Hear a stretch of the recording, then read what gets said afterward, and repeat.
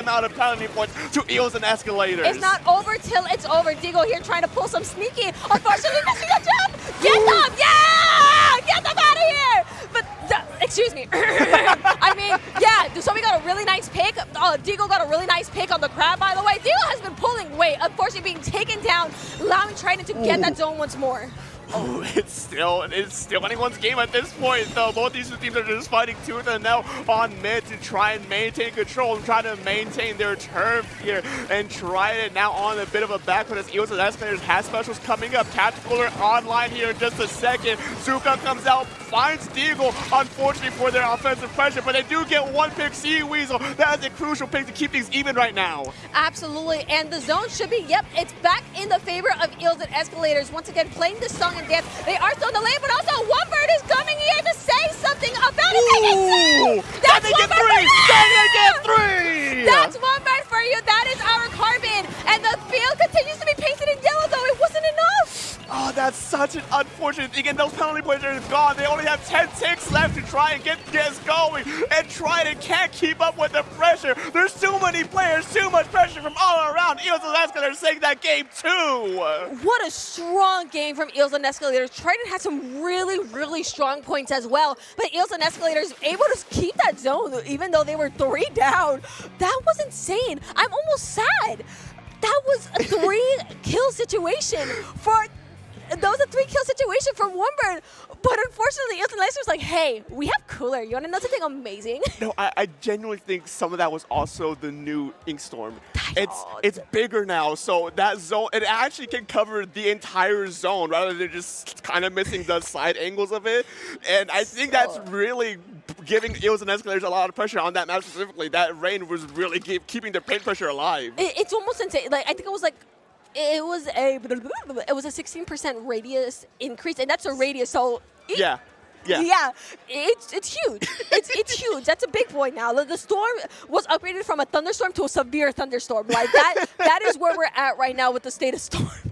Yeah, the funny thing too is like the fact that this patch dropped like days before the event. Yeah. People are genuinely using this to figure out exactly what now works better or what is better over some specials, and I genuinely think when I read the patch notes a few days ago, I genuinely think that Rain's probably gonna be a sleeper pick. I feel like I was talking to Shiny the other day, and they were like, I don't think people would pick weapons for Storm, but those that have it are feeling significantly better about the special that they have now. So Nautilus feels like an even better pick now. Nautilus is good in general, but I feel like it just got upgraded just by the Storm buff. That Storm is ridiculous. Yeah. Genuinely ridiculous. Yeah, Storm. It's something to keep a lookout for, but I don't think Storm's going to be coming up here, though, as we're moving on to Rainmaker and Undertale Spill. Well, we might see it because that narrow mid, does Storm cover that entirety of mid now? I think most of it. We'd have to check, because before it didn't. It covered like a good chunk of it down the center, but I think it'll be more like, oh yeah, you guys can't walk here. I think it'll be really good on that choke point, a past second checkpoint as well. I think that'll be really, really good to have as well. I'm excited to see how this is going to go down. This Rainmaker is here. It will bring out weaknesses like no tomorrow. Yeah. And I think I'm excited, is what I'm trying to say. Yeah, and speaking of, this is match point for Eels and Escalators. So Trident, if they want to stay alive in this set, they have to win this game here. And for some reason, I see Dubble on the new Tri-Stringer bringing it out here.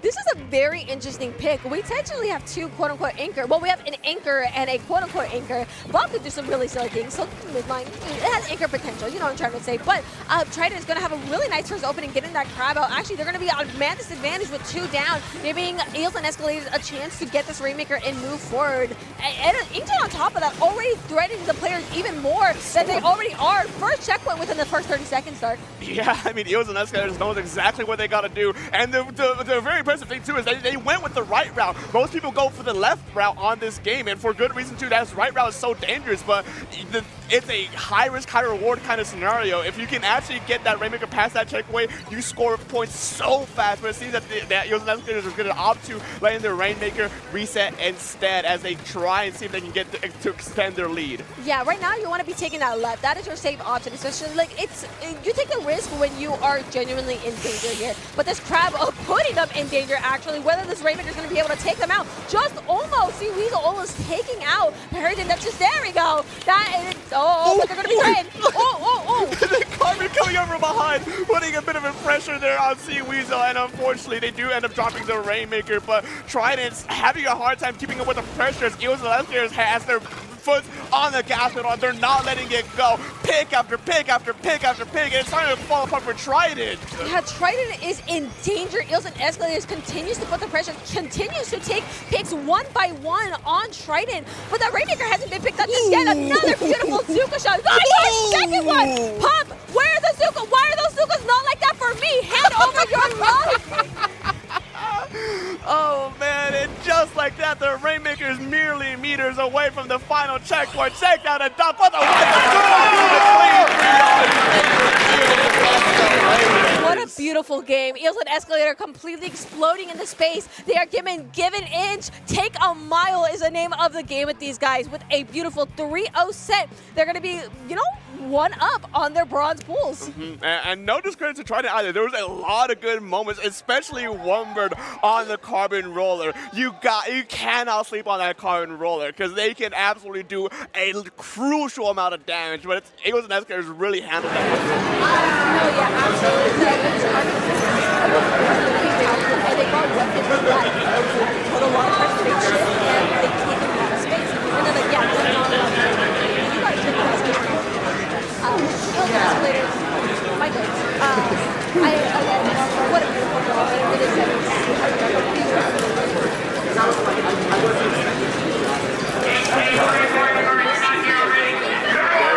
exactly what the rest of everything else has in store, because I mean, even though it's bronze pools, you still have so many exciting matches, so many exciting games, and this is just a taste of it. Absolutely. And yeah, we got two more more matches after this, if I'm not mistaken. So the action is definitely not over, methinks. Yeah, we are seeing the players clearing up the space on main stage, making way for all peace signs. We love that. Making space for whoever's coming next, and that's the most exciting part, seeing who is next.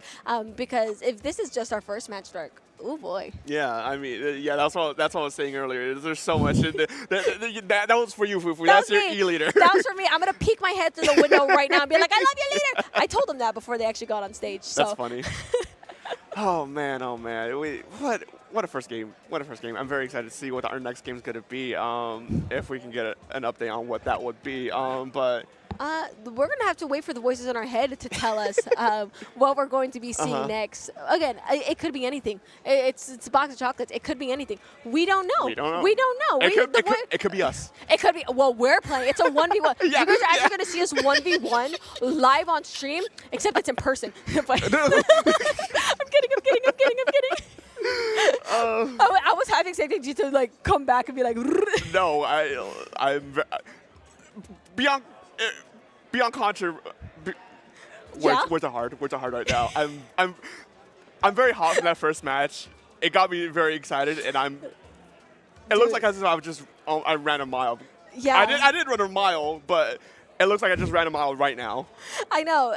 I mean, we were yelling. Like, we're like every time we got on mic, it's like we're a particle accelerator. Like, one of us gets loud and the other gets loud, and then another one breaks our voice, and then the other one breaks their voice. So it's like, it's literally particle accelerator. It's like, it's always you that breaks the voice first. That's me, guys. I forgot my halls today. So I don't have cough drops. Oh, you brought something else, but not the halls. That's right. I didn't have any more. I ran out. So I have cough drops at home, like soothing ones, just to make sure that my voice. Because sometimes I do get loud, or I'm like talking all day in general. So sometimes I have them on standby just in case. I usually don't. With you, it's hard because I almost always guarantee lose my voice in some like form, and then I have to go talk later. So it's like, sure, whatever. Yesterday I was fine, and then you popped into the picture and suddenly there's problems. Yeah, it's always you, man. It's always sure, whatever. But, okay. I mean, most people know at this point I'm a very loud person, and You wouldn't believe it, but I actually tend to keep this same energy off the mic too. So Yeah. over the years, my voice has come to just being able to withstand being loud for very long periods of time without any issue, and you experience firsthand that it's kind of hard to keep up with that sometimes. No, it's crazy because I've also been loud my entire life, and yet my throat sometimes just like, yeah, we actually just started doing this for like no reason, and I'm like, sure, whatever, man, whatever you say, because I totally haven't been doing this for like years.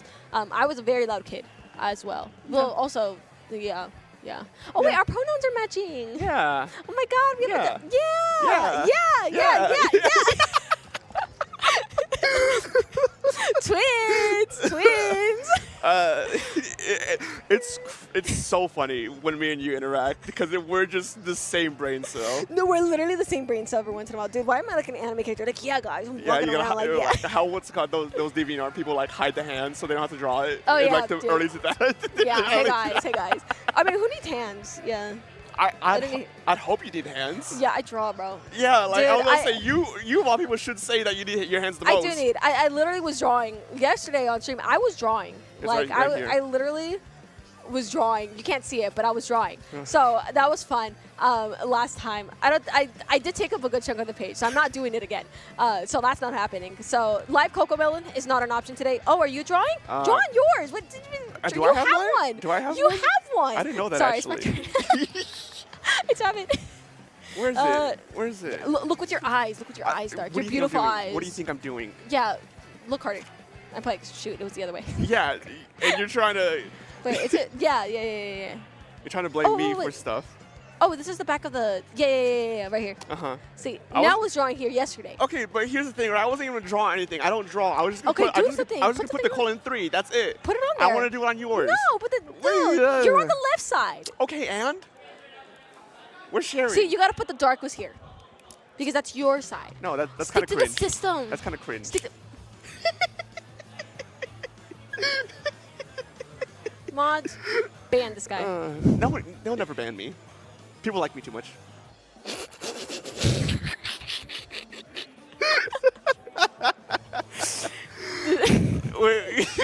They gotta get that next match quick because we're just running through all of our material. Yeah, can we even run out of material? Like, honestly, from our usual material, this is different. So I'm surprised we haven't ran out yet from the like minus the 2 words that we say to each other. So like, 2 words. Yeah, dude, I need to stop doing that. Well, since we're buying some time, your day one. What's like a highlight from yesterday? I got to be on TriCast with Cactus and Nell. That was incredibly chaotic. I can only imagine. Yeah, there's a lot of good sets. And that was just one block. Like, there's a lot of... I said it yesterday, but there's a lot of talented players that are here today. And there's, again, like, the fun thing about watching or casting these types of, like, pools is that sometimes you see teams and you're like, whoa, this is now a team that I have to look out for. A team that you maybe thought wasn't a threat suddenly becomes a threat, and you watch the tides change in, like, real time. It's really cool. I love Splatoon. I really like Splatoon. That's why I'm here. I hope you like it. I hope you love it, because why else are you here? Oopsies. I really like Splatoon. I believe we all like Splatoon here. What about you, Dirk? What? My highlight? Yeah, what is your highlight from yesterday? I got so many charms. You should show them to the camera. I don't want to speak of how much money I spent to get all this stuff, but I just want to say it was a heavy amount. Also the cooler. I love the cooler. Funny story about the cooler. One of the vendors out there was selling the tactical cooler cans, you know? I was in line, and when I finally got up there, I asked about it. They only had one left, and I grabbed that last one. My friend who was in line with me asked about if they had any in the bag, and they said, we're out. The only ones we had left were the display ones, and so he took one of the display ones. I love when vendors are like, yeah, sure, here, take the display one. You can have it. It's all yours, honey. And I'm like, I've done that. So you know the orange plushies that Tori sells? Yeah. The small ones? Yeah. So I think they vended for Sunset Surge at some point, but like, Sunset Surge at some point. I think it's towards the beginning. And...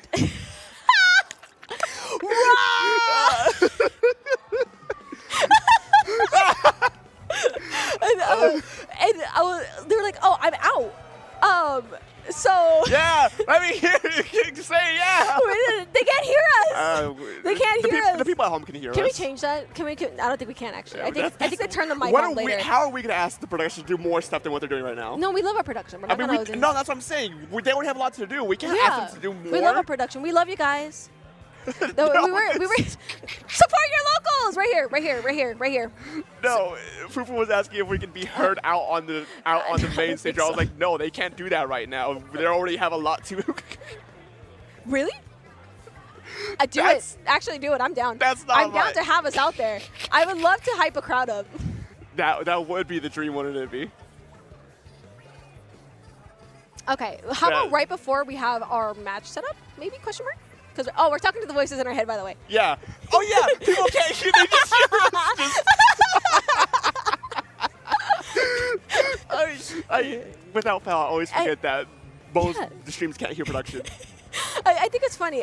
There have been a couple times I've been on cast and we had production come in at a certain point. I think it was I was doing a tournament and Brownie, I was like, Brownie, be me for before we go, and it'd be really funny. And Brownie did it, and it was really, really funny. I'm very for production coming in and doing silly things with the commentators. We love our prod though. We love you guys. Yeah. I have a pipe dream one day on one of the weekly onlines to grab a bunch of other production people or a bunch of commentator people and do oops all production or oops all commentators. They actually did that for SOS. They did that. I remember because we were both in the chat when it happened. They're like, wait, and some people of production started showing up, and then suddenly they're like, whoa, wait, we can get all of production here. So they had a full set of casters of just people of the streamers or the TOs. It was really funny. It was really awesome. Because there's also some casters that are commentators. Jorian, for example, does commentate as well as cast. The GOAT. The GOAT.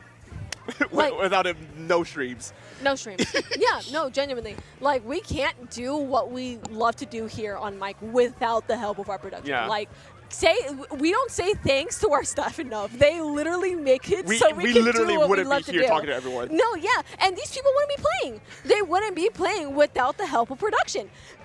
If I ever have to be the one, if I ever have to be the one to manage all that, just pack it up, go home. I can't even wrap my head around maintaining my own computer at home. This is literally rocket science to me. No, yeah, it's kind of crazy. It's we fit on the mic. Yeah. That is obviously our job as casters. Obviously. So I don't know. This is one thing because there's some people that are like, dude, I can't do commentary. Get me away from the mic. And then you switch roles, or maybe there's some that interlap. Like I said earlier, I don't know. What I'm trying to say is, give some love to your prod. Literally, give them smooches if you want. Give them money. I don't care. Just send them love somehow. They should be getting money. Yes, indeed. I would love to see our people getting paid. God, speaking of money, I'm going to regret this trip afterwards with everything I spent on the food and the merch and the vendors and whatnot. I'm really curious. I feel like you're going to spend more money on merch. Oh, they have Xenoblade merch, I think, in the other room. That's you. Me? Yeah. Oh. I haven't played those games yet. I'm pretty sure they got some stuff you want in there. They probably have Pokemon merch and stuff. Probably. Yeah. I've been wanting to get it go in there because I've just been so busy and stuck in this room. Yeah. Yeah? Which one of y'all? Which one of y'all? Who was it? I saw that. Which one of y'all was it? Show yourself. That's crazy. Put in perspective, I'm not going to say exact values, but that's more than I make in a month.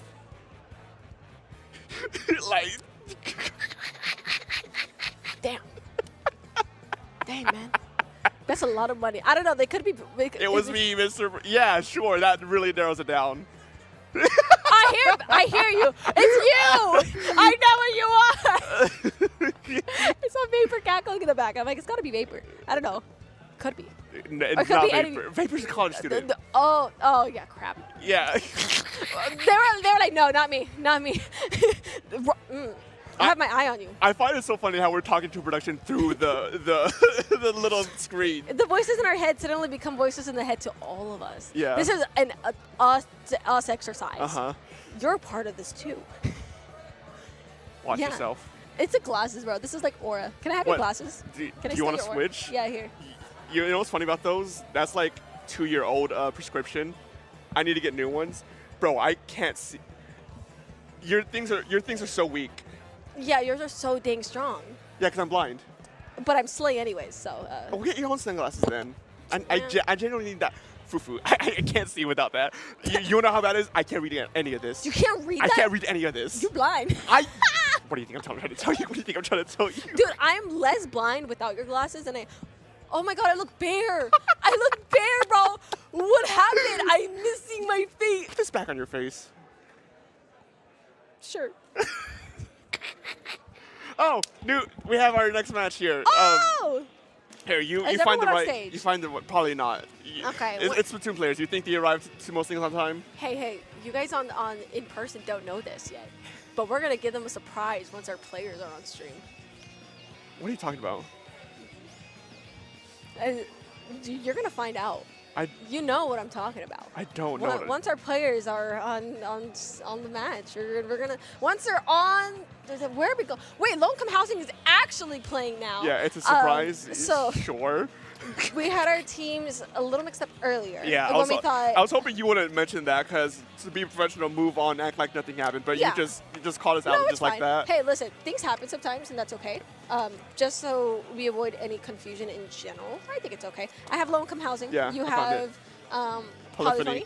Polyphony, whatever, Yeah. sure. Okay. Wait, what do you mean sure? Sure. It's a planned symphony. Uh-huh. Polyphony. Yeah. All right, man. Dude. We're barely through game 1. We're barely through our first game, and then we're already at this level. Yeah. We're literally so good at this. We are so. good I at mean, this. why else are we here? I hope I'm good at this. Otherwise, why am I genuinely here? Why are we here? Yeah. Why are we here? Question from chat. Sunset Surge is awesome. Yes, it is. Go to Sunset Surge November 15th. We have an event in Tempe, Arizona. Start.gg/S-Surge. Go. Support your locals. Support your locals. Anyways. Hey, Dark. Yeah. You done Don't with- you have a local down there? Huh? Don't you have a local down there somewhere? No. You just do. Not that far off. What? I don't have a local. Lock in. I mean, I'm broke. What more? Question from chat. just Why not- isn't there make a local? Dark? Money is hard, but I will say there are things happening. That's fair. Nothing's confirmed yet. Oh? Things are happening. On God?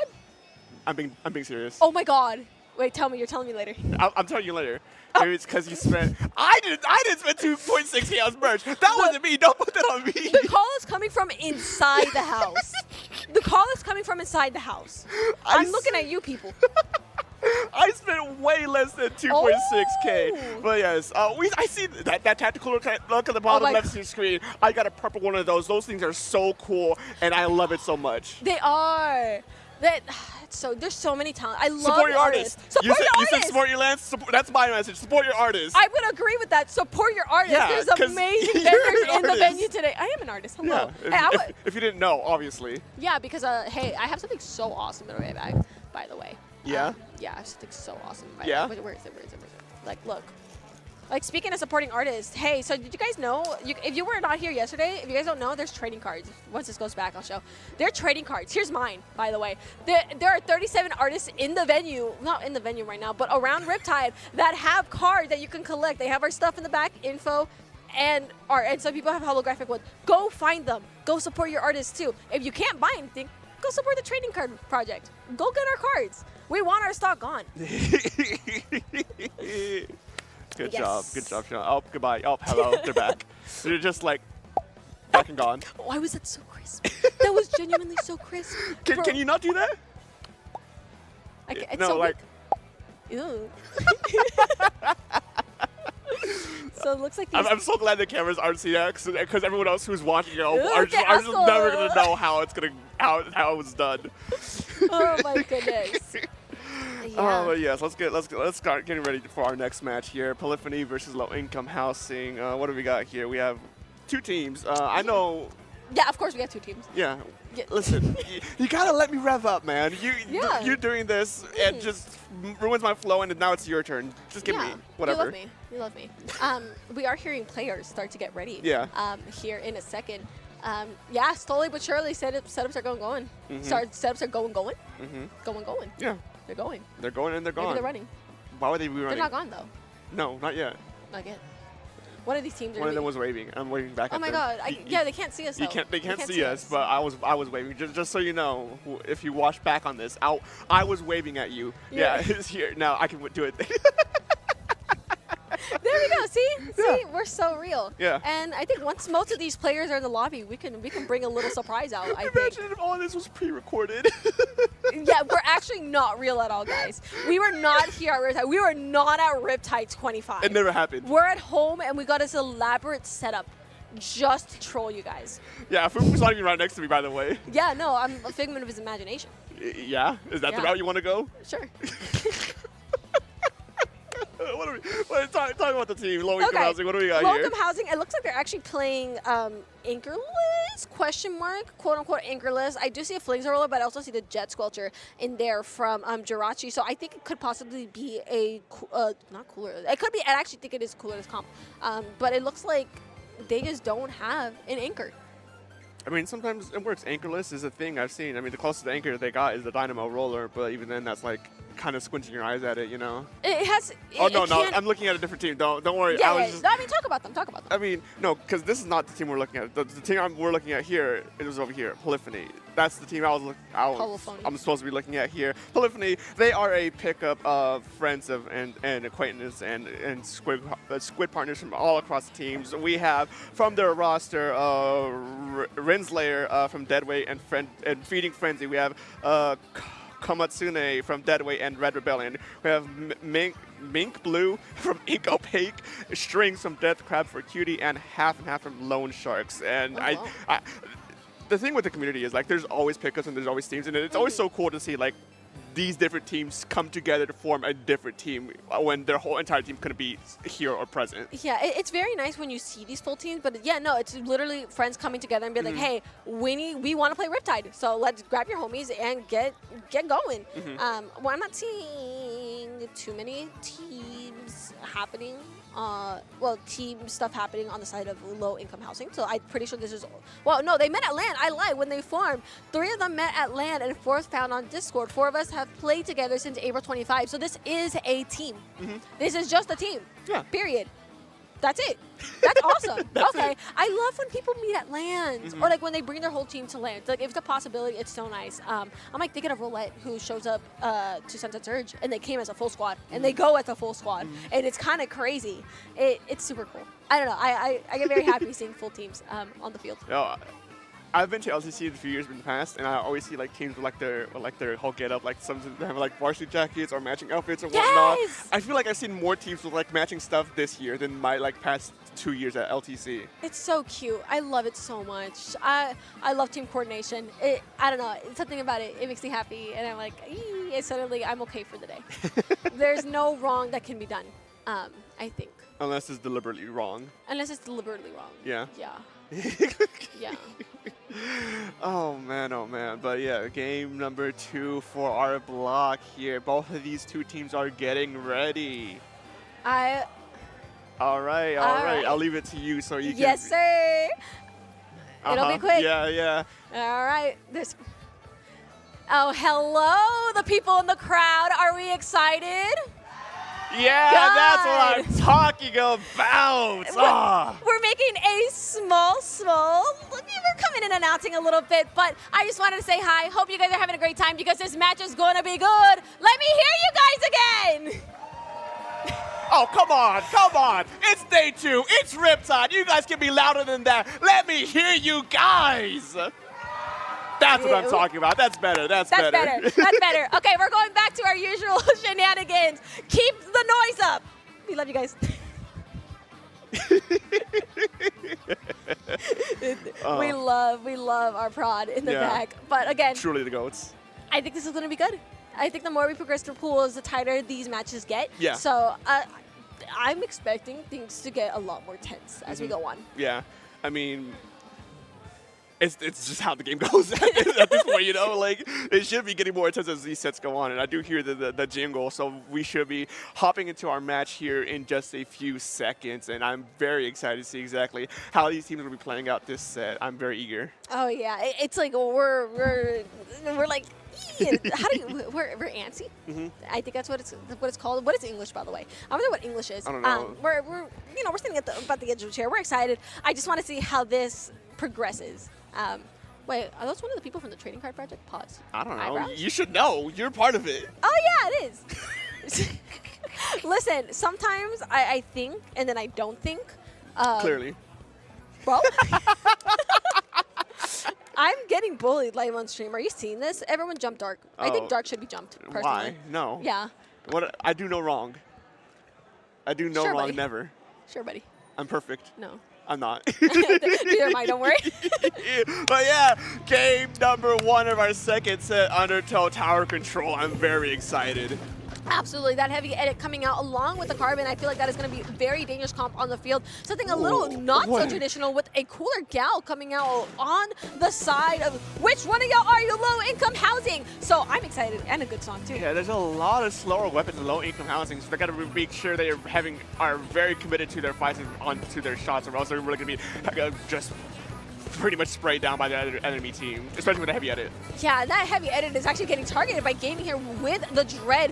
They're actually able to take 2 before going down themselves, giving low-income housing a man advantage and an opportunity to get that tower. But it's part of Mink coming and taking an excellent pick, trying to look for another one, but forced to step back on their own. This tower hasn't quite been tapped by anyone for too long, as advantage states are still waiting to be claimed. Yeah, Polyphony now getting to that first checkpoint, what I like to call just the truest checkpoint, as it's so early on this map that it's gonna go down regardless of what this game state is. And with 3 down for low income housing, it's definitely gonna be going down sooner rather than later. Absolutely. And again, this tower is finally being, I think this might be the first long-term push that we have, and it's going to be from Polyphony as they're able to get past this first checkpoint. We are seeing Mink here on this left side, attempting to try to shark and take out anyone they can see. Able to take out the gals, looking for another one, able to get a wipeout for the rest of their team, giving Polyphony such a huge advantage. Get that tower going, get those points moving, Your Honor. Yeah, heading to that second checkpoint, this is when things can start getting a little bit dangerous. The second checkpoint, heading to the third checkpoint is like the no man's land where things can really spiral out of control. So it's up to low income housing to really try and retake control of this game. 1 down, 2 down, 3 down. That's exactly what you want to see. And a wipeout. The tides have turned as low income housing is going to get that defensive wipeout, giving them the chance to turn the turf blue. The whole field is turning blue, as a matter of fact, as they are not wasting any time to take the space that they need. I really want to see them match that checkpoint. It would just be so interesting. But we are having all 4 players near the tower defending it with all their might as a hammer's threatening their existence. Yeah, that hammer getting canceled so instantly. It was very good for low-income housing as they get their push going. Tacticaler online. Did I hear 2 Tacticalers? Yeah, I did. Tacticalers on both sides of the map, going down trade for trade, but the last man standing is low-income housing as their last remaining players trying to hold the ground as best they can, getting a pick in the process. That is huge to keep the presence up in mid and a crab take on top. Crab Take India is going to help make so much more space here for low-income housing, as Polyphony is now down to a splash, losing a good chunk of paint that is needed to keep themselves up and running. Low-income housing not showing any signs of stopping, as the tower is just going to keep moving. It's going to be moving towards the second checkpoint and trying to match or go past that lead. This Corbin, though! Ah! Yeah, that second checkpoint still stands. That's crucial for Polyphony to be able to buy themselves some time if things start to go awry again on their side. But 2 minutes left in this game means that anything could still happen. There's not a large point difference between these 2 teams. Tactical Online and Ultra Stamp getting 1 pick. Can they get a second pick with the throw? That they do! That is a huge throw as Polyphony is starting to get going here. Yeah, and just the amount they're able to snowball. Actually, there's not going to be a snowball at all because Polyphony just went 3 down on attempting this offense, giving low-income housing once again the chance to threaten Polyphony's lead. They need to make sure we're not losing members nilly-willy, or at least trying to keep their interactions even. But with this crab threat, no, that's so bad. The whale is at the... What? What just happened? Some player just stood still as Polyphony's able to flip this fight in the process and duel on the tower, getting ping after ping character pick, and now Low-Income Housing's back in the spawn. The crowd is just as hyped as we are seeing these fights play out. Polyphony, once again, moving this tower forward, ready to put some pressure onto Low-Income Housing. The hammer taking out a trade and said this hammer's such a hit or miss. It's either going to get through or we're getting none. And there's no in between for that special, Dark. Oh man, yeah, the Ultra Snap is very inconsistent to no one's own fault there. But now, 1 minute remaining on this game, there is going to be about a 20-point differential between these two teams. It's still anyone's game, but the crucial part of this is that Low-Income Housing still has that checkpoint to get through. So Polyphony has a bit of a better chance of trying to win this out here. Absolutely, but this fight, it still continues on its center. There's a minute left, and Low-Income Housing still has yet to get this lead in their favor, slowly approaching that second checkpoint. Jirachi C9ing, actually, getting the tower, able to take a pick while they're at it. They might just single-handedly get their team the lead here. 2 down on Polyphony, almost 3. That Carbon is alive. Mika's going to be making their way. So is the Heavy Edit, and they're going to be stopped at the 47 count. Low-Income Housing, you got to lock in. Yeah, but a little too late. That second checkpoint's gone. They're gone without buffer. That crab take got canceled almost immediately, and Polyphony takes control of the tower once again. But Low-Income Housing not want to let this go without a fight. Booyah bomb being thrown out. Crab take being thrown out. They're supposed to be used left and right to stay alive in this final game, but 10 seconds remaining. There's a 10-point differential, and Low-Income Housing can absolutely steal this game away. The chance is not zero here, as Polyphony is at such a player disadvantage in gaming here to try and force that disadvantage. Lane swap! What? Oh my goodness! Dark. I'm not okay. I'm not okay. I'm not okay, man. I'm not okay. Oh, right as overtime was called, Low-Income Housing kept their cool and managed to just squeeze their way through victory there, especially with Polyphony having such a huge opening on their side. Unfortunately for them, they weren't able to actually hold on to that. I think Jirachi is the star player here because I think that sneaky tower push that they were able to get and really get that to, it was around 47 points they were able to bring it to. You know, catching Polyphony off guard, giving the team a chance to crossfire and take members of Polyphony out. And despite them grabbing the tower in the first place, it's like you're already so far into the base of Polyphony at that point, threatening the lead, that there's enough time to panic and enough time to take advantage of that if you're Low-Income Housing, and that's exactly what they did. Beautiful, beautiful job. That was close. Yeah, I mean, you said it best. There's a lot that was done from both sides that were really good, but at the end of the day, it's Low-Income Housing that took this first game. But heading to game number 2, I do see a funny map mode on upcoming Rainmaker Manta Maria. I'm not happy about this. I don't like Manta Maria, bro. It's not even the fault. It's not the map's fault. It is. It's not. But I don't know. I'm also an anchor player. Of course, I'm not going to like Manta Maria. Manta Maria is not fond of backlines in general, but it's also Rainmaker. I've said it 5 times, and I'm going to say it again because I love you guys. Rainmaker, if there's any coordination issue, if there's any positioning issue from even one of your players, it can lead to disastrous consequences. And Rainmaker tests your ability to play as a team and how you react when you don't have a player in their usual role. Yeah. Rainmaker is kind of volatile in that sense of just making sure that you are up to, not up to date, but you're upkeeping your team play and making sure you know exactly what's going on with every member of your team to try and get those successful pushes here. But we're seeing exactly what's going to be happening with these two teams, if there's going to be any adjustments from their weapon picks. With that heavy edit still coming out, I don't think there's going to be any changes from the side of Polyphony, and some dually squelchers are going to be coming out from the side of Low-Income Housing, and we're going to get going right into Manta Maria Rainmaker. Both teams making a breakaway for this Rainmaker. See who can get that crucial first pop, because they can really dictate a lot of these fights here in mid. It seems that Low-Income Housing can be able to take that first pop without any issue, without any contest, and both of these teams are now fighting out to see who can actually pick it up for the first time. Absolutely. Already seeing a lot of pink going out in center. Here, I heard that crab from the side of Polyphony, able to give themselves a little more space, half and half, able to actually get a pick off of that as well, just barely surviving themselves from that bomb. But even though they were able to put a little bit more space for Polyphony, it wasn't enough to really push past this Rainmaker. What is happening, Dark? Tactical Rainmaker.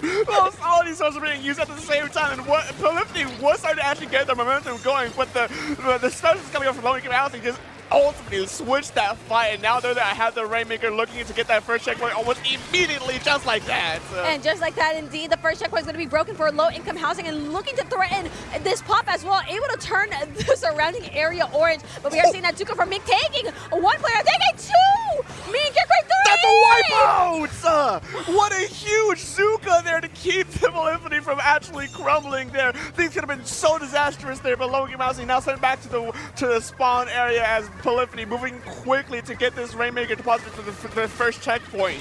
And there we go. Both teams now having the checkpoint in their favor to wipe out for low-income housing again, able to prevent Polyphony from pushing any further there. But they are also going to be looking to get some more points of their own. Whales are coming out to distract players of Polyphony and get this fish moving, Dart.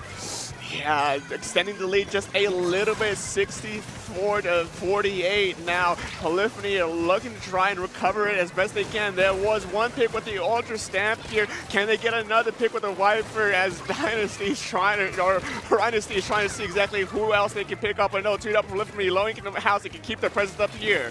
Indeed, indeed. And we're some really nice ledge camping there from the Dread on the side of low-income housing. And this is going to be huge. Speaking of low-income housing, this is huge. But that fish is all the way in the back. It's going to be delaying them some time to get points. But as this fish moves forward, so is Polyphony ready to meet them at this edge. And, you know, we're taking these different angles. You're going to want to take these different angles. Just doing everything you can to get this Rainmaker out of the way. And in targeting it, they're able to take it out as well. But it doesn't stop low-income housing from still occupying so much space in Polyphony's base.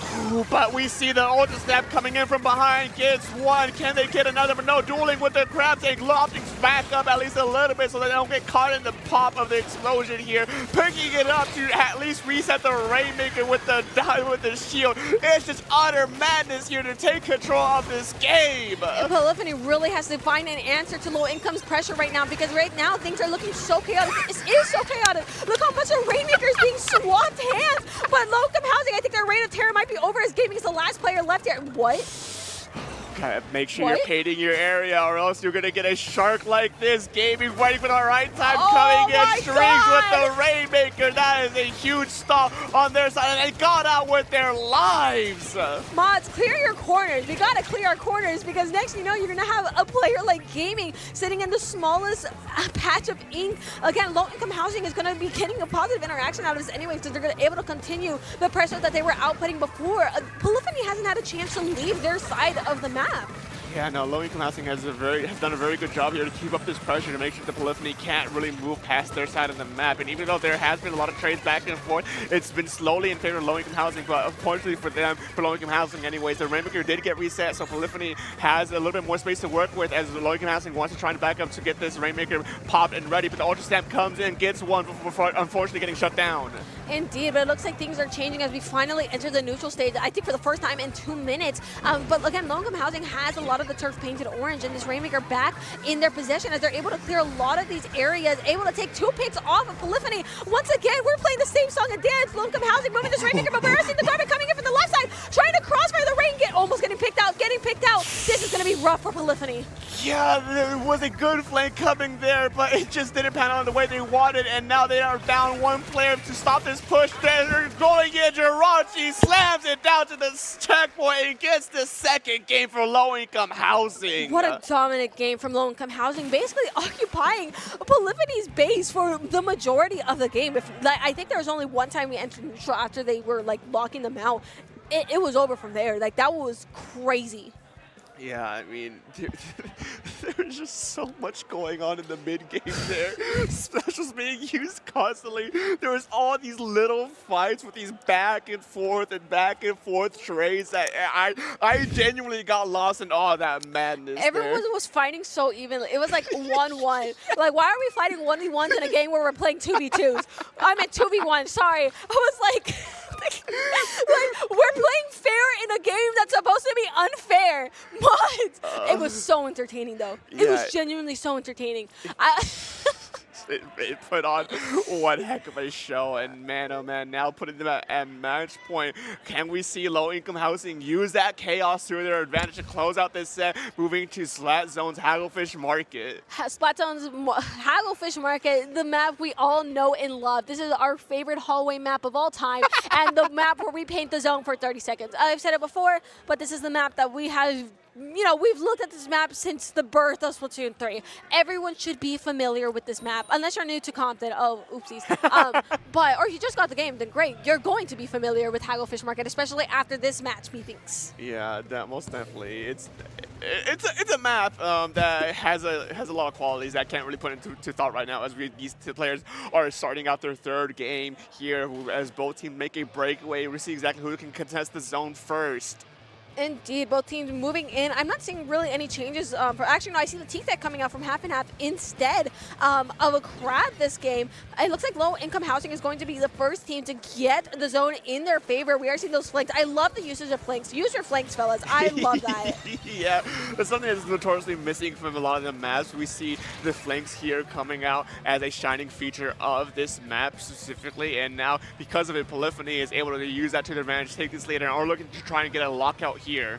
Indeed. Again, a lot of we're seeing a really nice hold here from Polyphony. These wells are going to be used to scatter them, as even though one of their members went down, Mika's trying here to even that playing field out, but it's going to get a little bit tough. Low-income housing slowly but surely moving forward and trying to put some pressure onto Polyphony, but Polyphony having the crossfire in their hands is going to be seeing some nice two down. Mink with the carbon roller goes in deep, picks two, and gets out with their lives intact still, and the zone is still in control. The dreaded Reslider comes in to try and contest it, but it fails. They're not able to contest it with the Reslider. They are forced to move up and get those three players down and already going. But we see Mink once again on the shark.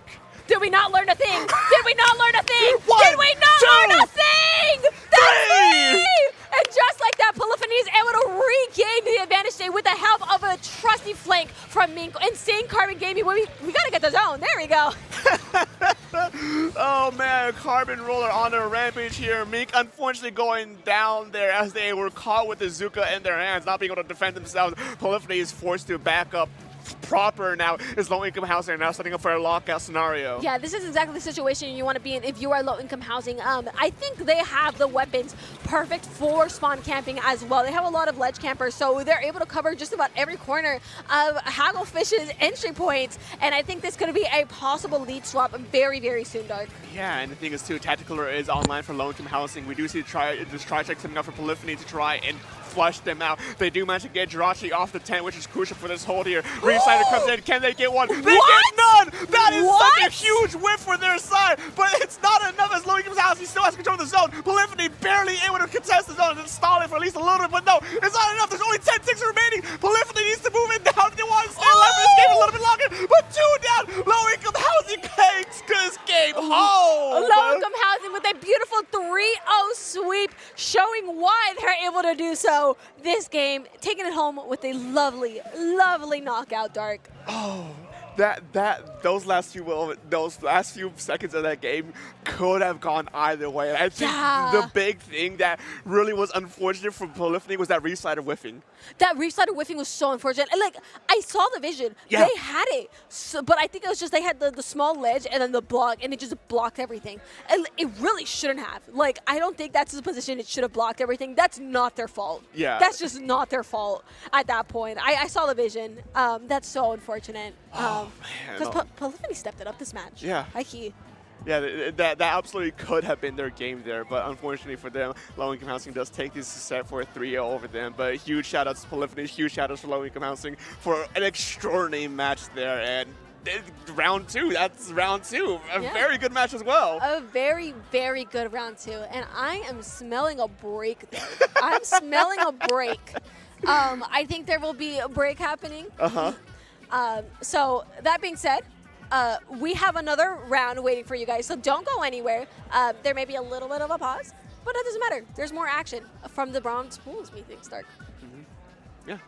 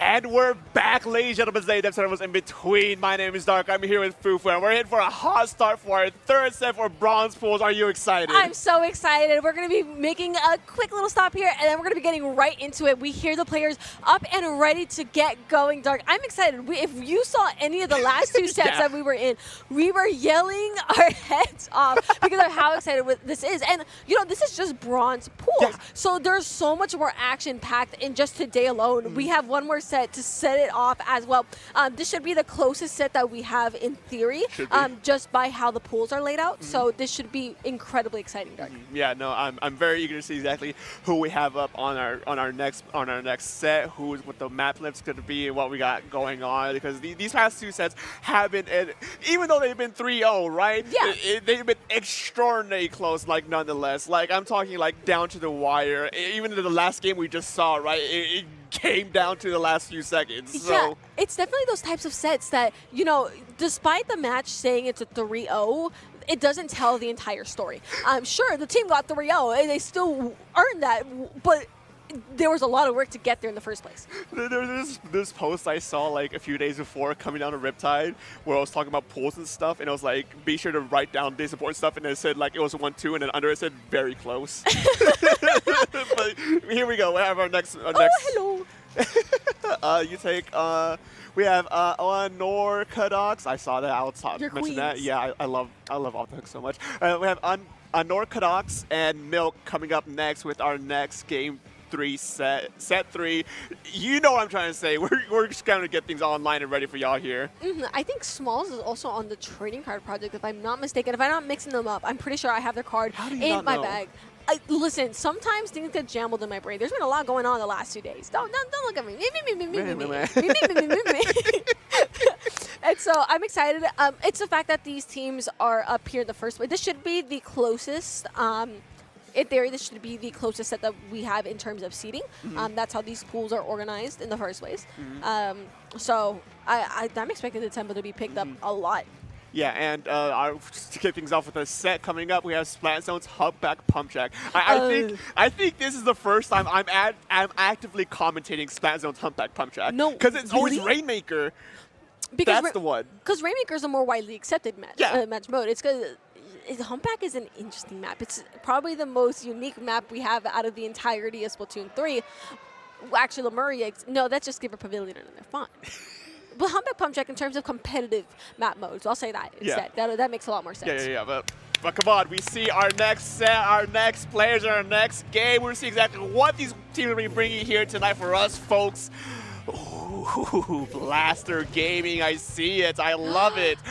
2-for-1 special. Indeed, because you've seen the Dynamo and more specifically the Dynamo from Unorcadox there, and I am enjoying the Flingza and the Octobrush there from the side of M.U.F.F.I.N. I think it's going to be a very explosive map, especially because we're technically throwing traditional backlines out the window, Dark. Yeah, no, there's no backlines. Backline-less map, backline-less comp out the gate here. 2 down for M.U.F.F.I.N. Unorcadox, moving in quickly, especially with a tactical or Dynamo being a behemoth here, trying to get those picks from such a safe distance, but getting shut down.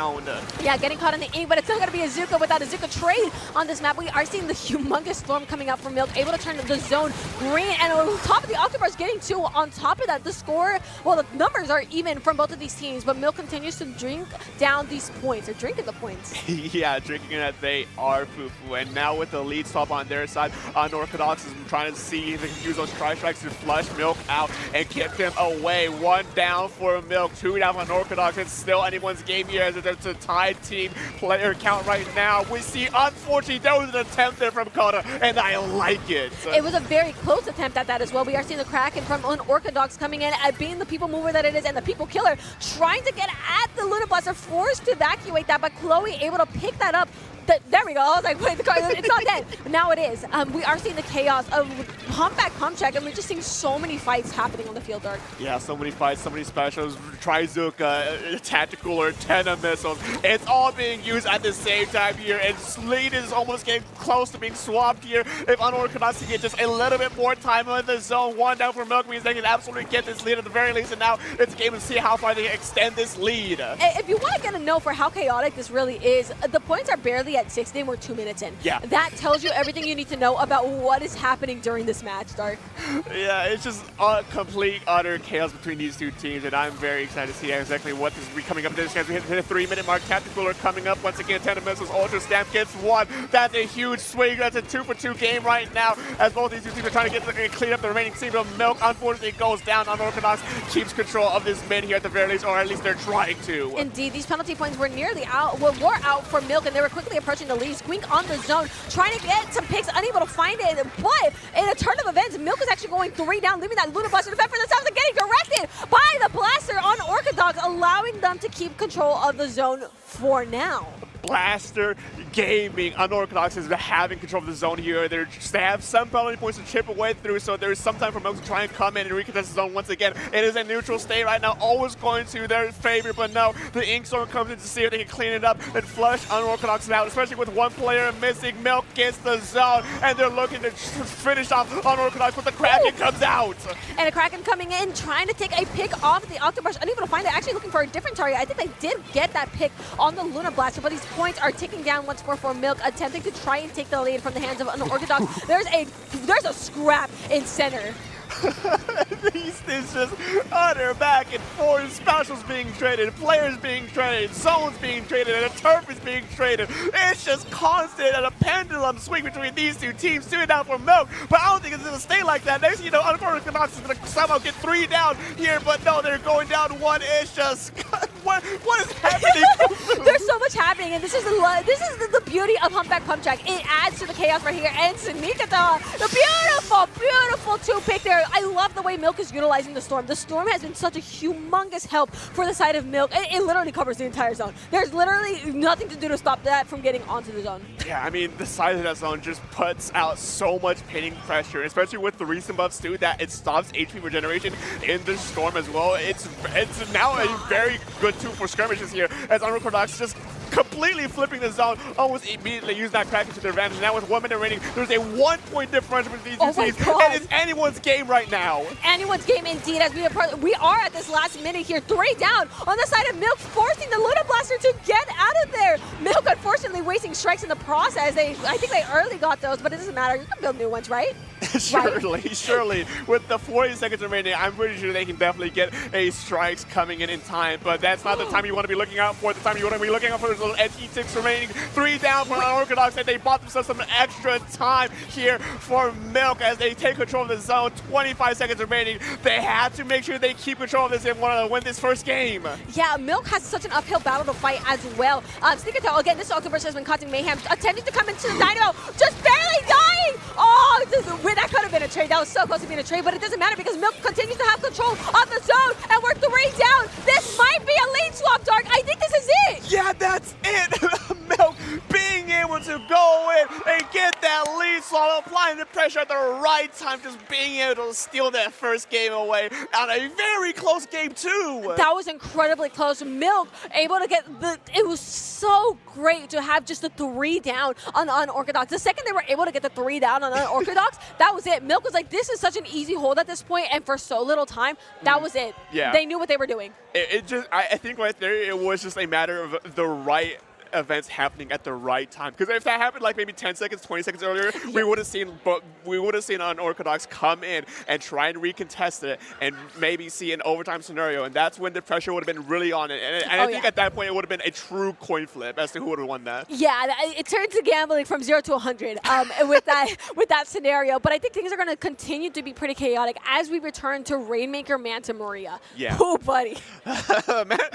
We've already seen Manta Maria already, but Rainmaker Manta Maria, we actually did see Rainmaker. Did. Yeah. So we have a fairly decent idea how this is going to go out already. So nothing too new to talk about here. Well, if we remember last game, we saw what happened. We saw what happened when we enter Rainmaker Manta Maria. Are we going to see it again is the question. Are we going to be seeing, we're in their enemy plat for 2.5 minutes. Yeah, I think that's part of the reason why people don't like this map specifically is because it's so easy to get caught up on that corner to the drop, leading to that final checkpoint or the final pedestal for this map.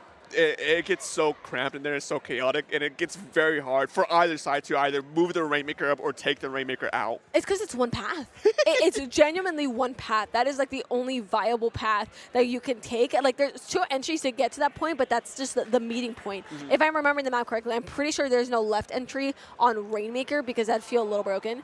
Yeah, I'm pretty sure there's no left entry from like to get onto the enemy plat up there. So yeah, one point of meeting. You would know more than I do. You play the game a lot more than I do, so everything is all on you if you're wrong. I'm on hiatus right now, but I think I remember the maps enough. I think I'm gonna trust my judgment today and say that there is no. If we go into the game and there's. Yeah. There is no entrance. There's no entrance. Okay. I thought so too, but I was putting all the blame on you regardless. Thank you for trusting me. Ooh, hey, our blaster guy gets the blaster. We have the 2 blasters coming back again. I don't see any major comp changes between these 2 teams, except for like maybe just an alternate kit or 2.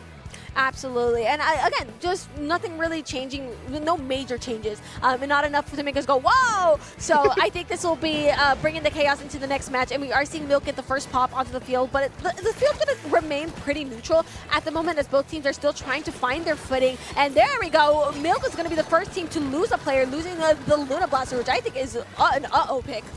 Yeah, the Luna Blaster is really you're really relying on a lot of your frontline players. As I say that, 2 going down for Unorcadox, but it's not enough as they're already at that right path off of this first checkpoint here. Almost getting that dump too, but luckily for them, no. An unfortunate bump off. What are you doing? That's not their fault. That just happened. It just happened. That was genuinely so unfortunate. Also, can I mention Unorcadox had some really quick thinking taking the right side, but despite that, unable to get the checkpoint, it gives Milk the opportunity to get the checkpoint for themselves. Already looking to clear. Again, I love the idea of this Octobrush knowing where their strengths lie, trying to get the top. It's not enough as the Crab from Chloe is able to help put a stop to that. Again, Unorcadox with a beautiful defense, able to prevent Milk from getting really any value out of this push. And I mean, once again, we're seeing a relatively tight game with 13-point differential, but it could be broken here as they're looking to get this left-hand checkpoint. The Kraken going on the defense side, 2 players on Milk, looking to try and stop that push as the Rainmaker goes out of their hand right at the foot of the pedestal too. That's kind of unfortunate. Yeah, I also want to mention that like Milk's players, especially that Octobrush, has been doing a really great job at playing in power position. This map is for them, and this is getting really tight here for Coda as the Hammer is trying to find them, unable to do so. Coda's like, I'm getting out of here! He's not allowed to do so! The great escape was almost true there. A 2-up on Unorcadox and a wipeout! The damage is going to be done as Milk is able to take that Rainmaker to the pedestal without any issues. And being the first team to do so as well. So this could call for a lot of points. If we pop the Rainmaker with everyone here, question mark? Question mark? Question mark? There's an objective, guys. You need to pop the Rainmaker to win. And in the process of that, they lost 2 players. That could have been a good push, at least extend the lead, get a little bit more additional points here. But Unorcadox just managed to flush them out and get this Rainmaker back under control here. But there's 2 players still on this top ledge here. Somehow they managed to flip this fight. They flipped the fight indeed. That little bit of delay from Milk was able to give them just the perfect amount of time that they needed to really try and break out of their own base. But again, Milk... Don't laugh! Don't laugh! I laugh because I know exactly what that Flings needs to do. And just seeing them jump at the Kraken as those uselessly charging at it here. And man, I just couldn't help but laughing. But now we're at a bit of we're actually kind of a bit of a stalemate here. Even though there's a 2-point differential here, the Milk still, Unorcadox still needs to get through that first checkpoint, and it does not look like it's possible here. Yeah, the facts are is that Milk continues to have that advantage because that checkpoint is popped. Unorcadox is in a lot more danger if Milk gets a large advantage here. But it just looks like there's just a lot of fights happening in center, and I think Unorcadox might find their opportunity to put that fish into the pedestal if they can get past Milk. A crucial pick here from Milk to keep their tempo on their favor. And Unorcadox playing a slow and steady game, using the Rainmaker to apply pressure, getting another pick there, 1 down from each side. It's just going to be constant back and forth trading until we can get a proper push here. They're looking at either the left or the right side, not showing where to go just yet, but Crab Take comes out. It could be their chance to get a push going. Indeed, and this Crab being threatened by the Trizuka and so by Solus as well. Solus is out for blood, trying to find a second pick, but is going to try to help pop the Rainmaker. 2 down on Unorcadox. it's Milk once again finding themselves in an advantage, but we're seeing, we have our lovely sharks from Miratoy. But it seems like it's not going to pan out too much of anything as Milk chose to go to the right-hand side, but the Kraken does come out. Mary needs to be very careful. If the Kraken is behind them, they need to go up forward. No, the Kraken went on the left-hand side. Why would you do that? I guess it works out the end. No, not really, because Milk, they're just going in, running, taking it down to 12 points remaining. It was like, yeah, I gotta do. I'm like, go, it's gonna be so good for you. And then going, they did. It's down to the 12 points. The fight is not over as Milk continues to occupy a bit of Unorcadox's base here. Solid with a hammer. Ozzy can throw it instead. How are you still alive? They barely managed to drop down the break. Oh my god, going in for the breakaway, taking it out to 1 point remaining. That could have been game, but things are not looking good for Unorcadox. For in order to win this game, they need a tried and true knockout. Oh my god, Unorcadox is in such a difficult position to be in at the moment. Milk's continue to put pressure on them in their own dang base. It's not over. Watch the Rainmaker! Watch the Rainmaker! We blinked and they're behind. They're like, oh, you're leaving the Rainmaker alone? Awesome, great, I'll take that. Yoink.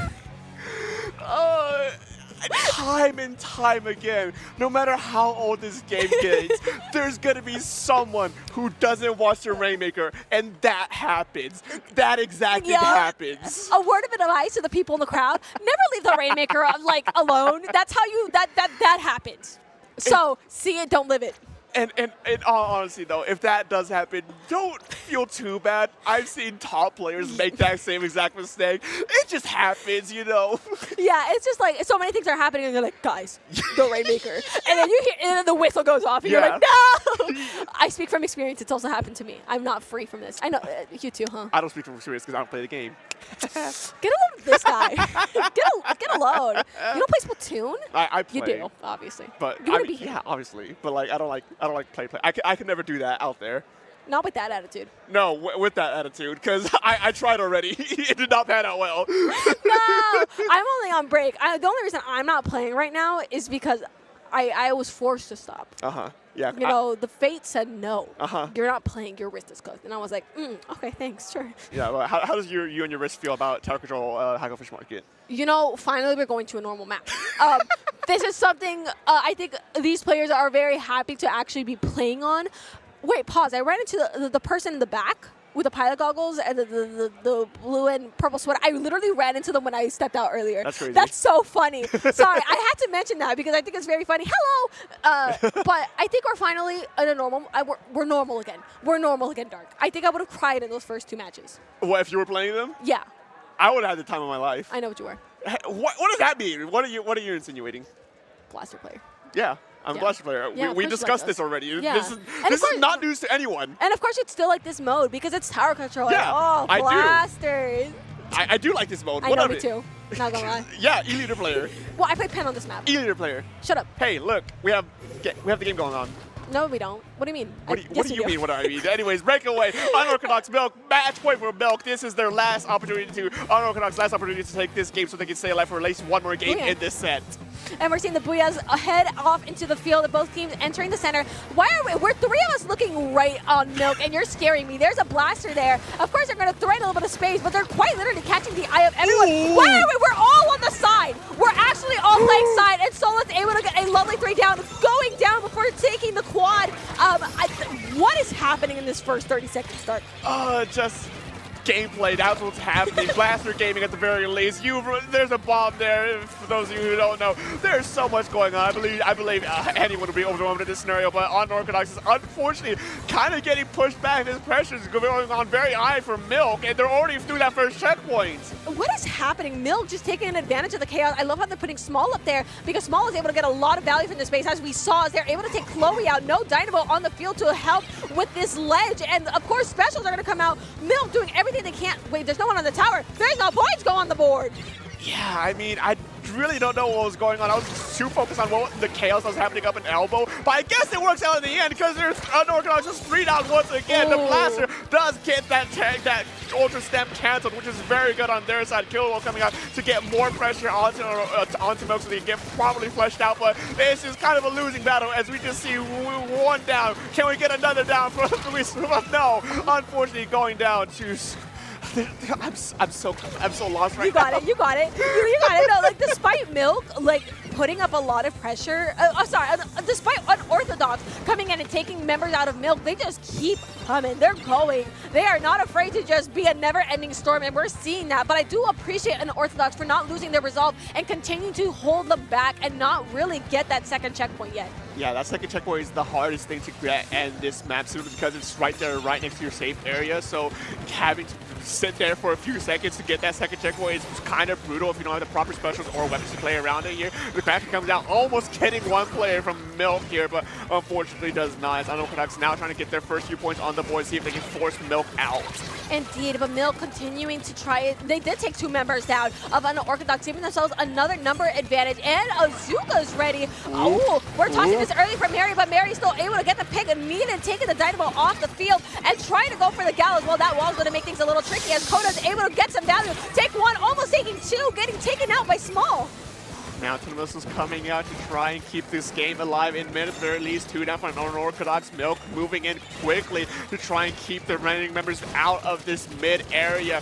We get 1 from Small. Can we get a second pick from Small? Unfortunately, running right into the Dynamo. That's unfortunate timing if I've ever seen it. Unfortunate timing indeed, and Chloe's going to continue that streak and getting a second pick on Mary, but we are seeing a sneaky Solus in the back as Solus does things. Hammer comes out, attempting to take a pick, trying to get the tower, unable to find it. The tower is screwing things over!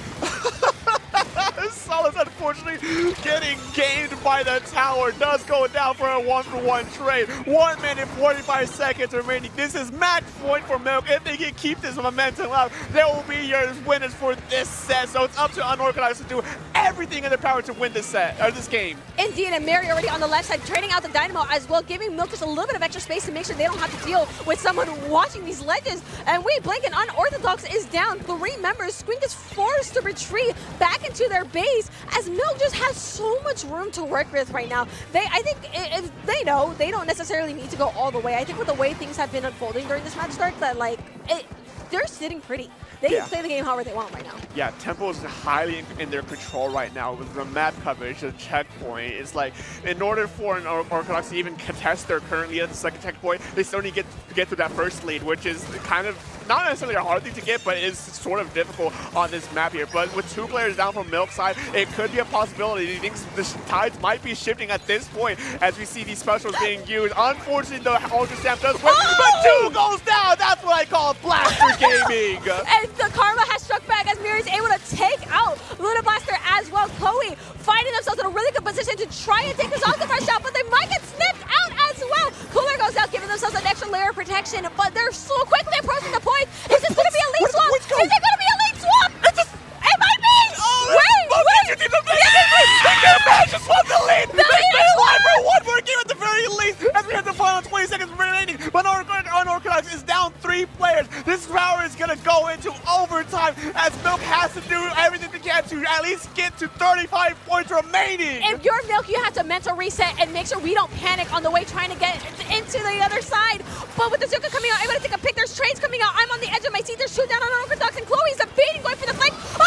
That's 1! That's 2! That's 2! That tower's not going to They get the tower and they stay alive for 1 more set! The set is not over. Unorthodox bringing the score to 1-2 against all odds. This is what happens when we go back to normal maps. Man, oh man, that could not have been a closer game by any means. Literally down to the final 2 points. It just Unorcadox barely squeezing by, and this could be the showing of a very good reverse sweep. This could be a reverse sweep. If Unorthodox carries that momentum and just brings the organization that they had during that last push, are you sweating? I'm sweating. You're sweating. Have you not seen this entire set so far? How are you not sweating? I'm internally sweating. It's a very, very exciting game. Again, if you didn't hear our mics, then, well, it's either we peaked them, or the quality just got nuked because of how loud we were being. If that doesn't tell you anything, I don't know what to tell you. I do wonder how, I wonder specifically, know, like, how much the production has to adjust for me. Like, us. Yeah. For both left. Oh, the ducks. Hold on. We haven't actually talked about the ducks yet. There's just a bunch of little ducks. I don't think we get a chance. No, there's no time. We'll talk about them as we close up, if we close up. We might not close up here. As we head to Clan Blitz, Barnacle and Dime. Barnacle, I know what you are. I know what you are. We know what it is. And things are not changing on either team, I believe, as they are back to their comfort picks. I'm excited. I feel like we're going to get so much energy from the last 2 games, getting ready to go. Dark, this is going to be the match of the century. Yeah, I mean, the thing is, too, this is Clan Blitz. This is the ultimate test. In my opinion, this is the ultimate test of team play and team skill. So we're going to see exactly how these 2 teams are going to be clashing, playing it out here. One goes down immediately for Milk, which is a good time for Unorcadox. Absolutely, and Milk being forced on the back foot under the momentum of Unorcadox. I love how they're taking these side angles a lot.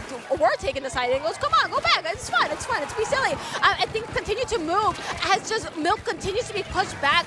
Oh, things are kind of tricky, Dark. Ooh, 2 down from Unorcadox means that Milk can try and get something going here. They do have a power climb on their side. Your tactical are online for Unorcadox, though. And it's going to be, these trades may or may not be going so well right here, right now.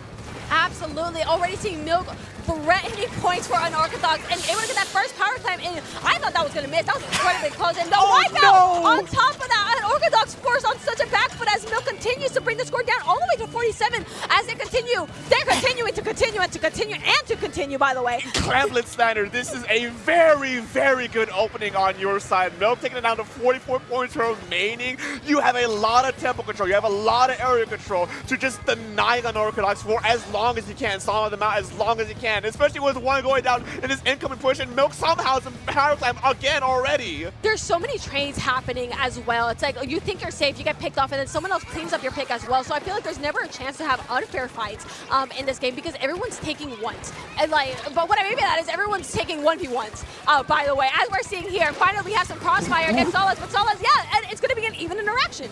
Yeah, just constant fighting, constant trades here. We see Soak trying to work their magic, gets one, gets 2. Unfortunately, going down to the blaster here from Meyer as they use the Kraken to stay alive. And this incoming from us getting Mary out of the game. Indeed, and this Kraken is going to create a lot of space for Unorcadox as they're able to just, okay, there's a lot of space. No one wants to screw with the Kraken. Let's be real. So as the Kraken comes out, suddenly you have things like this happening where you have Miri getting 2 because Miri's Miri, sure.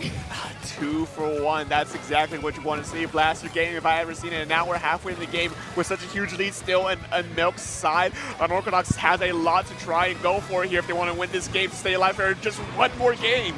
Yeah, this is definitely Unorcadox's chance, but with Mary and Sokatioa in the back, just threatening their existence. Again, there's always someone to threaten Unorcadox's experience. I love the use of flanks from Milk as they're just not hesitant to take these side angles, and I want to see more of that because that's what wins games. Flanks win games.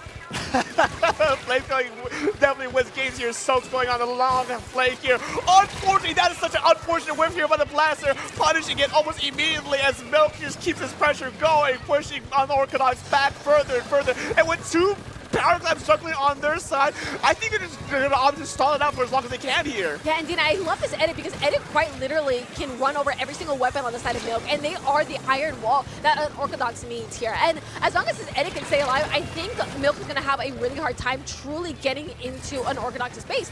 But despite them also having power clams, this is a chance. We're seeing a chance here, Dark. Yeah, there's an opportunity here for Unorcadox to try and get something going. Soak Sharky, unfortunately, getting Coda out of here from this incoming push here. Tri-Strike's being used here, getting Soak as Unorcadox looking to try and use the tactical to their best advantage here, see if they can get a push here. A good counter from the Ultra Snap means that they can go in without any fear of that sort of special being used, but 10 missiles slows them down at the very least. 10 missiles do a lot of work, and they're doing great. 1 down on each side as, Milk is on the back foot at the moment. I think Unorcadox, if they keep this momentum, I think they can get that power climb in the basket. We're in a more neutral position, but we're just not seeing a lot of space taken at the moment. Whatever space Unorcadox didn't just take, Milk is, and this might change. I love this Kraken. Can the Kraken get value? Unfortunately, it cannot. And the thing is here, a slow, steady game means that one mistake can instantly be punished by a faster paced team like Milk as they go and get the power clamp to the clan basket and looking to try and potentially end the game here if they play their cards right. Unorcadox know exactly what the game plan is. They're looking to engage him to at least stop it. Indeed, and again, this is crazy work. Milk is going to suffer 3 players down, giving Unorcadox another opportunity of life and possible point scoring, but they really just have to be able to take the space that's available to them. There's space that can be taken. We just got to explode in it. And I think once they figure that out, points are going to be on the board.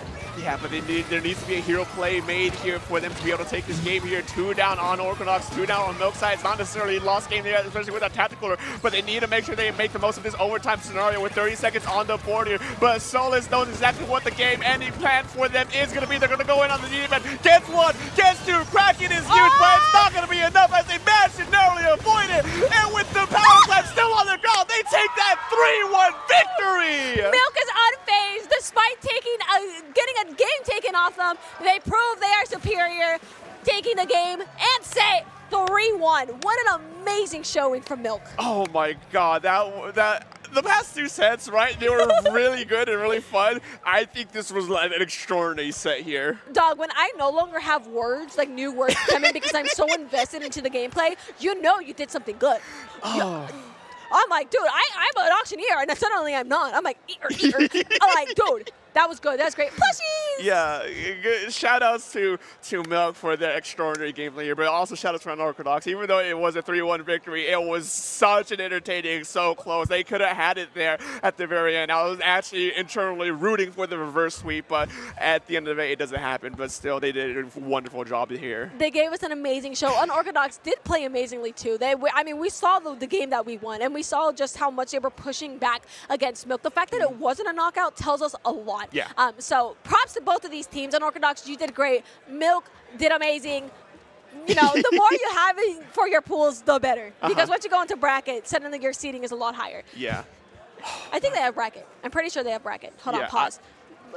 Fact check. While you do that, I do believe that was our last match of this block, if I'm correct. So that is the last match of our block. So that means we will have to be saying goodbye to you lovely people on stream. Dark, this was amazing. I love being on the mic with you. I always love being on the mic with you, I love being on the mic with you. It's been so long since we've been on the mic together, and doing this back in person has been just an amazing experience coming back to this. So I miss my homie, fellas. Yeah, it's truly a pleasure to be not here just to be here with you, but just to be here on the mic on the big stage as well for you all folks to show exactly how fun and amazing these sets can be. So I could not ask it for a better way. But as we're wrapping up, anything else you want to say, add, or plug in? I think there will be some plugging in. I think you guys can find me at Splatfufu on Twitter, Blue Sky, Twitch, wherever you want. I do art, commentary, and of course, I play the game. Of course I play the game. I'm doing a lot of commentary right now, so do keep your eye out. I will also be here tomorrow on side stream for Top 16. So if you want to catch me there, I will be there. The setups are great on both sides, and the sets are great. Dark, I love you. Where can the people find you? You can find me on most social media websites at SPF Dark, but more often than not, you'll most likely hear my voice time and time again across the various organizations we have here. IPL, Splatoon, tourneys, CCA. I'm literally all over the map, so you'll most likely hear me time and time again. But also, we'll be here for the stream again, not for IPL, but for Top 32 tomorrow on Splatoon tourney, so watch out for that. It's going to be extraordinary games tomorrow, and that being a wrap, what a wonderful block, what a wonderful set. We'll be right back with our next commentators on our next block, so don't go anywhere just yet. We'll be right back after this break. Bye-bye.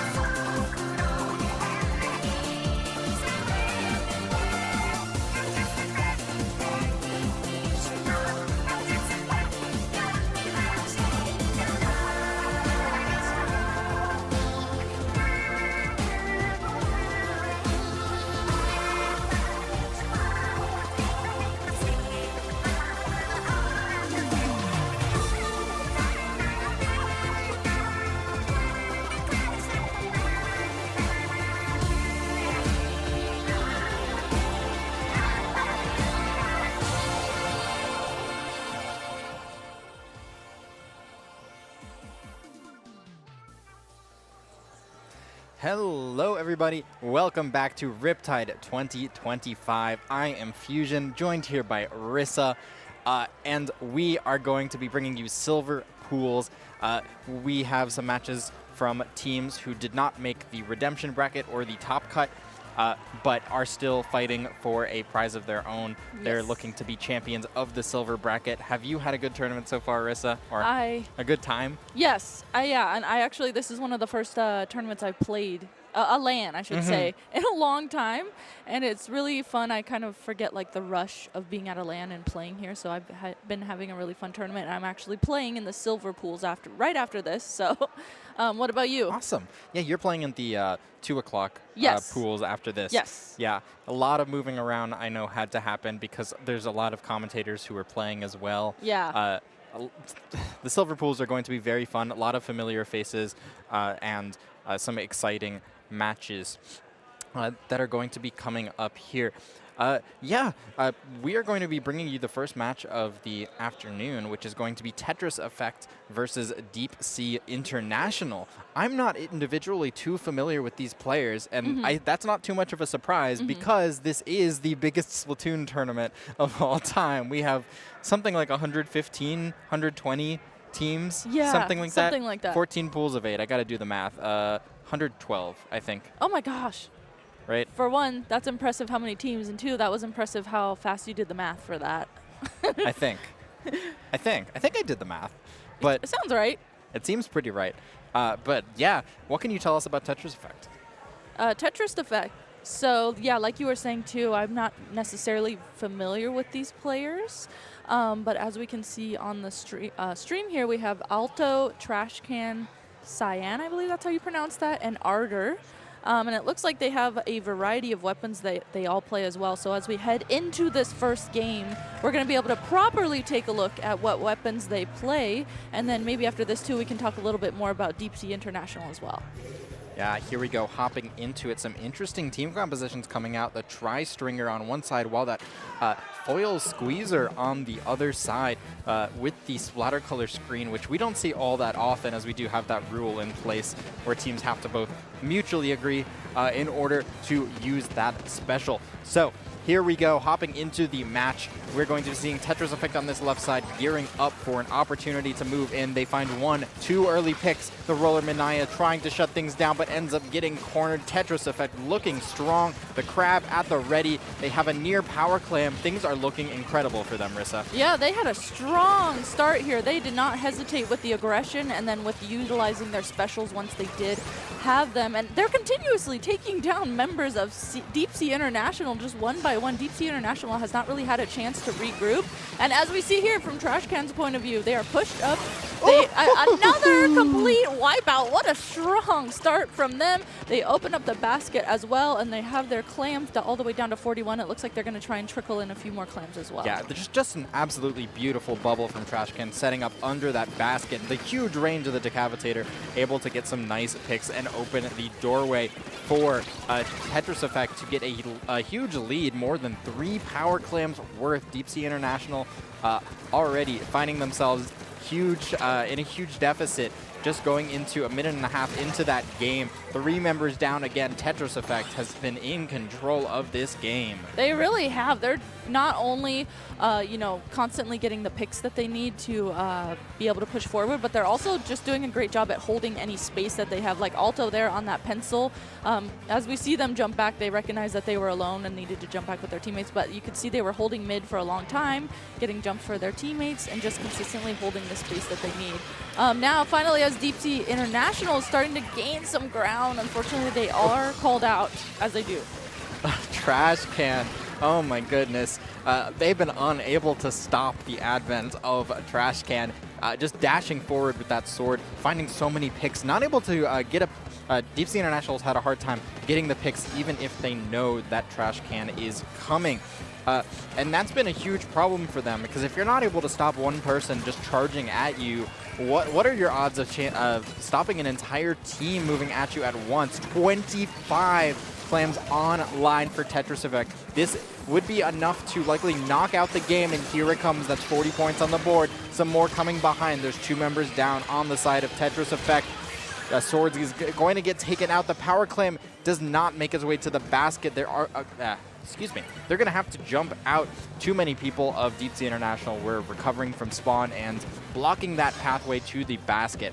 So another good push, but Deep Sea International finally has a little bit of space, a little bit of leverage, and some power clams. We'll see if they're going to be able to make a push of their own. Yeah, I was looking at that power clam that they have as well, and a few clams to boot with that. Both teams right now have even clams, as we see there on the top left. Deep Sea has 12 now, and then on the top right, Tetris Effect has 18 clams. Deep Sea International, man, they are just having the hardest time getting into mid, breaking past the weapons that are coming out from Tetris Effect. Tetris Effect does a great job at utilizing, you know, the space that their weapons create. And you can see here they're pushed up. They're scoring at Power Clam. They had the additional clams to completely KO that as well. One of the most important things in Clam Blitz can be just making sure that you actually have clams to follow up, opening up the basket, and they did exactly that there at the end. Love to see that. Man, they were absolutely in control of that game. What can you tell us about the team Tetris Effect? It seems like we have some information on them. They've submitted before the tournament. Yeah, so it looks like notable achievements for them. They're Ludi Div 4 Season 16. It says positive record, so that must mean they didn't necessarily win, but maybe got a lot of won a lot of matches. And then additionally here it says, let's take a look. A lot of little fun facts here. Tetris Effect is the product of a bitter rivals to beloved friends storyline. Yeah. Oh my god, that's cute. It says Alto and Trashcan have known each other for the longest 7 years. Oh, that's awesome. 7 years. Yeah. That's about as long as like we've been in the community. Yes. I think that's around the time Splatoon 2 was coming out. That's 2018, but yeah, I mean, we've been playing this game for a long time. You really get to know so many different people, and it's amazing. It's very cool to see a team, especially of like friends who have known each other forever. I know. I feel like one of the things is like you'll start playing with people, and then you kind of, after a year or two, you stop playing with them, and then you don't necessarily play with them really much again. But like seeing that they've been friends for a long time and playing with each other, I think is really cool. Yeah, absolutely. Deep Sea International, on the other hand, they won the silver PSL bracket, and they were in Division 9 in the playoffs in Ludi Season 16, which is very cool. We love to see teams like working their way up the ladder. I mean, it takes a long time to grind all the way. I think there's like 11 or 12 divisions now in Ludi, aren't there? Yeah, I think so. It's a long way up. Tetris Effect has been in control so far. We'll see if a change of scenery is what they need as we move into Mako Mart Splat Zones. Very common Final Destination-esque map here.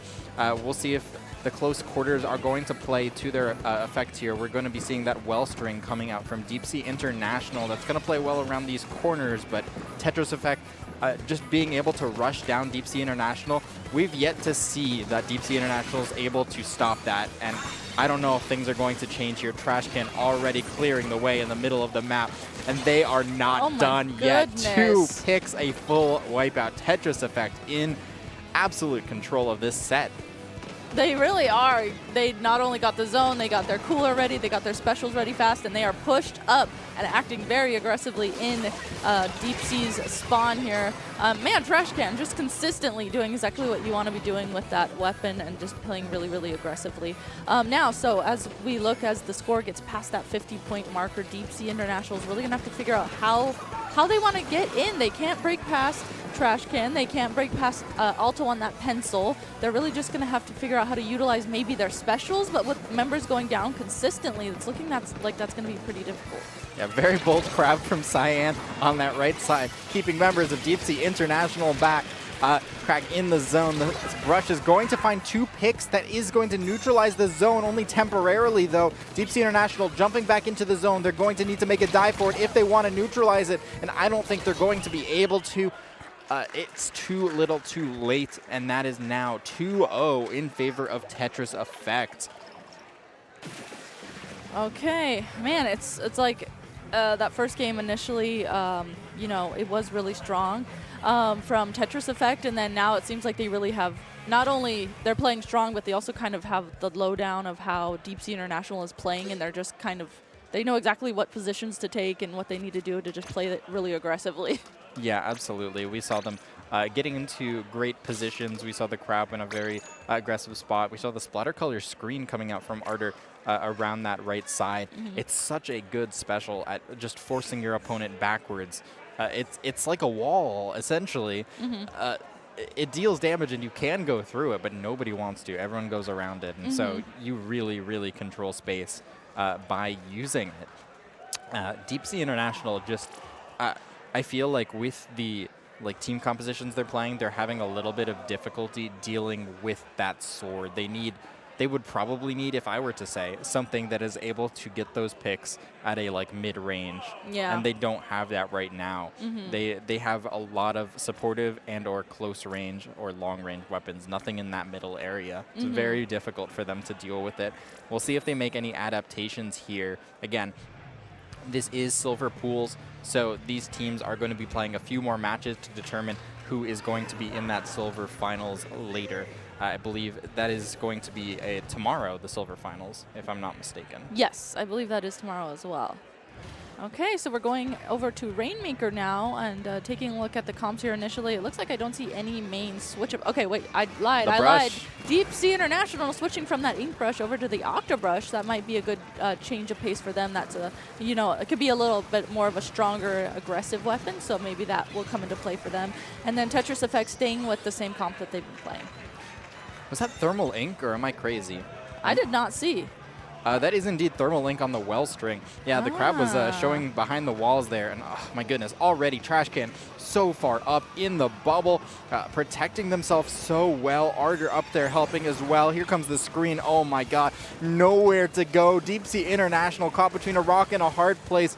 Minaya dives for the Rainmaker, not able to find it, and so Tetris Effect diving with that Rainmaker. The Octobrush cannot find the pick on the Rainmaker. It gets taken out at the 7-point mark, but still 3 members down on the side of Deep Sea International, and Tetris Effect in the blink of an eye wipes the board.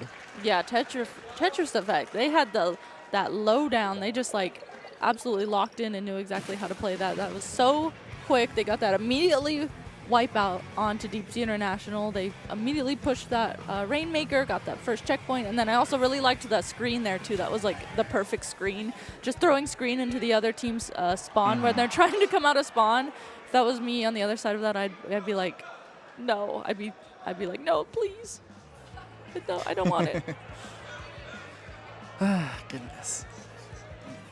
So. But great stuff.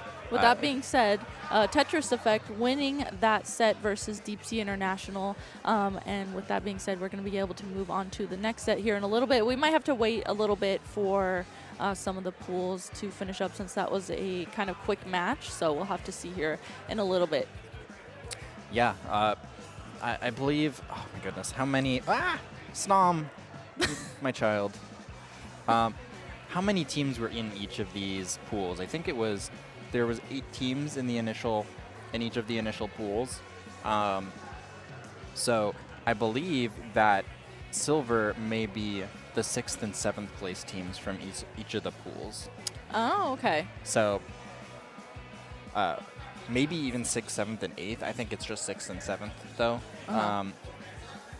I'm not entirely sure, but it seems like we've got a wide range of players, a wide range of teams and skill sets. I know there's a lot of college teams. There's some long time teams who are in the silver brackets as well. Yeah. I personally would really love to see YouTube to MP4, Malibu Rising. There's a whole bunch of cool teams. I think some college teams here as in the silver brackets. But I know, it feels like there's so many good teams. Yeah, it feels like there's such a wide variety of skill levels, but also really good players individually on teams, really good actual teams, like you were saying. Oh my goodness, this tournament is so stacked. I know. We have a Starburst pickup, a Crush Soda pickup. Oh, hi chat. I love you, chat. Sorry. You know, you didn't We say got hi notified. to me, but I'll say hi to you also. Rissa says hi back. Yeah. Say hi to Rissa, chat. Yeah. If you don't say hi to Rissa, Snom will not be happy. You don't want to upset Snom. Yeah. But it seems like we are going to hop to a very quick break. I believe that all the sets are Swiss, so we are going to be taking a second before the matches finish. We will see you guys in just a moment. Stay tuned. More silver pools coming up right after this.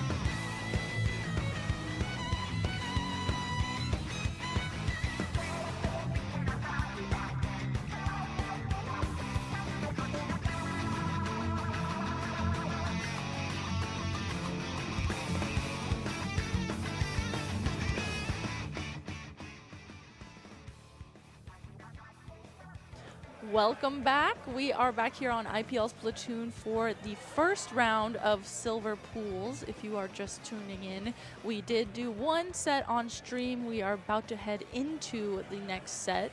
And we have, as we can see here on the screen, it's L.O.V.E.M.UF.F.I.N versus how do you say that? Mika-sa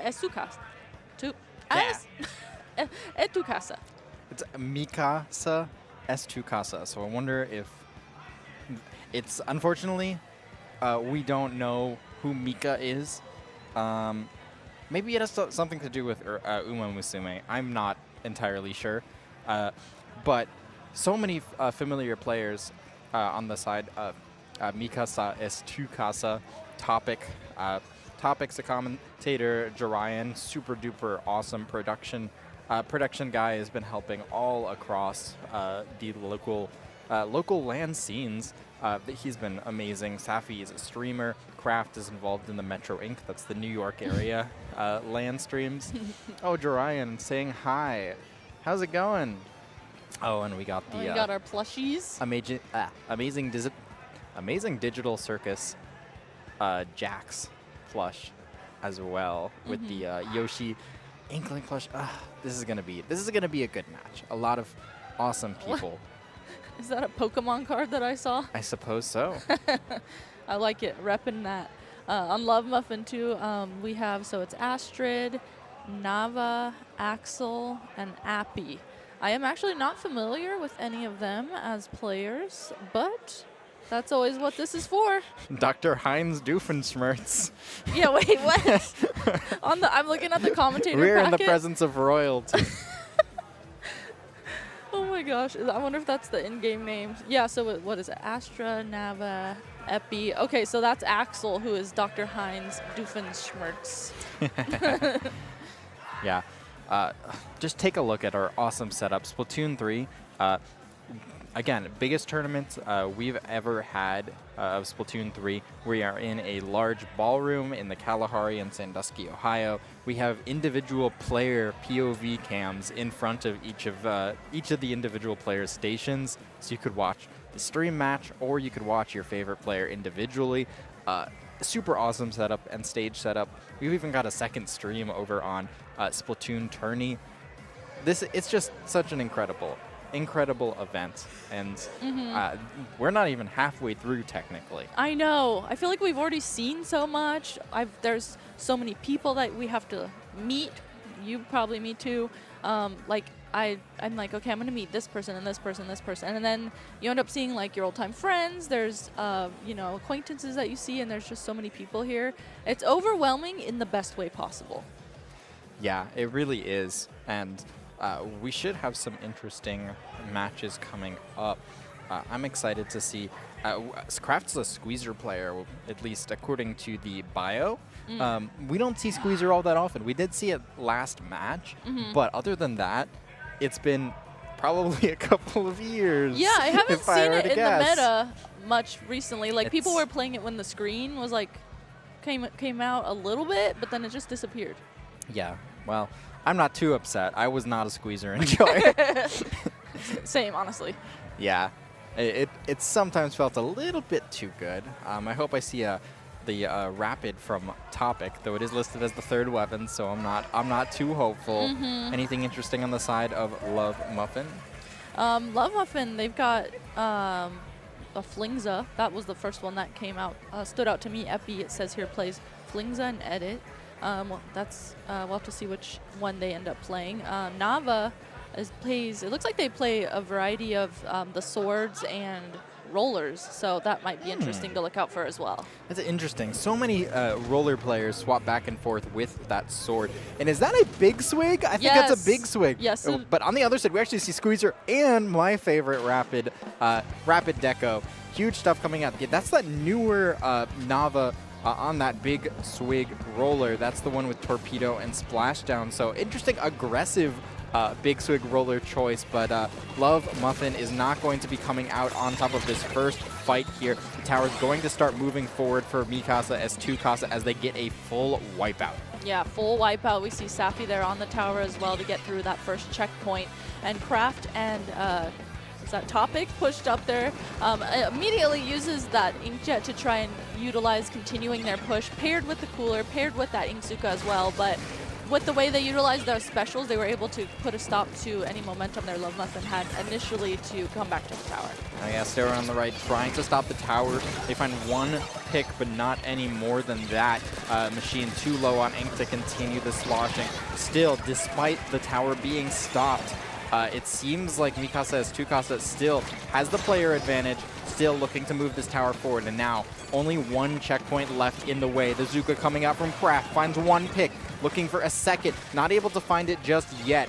But huge push coming out from Mika-sa. They are creating a lot of space and now leading that tower up to the bubble. This could be huge. Yeah, great bubble there. That's just going to slow down any thing trying to come out from L.O.V.E.M.UF.F.I.N as they come out of their spawn, and that's exactly what they did. Safi, they're doing a great job at juggling the tower, trying to just keep it going as much as possible. The more that they keep the tower on this side, the more difficult it'll be for L.O.V.E.M.UF.F.I.N to even think about grouping because they just have to play defense when they're coming out of their spawn, put a stop to the tower.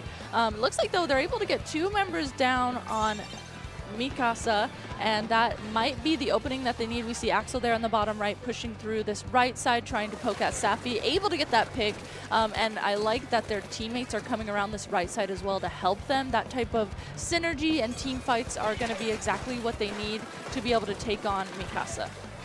Interesting.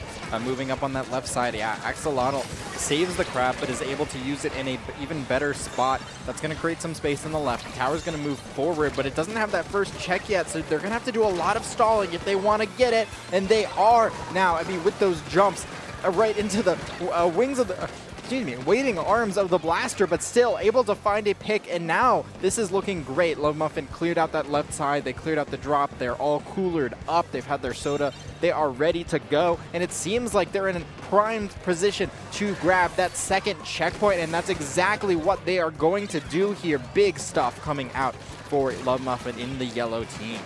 Yeah, L.O.V.E.M.UF.F.I.N, they're trying to do everything they can to just get through that checkpoint and try and continue the momentum that they've started. It took them a while to get that momentum going, but once they did, they were on an absolutely roll, able to get a complete wipe onto Mika-sa, and what a complete switch around this is. Now, L.O.V.E.M.UF.F.I.N is that team that has the momentum to push forward. They're so close to switching to the lead. They're trying to do everything they can to stay on the tower, but with only one member up, left alive, they're going to get jump-ins really quick, and let's see if they'll be able to continue this momentum, continue holding this space. That was a huge survive from Stera there, able to field jumps back in with the cooler at the ready. It went down after the edit died, but that means that the tower is going to be able to keep moving. The Rapid just firing at the tower. They need the picks if they want to be able to get the points. The rollers on the tower is going to get taken out. It's just the dualies, and the crab gets taken out as well. Huge push from L.O.V.E.M.UF.F.I.N, but not enough to take the lead. The score stands at 15-13.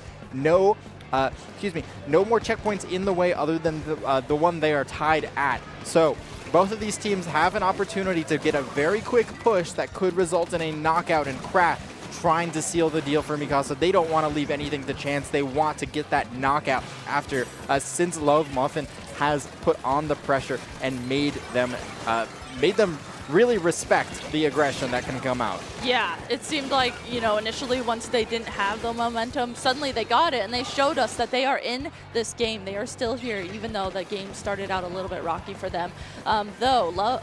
Mika-sa, once they got that tower back, as we just saw there, they are able to end up completely taking that tower to the end and winning that first game. But that was a really great back and forth match. I wasn't expecting that initially, but that was really good. Yeah, I mean, I'm very happy to see that once L.O.V.E.M.UF.F.I.N ended up I guess falling behind. They've had the pressure put on them. They were in their spawn. They were kind of flailing a little bit, having some difficulty moving out. But once they got it, they were able to stay alive, group themselves together, get a push into mid. They had the coolers at the ready constantly. They did a great job just getting back on their feet and pushing. I think this is a map you can kind of get snowballed on pretty easily. So I'm happy to see that they're able to get back on their feet and keep fighting. They were not quite able to get back the lead, but really, that game could have gone at either way. They were just not able to get it through the last couple of points they would have needed, and Mika-sa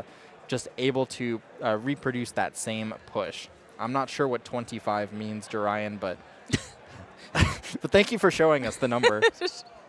Unless that was the number of KOs or KA that he got. Maybe. I think it is. On Junior? What? Or maybe it was like... Maybe assists with... Yeah, maybe, or the machine. Maybe someone got 25. Yeah, Hard to tell. Yeah. Yeah, but super duper back and forth match. Yeah, like you were talking about a little bit there too towards the end of that match when there was only a minute left and it was like, okay, L.O.V.E.M.UF.F.I.N, if they take this, they could probably switch it and get the lead, but if Mika-sa took the tower like they did, you know, they just want to keep pushing that and not let L.O.V.E.M.UF.F.I.N come back to the tower at all. L.O.V.E.M.UF.F.I.N there, as they got their momentum push, they were kind of in an awkward spot. It's like, do we try and like, you know, play this a little bit slower or and just like try and hold space, or do we just like keep jumping in? There was a point where it kind of got to where they just needed to keep jumping in, and it was working for a second, but then the other team caught on. Yeah. We'll see if that's going to change here. Interesting. We're going to the Manta Maria Rainmaker. Yeah, this is a map where you can kind of sneak the Rainmaker by. We saw earlier in the bronze pools, the Rainmaker ended up getting dunked when the other team was not super duper aware of it. But this first pop is going to be massive. It paints the entirety of mid. No one goes down to it, thankfully. It can be very, very dangerous.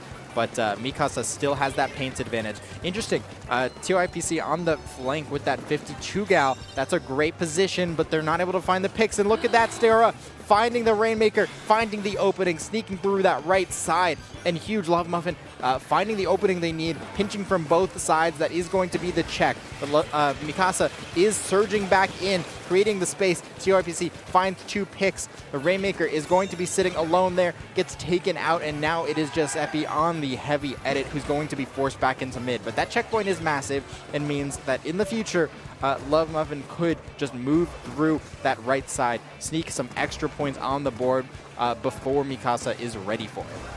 Ooh, Axel there tried to use that crab to maybe last minute try and put a stop to this Rainmaker push that's going on, but that was immediately called out. And now Kraft using the Zipcaster, able to get a pick with that and doing a good job at creating space with that. Safi here getting jumps for their teammates. They did get that first checkpoint, so now they're kind of in a position where they want to just hold this street area that they have, make sure that they get the space that they need to push this Rainmaker even more. But it looks like L.O.V.E.M.UF.F.I.N doing a good job at making sure they guard it above over on this ledge here. But Mika-sa did grab the Rainmaker, get a few more points, and now they do have the lead. It's a very close lead, though, and with the way these two teams are playing, anything can honestly happen.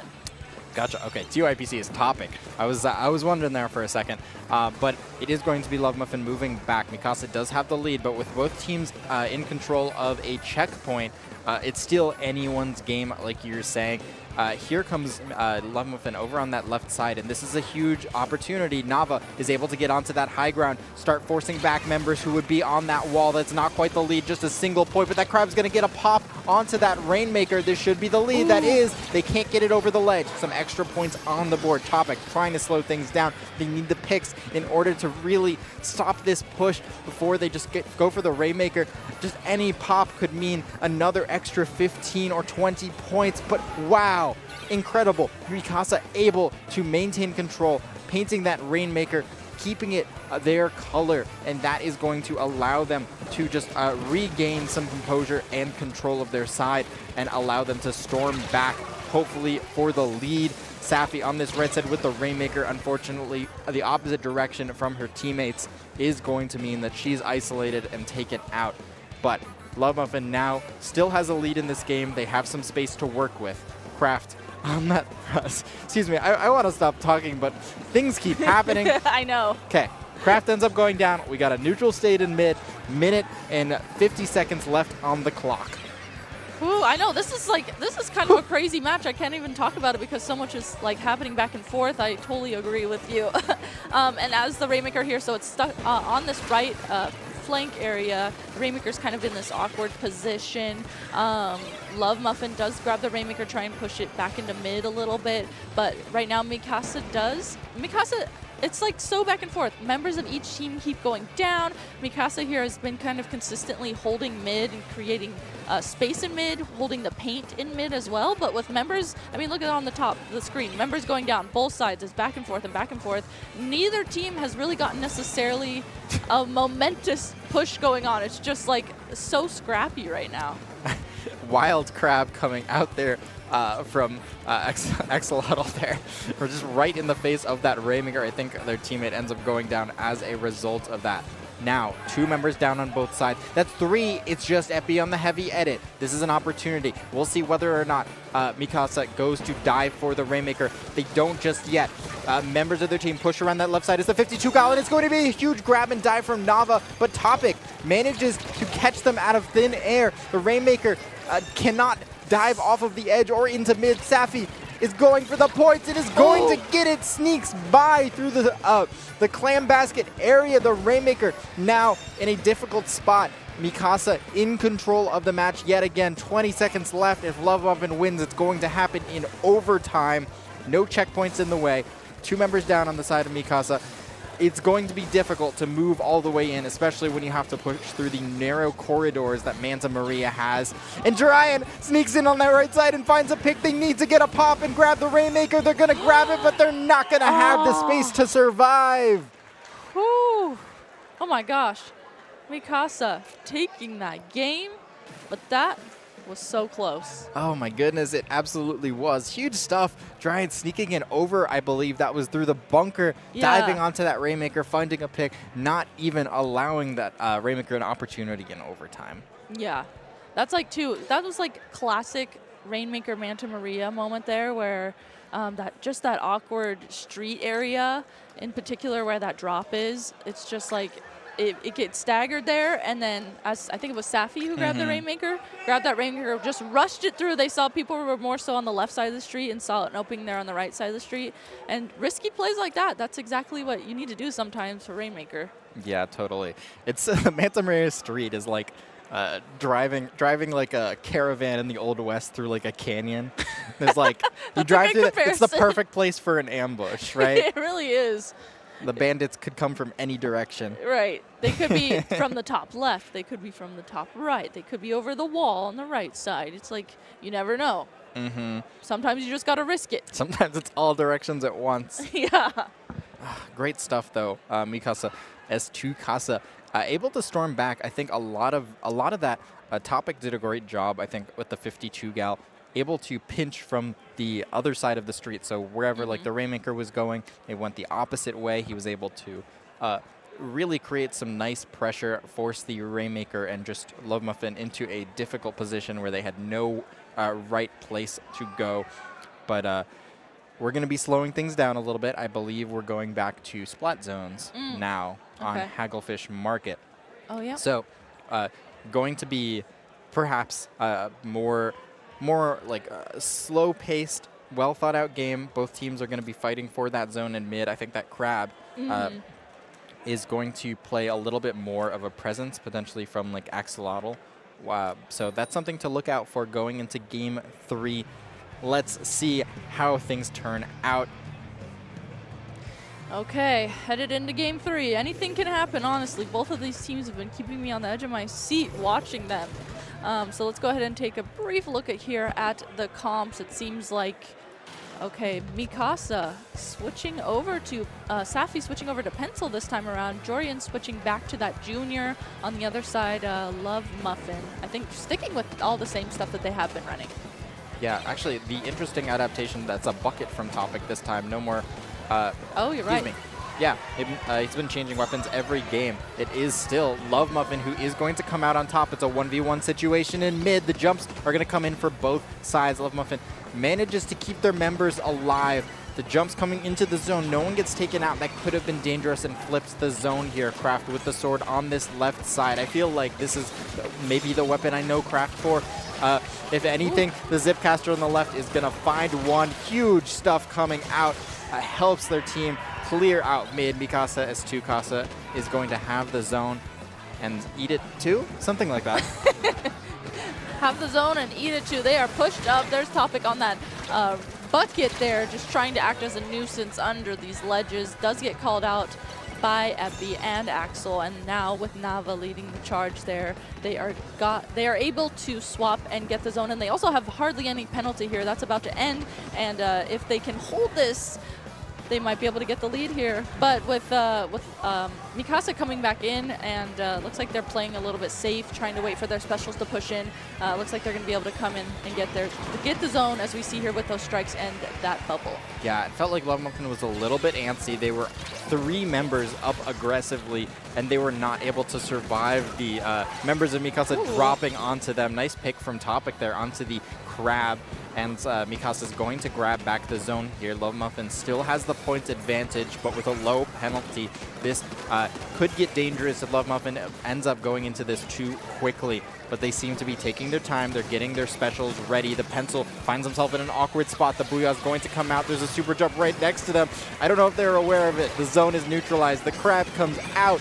Here comes they're pulling out all the stops here, but despite that, Mika-sa holding on. That was a huge bubble in the zone from Giant on the junior, and now time is ticking. This could be the set. This could be the set. One member down on the side of L.O.V.E.M.UF.F.I.N. Another member goes down. Kraft here just acting an absolute nuisance, pushing up, using that sword to just push up and act really aggressively. Right now, Mika-sa just needs to hold the zone. They just need to hold the paint on the zone if they want to end up KOing this, but at the last possible second there, L.O.V.E.M.UF.F.I.N able to push forward, Nava leading that charge, able to take the lead, and they are still, or not take the lead, sorry, take the zone, and they are still in the game and giving 64 penalty points over to Mika-sa. That's a lot of penalty points they're going to have to get through if they get the zone back. Yeah, the penalty points won't matter if L.O.V.E.M.UF.F.I.N can really capitalize off of this. They're in a good position, perhaps a little bit too aggressive. Nobody left by the zone. It's just going to be the edit. Epi is going to run for their life, backing up under that left side. They're going to survive, but this is taking so many points off of the timer. Huge position. Can Axolotl find a pick off of this? The crab is going to force members of Mika-sa towards the zone. One of them goes down. The second one gets taken out. Oh my god, the Zipcaster can't find its way in. L.O.V.E.M.UF.F.I.N 10 points left on the clock. It is going to be them taking this game unless Mika-sa can make it anywhere near it, but they cannot get close to the zone. L.O.V.E.M.UF.F.I.N takes game 3, and we have a set. Wow, we are still in it. Remember, for those watching, this is a best of 5. So if Mika-sa had won that, they would have won the set. But now that L.O.V.E.M.UF.F.I.N has won that game 3, we are going to be headed into game 4. Seems like once L.O.V.E.M.UF.F.I.N was able to get a grasp on playing like really explosive almost, that's how they were able to end up turning that around. Yeah, you're absolutely right. I mean, explosive is absolutely the word to use there. They were no holds barred entirely in the enemy spawn, started basically just locking them in there. We even saw a crab from in the spawn, like on the left in Hagglefish. That's so difficult, such a difficult spot to get to, but a pretty good spot. It really forced the entirety of Mika-sa out of their spawn. On the complete opposite side, they had to get past a couple members. The splashdown from the Big Swig was ready in the zone. They were really able to capitalize. They were explosive for sure. Definitely.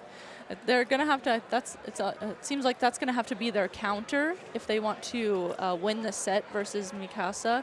Mika-sa seems like, you know, they kind of have a little bit like, I don't know, it's like team synergy almost, and they kind of know how to play around each other really well and utilize their specials to get pushes going. But once L.O.V.E.M.UF.F.I.N adapted almost and just didn't hesitate, played explosively, that's how they were able to get the upper hand there at the end. Definitely. I don't know if it was perhaps a game mode thing or it's them finding their pace. It seems similar to what happened back in game 1 after they got wiped. They were just great for several minutes, just not quite enough to get that lead. Will they be able to reproduce it here? We're going to be going to Clamblitz Umami Ruins. Clamblitz, great if you're explosive, if you can keep up that clam economy, which can be very difficult. I believe a decent number. I think Umami is a pretty decent map for clams. I think that they spawn pretty regularly. You can get a lot of points in one sitting if you are able to really capitalize and make the clams you pick up count. We'll see if L.O.V.E.M.UF.F.I.N's going to be able to battle back into this set here. Game 4, Umami Ruins Clam Blitz. We have a paintbrush on the screen. Okay, was not expecting that, but I am pleasantly surprised. We're going to see Nava there switching over to that paintbrush, and then Mika-sa having, I think that was Kraft, switching back over to the squeezer. Bucket still on board from Topic, and then Jorian still on that junior. They are also sticking with the pencil for their comp as well. Yeah, not too much in the way of changes besides this paintbrush. L.O.V.E.M.UF.F.I.N being very aggressive here. That seems to be their MO. Didn't quite get a full picture in the first couple of games, but it's becoming pretty apparent now. L.O.V.E.M.UF.F.I.N still 1 or 2 members up there, ending up getting those jumps back in thanks to Epi's nice survival tactics there. And now, an even fight in mid. Neither team has that advantage or the clam economy just yet. They're just waiting for the specials, but this might be the break that Mika-sa needs. They're in control of top mid. They're getting their specials online. 2 members down. Mika-sa looking for an opening to get a push. Yeah, Mika-sa just holding that mid space, trying to utilize holding the space, but also they need to get their specials ready if they want to push, as the other team also, as we see on the top right of the screen, is starting to slowly get their specials. For Mika-sa, they are able to get that cooler out, but not able to quite get all the members to that cooler, and now with a complete wipe onto them, L.O.V.E.M.UF.F.I.N here going to push forward, immediately score in a basket, and as well have a few extra clams to score in. Epi was able to get a couple more clams there up on the top left of the screen and score those in. It looks like they're going to just kind of hold space, and they do have to have someone go back and get clams. And as the members of the other team, as the members of L.O.V.E.M.UF.F.I.N do trickle in, it looks like they're going to be able to do that. And man, great starting push. Yeah, absolutely. I mean, just talk about bouncing back. After being pushed backwards, they realized that Mika-sa was just taking too long, and Nava punishing that with considerable force on top mid, ending up punishing Mika-sa with the full wipe and a near 3 power clam lead. Now 2 minutes into this game, and it doesn't seem like it's stopping here. L.O.V.E.M.UF.F.I.N has the paint. They have the clams ready to go. They need to find a way in. That choke point there on the way to the basket is pretty heavily guarded. That is going to be a power clam into the basket, but I don't know if they can get any more than that. Look at how well Mika-sa is guarding it. They have the bubble inside there. Oh, hold up. Okay. Little sneaky heavy edit over on the dome. Gets a couple extra points, ends up breaking through that penalty, but not too much more than that. So Mika-sa down but not out. They are still pretty far behind, but a lot of paint in mid. They have 2 power clams at the ready. We'll see if they're going to be able to capitalize potentially off of the strikes coming out from the bucket in a moment. Yeah, I was just thinking that too. I'm just thinking about how they need to use their specials to push forward. They're seeming to have a hard time getting past this mid area. They get mid, they get control of it, but they can't get past it. They need, you know, those tri-strikes like you said. The Zuka coming out from the squeezer. They need one of those 2 specials to help them push forward to being under the basket. Finally, there's that Zuka coming out from Kraft. There's so many clams. Excuse me, look at that on the top right. They have 28 clams at the ready. If they are able to just get to the basket, they can make some things happen. It looks like they did get 1 member down, 2 members down. This is going to be the push that they needed. There's those tri-strikes coming out to help them. Oh my goodness. L.O.V.E.M.UF.F.I.N dives for the power clams, and so Mika-sa is able to sneak through and throw some extra clams in. That is the lead. They have a couple more. Can they capitalize and add on to their lead? 6 clams at the ready coming from mid. They need to be careful. It's a power clam. That is going to be 2 clams. Just 1 left. Get to Ryan sneak it in. He does. That's the set. Oh my gosh. At any given moment there, I did not know what was going to happen. That was crazy. Oh my goodness, the clams just did not stop coming. When it rains, it pours. Mika-sa as 2 Casa. This is their house. Yeah. I don't know about that name. They seem wow. happy to be in charge. Yeah. That was like one of the best, like, you know, I feel like as a commentator, even as a player, you always talk about, okay, if you open up the clam basket, you want to make sure you have clams to follow up that to continue the push. But they did just that. They opened up the basket and then some. And with, what was that, 3 power clams they had there to initially start that push and then just continue that? That was insane. Yeah, and it's so hard to score when you have 3 power clams, yes. right? Your entire team is marked. I mean, there's just that one choke point on this map. It's so hard to get all the way to the basket, but they were able to capitalize. They were using the fact that L.O.V.E.M.UF.F.I.N dived at the power clams in order to find an opening. They dove past, and then they just snuck under to the basket to get those points on.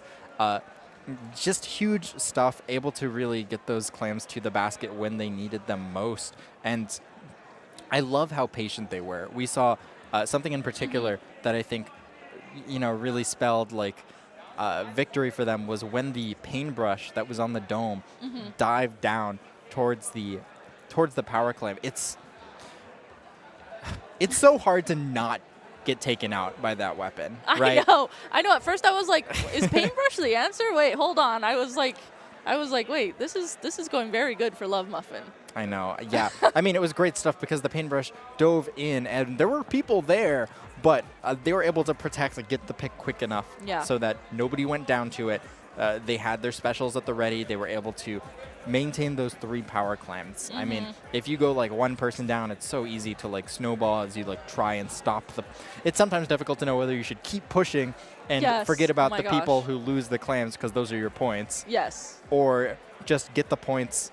Just get the points in and worry about it later. Yeah. But they were able to really do both. They stayed alive. They got the clams in the basket.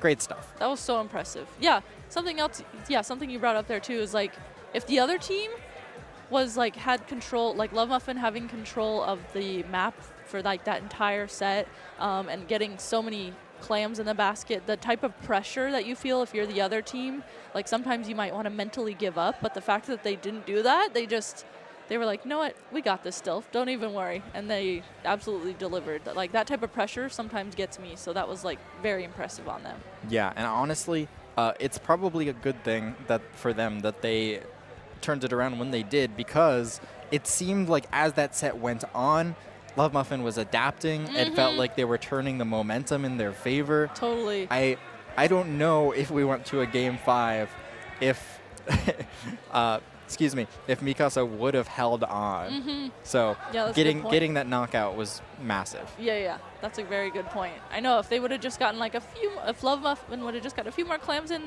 they would have won that. So yeah, I totally and then if they went to game 5, with the way that was going, anything could have happened. Totally. I'm good still, set. Yeah, that was very good. I'm still like, wow, that was hype. It's like I don't know if I was hype or it's just slightly chilly today. I know. I was like not planning on wearing my jacket, and then I came back here. I brought it just in case, and then I brought it, and I was like, okay, yep, I'm chilly. I need a jacket. It is a little bit chilly. I've been like, I only have a hoodie, and that covers this cute. It covers your top. cute shirt. I don't want to do that. Yeah. You gotta show off the cute shirt. Absolutely. It's the most important part. Yeah, totally. I don't know how I can pin this on. I'm gonna ruin your hair. Is this a balancing act? Yeah, sorry you can't move for the next hour. Sorry, Rissa. Just commentating like this. It's okay. We'll cut away before it falls. Yeah, so Fusion here has a cute little duck on their head, and see, it's all balance. Yeah, it's not falling off. Pay no attention to the tape. As the tape's like stretching. So cute. Shout out Lily. Shout outs to Lily. Shout out to Lily for this. Lily's the best. Lily is in Redemption with Snom. Is it Snom with a knife? Snom with a knife, yeah. Who's going to be playing later, but yeah, a lot of exciting matches still. I think Silver goes to a top 8, if I'm not mistaken. Maybe is it a top 4? I'm not sure, actually. It may be a top 4. Yeah. We can see, probably. Mayhaps. Yeah, so my team got into Silver, and I'm playing like right after this in the second round of pools. So it's interesting watching this as a player, the first round of Silver pools, because like we were talking about, the skill level seems like it's kind of like all over the place. Like, yeah, I mean, like in a very, very positive way, right? There's players not in a bad way. there's so many people here. Yeah, yeah. Right. You was it you who were talking? I think it might have been someone else who was talking earlier. How like at some point you knew like 50% of the people in the community, and now you know like 10 oh yeah, or 15%. I think that was me. Yeah. Yeah. It's There's crazy. so I know the community just continues to grow. So many people love Splatoon now. We have our own huge ballroom. Yes. It's great. There's so many players who who've been here forever, and some players who are new. I know that Riptide in particular, I think Splatoon is like now as big, or I think it's bigger than the Smash events here. I know there's always Smashers who like come over and check out the room. I think now that we have our own ballroom and it's on the way to the Smash room, we might get some more Smash players. I know there are some players who have checked out the tournament or even entered it. So it's so cool to see people like playing in their first tournament. It is so cool. I love that. Yeah. And I know. I felt so bad. So I was playing the first like round of pools yesterday, and it turned out that we were up against a team of all Smash players who like hardly played the game at all, like didn't really know much, and they brought Switch 2s because they've never been to a Splatoon land. They don't really, it's not like something that they are used to or know what to do. So we ended up having to just do a bye against them because we can't play with Switch 2s here. We're only playing with Switch 1s because of the gear that we have. So. But it's always like really cool to see just like the interest coming out from a different community, I think. That's for sure. But yeah, we've already got our next match. It seems like we are geared up and ready to go. Here we go. Here's F.A.S.T. Though we are pretty familiar with a lot of these players. Oh yeah. Hey. Tenna Deltarune coming out from Big Gay on that far left side. Great stuff. I love the cos. I'm so happy more people are cosplaying. It makes me very happy. I love to see that kind of expression. I know we've at been events. seeing a lot, especially at this event. I mean, it's always a lot of people do cosplay at events, but like there's been so many good ones I've seen so far this event. It's so cool. All right. But Twister time versus F.A.S.T. Yes, Twister time versus F.A.S.T. So I'll go ahead and start with here. We have Twister time up on the left side of the screen. It's, how would you pronounce that? Goku? That's Goshu. Goshu. So Goshu, Eon, Fish, and Big Gay. Are you familiar with any of these players? I've seen Big Gay at several other events. I've met them a little bit. I know have a friend who's friends with Goshu. Don't know too much about Eon and Fish, but I know that I think both of these players have been to more than a few events. Cool. Yeah, and on the other side, F.A.S.T., a lot of big community figures. Froppy, big event runner of Chai Shoals, which is the Chicago local event. They've been in a lot of tournaments as well. Toma, notable achievements, Toma runs everything. Yeah, Toma, Real. very big, like, production and TO person. I think they do production, but Toma does everything. Yeah, I know pretty Toma much. does everything. I need to talk with Toma more. Toma's very cool. Yes. Squidoku, I remember meeting like LTC last year. They're very cool. Unsurprisingly, they like Sudoku. They won a medal at the World Sudoku Championships. AJ as well. This is AJ's first LAN too. Oh That's my so gosh. exciting. That so is really we've cool. got a lot of community figures, and I think I've seen AJ's name online as well. AJ likes blasters. That felt right. I can't remember why. I've definitely seen them online before. Probably you as a blaster player, you got to recognize. Yeah, you got the same game brain cell. recognize game, right? Game recognizes game. Recognize the singular brain cell that other blasters have and communicate telepathically. Yeah, exactly. Twister time, I was looking a little bit too at their notable achievements. So it says they have gotten a first in the low ink beta bracket, and it says fumbled a 2-0 lead in A41 grands. Okay, so yeah, I don't know. This is a little bit what I was talking about, the different skill levels that you see. Like, there's like a L.O.V.E.M.UF.F.I.N team, but then there's like Div 4, and it's just cool to see them be able to play against each other because like you never know what can happen, honestly, in Silver Bracket. Anything can happen. Anything can happen. And that's certainly true here. I mean, this is Pools round 3, so this is the last chance, I believe, for these teams to prove themselves, to try to get into the top cut bracket of Silver. So round 3, I believe, if we're seeing this, both of these teams may be 2-0. Okay. But we will have to take a quick look at that. But this is a huge match either way. We're going to be seeing some interesting stuff coming out. A lot of bows. Toma has that well string in their repertoire. Paintbrush as well. Mini and Not. I know I'm happy to see more minis. Me too. In the community. Yeah. It's very cool to see. That new mini was very popular for like a week, and then people started playing like the bubble mini again. Super cool. I'm happy to see the weapon variety. I mean, since that big patch like a couple months ago that added all of those new weapons, it's been very interesting. Yeah, I feel like to it's see like a variety in team compositions. Mixed things up really nicely, I feel like. Yeah, totally. Like missiles have kind of made a little bit of a comeback. I think that we've seen a little bit less like Zuka spam, but it's still pretty popular. I think the missiles is a huge thing. Totally. But yeah, muscles on that new pro. Yeah. I know we've seen that a decent bit. Yeah, Gal just got buffed, 52 Gal. Yes. Actually, well, I'd say buffed, but like reworked, Yeah. right? It's now consumes way more ink, but like its attributes, its traits are better. It shoots, I think, faster projectiles, and maybe I don't think it's farther projectiles. I think it's like faster and like paints slightly better. Okay. But here we go. We're going to be hopping into Humpback Pump Track Splat Zones here in the Thunderdome. Silver Bracket round 3. Oh my god, the Bucket Brigade is here. We've got the Blob Blobber coming out from Froppy and the Paintbrush. I see the team composition from F.A.S.T. I want nothing to do with that.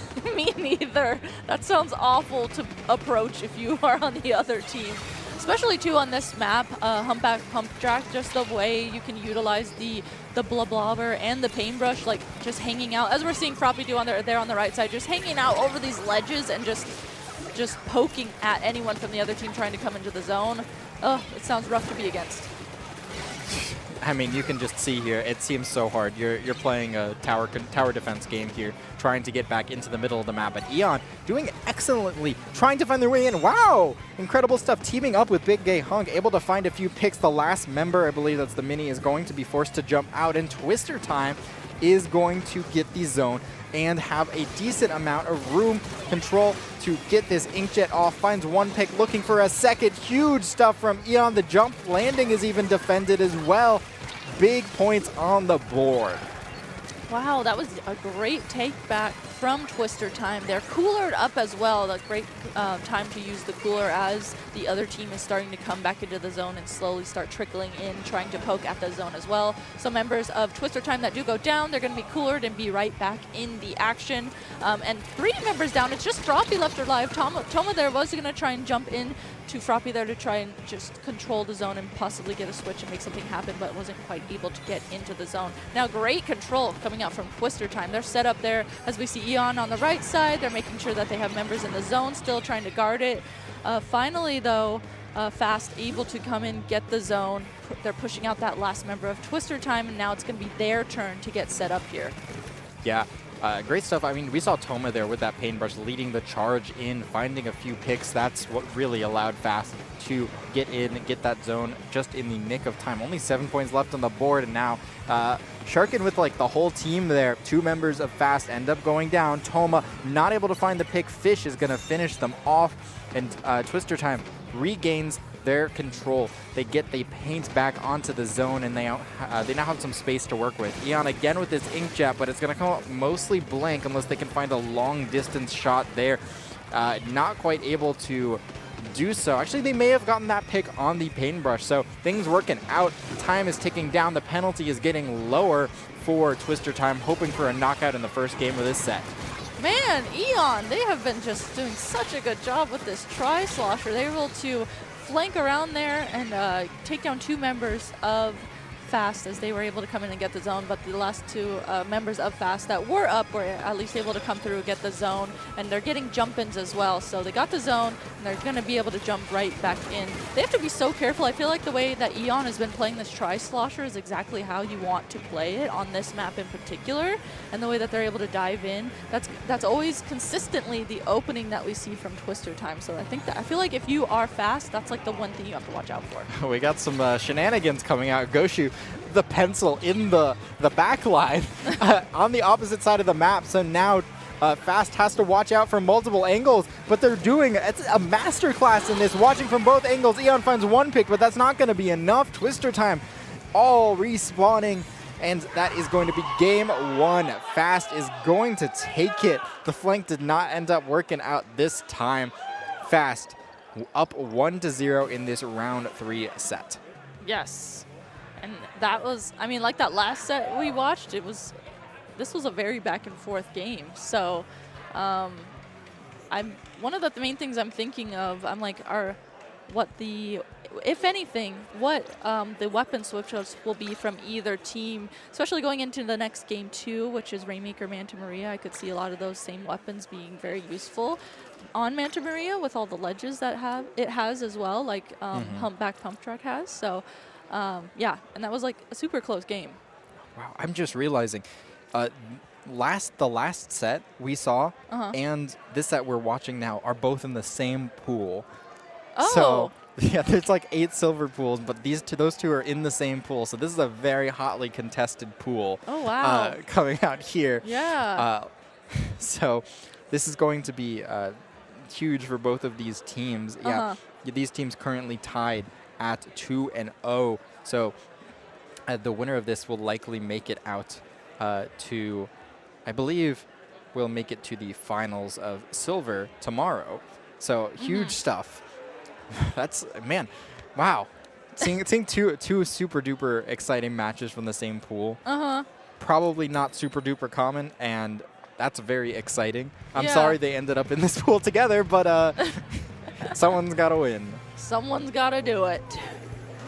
Okay, headed into the second game of this set. We're going to go, like I had mentioned before, Rainmaker Manta Maria, and taking a look at these comps as well. What switch-ups are you seeing, Fusion? We have that, the mini coming out with the hammer on the side of, I believe that is Twister Time. But not too much in the way of adaptations. They have that wiper now on the side of F.A.S.T. I suppose Froppy is a blob-lobbler player through and through, and I mean, I've done my time with that weapon, but Humpback Punk Track is one place, Manta Maria is another, but you might want to get your head checked after that one. That seems like it hurts. That was almost a jump scare, just the hammer just yeeted right at you there, getting it at that perfect moment before the Rainmaker could jump over. Okay, so taking a look here, just taking a look at what's going on. Each team is using their specials, trying to get some picks on each other, and they're both kind of each team using their hammers at the same time. This is looking and starting very chaotic. Okay, yeah, we got 3 hammers from both of these teams combined here. Eon looking for a way in, but there are 3 members of F.A.S.T still up. 3 members go down on the side of Twister Time, so this could be an opening, but the Rainmaker ends up going to an open area. Big Gay Hunk able to punish, find a nice pick, stopping that push for F.A.S.T there. But still, both these teams hotly contesting this first checkpoint area, but it's so hard. I mean, they're riding the caravan through the through the canyon here, and it's so difficult for them to get by with all their loot in hand, and absolute carnage, Rissa. It really is. This is just so scrappy and chaotic. We're finally seeing it's just 1 member left alive on the side of F.A.S.T. Froppy, their last member left alive. It almost looked like they were going to shark there and maybe try and get jumps. I'm not sure where they went necessarily. Oh, yep, there they are, sharking. Yep. They're gonna, oh my gosh, a sharking blob, excuse me. Let's see if they're able to make something happen as they were hiding in this spot. 2 of their members on their team go down, but in turn, actually, the other team has 2 members go down as well. Look at this, is working out very nicely for them. They're able to almost act as a distraction, create some space, get that rain going, and create space with that, get jump-ins as well. And now suddenly, mid is very purple. Yeah, Frobby didn't really have the tools to get the picks there, but they were at the right place, right? And that allowed the team to get some jumps back in fast, really doing a great job getting back in and turning this situation on its head here. Squidoku answering the hammer with a hammer, moving back in. Both teams kind of crisscrossed here in mid, in each other's spawns here, finding picks in each other's back lines, and neither team is really going to get too much out of it. That said, Twister Time does have that Rainmaker here, but until either team gets a checkpoint, it's difficult to say which team's really in control. Ooh, okay, so finally pushed up here. That's essentially a complete wipe onto F.A.S.T. First checkpoint taken down now by Twister Time. They're going to go ahead and grab that Rainmaker. Looks like Tama was able to run up and, you know, that Paintbrush. That's perfect for what the Paintbrush does, able to stop that Rainmaker push. But with the space still being held from Twister Time, they're going to grab that Rainmaker. Big Gay grabs the Rainmaker, gets more points on the board, all the way down to 32. Doesn't quite get to that drop point, though, but was able to, I think, still get great points on the board for them. Yeah, absolutely. Some big Gay plays from Big Gay Hunk. Finding a few picks with that mini. Not that easy a weapon to find the picks with. It can feel a little bit weak compared to that edit at times, but its painting power is unmatched. Huge pushes. That checkpoint very difficult to get through, but F.A.S.T. diving for the checkpoint. They are going to get it. The suction bomb not enough to stop it, and F.A.S.T. just very quickly looking to turn the lead on its head. The Rainmaker's going to make its way forward. They're in a little bit of a crevice. There's an opening. Frobby finds their way to the goal. Finds so many extra points on the board. They're going to sneak it through all the way to 1. It's not quite enough. The camera thought so, but not quite there. Oh my! Excuse me. This is just insane. They were so close to dunking that Rainmaker. F.A.S.T. was so close. They get it all the way down to 1. And with 30 seconds remaining of this match, right now Twister Time has to absolutely lock in if they do want to win this game. They're running forward. They're painting the map. They're getting paint on the board. They're getting paint for their specials. And you can see they're not hesitating here as we see that Zuka come out through that top left. Eon going to push with that Zuka on the top left and act aggressively with that Tri-Slosher as we go into overtime. Surely here, will Twister Time be able to get the lead, which is essentially a KO? Now if Toma has anything to say about it. Diving on that Rainmaker. No one else was guarding the rain on that right side of the map. Big plays. Again, Toma coming out in the clutch. F.A.S.T. is going to take game 2. But man, that was exciting. That was so exciting. Oh my gosh. It was like so scrappy for so long, and then there was like a good, you know, solid, slow lead that came out from Twister Time, and then what the heck, that push that came out, that was crazy. I know. Manta's so interesting. Once you get through that right side, the little drop, it's like extra like protection for the Rainmaker. It's just a perfect path to sneak through and get those extra points. Everyone, like, so many people just like to dive off the edge for those points, but like just sneaking it through that right side, you don't have to jump. You don't need to like take a leap of faith right into 5 people's bullets. Sometimes, you know, just being at the right place at the right time. I know, I'm learning. Does all the work for you. Right? I'm learning right now too, you know, to go around that right side, that right little drop area where you get more points, and then you can also just sneak through much easier than just going straight down that initial drop. Yeah. Unsure exactly what's happening on stage. Seems like there may be a bit of a technical issue, but these teams have been playing some very fast games, so hard to say. hard to blame them there as Toasty and Doughboy hop up onto screen looking dapper in their matching lime green shirts. I know. I like the color of the shirts this year. Yeah, you know there's trouble when Toasty and Doughboy come up on the stage here. Look at them go. What's going on, guys? They're in. This is interesting. The screen says they're in the room, but I don't know if they're in the room. Wait, yeah. Yeah. Interesting. Okay. I'm glad we have Toasty vision. I know. Look at them go. Look at them go. Ooh, the camera pan? Hey, yo. We have the technology. Goodbye. Thank you, Job. Yeah, that was beautiful.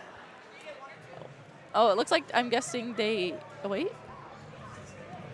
One of the members still standing up here. Yeah. From Twister Time. So I'm guessing maybe we are gonna start the game, but then restart. Yeah, seems like a disconnect or some audio issue. Probably Yeah. an audio issues happen. Yeah. Hard to avoid those. Yeah, very hard to avoid audio issues. That happens at like every event. Yeah, that's happened to me. I hate it when it happens. I'm like, man, am I the problem? Even though it's just No, no. it's the audio stuff, I know. But yeah, there's the audio issues. There can be issues with the docks. All sorts of issues that can come up at lands. But yeah, still making great pace though. Things are running super well throughout this event so far, and a lot more Splatoon coming after. So good thing for that.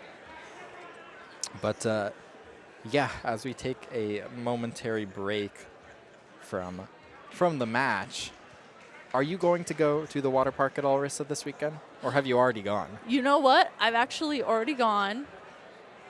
We went. What happened? Oh, all the boys in our group, they all wanted to play water basketball. They get very they into do. that. So the rest of us that don't play that, we kind of went to sit around and watch. And then the water park, that first day 0 was like so empty that we had our swimsuits on and we're like, you know what? Let's just go hang out in the lazy river. So we went and hung out in the lazy river. It was like empty. Is that outside? It's inside, actually. Oh. It was very interesting. nice. It was very, very nice. That hasn't been available the past few years. It's been like under repairs. Yeah. So I need to check that out. Yeah. And I'm not playing today, so that sounds like an awesome thing to do after commentary. I mean, Oh, yeah. it's And then we're going to have the night swim tomorrow. Wait, what? Is that today's today? Saturday, right? Yeah, It is tonight. It is today. I'm losing track of my days here. It's just all becoming a blur because I've been so busy. But yeah, tonight, for those watching at home, there's going to be a specific night swim, 10:30 p.m. to 12:30 p.m. For the gamers only. So last year, did you go last year to that? Oh my gosh, I didn't go in the water because there were so many people in the water, but just watching the chaos ensue was amazing. I didn't go 2 years ago because the line was like crazy and they have like a capacity. But last year it was so funny. The Smashers, I guess, were in the wave pool chanting "We want waves" because Yes. because it's on like a 5 minutes off, 5 minutes on Yes, timer. I saw that. It was very funny. Okay. But yes. Game 3. F.A.S.T looking to take this set, secure their spot in top cut of silver bracket. Are they going to be able to do it? Twister Time has been looking strong so far this set, but they have not taken a game. Will they do it here on Hagglefish Tower Control? Okay, so I'm getting ready. With the way these last 2 games have gone and the chaos that can ensue, I'm mentally preparing to see what's going to happen here. So initially 3 members down. That's essentially now a complete wipe onto F.A.S.T as that last member does go down as well. Eon on that Tri-Slosher does take the tower. They are one of the more aggressive players on their team, so it looks like they took the tower. We're waiting for someone else to take it. Now they're going to push up and surely use that Inkjet up here. Yeah, excellent spot. Eon rushing down Froppy. The blob not able to defend itself quite so well, and that is 3 members down. The tower moving in. There's no one guarding that top right, so the tower may have a little bit of difficulty at this checkpoint here as the hammer from Squidoku comes out, finds a pick onto Fish. That is going to be a dive onto the tower. Squidoku shuts it down. The hammer from Big A Hunk not able to find any mileage or leverage there. So good push to open the game from Twister Time. Excuse me, from F.A.S.T. No, from Twister Time, but F.A.S.T able to come back very quickly. Yes, yeah, you can see Squidoku pushing up with that hammer paired with AJ and Froppy riding the tower. So with 2 members that go down, initially here from Twister Time, will F.A.S.T be able to now push the tower and turn? You know, they are able, the lead isn't necessarily, it's a good lead, but it's definitely not necessarily one that is going to be difficult to get past if F.A.S.T is able to get the right momentum, and they've set themselves up really nicely. They have that wave breaker, they have the rain coming out as well. You can see they're trying to take different angles here to start pushing the tower. The lead is actually so close, and they only have one member left alive. So AJ's sharking up here in this top left area, maybe going to get some jump-ins, maybe going to try and flank. You can see actually Twister Time, gets a jump in there. Twister Time saw that AJ was there, but it was like chose to ignore it. So let's see now if how this plays out. Was it going to be a good move from either side? Yeah, what is some interesting stuff going on as Twister Time is kind of ending up pinched. I didn't think it would turn out so well for F.A.S.T, but they are making the most of it here for sure. The jumps end up coming back in. AJ allows Squidoku back in. The pinch comes out, and now the Paintbrush in this top right. Oh, the tower getting to that checkpoint. This is going to be the lead. F.A.S.T now back in control of this game. Two members of Twister Time end up going down. The Inkjet's going to pop out onto the tower. That is going to be the lead. Toma dancing for some extra points, not able to find it. And once again, AJ in the spot. Yeah, in that spot. Okay, and we see Big Gay and Fish drop down and get that pick.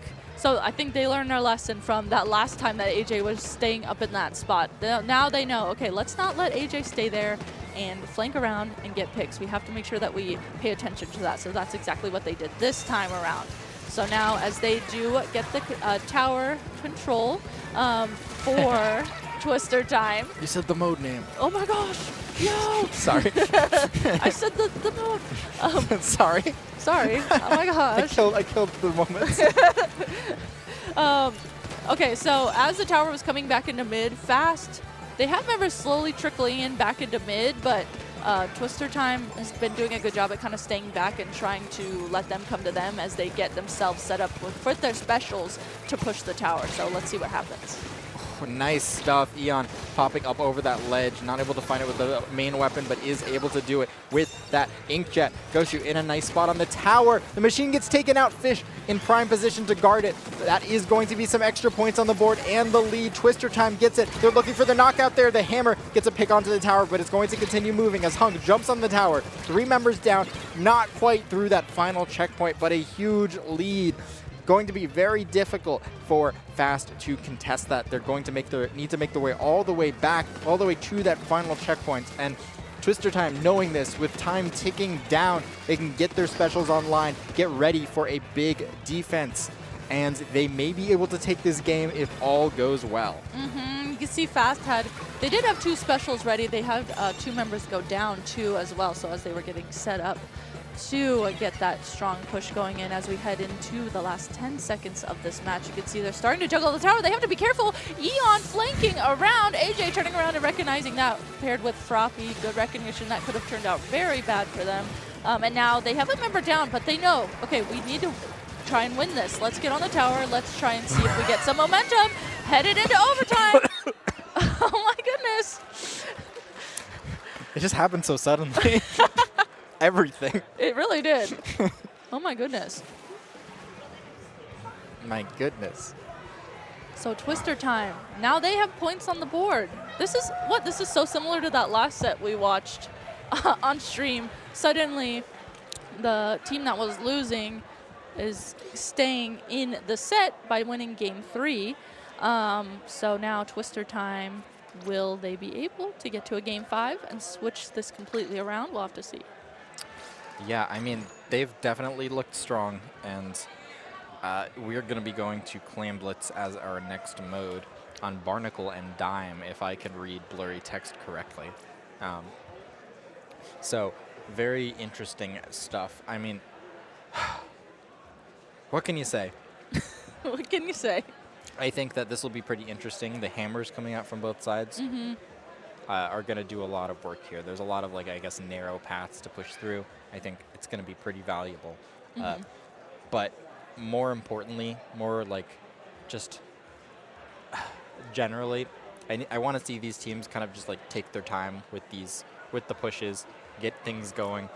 Once both of these teams were able to like get on their feet, get in the right position, the tower followed behind them really well.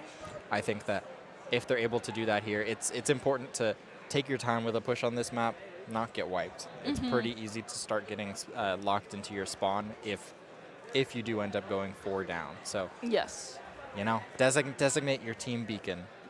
Yes, that's very good advice, especially from the way that each of these teams have been playing. Like you said, once they get set up, they totally know how to play around each other and the specials that they have, but they just sometimes it's difficult for each of them to get to that point. So, yeah, like you said, if they just slow down a little bit, make sure that they don't get locked into their spawn. If the other team is scoring, either team can do great here. All right. Let's take us to a game 4 here. We'll see. Will Twister Time bring us to game 5, or will this be the end of the set? Look at that. We've got a match in blue and like yellow for the entirety of Twister Time, if I'm not mistaken. Oh, yeah. So coming out from their weapons, I guess that's kind of the Splatoon 3 vibe there, but interesting to see those weapons all having the same color scheme there. Twister Time looking to create an opening, and that is going to potentially be exactly what they're looking for as they find an early pick, leading the way for Eon to find another.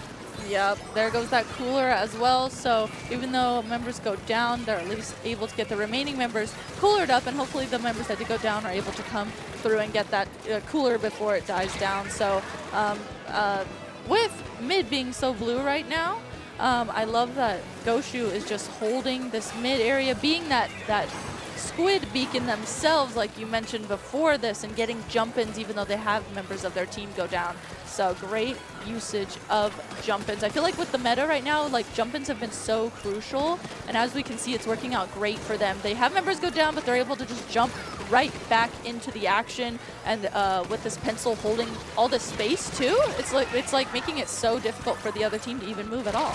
Yeah, okay. I appreciate them not like trying to put the cart before the horse there. They took their time. They didn't just go for a score. They are trying to win the fight more than anything. But unfortunately for them, they don't get into the basket with the clams quickly enough after finding those picks. So they're only going to get that 20 piece out of it. Just 20 points on the board for Twister Time. But still, despite that, they don't go too many members down. They have 14 clams, that power claim online, and they are 4 members up. So F.A.S.T being super aggressive, but Twister Time seems like they're just kind of backing out to play safe rather than just being forced back. Yeah, Twister Time. Just, they're at least, I think they're just in a great position here. There's that inkjet, they're coolered up as well, and they did not get locked into their spawn. This map and mode in particular, if you just get locked out, it's like it can be so difficult to get out of your spawn. So good job on them and just holding this little area in their spawn. Though the other team, F.A.S.T, they have mid now, and it's kind of a swap scenario for what was happening with Twister Time initially, and now mid is just so yellow. F.A.S.T is holding all the space that they need, getting jump-ins back again to hold mid. They just need to make something happen. It's looking a little bit, it's like kind of just scrappy and slow paced right now, but I mean, we talked about that too. Maybe want to play a little bit slower if you want to make sure you can win this map. Yeah, I mean, both these teams are waiting for their opening, right? Yeah. They know diving for the basket is dangerous. They need to make those scores count and get multiple power claims in at once. The hammer is going to come out, but actually 2 members end up going down on the side of Twister Time. F.A.S.T has an opportunity to move forward. Big Gay Hunk guarding that left side. 2 clams making their way towards the basket, but straight into the loving arms of the Trizooka, making their way towards the basket, not able to find the space. Oh boy, that push demolished, just smothered in its tracks, and now Twister Time has space to work with. They have power clams to work with. So much space is theirs, and now this seems like it is a big chance for them to take a huge lead. Ooh, yes, that hammer came out, got a hammer pick. There's that inkjet as well coming out from Eon, gets another pick with that inkjet, and then also their teammates followed up and made sure that they cleaned up the other picks as well. They are able to open up that basket again. There's a few clams here that Eon's able to score in. 2 members do go down, but this is, again, Goshu is just a great beacon for their team and just able to continue to hold space. That's exactly how you want to play Pencil too. Keep holding space, poking at the other team, keeping pain on the board, and acting as a beacon yourself. So good job on them for going all the way back, knowing that they need to get ready for defense with 50 seconds remaining of this match, and no points scored from F.A.S.T. F.A.S.T. is the team now that has to make something happen. Yeah, I mean, don't count F.A.S.T. out here, though. They have a decent number of clams online, or rather, I should say they did have a decent number of clams online, but a couple of nice picks ends up shutting down that push. Now, members of Twister Time at pjackk Hunk and Eon able to clean up mid. Just look at that paint coverage coming out from those two members. Mid is entirely blue yet again. Now, 15 seconds left. F.A.S.T. going to have to scramble. They don't even have a power clam. They have the pity, but they're going to need to make. They're going to need more than that. And they need to make their way all the way across to do so as we head towards overtime. Yeah, headed into overtime here. We can see Froppy on that blob is trying to, use that rain to create space. Toma there's pushed up air on the left side. They know they need to make something happen. It's going to be so difficult to get all the way across the map. Hammer throw comes out, isn't able to get Toma, but AJ is trying to push through with Toma there on the left side. 3 members essentially down. Now that's a complete wipe. It's Goshu pushing up here, and they might just go ahead and score in that clam to solidify the win. Not able to do that, but hey, they did win. They did. Big, big stuff coming out, and now it is really TV time for Twister Time here on the left side of your screen, taking us to a Game 5. I'm not sure. This may be the first. Is this the first Game 5 of the day? I don't know. At least here on, at least here in Silver on stream. This is the first Game 5 of Silver Bracket. Huge stuff coming out. Twister Time battling back, hoping for a reverse sweep, which would be massive for them. Making their way to top cut would be huge, but F.A.S.T., we saw how strong they were the first couple of games. We know they want it as well. Yes, totally. My gosh, these sets have been so close. Silver Bracket popping off. This is so fun to watch, I think. I mean, I just realized. What? F.A.S.T. is their tags, their initials. Oh. I don't think L.O.V.E.M.UF.F.I.N was their initials, but this is their initials. F.A.S.T. Wait, Froppy. Froppy, AJ, oh, okay. Squidoku, Toma. Wow. You're right. How often does that happen where your team's first letter of everyone's name spells out a word? Not often. Yeah, there's another team like that, right? Wasn't one of the Chara teams? Yeah, there was. I don't remember what it was. But was it Climb? Oh. Yeah, what was that? Chara, Leotos. Something Mecha. Yeah. Yeah. There's a couple. Yeah. I think I like when teams do that. Me too. And it spells a word. Yeah. It's fun. It is fun. I like that too. Right? It represents the team unity. Yeah. Right? Especially, I don't know, sometimes it's hard to come up with team names too. So it's like, yeah, you can just rep your guys' first letters of your name that spell out a word. Heck yeah. Okay. Game 5, Fusion. Game 5. Game 5. This is going to be it, regardless of who wins for our silver brackets. For our silver bracket pool. And here we go. It is going to be Umami Ruins Splat Zones. All right, looking at these comps, it looks like everyone's pretty much locked into what they previously have been playing. And both teams here rushing into mid, taking that top mid immediately. It was that Tri-Slosher versus the Paintbrush. Toma there on that Paintbrush winning that battle. And I feel like a lot of times it's pretty crucial to, at least initially, to get a strong starting push to get that top mid area. But 3 members actually go down now. And Twister Time did not let that losing that fight for top mid slow them down. They have now got a complete wipe onto the other team, have the zones, and are pushing up. Yes, they are. Twister Time. Nice start to this match here. They do have all their members up. They have Cooler, so hoping to perhaps get a fight sooner rather than later, but I think it may expire before this next fight starts. Nice Zuka, but not watching this their side. Wow, 2 hammers coming in from both angles there. Despite that, Twister Time hanging on to mid. They still have the zone. Some nice plays just circling around, clearing the path. The hammer and the Inkjet deadly combo. Fish moving up with the Inkjet. Ends up getting taken out. The Jet finds a pick. 2 members down. Twister Time has an opportunity to end this set here. They do. They're watching all angles right now. They're making sure they're watching the members of F.A.S.T dropping down on this right side. That it's looking, I don't know if F.A.S.T is going to be able to get in the zone. I'm pretty sure they're not going to be able to. There's that rain to try and stall it out a little bit, but it didn't help. And that is going to be set Fusion. That's the set. The reverse sweep coming out. Twister Time, after losing the first 2 games, battling back. Oh my god, that's so cute. A team hug. They end up making it. They're going to be going to silver top cut tomorrow. Huge stuff. That was awesome.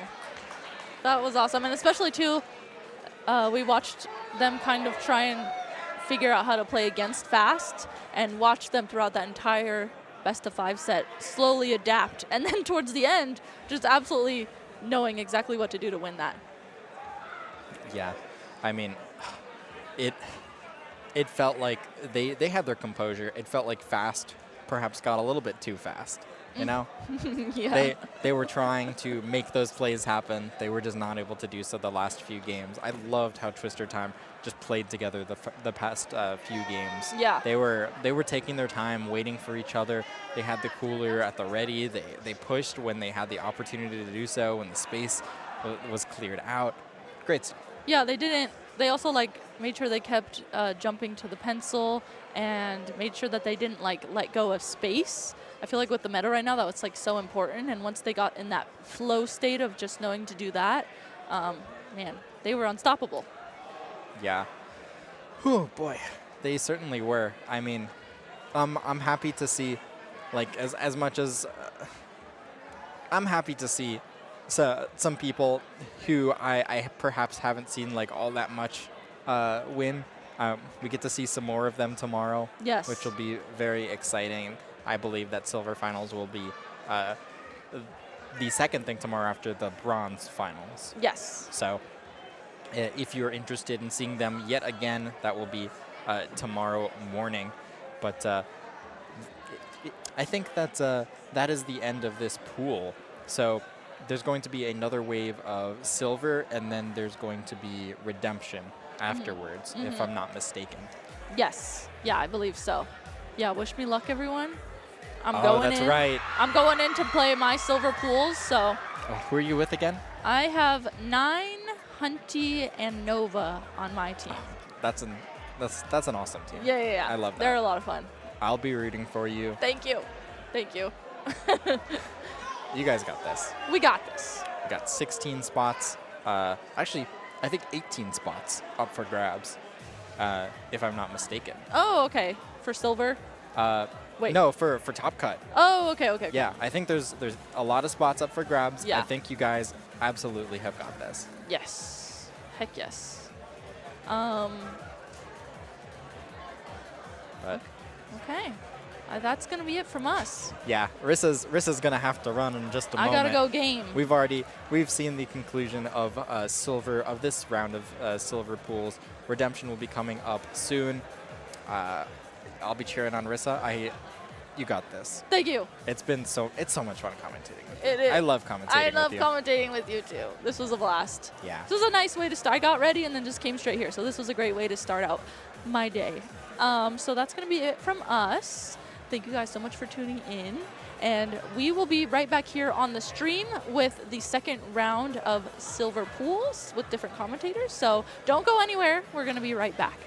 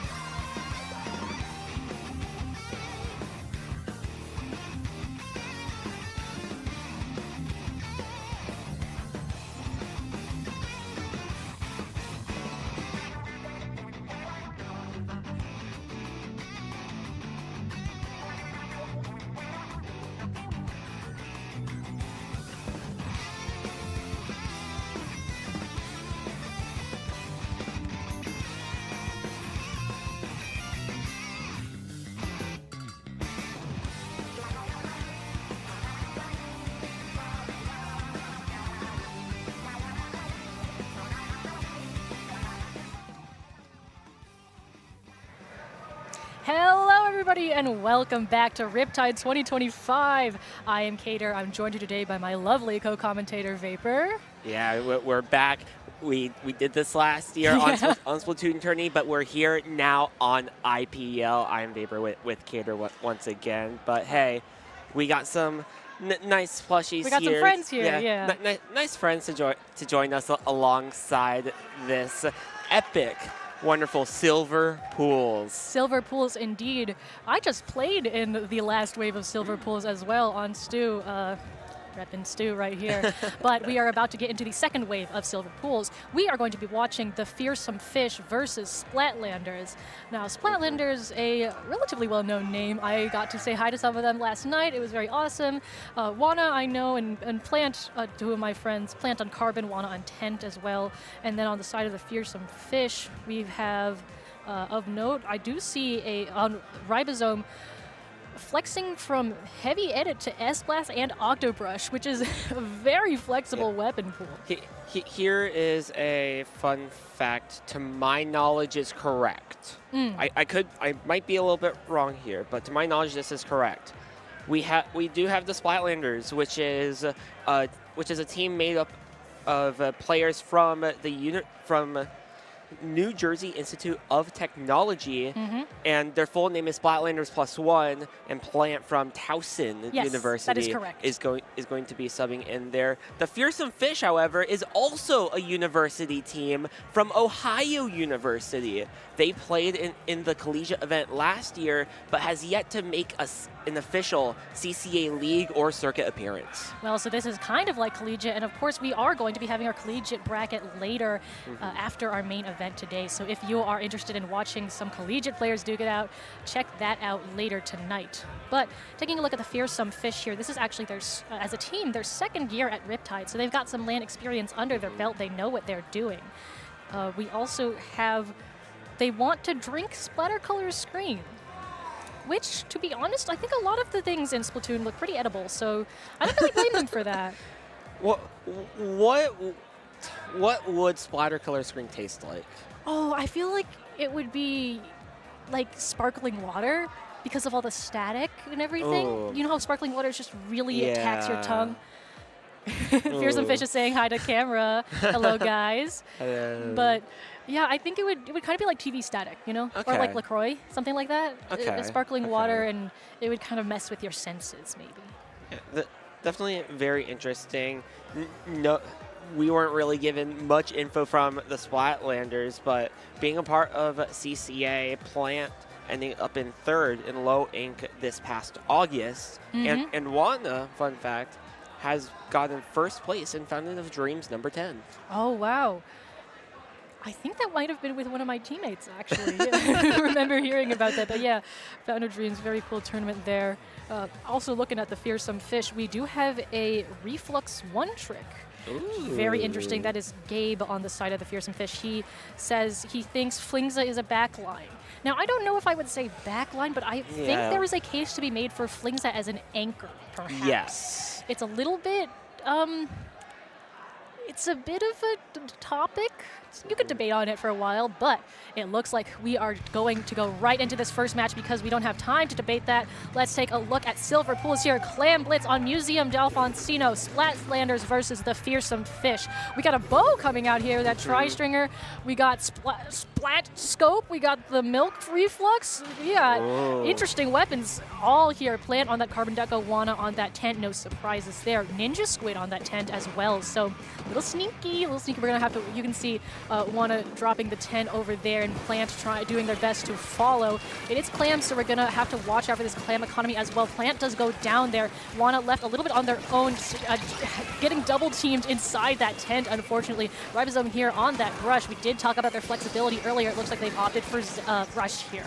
Yeah, Brush with that Kraken can definitely help open up some opportunities, and with that Tactic Cooler, an opportunity could be made here very shortly. Kraken on the line, but with that Zap going down, that's going to slow down the Fearsome Fish just a little bit more. Jesse, on this Bubbles Tri-Stringer, the brand new one with the Inkjet, is able to find one, getting that Zap down. Game now on the other side with that opposing bow, the Reflux, as you mentioned earlier, just keeping paint down, trying to be a little bit of a skirmish here. right now. It really is not every day you see Bo v Bo, but we're looking at a push here from the Fearsome Fish. Ribosome, this Kraken getting a pick and looking to take some more space. Another one. We got the Vac coming in, and that is a Clam in. We do have the Jet popped, but that Zap does go down. Jet does get a pick here, looking for another. Gets that assist on Ribosome and trying to get full petty as they go back. So 57, a good place to be. Getting past that 60 benchmark on Clams, and it looks like they're already getting 7, very close to another ball there. Yeah, Zuka ready for Wanna on this Tentabrella. I wouldn't be surprised if we see it very shortly. Try to open up a play, especially with a few specials going to be coming online very soon. Cooler out from the Fearsome Fish. In the meantime, though, Plant following this Tentabrella shield and going after the Reflux pops Booyah Bomb out of a little bit of a panic. Force back, Inkjet out, 1 down on each side, and it's going to be Splatlanders trying to make an opportunity, and what an Inkjet there by Jesse. Oh man, absolutely eating that Inkjet shot, and Jesse is pushing up now, has that power clam, and up with the rest of the team, just running right past that Octobrush, getting the ball in, but does go down. Plant is there, trying to clear some more space, so is Wanna, but Plant goes down. There is the Zuka from Wanna, doesn't get the pick that it wants, gets a trade, but not able to get any more clams, and they have the ball from their teammate, but it is not quite fast enough, so we are now standing 57 to 77 with also a 10-point penalty difference between these two teams. Yeah, Zapier just trying to keep the paint down, slow down all of that Carbon, trying to move in through their own ink.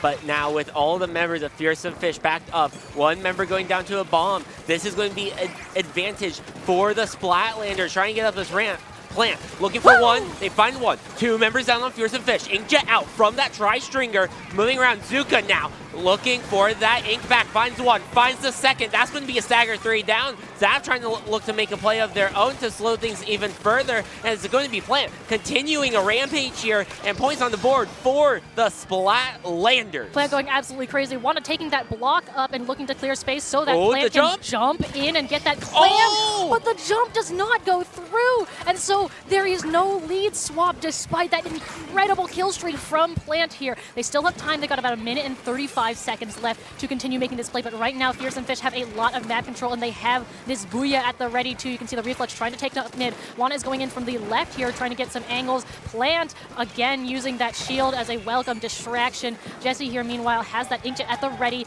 is going to push up with their team. Yes, there's the Booyah versus the Inkjet, and the Cooler coming out. All of these specials pop, and that is an Inkjet indirect. Another incredible Inkjet pick from Jesse, and you can see Ribosome going down there too. Plant, unfortunately, also trading their life. The Zap here playing incredible defense and just not letting anybody pass this ramp, and they're also, again, at another Cooler. Yeah, popping that Cooler, regroup here and work together with the team. They'll have Ink back soon, but Splatlanders having heavy control of mid 3v3 on the field. Carbon looking to move forward, but with Gabe stuck in that corner, it's going to be Chris that knows.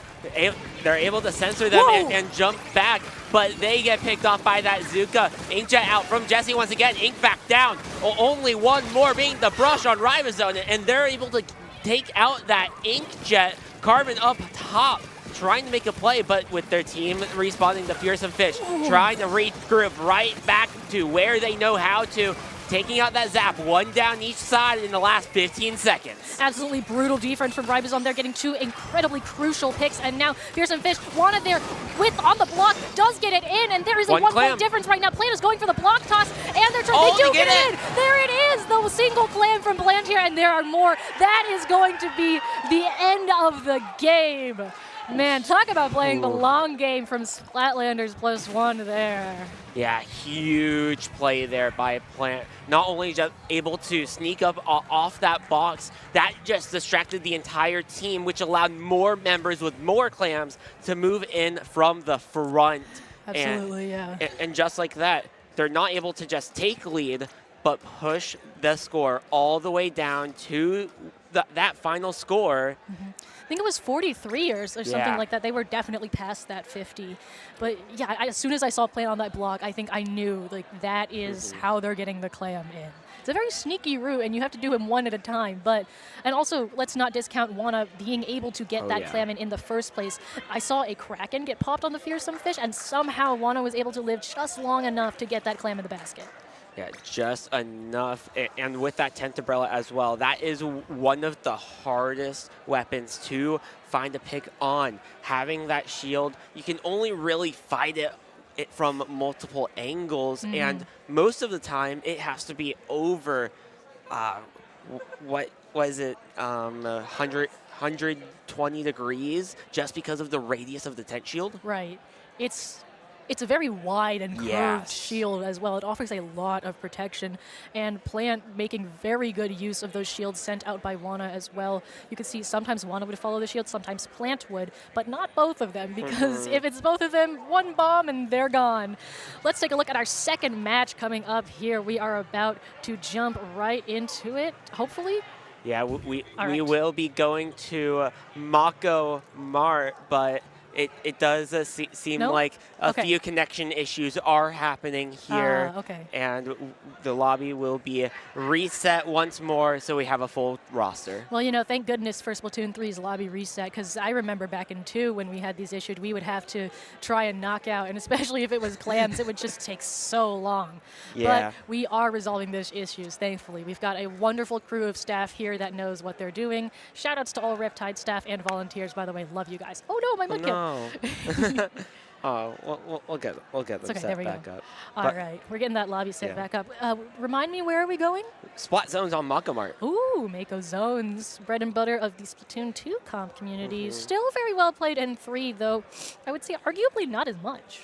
Oh yeah, definitely not as much, because there are many other maps that need to be played as well. We have 24 maps that are commonly used, 25 total, compared to Splatoon 2, where we only had 24 maps, and many of them weren't really used in events. Yeah, a lot of them were seen as competitively unviable and just not fun to play, so they weren't used. I will say, I do think that the classic Zones map here in 3 is Robo-Ramen, which we don't have in the Riptide map list right now, and I do kind of understand that, because Zones really is the only ramen mode that gets played a lot, so I don't blame organizers for not having it here.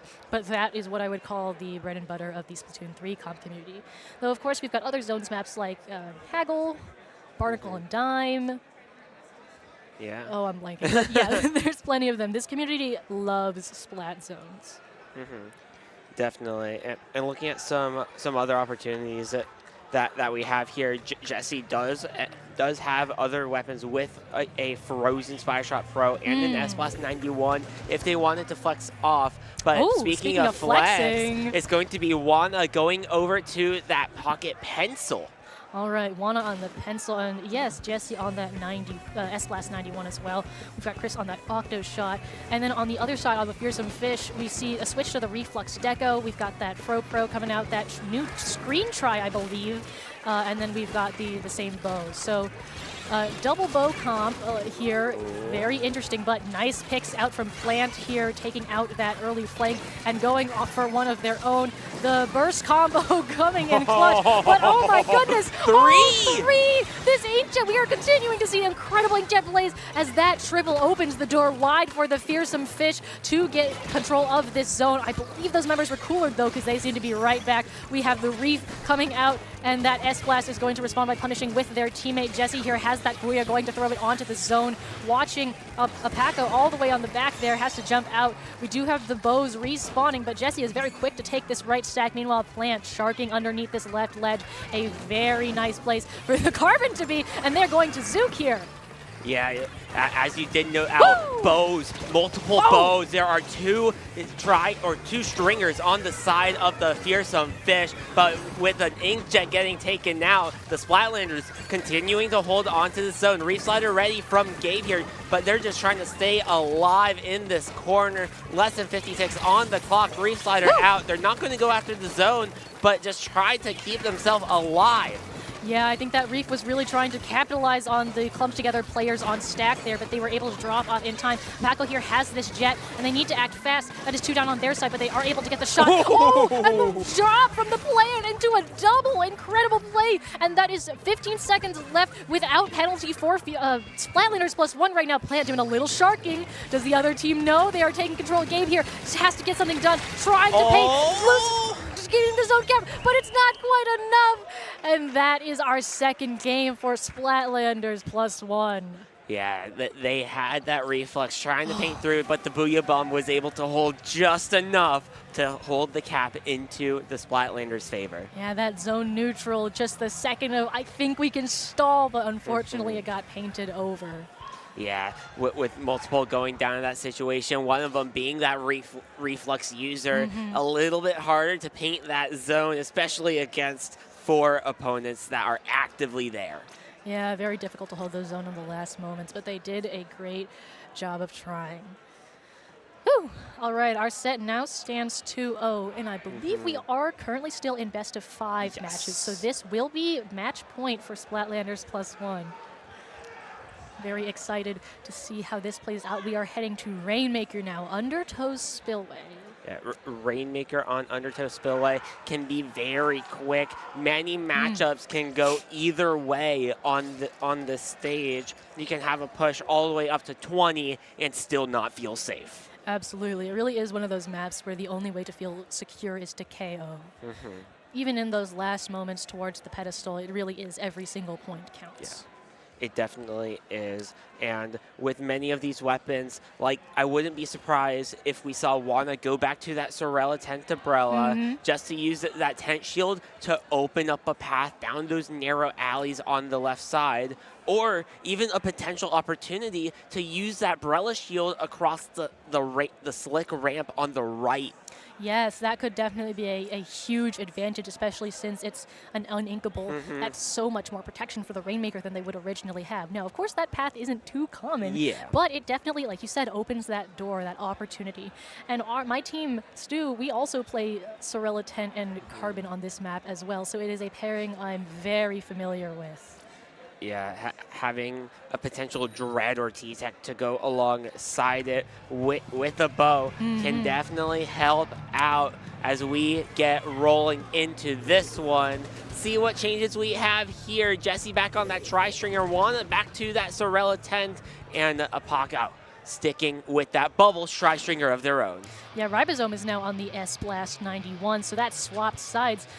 We also have Chris back on the Zap as opposed to the Shot before. With 2 bows, I'm a little surprised that Fearsome Fish didn't get that pop and lost one to the pop as well. You can see Wanna squidrolling out from behind that tent to use it as a shield for grabbing the Rainmaker, and very quickly Splatlanders +1 is going to take this to the first checkpoint with what looks like very little resistance. Yes, Fearsome Fish are cycling over to this checkpoint. That's Cooler out as well. Very nicely placed, and they get pop as well. Jesse is popping this Inkjet to get some ground. Wanna using that shield again, moving up with it, have the Rainmaker forced to move back a little bit, but still forcing a jump out. Paco also on this jet, looking for a pick, not quite getting it, and Plant here is going to look for some picks. The Rainmaker, they took that overhead path as well. Looks like they were a little distracted, and that is a double from Plant as well. Jesse is still here holding ground, and so is Chris, getting a pick as well, and likely going to get jumps in from the other team, or from Splatlanders. So yes, there you go. You see Wanna, you see Plant going in. Very much a heated match because cleanup was not complete, and now we are still seeing the Splatlanders hold ground here. Yeah, Plant trying to go for the pick and then pick up that Rainmaker, but ends up falling just short to that reflux. So the Rainmaker will reset in the meantime, forcing Splatlanders all the way back. Again, 18 looks like a great number, but at any point the Fearsome Fish could do have a very similar push, and so they are not safe yet. Incredible picks coming out from both sides here. Jesse has that the Cooler on them and has that Inkjet. Won't be surprised if we see that soon. You can see the opposing bow. A lot of bow v bow conflict here. There is one Inkjet coming out from Paco here, looking at Wanna and the tent, but Wanna so well-versed in the hitbox of that tent, unfortunately getting jumped by Gabe. There we also have the Booyah getting popped, and with that, definitely a potential opportunity there. Paco finding a pick, Plant using this Zuka. They're trying to open up this left side here when the right side's also wide open. Wanna trying to hold him off. Gabe on this Rainmaker, try Zuka out, looking for one. One goes down, being the Zap on the side of Fearsome Fish. Inkjet out to support a push, but they end up going down. Gabe getting surrounded here on 3 separate sides in a corner, and that's going to be a delayed wipe. Tri-Stringer having that Inkjet ready to go in the hands of Paco. but let's see what will happen here in mid. Yeah, looks like they're going to use that and try and clear out the Rainmaker. Almost getting the shot there, looking for Unwanna, but split focus a little bit. Not quite able to get the in-range. Oh! What an inkjet shot from range! Wow, I called that too early because my goodness, there we go. Plant is here with the Zuka attempting to get something done. Clips it out, there it is, there's the double. What is with these players using their specials here? Incredible. Gabe able to get that pick on Plant, but we do have Wait. the Rainmaker is going up. That's Chris on the Rainmaker. They're so close. I think they got it back to 18. We are all the way again in the spawn of the Fearsome Fish. They get the pick. Plant finding two. Plant two. looking for a third, but falls just short. It's going to be a pocket to pick it up. A jumper in would be Chris, and they're going to stay back, but one going down behind. Watch for another potential jumper, but it does seem like they will end up going back to their team to hold that front line. You can see Juana's tent approaching menacingly. Apako having to back up a little bit, but that tent gets shredded, and Gabe is the one to take that pick. Getting taken out by Jesse's Inkjet, now looking for Apako. How the turns have tabled. We've got a wipeout on the side of Splatlanders. With just a little over a minute remaining, Plant, you can already see with this Zuka is going to go up this side area again and just look to do the exact same thing that he has done before. Again, well-versed in this. We will see how the Zuka goes for him. Plant trying to play around these ledges to open up, going around the grates to clear out this top side with two members down. It is looking advantage. Flatlanders, Zuka one, and they end up getting the knockout. Deserved celebration there as the Splatlanders will be going up 3-0. 3-0 indeed. Incredible fights from the Fearsome Fish, and we saw some very good individual moments as well from Ribozone, from Gabe, from Apako, especially on those Inkjets. Both of these Inkjet players really just a menace on the field. Definitely. A lot of Inkjets, and that was probably the name of this game.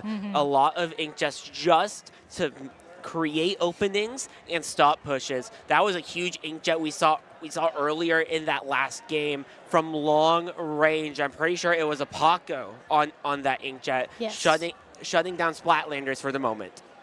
Yeah, the range and honestly just view of the battlefield that Inkjet offers you is sometimes, I think, very underutilized. So I really like seeing both these teams use it to their full potential. We're, of course, seeing, I think, some pictures and some celebration from both sides. I'm glad everybody seems to be in high spirits here. That's what Riptide is all about.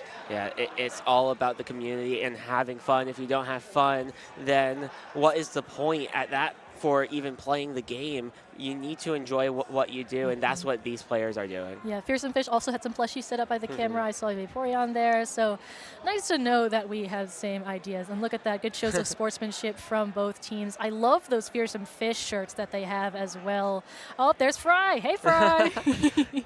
I saw them earlier, and I saw Fearsome Fish earlier, and I was like, are they actually matching with like the entire shirt? Like, I thought it was just all orange shirts all over the place, but no, it's just a Fearsome Fish brand. I know, that neon orange is very, very eye-catching.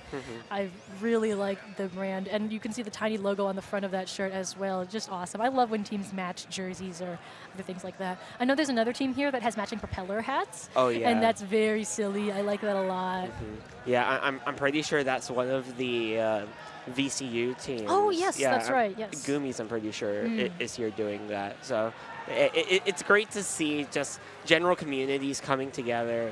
And I know I talked about this a little bit yesterday on my own cast, but finding people in your area, in your local area, can definitely help out with support. Yeah, there's a lot of LANs and small local events popping up. Going to them and supporting them really, really helps the community. Seeing everyone and having the energy in person is just so different from playing online. I know we have an incredible online community, and all of you watching at home are part of that incredible community, but if you have the ability to show up to these in-person events, it makes a huge difference. It definitely does, and there's a few teams here at this event that are just pickups from the general communities as well. Yeah. I know there's a few people from H-Town that is here. I'm pretty sure there's also an Arizona pickup. Oh. So yes, a little bit of travel away, few time zones and such, but they're here, they're having fun together, and they enjoyed it at their local and bring the enjoyment to a major. Yeah, I'm glad. And Riptide as a major for Splatoon has grown so much. This is my 5th one so far, and the growth that this community has that I remember from that first year to being moved to a much bigger room, having, what, 500 plus attendees, including spectators, having 2 streams, which is one more than the first year. True. We did have a side stream last year as well, but it's just incredible. Yeah. Well, It's just an incredible place to be. If you haven't been to a LAN in your area, make sure to definitely find one. But in the meantime, this set was done pretty quickly. We have a few minutes to wait around, so don't go anywhere. Round 2 of Silver Pools coming to you shortly.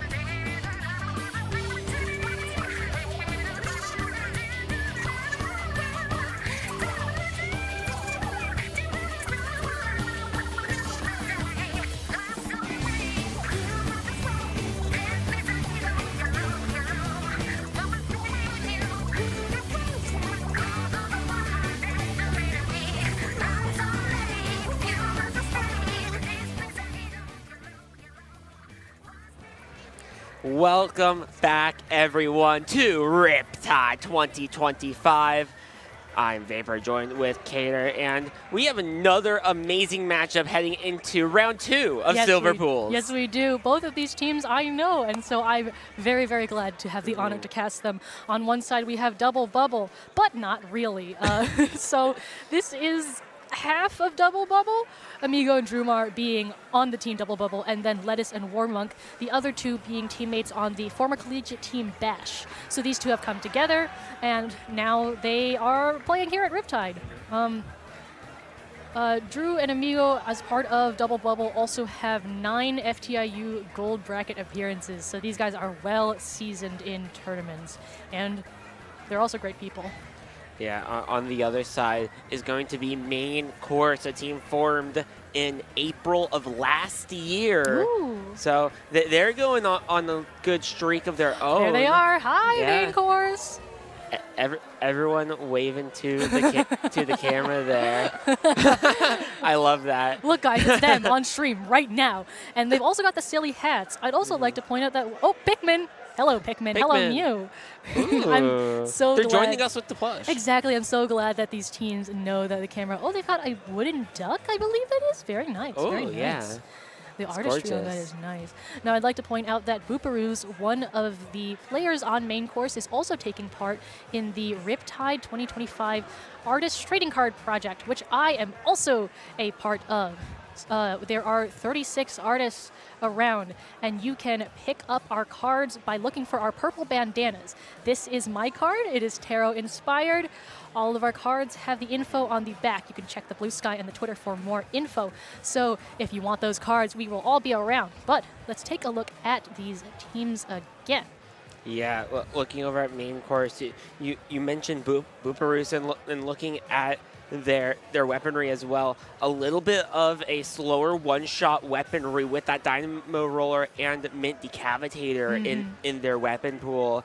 Jay looking at a little bit more of a skirmish option with that Splatana Wiper and Slosher Deco potential option. Ooh. With Rare being more of that support player, having the Planet's Big Swig and Frozen Splattershot Pro. Speaking of Frozen Pro, on the side of Double Bubble, not really. We've got Lettuce, who is more known for V Junior play, but when Frozen was released, did pick it up and has been playing Frozen Pro here at Riptide. I saw her get some great shots on it earlier. And Drumar on that headed and decav combo as a fellow headed main. I gotta appreciate that. Let's get into our first match. Tower Control Undertow Spillway. The crowd is excited. Let's take a look at our comms tier. Boop on that new Dynamo. Ooh, so we're going to see some point sensors and killer whales. Double Bubble chanting their team name, getting amped for this. We've got Drummer on the headed, Lettuce on that Frozen Pro, and we've got the new Octobrush. We do also see that Slosher Deco and the new Wiper. So Main Course with those great, very interesting weapon picks here.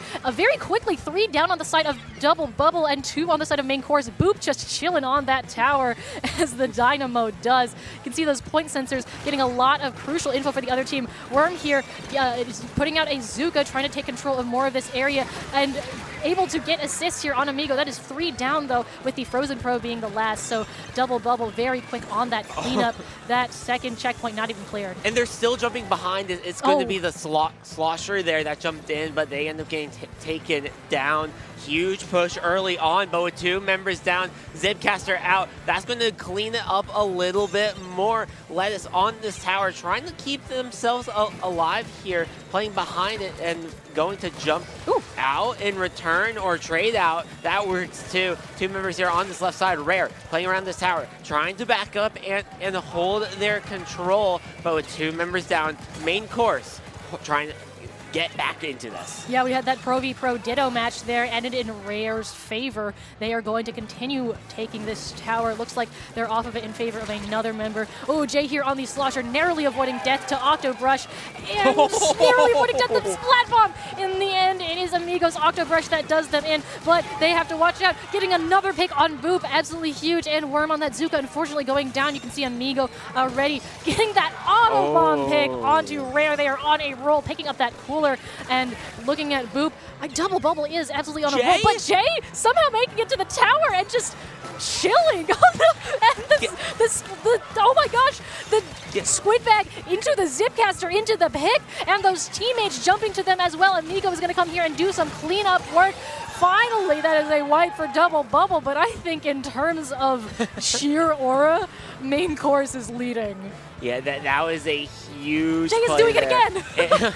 Zipcaster back into the spawn of main course, but it's going to be rare. Try to move up this left side, able to find the pick onto the Octobrush, looking at the tower, but going to get cleaned up by Drumar, popping that cooler. Jay trying to play towards this left side, but Drumar chasing with a friend, and they're going to be able to find one, but in sacrifice of 2 members. Hammer ready onto the tower and is able to punish. It's going to be Worm trying to move forward with that Zuka, but they're going to get taken down by that Commons Octobrush. It is an absolute ink bath here on the field. These teams are getting their members back. Boop popping those whales that you can see forcing Warmonk off onto this right side where Boop can start flicking them. The vertical flick, not getting the full pick, but able to follow it up with the horizontal, getting that pick on Drumar, getting though immediately taken out by Warmonk. Great teamwork there. Has Zipcaster at the ready, is going to opt to go around here, double team with Lettuce, and do very well here. They'll take tower for their teammates, and I expect to see the Zip relatively soon right onto right into the Dynamo swing.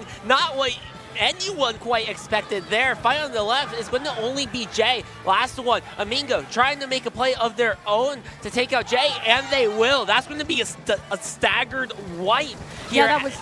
And Double Bubble going to take the second checkpoint. Dynamo going down once again. One behind is going to be the wiper. Zipcaster out though, trying to make a play of their own. That's going to be a full wipe out this time. Double Bubble moving through this third checkpoint. You can see how quickly Amigo and Lettuce move up here into the spawn. There is the Kraken from that brush, takes out Rare, going for Boop, who gets a double on that tower. That Kraken, but they get it anyway. The momentum on the tower in Double Bubble's favor.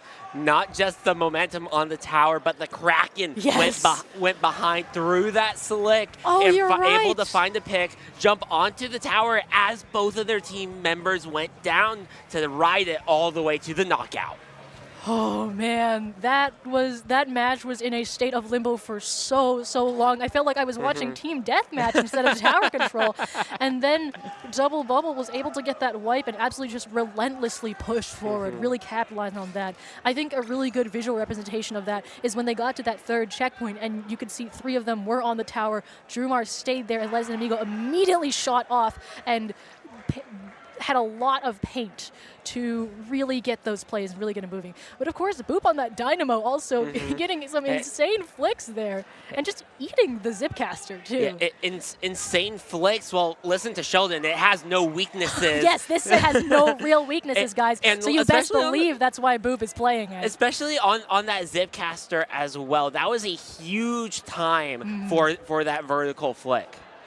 Yeah, they're doing incredibly well. I appreciate any good Dynamo player out there. That weapon is not one of the easier ones to learn, and they are handling it very, very well. It is, honestly, for all of main course, it's so lovely to see these alternate kits and some weapons that you don't see very often at all.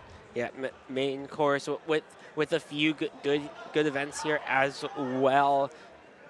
First place in the bronze bracket of Shark Tank Shallow Waters number 7, and place one above our seed in Riptide 2023. Hey, not bad. One above your seed is still above your seed. That is true. And that's still a win. Well, they're back here at Riptide 2025, so we can see maybe they'll place 2 above their seed this year. Hey, we will see how they roll. And under our fun fact, additional information, I have to point this out that Rare has NA, and it says to make sure to read this out loud. Well, Rare, you didn't fill out your information, and so it is not applicable. But Rare is still on that Frozen Pro. Boop switching to that Vanilla Dynamo for the cooler option there. Jay on that Vanilla Paintbrush, and then we're going to stick on that Wiper. So, again, some interesting weapons here. That pop is going to go to Double Bubble, and we do have, I believe, the switch to the stickers stamper as well. So there you go. Oh, Amigo here going for that pick on Rare. Boop is a little bit alone here. Oh, looking for the pick. Picking up the Rainmaker. That, even though that is a wipe, these members of main course are diving for this objective like their life depends on it. And who's picking up the Rainmaker? It is Amigo. That Octobrush, not not the most common Rainmaker pickup, but hey, they got it through that checkpoint. And another wipeout for the members of Double Bubble. They are going to get this with the Booyah. Drumar is going to take this squid roll and drop directly onto that. We have the Kraken as a shield. Drumar trying to get it onto the checkpoint, but no! That Kraken, they get taken out. We still have the other 3 members here, but that is Pop. All of those missiles. The rear goes down and Wyrmwind dunks it for a second game. What a play there. The missiles helping with that dunk, and then one dive right through to sneak that Rainmaker to knock it out. I knew missiles painted a lot, but man, I feel like that is so much more than I actually realized. You could see there was like 12 missiles. I think they were single targeting whoever was there. And so they all just landed, helped pop the Rainmaker, and painted the checkpoint. So a beautiful, if not a little unexpected use of missiles there. Yeah, it was just enough as well. Like, it didn't get much paint on that knockout checkpoint, but it ended up being just low enough to be able to jump up and be able to climb that pedestal. Yeah, sometimes that's all you need with Rainmaker. Getting on that pedestal can be a little finicky, as I'm sure anyone who's played knows, as they've tried to break a checkpoint and have gotten killed right before they can do it. In fact, I was playing yesterday and I missed the Rainmaker when it was right by the checkpoint, and so I swam on top of the checkpoint without the Rainmaker, and I had to drop back down and get it. And I went, oh, I hope nobody saw that. And then my teammate, as soon as the match ended, said, I saw that. I went, oh. It's so over at that point. It's so over for me. If you make a small mistake like that, you know you're going to get memed on about it for the rest of the day, if not the entire month. Yeah, I'm the heavy edit player on Stu, so I'm the designated Rainmaker carrier. I wouldn't be surprised if there's a lot of jokes at my expense. All right, let's take a look here. Match point for Double Bubble. We are heading to Haggle Zones. Rolling right back out with that Stickers Stamper and the Boop switching over to that Decavitator. And we've got Jay back on that Slosher Deco, so we'll see how that Dark Zipcaster fares here. Boop, I think on that decav, those bubbles are going to be crucial for keeping the zone here. Oh, and 2 go down very quickly. They lose the brush as well. All 3 Boop here being the only one alive, and they're going to get some jumps in. They're going all the way. I think they're possibly looking for safe jumps and maybe a little flank here. They're going to fight Wyrmwind on that Sticker Stamper, and with the Stamper Ditto, it is Wyrmwind who comes out on top, going to fight another Stamper Ditto, and that is resulting in a trade. Double Bubble is well in control of this zone right now, with again Boop being the only one left alive, and you can see how far Amigo is onto that plat area with the support of this Booyah from Wyrmwind. Amigo is absolutely going for it. Worm trying to get here on the right side, but Wyrmwind immediately calling them out and not letting them breathe. Meanwhile, Lettuce just calling out Boop's drop, has the missiles as well. Rare is going to the zone though, and Jay manages to take it. That is a cap from behind, only 44 for Double Bubble right now, and Rare with these missiles as well. Crucial information, doing a really, really good job of staying around this zone here. Yeah, they were able to sneak right behind on that flank and get the cap right off of that. So with that jump, that's going to be a full wipeout in favor of Double Bubble. Main course trying to regroup here out of respawn as they look to take another addition into the penalty. But here is the Kraken heading down right for going after Jay and Wyrmwind, getting Jay. Oh, man. And it looks like Wyrmwind trying to get onto that zone, but getting called out by Drumar and Lettuce. Teamwork there. Boop, though, getting a pick. Has to bubble on the zone. Looking behind them at Amigo. Gets another pick. Gets Jay in the jump. And that bubble is so crucial. Drumar is there, though, and gets them as the bubble is expired. Just taken out by Jay, but that is a trade. Worm, meanwhile, driving Lettuce off of that zone. Has that Zuka as well. Lettuce goes down, but the zone does not flip fully. And so we still have no penalty. Amigo here on that brush. Does take them out. Jay is the only one left on the zone right now. They also get taken out. That is a staggered wipe. We have the jump in, but it is being camped. Boop not able to find anything here on the zone. And with that, I think that may be it. Yeah, just enough to hold on. Trying to go for the neutral, but not in time. Oh, man. It's going to be Double Bubble to bubble up in this 3-0.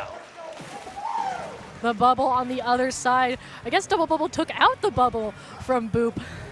But you can see some well-deserved celebration and waving. There they are on the main stage.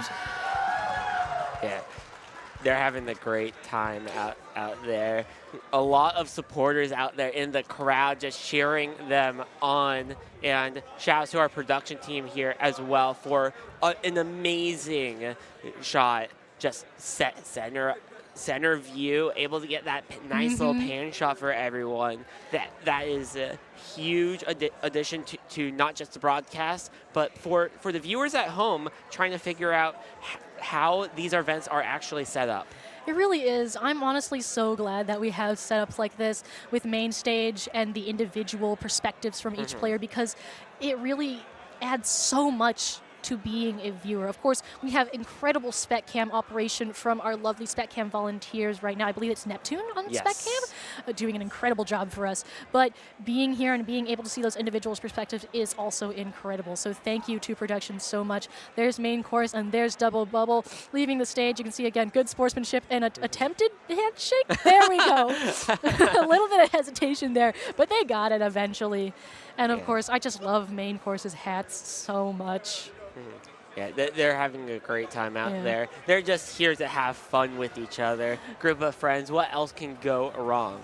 It's honestly wonderful. I know Boob also has a giant lollipop, which is so funny. I love seeing them around in the venue with that. Yeah, it's great to see, and especially for pickup as well, which is what Double Bubble it is listed as. Like they are still here having a great time and getting the wins that they want.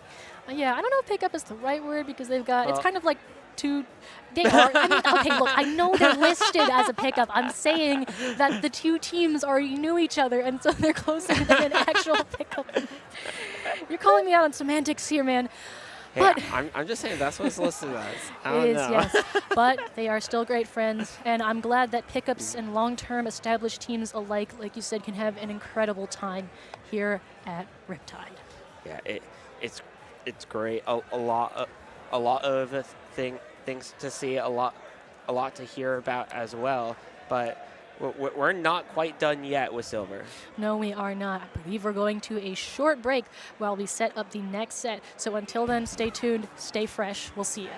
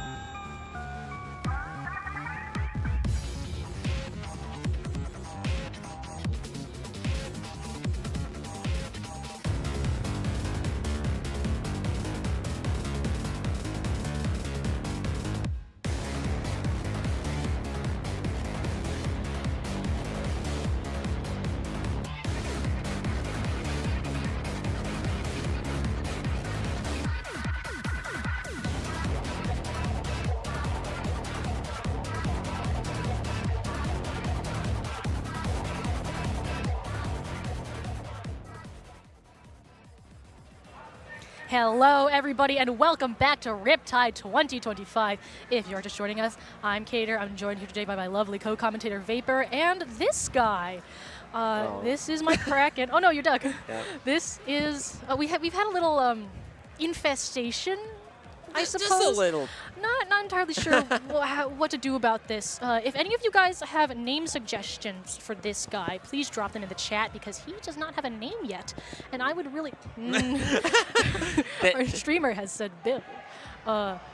So far, I've gotten Bill and Kevin. I feel like we're on a little bit of a pattern here. All right, let's give this guy a break. Bye-bye. Yeah. Oh, no. All right. Doesn't want to stay on my head. We are on round 3 of Silver Pools right now. We are about to see 2 more teams that I know very well. On one side, Black Glitter, who some of them are my roommates. And on the other side, Commentators. And I love Commentators, being one myself, if you couldn't tell. Ooh. On the side of Commentators, we've got Nova, Rissa, Nine, and Hunty, those being retired, quote-unquote retired players and commentators in the scene, very well known. On the side of Black Glitter, we have some members of the collegiate team Bash, which we saw the other half, Lettuce and Warmug, on stream just a second ago, and now RNG Panda and Nemo are the other half of Bash that has since disbanded. Black Glitter was a pickup group that became a team, the other members of this being Lucky and Arctan on the Undercover Brella, which is, you know, a weapon pick of all time, but he really makes it work. C- is joining them for Riptide as well, and usually part of Black Powder. Oh, yep, wave to the camera. Usually part of Black Powder is Shoes. However, he was playing with us, with Stu, today, so not on Black Glitter. Yeah. However, we do also have Lucky, an incredible table turf player, very, very competitive, has put out a request to either play table turf or trade cards with them. Yeah, these players on the side of Commentators, though, have a lot of experience. Yes, they do. Not just as players, but in the scene in general, casting for a very long time throughout. And one thing Nine told us directly, he said, we're probably worse at the game than you, but we're probably better than you think. Also, I think Rissa might be an assassin. So, what type of lore do we have going on with Rissa here? Well, you said these comps have been in the scene for a long time. I'm sure that means they've had a lot of time to build stories and lore. So perhaps we will get a glimpse of that. And of course, Commentators, Nine, Hunty, and Rissa, like you said, being long-term friends from the scene. M2 Nova joined them through a mutual 8th server, and now they are playing here on the stage. They've also got some notable achievements under their belt, with Hunty being finishing 2nd place at the Collision LAN, Rissa winning Ludi Div 2 Season 13, and Nine and Hunty being together as Canadian Grains at Squidstar in 2017, which is an incredible name, and Nova being a solo fiend. So hopefully those mechanical skills from solo really shine here. Of course, on the side of... There's the crowd. I don't know if you can hear them, but they are getting hyped for these players on the main stage here. Now, I mentioned this earlier, but Archan does, in fact, play Undercover Brella. He also plays Splash and Big Swig. Undercover and Big Swig being, of course, weapons that are not very commonly seen. But he really does make them work, and it makes Black Glitter have a very interesting play style.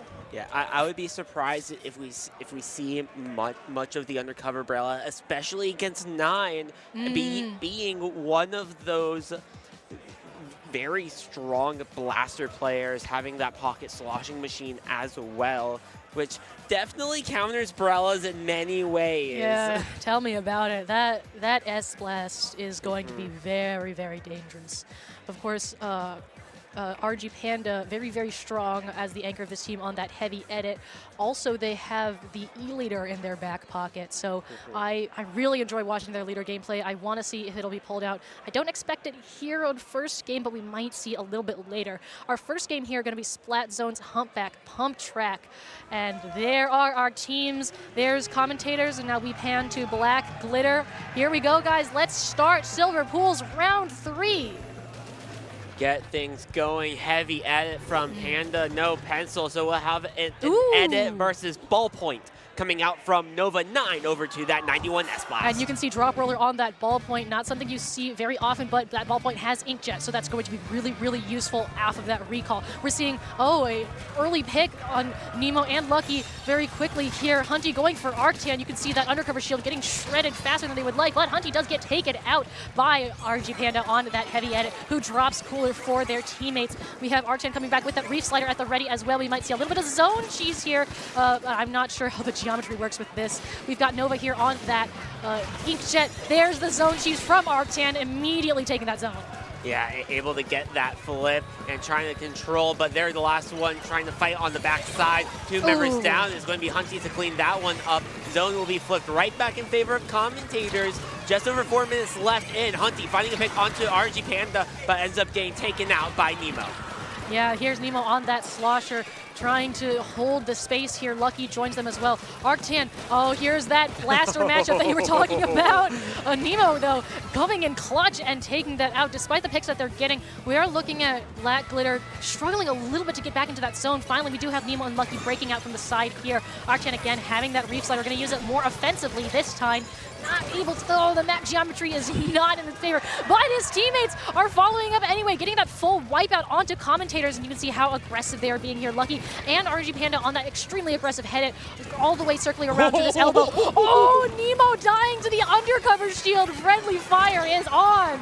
Yeah, unfortunate death there, but it's going to be Lucky to clean out a little bit more with that Trizuka, finding a pick onto Hunty, and able to shred that Booyah Bomb from 9. Trying to hold on. It's going to be Commentators working around this right side. Inkjet out from Nova, working with Hunty. Nemo going down. 2 members down on Black Glitter. Moving forward is Hunty, trying to make a play towards this bunker. Able to find Panda with the bomb, but it's going to be Arctan forced to jump out.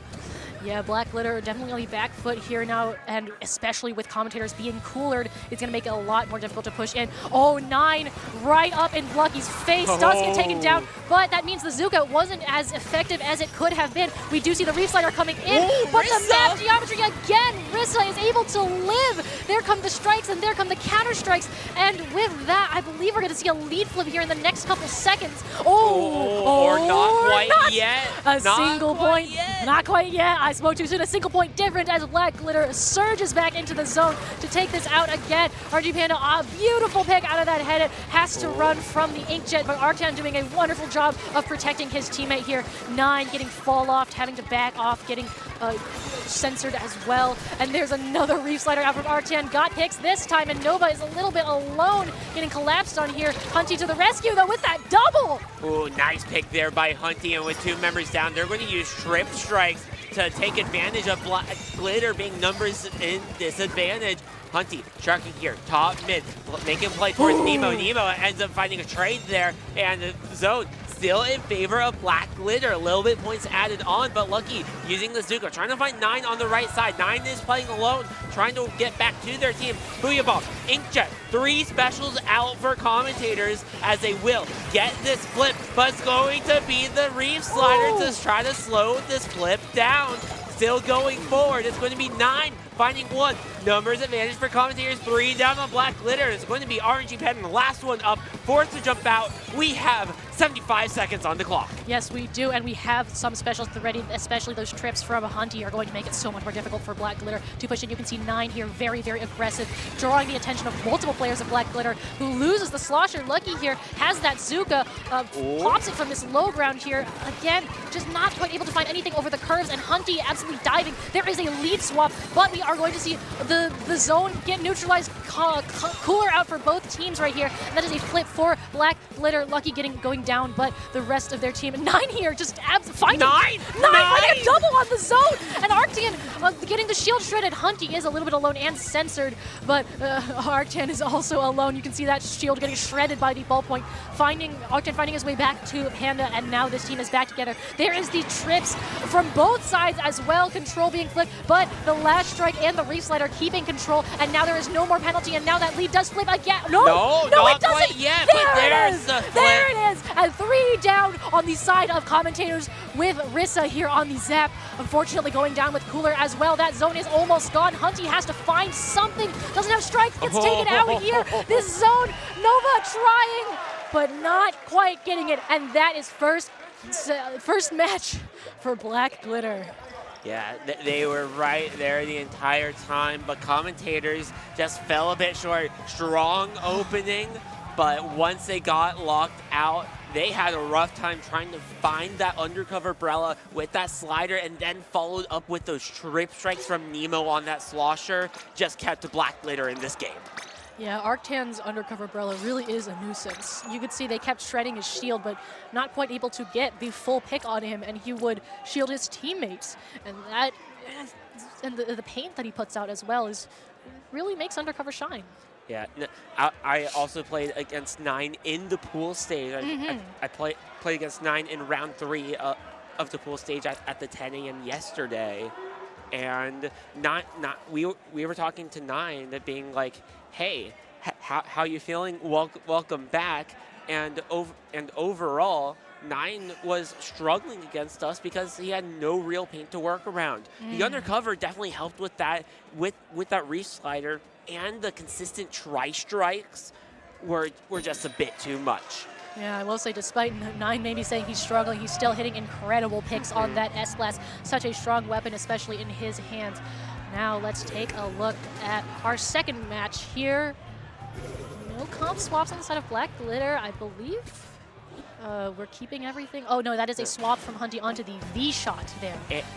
Yeah, a little bit of changes here, but overall mostly the same. These players know what they want to do as we head into the Rainmaker neutral play. And it's going to go pop into Black Glitter's favor, but with that re-slider ready, they're going to try to hold on to make a play. Rissa pops that tactical early on, but with 1 going down, re-slider from Arctan, that will find 2. Numbers advantage for Black Glitter, but they're going to go into numbers neutral.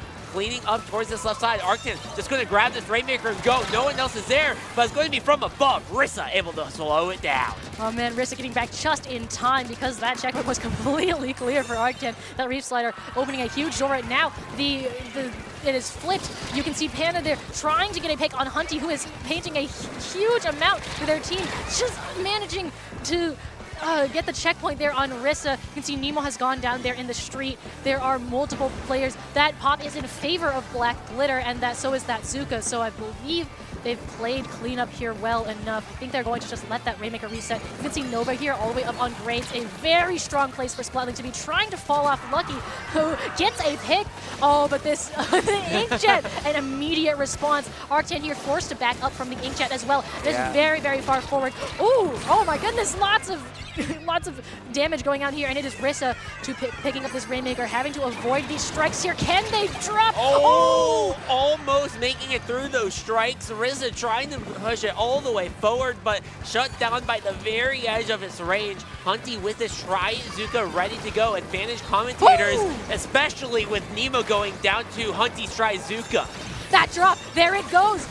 Yes, they got it. That is a very, very crucial drop because it takes you from like 50 to 20 or something like that. Anyway, you can see that they've got 27 remaining. That Rainmaker is popped. Hunty's jumped out, and that looks like the end of the push for them, as Black Glitter is going to pick up this Rainmaker and use it as a very valuable tool in their defense. Panda going up to the bunker part here. You can see Rissa and Hunty in mid getting some paint down as well. We've got Nemo with the strikes to take some more space. Looking at Nova on cut here right now, throwing a bomber. But the Zuka eating the shot so that Panda can go here, but gets taken out on cut by Nova here on this Inkjet, always keeping a watchful eye, and Arctan getting double teamed as well. 9 has that Booyah, no one to really aim it at, but going to toss that right up in street. The mine slowing Hunty down for just a bit, but Rissa's got that Rainmaker in her hands again and is going to run with it. Yeah, trying to make a play, but Hunty getting picked off. Rissa, that's going to be a staggered wipeout here, as Lucky's going to play around this Rainmaker. They have that Zuka ready, but with all those specials online, Tactical is going to get used, and it's going to be Panda to go back to pick up the Rainmaker. Arctan overextending a little bit without much help. 2 members down, and they can't really get to that checkpoint anymore. The opportunity is now past. 9 owing down to Nemo. Nemo. Hunting now with that Zuka, finding one, but looking for a second. There it is onto Lucky, but Arctan is right there with that undercover umbrella to stop all those shots and keep Black Glitter pushing forward, getting this checkpoint. They get the checkpoint despite all of that. Arctan with a Reef Slider, another pick, but getting taken out almost immediately after by Rissa. Hunty is also there. Looks like Panda is going to grab this Rainmaker and just run it forward. They're getting double teamed right now, and Rissa does go down to the corner there, so they get one drop, taking them to 38. They need to get down onto the ground. And that double from 9, the S-less, and a pick from RG Panda on this Rainmaker. Can they pull it off here? But Hunty, they're just dancing around the checkpoint. Gets another pick on Hunty. Panda absolutely insane with this Rainmaker. But no! Panda, huge movement there around that pedestal area at the checkpoint, but just unable to stay forward enough, and the Rainmaker recoil will push them off the map. The Rainmaker will stay there for now. Advantage Commentators heading into the last 45 seconds of this game as 9 finds a pick onto Lucky. Booyah Bomb not getting popped out. Zuka from Hunty now trying to make a play of their own. Nemo trading out. Is going to only be RNG Panda there. One jump in, that is Lucky. It's going to be Nemo also trying to find their own way in. And Lucky getting taken out by Hunty of their own. Nemo going down to Hunty as well. Arctan holding him back. 20 seconds on the clock here, and that Rainmaker still by that checkpoint, and I don't even think it's popped. It is not pop. You can see that little bit of orange on the shield. So Black Glitter has to get there, has to pop. And it looks like Arctan's trying to take the long way around, puts a mine down behind him and gets the combo. Arctan has to pop it, but the Booyah Bomb prevents him from grabbing it and takes out Nemo as well. Rissa is going to grab this. Oh my goodness. Panda and Lucky trying to get that last minute pick there. That was dangerous, Rissa. Pat picking up that Rainmaker as the Zuka shot was going right at them. It just missed, but if that Zuka shot hit, that would be a full wipeout, and Black Glitter didn't have much further to go, so saved by the bell a little bit there for Commentators. But hey, Black Glitter put up a really good fight, just couldn't push right over the edge. Yeah, talk about high risk, high reward. We are seeing some subs on the main stage as well. It looks like Arctan has been subbed out for C-. This is a 5-person roster, so it does make sense that they want time for all of their teammates to play. C- playing Splat Dually, Splattershot Pro, and Splattershot. So very different from Arctan's weapon pool, but similar-ish role if C- leans towards that support painter role.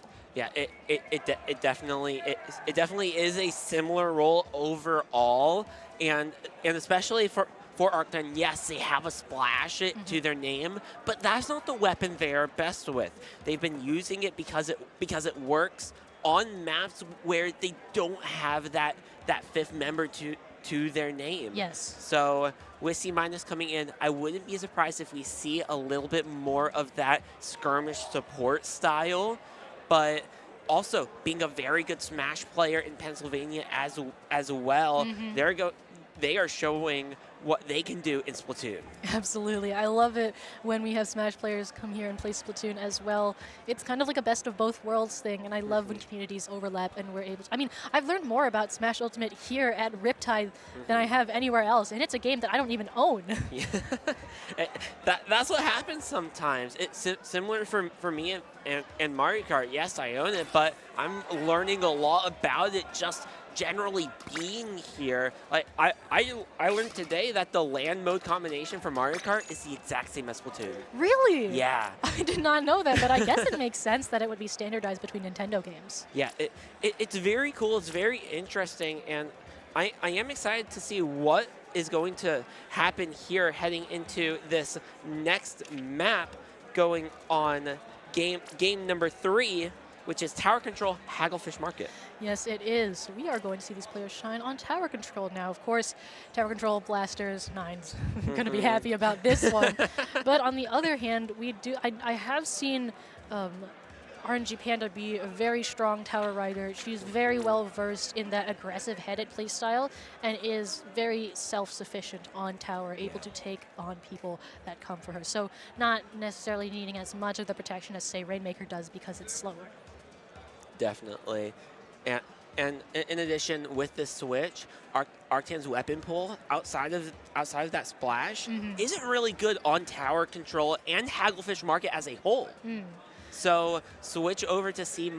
Splat Dualies has that crab option to keep things up. Splattershot Pro, a little bit more range, especially on an overall flat map, will definitely help out. Yes. With Black Glitter. And there are some great crab spots on Hagglefish, namely that clear canopy, of course, but there are places you can get up on the sides as well, high points. As we head into this next match, Nemo in the additional info has posed, oh, there's a sign, has posed a question to chat. What's your opinion on coleslaw? Well, we can mull that over as we look at this game here. Third game of the set. There is C- on those Splat Dualies. Otherwise, I believe we've got Hunty back on that T-Tech. Otherwise, things are staying the same, and I'm not surprised. Like you said earlier, these players are very comfortable and confident in what they've got. Yeah, having fun while they're at it. Huge neutral here, but skirmish on this left side. Hunty trying to make a play, but goes down to a bomb early on. Advantage Black Glitter here in the first 20. So it's going to be 9 going down as well to Nemo. Right in this tower is going to be RNG Panda. Zuka out from Lucky, trying to continue this push as they roll into the first checkpoint. Yeah, Lucky really capitalizing on how grouped up Commentators were for that moment. But M2 Nova is going to pop this Inkjet high in the sky, getting over that canopy. Really, really high there. Finally getting the pick on RNG Panda, but it's just going to get replaced by Nemo and past that checkpoint by Nova is still holding onto the area underneath that canopy, but Nemo's range, the slosh is going to take them out. We've got 9 here. Lucky is popping a Zuka, trying to take out 9. Does get them with their main weapon, actually, and RNG Panda is right back here. Lucky is camping this ledge here, knows that Hunty is behind there, wants to drop. Hunty does drop and gets taken out anyway. Nemo is taken out. RNG Panda fighting and getting that pick. There is so much going on around this tower here. 9, though. Just an incredible force. There's 1 direct. There's the pick. That is 3 down. Nemo being the last one. Another smooth direct. And that is a delayed wipe on the side of Black Glitter, taking it all the way to 22. 9 very good with those direct shots, and that is what's keeping Commentators heavily in this game, especially when they are paint down like they have been most of this set. C- Crab ready up top. Cooler is out though, and going to dive in, but that's going to be a staggered wipe. So 9, Nova moving up with that Inkjet, trying to find 1 here. Lucky going down. 9 working with that Inkjet as well. 9 gets picked off. Hunty moving forward to try to support that Inkjet recall. They do get past that first checkpoint, but they still have a second one to get by. Here's the crab out from C-. And gets bombed, actually. Hunty able to use that. Does also take out RNG Panda. Rissa climbing right back onto that tower, having to move again because of those strikes coming out from, I believe that's Lucky.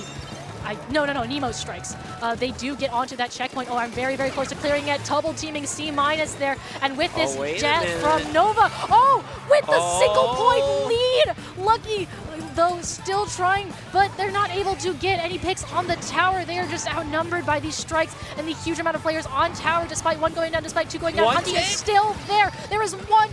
Just a little bit left. Hunty is still here, going to take out Lucky on the tower and continue this push. They've got jumps in as well. Cleanup still has to be done. C- going down. RNG Panda getting rushed down. That is a beautiful double. Looking for the triple here on Lucky. Does not find it. And that tower getting taken out all the way back to mid. A beautiful Zuka shot from Lucky here, but 9 coming in to clean it up. Also getting taken out. That's still down on the side of Commentators.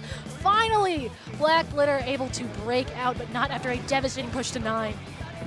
What a play there by Hunty, continuing that push, furthering it down, and continuing it forward. Able to find 1, weakening RNG Panda, but this is still advantage Commentators heading into the last 90 seconds. Huge lead, basically broken that 3rd checkpoint, though not quite yet. And with Hunty on the flank, that's going to be a heavy distraction there as Panda gets picked off, not expecting it to be that quick. Yeah, I think Panda expected maybe a little bit of a wait there, but it was immediate. Rissa is going to move up with 9 here, take on C- on those dualies. The movement coming out, but is no match for 3 players looking at him. Strikes go onto the tower and in front, moving Black Glitter, forcing them to drop back. You can see Lucky looking looks maybe at something on the side there, but Nemo has to deal with 9 first. They've been called out, but 9 getting that indirect, and now gunning for Panda. That beautiful direct opens the door so wide for 9 to go all the way up on the canopy here and have the opportunity for this Booyah Bomb, which we're likely going to see right now. There's the strikes, there's the Booyah, there's the Inkjet. These 3 specials preventing Black Glitter from going anywhere, taking out C-. RNG Panda stuck here on the top and still getting shipped. There is the checkpoint, and we have that wait. Lucky again, taking a similar angle, getting picks, 1, 2 down. That is only the ballpoint left, and so now that push is over. We have 23 seconds. Yeah, trying to push it through that checkpoint once more. This time stock that 2 ticks remaining on that checkpoint. But heading into the last 15, Crab Tank will be popped out by C-. Strikes ready for Nemo. Lucky has that Zuka. Cooler is already used by RNG Panda. But watch for Hunty on the flank. Rissa from the front. 9 from the right. Inkjet out. Huge collapse right there. Commentators, get loud for that one as they will be moving up 2-1. 4 different directions, 4 different threats. That is the platonic ideal of an overtime response to a push. Not panicking, everybody's awake or alive. You have one person go for the flank. One person! Keyword 1! And then every angle, the tower, there's just no escape. Yeah, not only from behind, but you get one from the front, from the right, and right above you with that Inkjet. So literally every possible angle without coming from the water. Can I just say, Nova's Inkjets on that map, absolutely beautiful, using those canopies fully to their advantage. It almost reminds me of, I believe it was Anchovy Games in Splatoon 2, where you could get really high up because there was a wall that you could clear with Inkjet. It's similar positioning, just miles above that battlefield. Yeah, and you have to angle your Inkjet shot basically perfectly to even get an explosion from that height. Yes. So really good opportunity there with Nova. Being that Splatling player for a long time as well, they know how the main weapon works, and it's just adapting with those specials, which Ballpoint did have on this original kit in Splatoon 2. Yes. And they do have Heavy Edit as the only weapon listed on our info here, so I find it interesting that they're playing Ballpoint here, but especially with that Inkjet in their toolkit, it really is working. We are going to go here to Clan Blitz on Vertical and Dime. This is our match point for Commentators as we are in a best of 5. Set stands 2-1 in favor of Commentators right now. Let's take a look at our comps here. Swap to that V shot for Hunty, so now they have that Zuka instead of strikes. Otherwise, we are staying the same. Let's see how this pans out. Yeah, I'm definitely interested to see how the Zuka and Inkjet combination is going to work well between Nova and Hunty, because that Inkjet getting right above, especially on the flatter map overall in comparison to the others we have seen, is going to definitely help out with that Zuka from range. But C- going down early to 9. Inkjet out from Nova, trying to support with that. Looking for a pick on the far side, but right beneath them is Lucky, trying to get a pick there with Nemo going down. Lucky is forced to jump right back out. Advantage Commentators, but the Zuka from Lucky able to find 1. Lucky Zuka, good time and time again. That was a lovely pick. You could see, I believe Rissa had a Zuka of her own, being on that B shot as well. We do see Hunty trying to clear Nemo out of this alley portion, as well as C-. These 2 skirmisher slayers really doing a good job of sticking together and working together. We've got 2 down on the side of Commentators right now, but Hunty is going for RNG Panda. I don't think they picked up the cooler as well, but Lucky just going for it. And getting it in, and they weren't able to jump out, unfortunately. This leaves RNG Panda the only one alive, as their teammates trying to follow up on that did unfortunately get taken out. And now that is a lot of pain coming up here, especially this Zuka as well.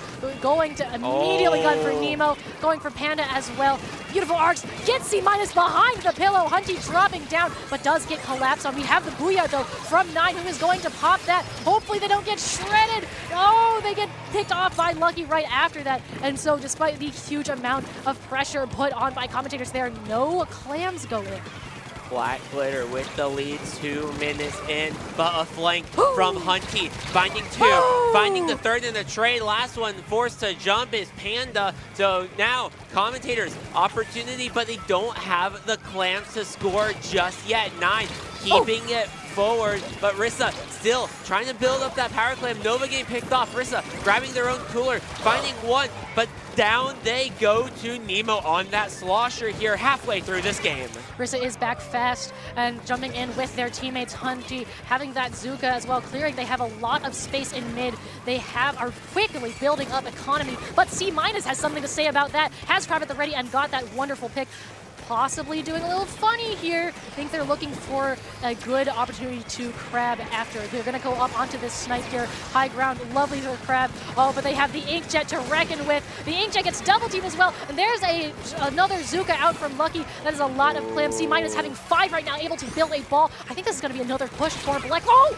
Hunty was there. Hunty was the last one alive for Commentators, and they kept the shark to find the pick onto C-, but that still doesn't let Black Glitter give up the stack of the Commentators. 9 on the flank, trying to find a pick there. They're able to find 1, but ends up going down anyway. Strikes out. Panda trying to keep themselves alive, but with 2 members down, the Zuka finding the pick onto Nova. Panda moving in. They're going to get more points on the board here, and this is going to be an extended push for Black Glitter, as that's going to be a staggered wipe. Nemo has 7 clams, has thrown 3 of them in so far, and still has 4 to keep that basket open. You can see strategically holding on while also keeping track control. Does go down there, but that is all the way to 28. RNG Panda coming in with another 3 clams to take it to 19. Lucky being the only one left alive, getting a pick and just leaving. That lets them be alive and take control of mid. They're opting to drop down into the corner here. Gets a pick on 9 before they go out as well. Absolutely huge.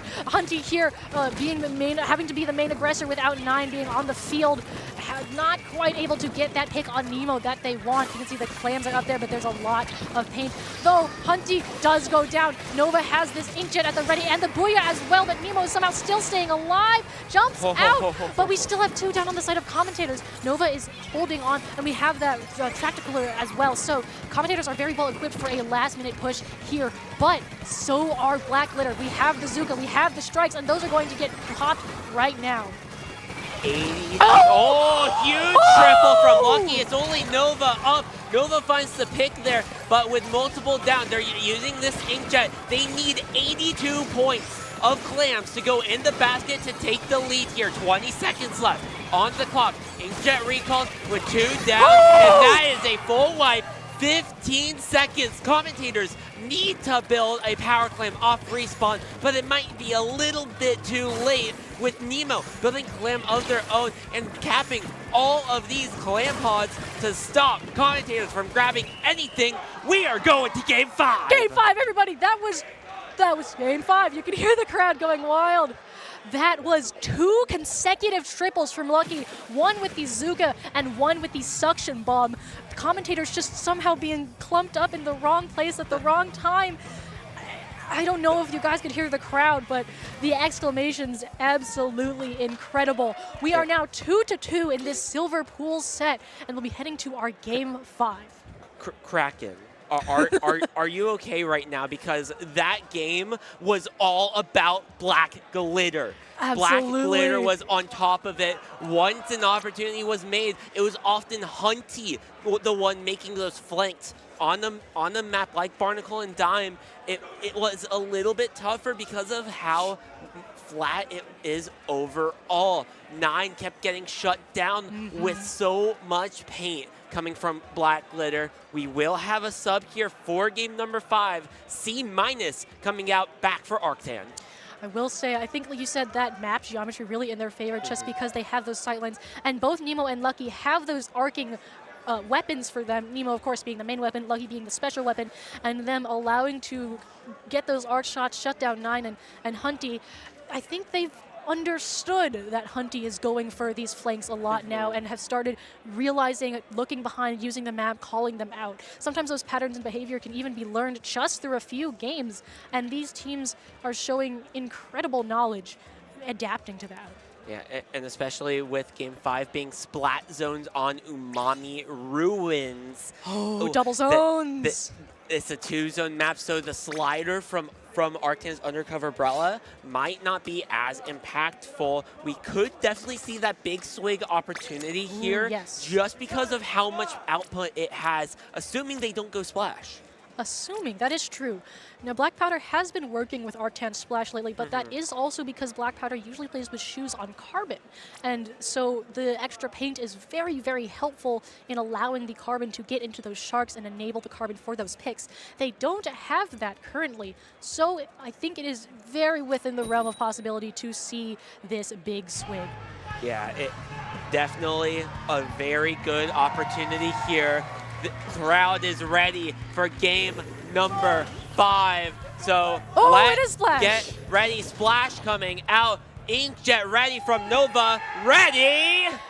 Go! Oh! The crowd absolutely going wild on that. Let's take a look at how our Game 5 is starting off. Again, Arctan on that splash like we were talking about, a lot of paint output there, so definitely fair, I think. We are getting a quick immediate control from Black Glitter here. Lucky absolutely gunning for Hunty on this shot ditto here. We do not have any picks right now, but 9 is on that top mid, catching out Arctan with these strikes, but does get taken down. Nemo here, gets taken out by Nova, and that is a wipe for Commentators. Nova also has this Inkjet ready to respond, and look at how far Hunty is up right now, throwing bombs onto that spawn ramp. They're getting a little bit bombed out, but still alive, and that's what matters. Black Glitter has those specials at the ready. The Crab from Arctan, the Zuka, the strikes as well. All of those are going to come out, but no picks yet. They have to get picks here in order to break out. Yeah, using that Crab, using that Zuka. Lucky trying to find an opportunity, but 9 is in their pit, able to clean out that Zuka user. 2 members down. Cooler online for Commentators. So with members jumping in for Black Glitter, they're able to trade out, but still numbers disadvantage moving in. Rissa with Hunty making a play. Nemo looking for a flank here, but they're forced to jump out. 15 seconds remaining on this timer for this splat zone. Looking for a knockout. Count it down. 4, 3, 2, 1. That is game. Commentators stand it up 9. You are here for a reason. You have been here before. And leading Commentators with Nova, Rissa, and Hunty to a Game 5 victory. Very well deserved bow taken on the main stage there. And you can see Black Glitter. Oh, a tough loss for them, especially with how well that last game went for them. But of course, sportsmanship, wonderful, and lots of handshakes going around here.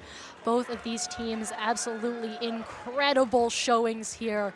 And Lucky with those 2 triples. Those are clips for sure. I cannot get those out of my head. Yeah, 1 Zuka shot finding 3 there on that Barnacle and Dime Clams game. Definitely kept them in. It shut down all momentum of Commentators in that game number 4, which brought them into this 5th game, but it was just a bit too much. Hunty running those triple ink strikes once again allows that additional extra paint.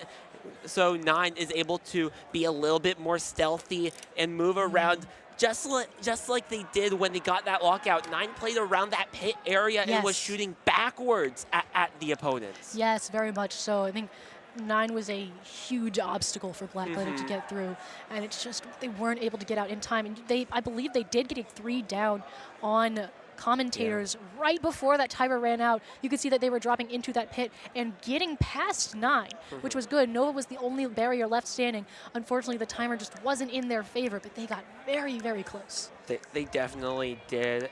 And I also want to give a shout out to that closing moment. Rissa and Hunty working together. Both shooters just moving up and able to get some huge double teams to clean everything out, complete the wipeout, and lock it out for good. Absolutely, yes. Umami Ruins, definitely one of those maps that has a brutal lockout, especially if you have opponents on Dome and in the area, what is it called, Plat. It's very, very difficult because all of the bat and higher places that you can go are within range of that Plat area, and if you drop into pit, you have to deal with whoever is in pit, which is usually not a good time. Not really good at all, but that was Silver round 3. Yes, it was. So Silver pools are all done for the day at this point. Coming up next, we have a few waves of Redemption and Collegiate coming up here in a few hours as well. Nice. So there's still a lot of action to be seen. I've been Vapor. Cater, yes. Go ahead. And just so you guys know, we do have our Vapor playing in Redemption later today, so you might be on stream. Hey, I personally played in Silver Pools. I am now done with competing, but that just leaves me more time to hang around the venue and get to know everybody. Quick reminder that you guys can pick up my card as well if you see me around.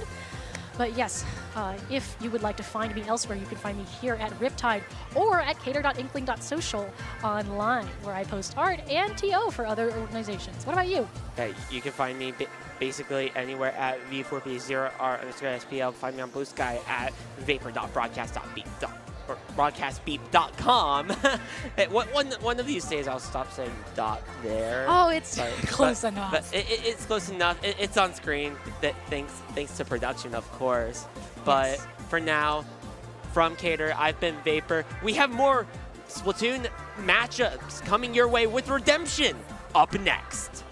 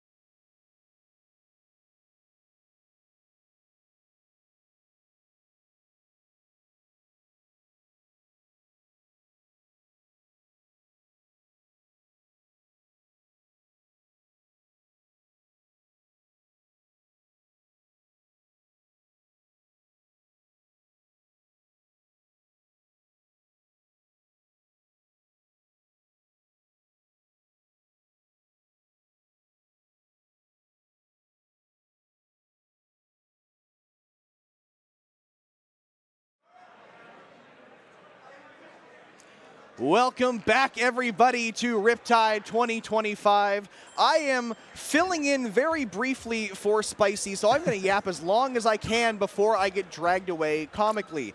I do believe our first set here is going to be Wyrmwind versus Caniac Central to start off your redemption bracket.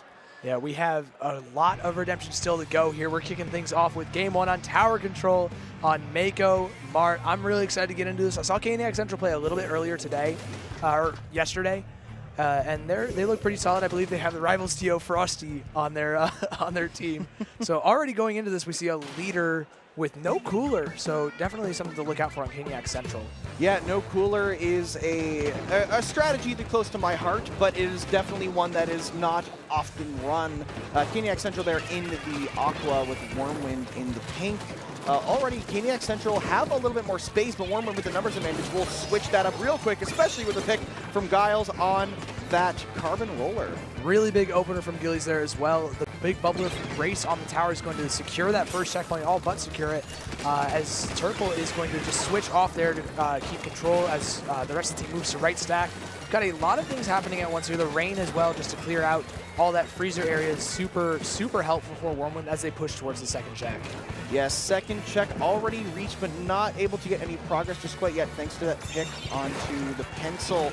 The Caniac Central want to break out of their corner, but they can't thanks to that bubble. So Z-Beam has got a zip ready. The Kraken comes out as well. They might be able to break out of here, but once again, the Carbon is going to get a pick, try to get away from that Kraken, and just the survivability of Wyrmwind right now is amazing. Yeah, they have been able to weather this storm from Caniac Central really, really well. As I say that, the Zipcaster does end up finding Gillies on the top left.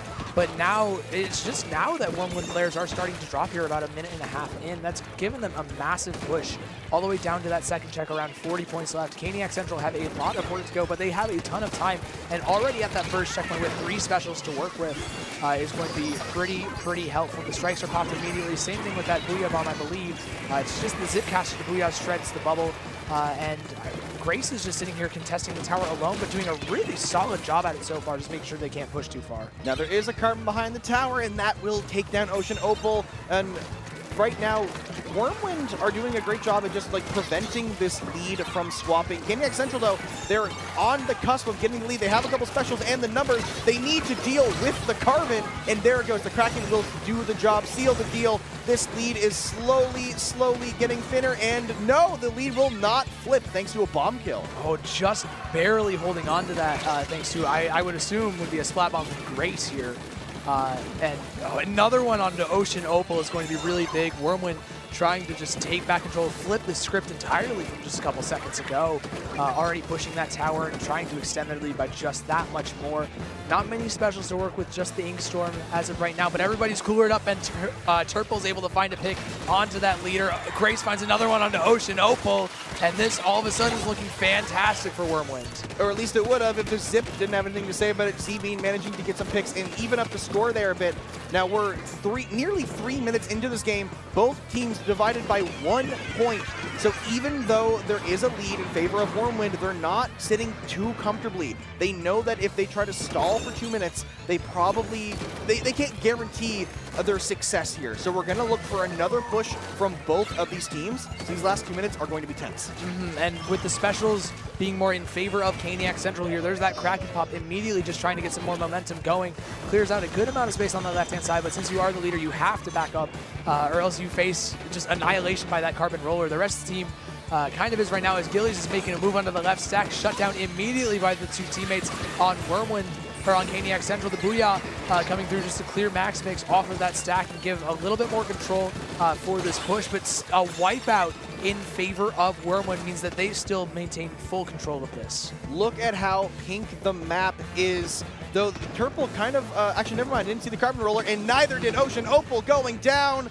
Grace will take the tower, pop-up bubble. They're looking to extend this lead here. 2 players on the tower, fairly safe in the bubble. The Z-Beam trying to shred it. Grace will get the pick. Right now, there's a bit of a scramble from both sides. Players going going down. The tower is untouched, but Wyrmwind looking to extend this lead, get through this checkpoint, and they will. A massive, massive lead for Wyrmwind in the last minute. And this is where you really need to step up if you're Caniac Central. This third check can go really, really easily. And so far, with 2 players down, it's looking to be pretty tough. But L.O.V.E.M.UF.F.I.N on that slosher is able to find 2 to hold things off. And with people jumping into Grace being camped, Caniac Central are able to hold on. They need to find this overtime in the last 30 seconds to get this push back to the lead. And Ocean Opal going down with the Booyah is going to make that very difficult here. Yeah, that canceled Booyah is not great for Caniac Central here, but they now have Ocean Opal back alive again. They have 2 specials, Strikes and Kraken. These are going to be great offensive tools. They're already walking forward. They got down 3. It's just the pencil. Turtle is out of position. They're likely going to have to jump out. Grace is none the wiser to Ocean Opal being behind them, but Gillies does respawn and save the day. 5 seconds left. Tower in control of Caniac Central. Being pushed off. The Kraken has to be untamed. Oname jumps in, and they just have to get rid of Grace here and try to keep this tower alive. But Grace on the tower gets 1. Can Grace get 2? No, they can't. Goatchild gets the kill, and Goatchild on the tower, bringing in jumps. They're trying to clear it, and there it is. Gillies manages to get back to the tower. Sig, start talking because I'm out of breath. I can't believe that they were able to pull that off. Just finally get somebody on that tower there on the side of Wyrmwind. Gillies with a massive dive on the double. And I mean, that last scramble was just absurd. We saw the Kraken just pushed off barely. I mean, as soon as that happened, I thought it was over, but no. Caniac Central, like, we still have a little bit of gas left in the tank, and that's just game 1. We still have at least 2 more games to go through. Tight margins here. Yeah, and this isn't one of those games that, yeah, it's close because both teams got a good push. Both teams got a number of solid pushes getting to that second checkpoint realm even further. And so neither team is really safe from each other. And now I think the question to both these teams is how do you respond? Do you improve your defense or do you improve your offense? Yeah, I definitely want to see, I mean, in general, the defense did look a little bit suspect at times, just with kind of running in, just a mad dash occasionally on the tower, which will happen in tower control, obviously. Like, you want to just prevent that tower from pushing, but at the same time, you can't do that in Clam Blitz. You need to play that very, very rock-solid neutral game, no matter where on the map you are. Make sure you don't give that many openings for maybe somebody to sneak in with a power clam like Gillies, or just to make it, or find a random triple to open up the game. You want to just really beef up your defense here. If you want to score high here, you also just need full mid control, and I think that's going to be the biggest thing that we look into going into game 2.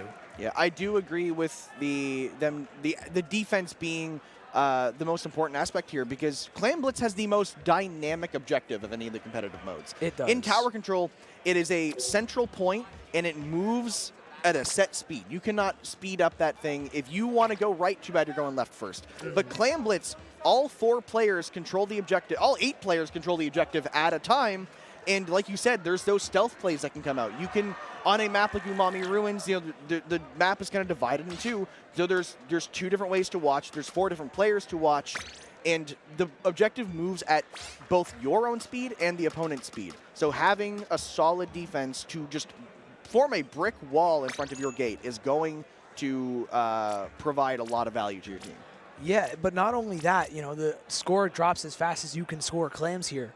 And so if you have maybe like 4 people with 6 or 7 clams, that score's dropping immediately faster than it even could in Rainmaker. But, I mean, to do that, you need to have so many clams to work with. You need to have a really, really solid bit of groundwork laid.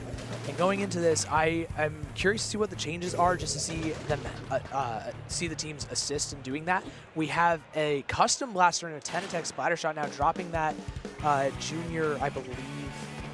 No, the junior was on the other. Grace is still running junior, never mind. But a lot more strikes, a lot more area control for Caniac Central here to try and hold probably mid area as well. Yeah, so right now we see both the teams trying to just get a little bit of space, but a double from the bomb, excuse me. That will buy a lot of space for Caniac Central as they're already walking near Ocean Opal, getting another one. A basket break in 25 seconds, down past 60? Where was this Caniac Central last game? I mean, we saw it a little bit, glimpses of it at the end there, but already down to 41 points, catching Turple out as well, forcing them to dunk. Ocean Opal on this right-hand side is looking for that fight onto the Nautilus, but no. goes down. Gillies, though, is able to shut things down in that lane to prevent any more scoring from happening on the side of Caniac Central. But Wyrmwind is already in a very, very difficult position. Like you said, Hammy, that was very early on. There's 4 minutes left in this map. Yeah, still 4 minutes, which can be scary for Caniac Central because if they want to stall this out, that's a lot of time to stall. Now, also, I'd like to point out, too, that we got interrupted by how crazy a push that was. They switched out Z-Beam for Frosty, so they lost the Octobrush and they've gained the Tentactech, which does lose their speed, but they gain a solid foundation in that shooter and they gain those strikes. Now, Goatchild is going to end that Kraken, trying to back up, didn't get any value from it, bought a little bit of space, because Caniac Central now are on the defensive, down 2, they're on the back foot, but they have a strong lead, so defending here, they have a little bit of room to breathe, but they're down 3, so it's not looking great. And already these clams from Wyrmwind are piling on, only down about 18 points, 6 more clams to go to tie it. Gillies ends up dropping, though, and with Frosty and O.M. just on this front line, they're going to push all of Wyrmwind back and maintain that 18-point lead. Now it's just a question of retaking, and with this blaster is pretty far up without a lot of paint. O.M. and Frosty are just trying to get that paint back up, but I believe Gillies tried diving in and getting punished very hard for it. Yeah, right now we see Caniac Central are in control, but to go down, make that 3. I spoke a little bit too soon there as the wipeout from Wyrmwind comes in, now looking to take the map. Though not a lot of clan economy here, only 9 across the board. That's enough to break a basket and get 1 in, but you're not going to get very far past your penalty there. The sodas and the bubble come out to keep the space, some more clams spawning in. Right now, Wyrmwind are going to look to get a couple more picks to get in here. And with Gillies up in, no, actually will get picked off. Ocean Opal helps kind of even out those numbers a little bit. Caniac Central taking back control.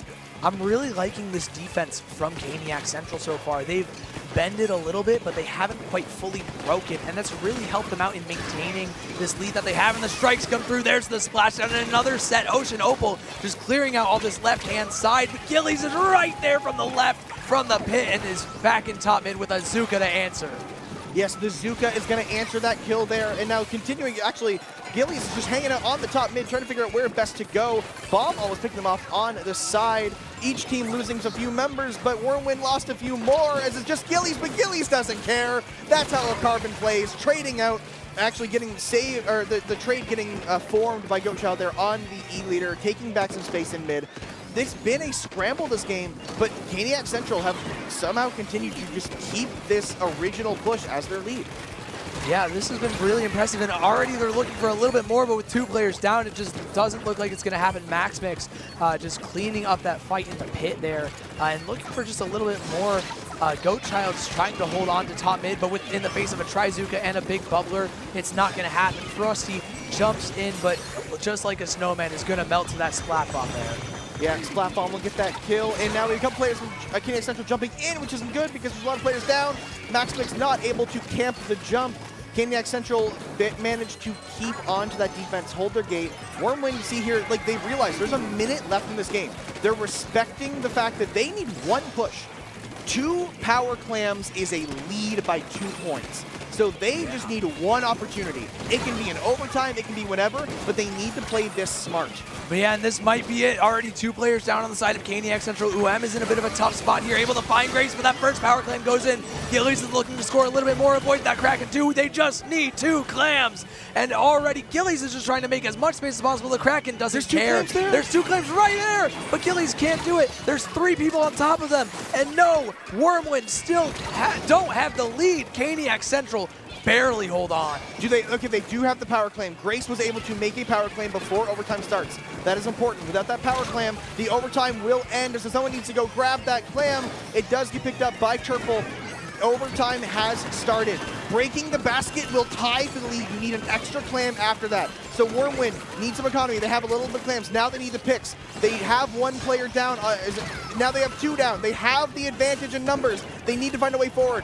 Grace is trying to paint up a path, but MatchMyDamage is caught in the corner. Not a lot of time, but dropping it behind. Will force the throw. They will miss MatchMyDamage. Not enough time. They will get the power clam on the basket, but the timer will tick down.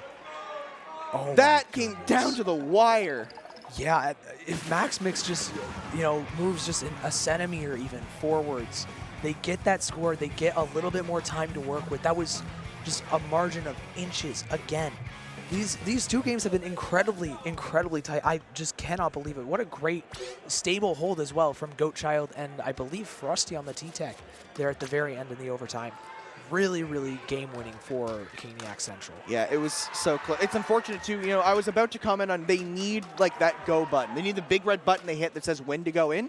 And one of the players of Wyrmwind, or sorry, of Caniac Central dropping in behind, that was the go button.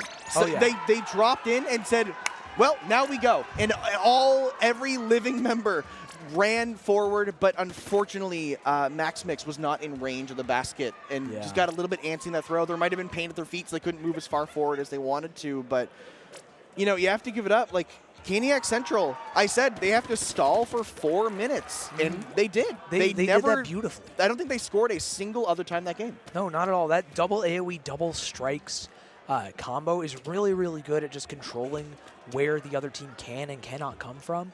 You know, you have the strikes to just section off parts of the map, really making Turple's job especially incredibly difficult on that Snipe Rider. And then the rest of the players just have to fight into a Slosher and a Leader and a Blaster. And that is so frustrating because if you get chipped out just a little bit, you can't fight. They look in your general direction and you drop. Yeah, so with that now, we're tied up in the set 1-1. We've seen so many pushes from both these sides. You know, we talked about how we wanted to see their offense like get stronger, but like no. We're gonna just go. We're just gonna push. Like the best defense is a solid offense, and that seems to be the strategy from Caniac Central and Wyrmwind. So both these teams needing to take 2 more games to take this set. So ideally, you don't want to lose this game, putting you in set point. So Splat Zone's Hagglefish Market, one of the most tried and true maps of competitive Splatoon 3. All of these players should be comfortable here. So the question is, who's going to be more comfortable? I don't know, but going back to that best defense is good offense sort of mentality, this is one of those maps where you can kind of just hold W for a portion of the time. You know, once you get to that little double ramp areas where you have to slow down just a little bit. But you know, you can fight just about anywhere on this map, and I think both teams are going to really enjoy that. I am going to give the edge a little bit in comp-wise over to Caniac Central. They're running back the exact same thing both teams are. Gilly's already on this left-hand side, is trying to find a little bit of chip damage, not quite going to find it. Has to jump out, but Wyrmwind are going to take the zone for it first. Yes, the zone will go to Wyrmwind, but not for long, as Caniac Central starting to walk forward and try to clear some space here. We're not able to get the zone just quite yet. They do lack a little bit of the paint in their comp, especially when the Blaster is the one in the zone. Zone will stay in favor of Wyrmwind, and Caniac Central need to group up here. They have a splashdown ready. They might need a bit more. The splashdown is going to be used to just find one pick. The rest of Caniac Central is trying to move forwards with it. Ocean Opal, though, all alone on the left-hand side, is able to find one with the rest of the team, but MatchMyDamage is there to clean that up. Nobody from Caniac Central has really found a way to move back in. Maybe they can use these tri-strikes to kind of do that. Already going onto the zone, neutralizes it. Can the rest of the team cap? It looks like they're opting for just a little bit of a fight. Ocean Opal trying to push forwards into MatchMyDamage, but MatchMyDamage on that Nautilus, you can't really run into it as easily here, Andy. Yeah, both teams just trying to cap the zone. Finally, Caniac Central is able to at least neutralize, and get the flip, to get that penalty. If they didn't get that penalty, this would have been very risky. And now getting a couple more picks, they're lowering the risk of this game even more and more. Goatchild's going to pop down some sodas for the team as they regroup, and actually get a nice pick on the side onto Gillies. With that will get Caniac Central a bit better space as Wyrmwind continues to hold out this map. Yeah, I completely missed him, but Goatchild switched over to the Snipe Rider as well, giving Caniac Central that tactical that they kind of want just to be able to fight as often as they have been. And already Slosher ends up going down here. Gillies on this left-hand side is marked, but I mean, this Carbon is able to put in work just like that on the Ocean Opal on the left-hand side. And Grace here just holding down the fort on the right with the Splat Bomb, just providing a lot of paint for the rest of the team. Gillies is already walking forwards with Grace here, finding another pick onto Frosty. And I mean, Wyrmwind are only 20 points away from achieving this KO. Goatchild, though, able to find another pick. Can the rest of the team move forward? Turple is down. If you're going to cap that zone, it needs to be now, and there it is. Yeah, I don't think there's any hope for Grace to try to solo 1v4 the team and try to take that zone. Just get back, get with your team. You pushed to 5. That is a very respectable score to get to. Halfway through this game, we've seen Caniac Central stall for a long time, but can Wyrmwind in this game stall for a long time as well? I mean, they have to deal with Gillies here first, and already a jump out just to get out of the situation's really solid. Same with the rest of the team able to turn immediately. MaxMyDamage, though, finds another trade. I really like how much the teams have been trading here, especially that Nautilus in that mid line is able to, as Wyrmwind gets the flip. Caniac Central with the strikes, though, again, flipping it right back.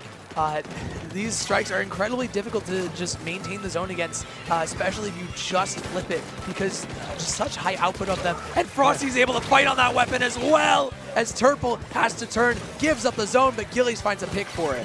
Yeah, the special comp for the side of Caniac Central is, but what if I cap the zone? 2 strikes and a splashdown, and then the soda to help the team fight after that. But the double from Gillies will clear out some space for Wyrmwind, getting the zone once again. 3-3 for the numbers, but Caniac Central all running in right now. You know, the first player back here is, I believe, Goatchild on that pencil, so they're going to have to find a little bit of space. The strikes will go forward, but maybe a little bit early. Didn't buy much room for Caniac Central. Actually, never mind, splashdown. I could have spoken too soon. Yeah, I mean, the splashdown comes through, the strikes do as well. The zone is taken by Wyrmwind here. The bubble is pretty far back, but it provides a lot of safety for the rest of the team. You know, you don't got to worry about Goatchild or Ocean Opal, but you do have to worry about Gillies finding one on the Frosty. At this timer, there's no penalty left. 4 points left. Can Caniac Central retake the zone? Goatchild's just tapping away, and it's going to do it for Caniac Central. They still have another lease at life here, but with Gillies going down in a trade, this is going to be incredibly difficult. Yeah, not a lot of time left. And Wyrmwind had that advantage too of a large penalty, but a short number actual score. Sometimes when you're like, don't worry, they're cutting through their penalty, it's easy to forget that when that penalty's gone, you're basically knocked out immediately. So right now, Caniac Central need to get control of this map because there's 20 seconds left, Sig. That is not a lot of time. No, not at all. And Caniac Central just lost the zone. They're going to need to find a way to recap with just these strikes, not a second set, not a splashdown to work with. And Goatchild's already being pushed out by MaxMyDamage, but able to find that pick. There's the second set from the Slosher. Before going down, Frosty and Goatchild are able to cap that zone, but now there's a big bubbler in their way. How are they going to deal with this? It looks like they're just slowly going to, but the double swing doesn't find anything. Gillies goes down. The zone is still neutral. Can they cap in the face of a junior and another Snipe Rider? No, it doesn't look like it. They don't have time. And Wyrmwind take game 2. They put themselves on match point. That is just absolute resilience from them. Of all the things that can end that game, the overtime timer, they kept that zone neutral for so long. And that's the benefit of being in the advantage state, as they're all waving just like their Inklings for their victory. I love that emote so much. Yeah, I've seen other teams when doing that on main stage. They use all that emote and they all wave together. It's great. But yeah, that's the advantage of having the advantage is you just need to stall. You need to hold out. If anything, if there's ever a scenario where you're both neck and neck, you benefit from that because time is passing, the score is going down, or something. Like, there's always something that will benefit you as the team in the lead. So those early leads that we're seeing, like from Wyrmwind in that game, are massive. Oh, absolutely. And it's just like, if you have a player advantage, you just keep trading out. You trade the zone caps in overtime. You are going to end up winning in like a 4v3 as well. And we saw that work out fantastically for Wyrmwind. Especially MaxMyDamage, again, want to highlight that Nautilus, able to follow up beautifully on Gillies, just kind of running forwards, finding those fights, getting a lot of chip damage as well. Really, really solid stuff. I liked seeing that from Wyrmwind, but that chip damage is so difficult to deal with, and they did so beautifully.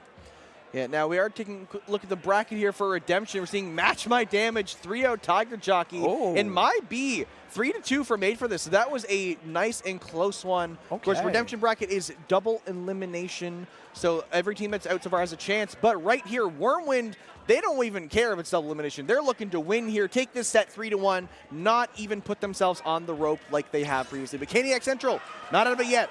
2 long, arduous games ahead of them, but it's possible. Yeah, they want that match against What's Quackin'. They want to be able to just get that a little bit closer to top cut. And, I mean, this is as good a map as any to do it on Rainmaker on Humpback Pump Track. I am very excited for this. Those double strikes, especially around the checkpoints area of the map, is going to be very, very tough to break. I'm curious to see what Wyrmwind has in store for us here. Yeah, it's going to be an interesting one because I think, too, Wyrmwind, they do have like that that mental advantage. The panic doesn't have to set in yet. Yeah. For Caniac Central, you know, this is when you start to get antsy. You're obviously not out of it yet, even if you lose the set, but you don't want to put yourself in that scenario this early on. You want to stay on this winner's side. You want to continue to have the best run that you possibly can. And personally, Rainmaker Humpback Pump Track is not where I want to go when I'm on the ropes. No, not at all. Anything can happen on this map mode. It can completely just, you can get blown out. It can be as close as anyone's business. You could just not even get past the checkpoint here just with Toxic Mist and everything. And Nautilus is not really fun to fight on this map just because of how quickly it can shred that Rainmaker and shut things down. That is drastically different comp. And there's the gold Nautilus as well, using that splashdown for a little bit of space control, really taking advantage of those slopes and a fast pop. But Hammy, we've got to talk about Caniac Central's comp. Yeah, only one weapon in common to previous. We have that Slosher, but Z-Beam makes a return on the Decapitator instead of the Brush, switching out for their backline, running the no backline team now. Frosty on the gold Dynamo, just for, you know, reasons. But enough with that. Z-Beam is the last one alive, has to try to protect this checkpoint by themselves, but they can't really get in range. So much pressure coming in from Wyrmwind. They will get a nice, clean checkpoint, and only 28 seconds in. Yeah, very, very solid opening, and Turple's able to find another pick onto ZB, and that's 3 players down for Caniac Central. Wyrmwind just have to deal with finding Frosty, and with this pop, they're going to do so. They could make another break for it with Grace's big bubbler here, and Turple's going to run straight forwards for that, but the big bubbler from ZB as well as an answer. Splashdown's going to immediately shred, break that suction bomb too, and MaxMix able to find one, looking for that second, trades it out. The Rainmaker's already down to 19 points, and we're only a minute in, Hammy. Once again, Wyrmwind with a massive opening push. This may just have to be another 4-minute stall from Wyrmwind. Caniac Central getting deja vu, but they're going to have to find a way through it. This time, Gillies is, I was going to say being a nuisance. I was going to say being a carbon in the corner there. Absolutely. Carbon just able to really take advantage of all of those sort of little patches of ink that you didn't really think to paint on the retake. And same thing with that Trizuka from Ocean Opal. You know, if you think you're safe across the map, no, not at all. We just saw that happen. And with a player down trading, and with this Dynamo just heaving shots over these ledges and above these ramps, Caniac Central have a little bit of a foothold to work with, and these chumps are coming through to make that all that easier. And the Rainmaker is able to find a couple of picks along with it. Caniac Central want this checkpoint. Gillies can't say nothing about it. It's just Turple left alive. That will be a delayed wipe onto Wyrmwind. Caniac Central, someone needs to pop that Rainmaker. All 4 players walk past it. There, we do have a player turn around. Somebody jump back as well. Ocean Opal opting to pop. Nobody has grabbed yet, though. They're looking to get some picks potentially first. They got them. It's just Turple. You might want to start moving this Rainmaker before the respawns come back in. Yeah, that Trizuka is going to find that pick, giving Caniac Central the lead. They're down to 8 points, but with 2 players down, it doesn't look like they'll be able to push for much more here. Now Wyrmwind, finally, they're slowly taking control of that elbow, of that, eventually getting to that middle area of the map. But Ocean Opal's on a little bit of a shark here, along with the decap of ZB. This is going to be pretty difficult. The tactical is being contested. ZB ends up going down, but that is a pretty solid stall of about 20 to 30 seconds here. Yeah, and now we're halfway through this game with 2.5 minutes left on the clock. And just, like, can we talk about these score lines and the fact that, like, this has been every game in the set? Oh, yeah. These have been the kinds of scores that we've been seeing. And, like, I feel like I should be surprised at these pushes, but I'm not. Because this is just what the consistency that we've seen this entire game. Both teams now looking for control. Obviously, Caniac Central have the lead, so they are looking to focus on stalling, focus on paint, focus on the picks, but Wyrmwind are looking to make something grand happen here.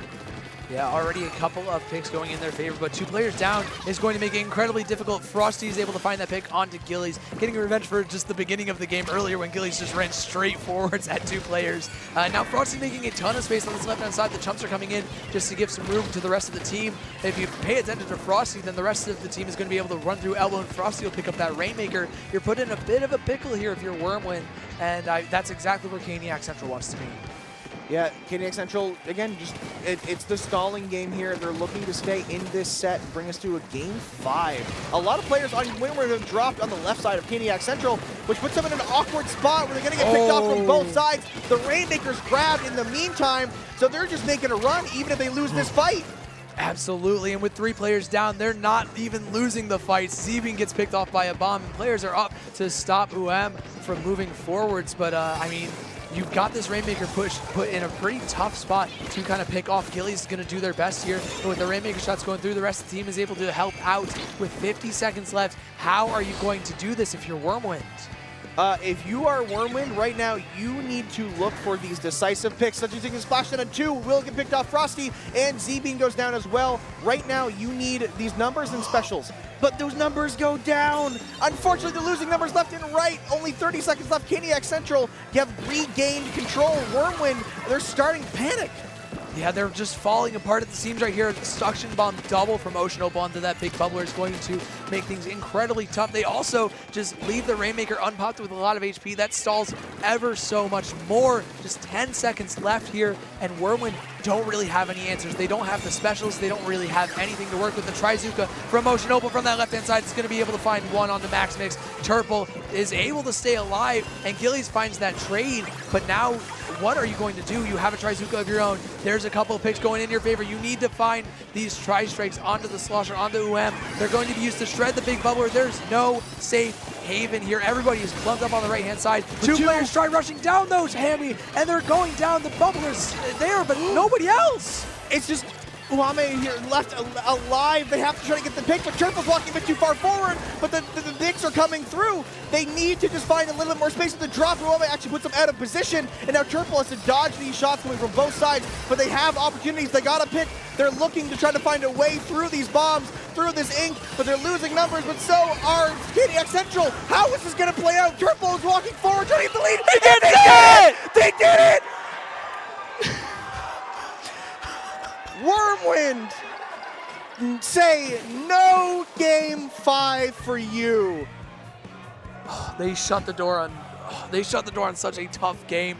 I can't believe that's one of the issues though when you are playing that no backline comp. You know, your longest range weapons, a Dynamo Roller, you can't really like poke and contest as easily. You have to deal with those. You have to just use your sub weapons, and even though you can, you have a lot of downtime. You have to try and run forwards, and Wyrmwind just did a fantastic job at punishing that the entire time during overtime. I feel like Turple activated like the what do you call it, when like slow, like bullet time, like everything's slowed down. Yeah. There's bombs coming in. There's a slosher under you on the left. There's like now you have like a roller coming in on the right. Like there's people on both sides of you. There's bombs everywhere, and being able to walk left and right past all of these, and then see that in that millisecond where you say this is the time to go forward, and just in the nick of time getting to that getting to the lead there to get that win, like. That's like, I feel like Turple might need a nap after that, but they're not allowed to because they have more games to play. They've got at least 2 more games to play here. That was impressive, to say the least. Ice in the veins of the Rainmaker carrier there. Like you said, I believe it was Turple. And now, wow. So I'm realizing something here, Sig. So when I thought they said hammy, but apparently they said spicy. And so I think I'm not supposed to be here commentating. Oh no! I think that I've just been freeloading this whole time. I can't believe this might, is this correct? Am I supposed to be here?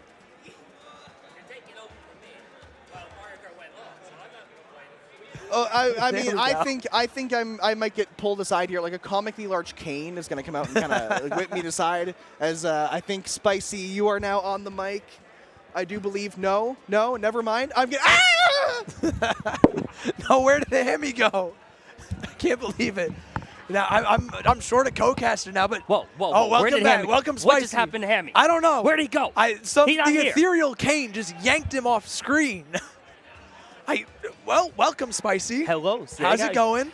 It's been a weekend. Already? It's only Saturday.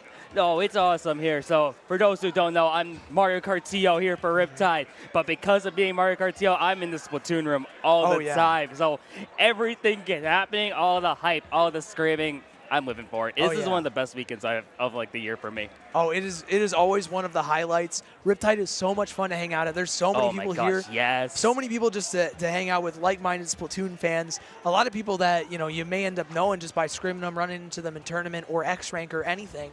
It's really cool to see. It is so cool, yeah. Yeah, Like, and it's one of my favorite, like you said, one of the best weekends of the year as well. yeah, and like from like a cross community type of thing, it's like awesome. Like I think back, like Mario Kart was just won by a Splatoon player. Like Wait, who won Luckyo it? won Splatoon. Luckyo won Mario Kart? No and, like, way. In dominant fashion too. Like Oh, they're goated. absolutely. So That's I'm, like, crazy. it was crazy because I see like all these. I was here like right when 10 a.m. pool started for Splatoon yesterday. Dang. And like, because I'm helping with setup, and I'm a lot of Mario Kart people for the first time watching competitive Splatoon, and they were loving it. They Okay. feed off the energy here, and now we're in Redemption too. Like, This is where it gets spicy. if If you don't mind the play on words there. all for it. Been making puns all weekend here. It's like, I'm excited.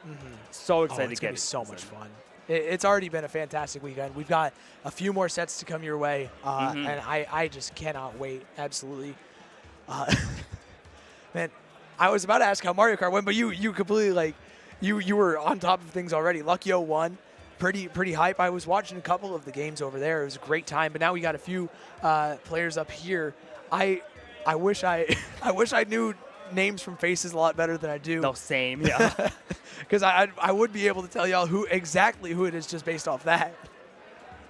But not the best at it, to say the least. Looks like you got MatchMyDamage and MyB. I did remember seeing MyB on stream. I think it was yesterday, and like a pretty dramatic set too. So to see them here now in Redemption, got some chance to get some more games from them. Excited to see that. Yeah. They were in that game 5 against Assault and Pepper earlier. Yes, that's what it was. Oh, that was a nail biter of a set. Assault and Pepper were able to come out on top and qualify for top 32, sending MyB to this Redemption bracket where they have to face MatchMyDamage. A ton of household names here. I see Leodos. I see Erito, Setu, Hermit, Rick, Kingfola. A ton of familiar faces here. Yeah, a lot of familiars there. MatchMyDamage, a lot of LAN experience too, like Gridlock in the tri-state area, Genesis from last year as well, West Coast. There you go. Honestly, one of my favorite things, especially coming to LAN, is that like the teams who have played like in this setting before, you got that little bit of level up, and for the first timers too, especially, it's a whole different vibe compared to online. It's like the moment you hear the crowd screaming, it changes everything, I feel like. Absolutely. You're not sitting there in your room at your like screen or watching your Switch on your table just playing, in a call with your friends. You are here. They are sitting right next to you, shouting, screaming, getting hyped. It is so much fun. It is electrifying. This atmosphere is the best. There's none like it out there. And I just can't wait to get into this. These are some fantastic teams as well. Yeah, fantastic teams, fantastic sets. This entire tournament has been insane so far. And, there was so much hype going into this tournament, too. Like, all of these top teams just coming together pretty much here now. And it's like each Riptide just gets bigger and bigger also. And it's like the standard just goes up. And every time this community just matches it. Like, even, like, there's some teams, like, here, even just in Redemption, where it's like, wow. And it's just like, how are you even here? Like, you're still fighting for your spot for day 3. And it's just... Yeah, such a great, no matter what part of bracket you're in, it's always just a fun treat to watch. Yeah, I mean, these teams are both great examples of like how, there goes the duck that was on my microphone. Anyways, it's like, these teams are great examples of that, of like, there are some very well-known players here, very high-level players. Erito, I keep mixing this up. Erito being one of the players that jumps out to me as one of the best bow players in North America, in the West. And so, there we go. I got another duck. Thank you so much. Oh my God, ducks are flying everywhere now. Oh, there's more. Oh, there's more. 3 for 3. Oh, let's go. There we go. I got all 3.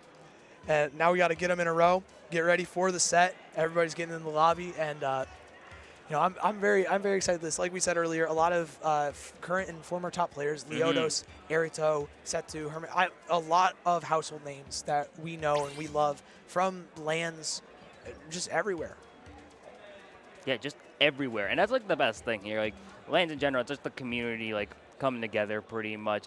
One for the competition, one just to see people here. Like you don't get these like camera moments like at home we need online. More of those. We need more of those here. It's one of my favorite things. The plushies also. Oh yeah. Shout out to Feel here. Like wow, just being able to see the personality just exudes so much here on LAN. And as we get into that, we also get a chance to see some of these maps coming in now for Redemption. Okay, we're kicking things off on Clamblitz on Museum de Alfonsino.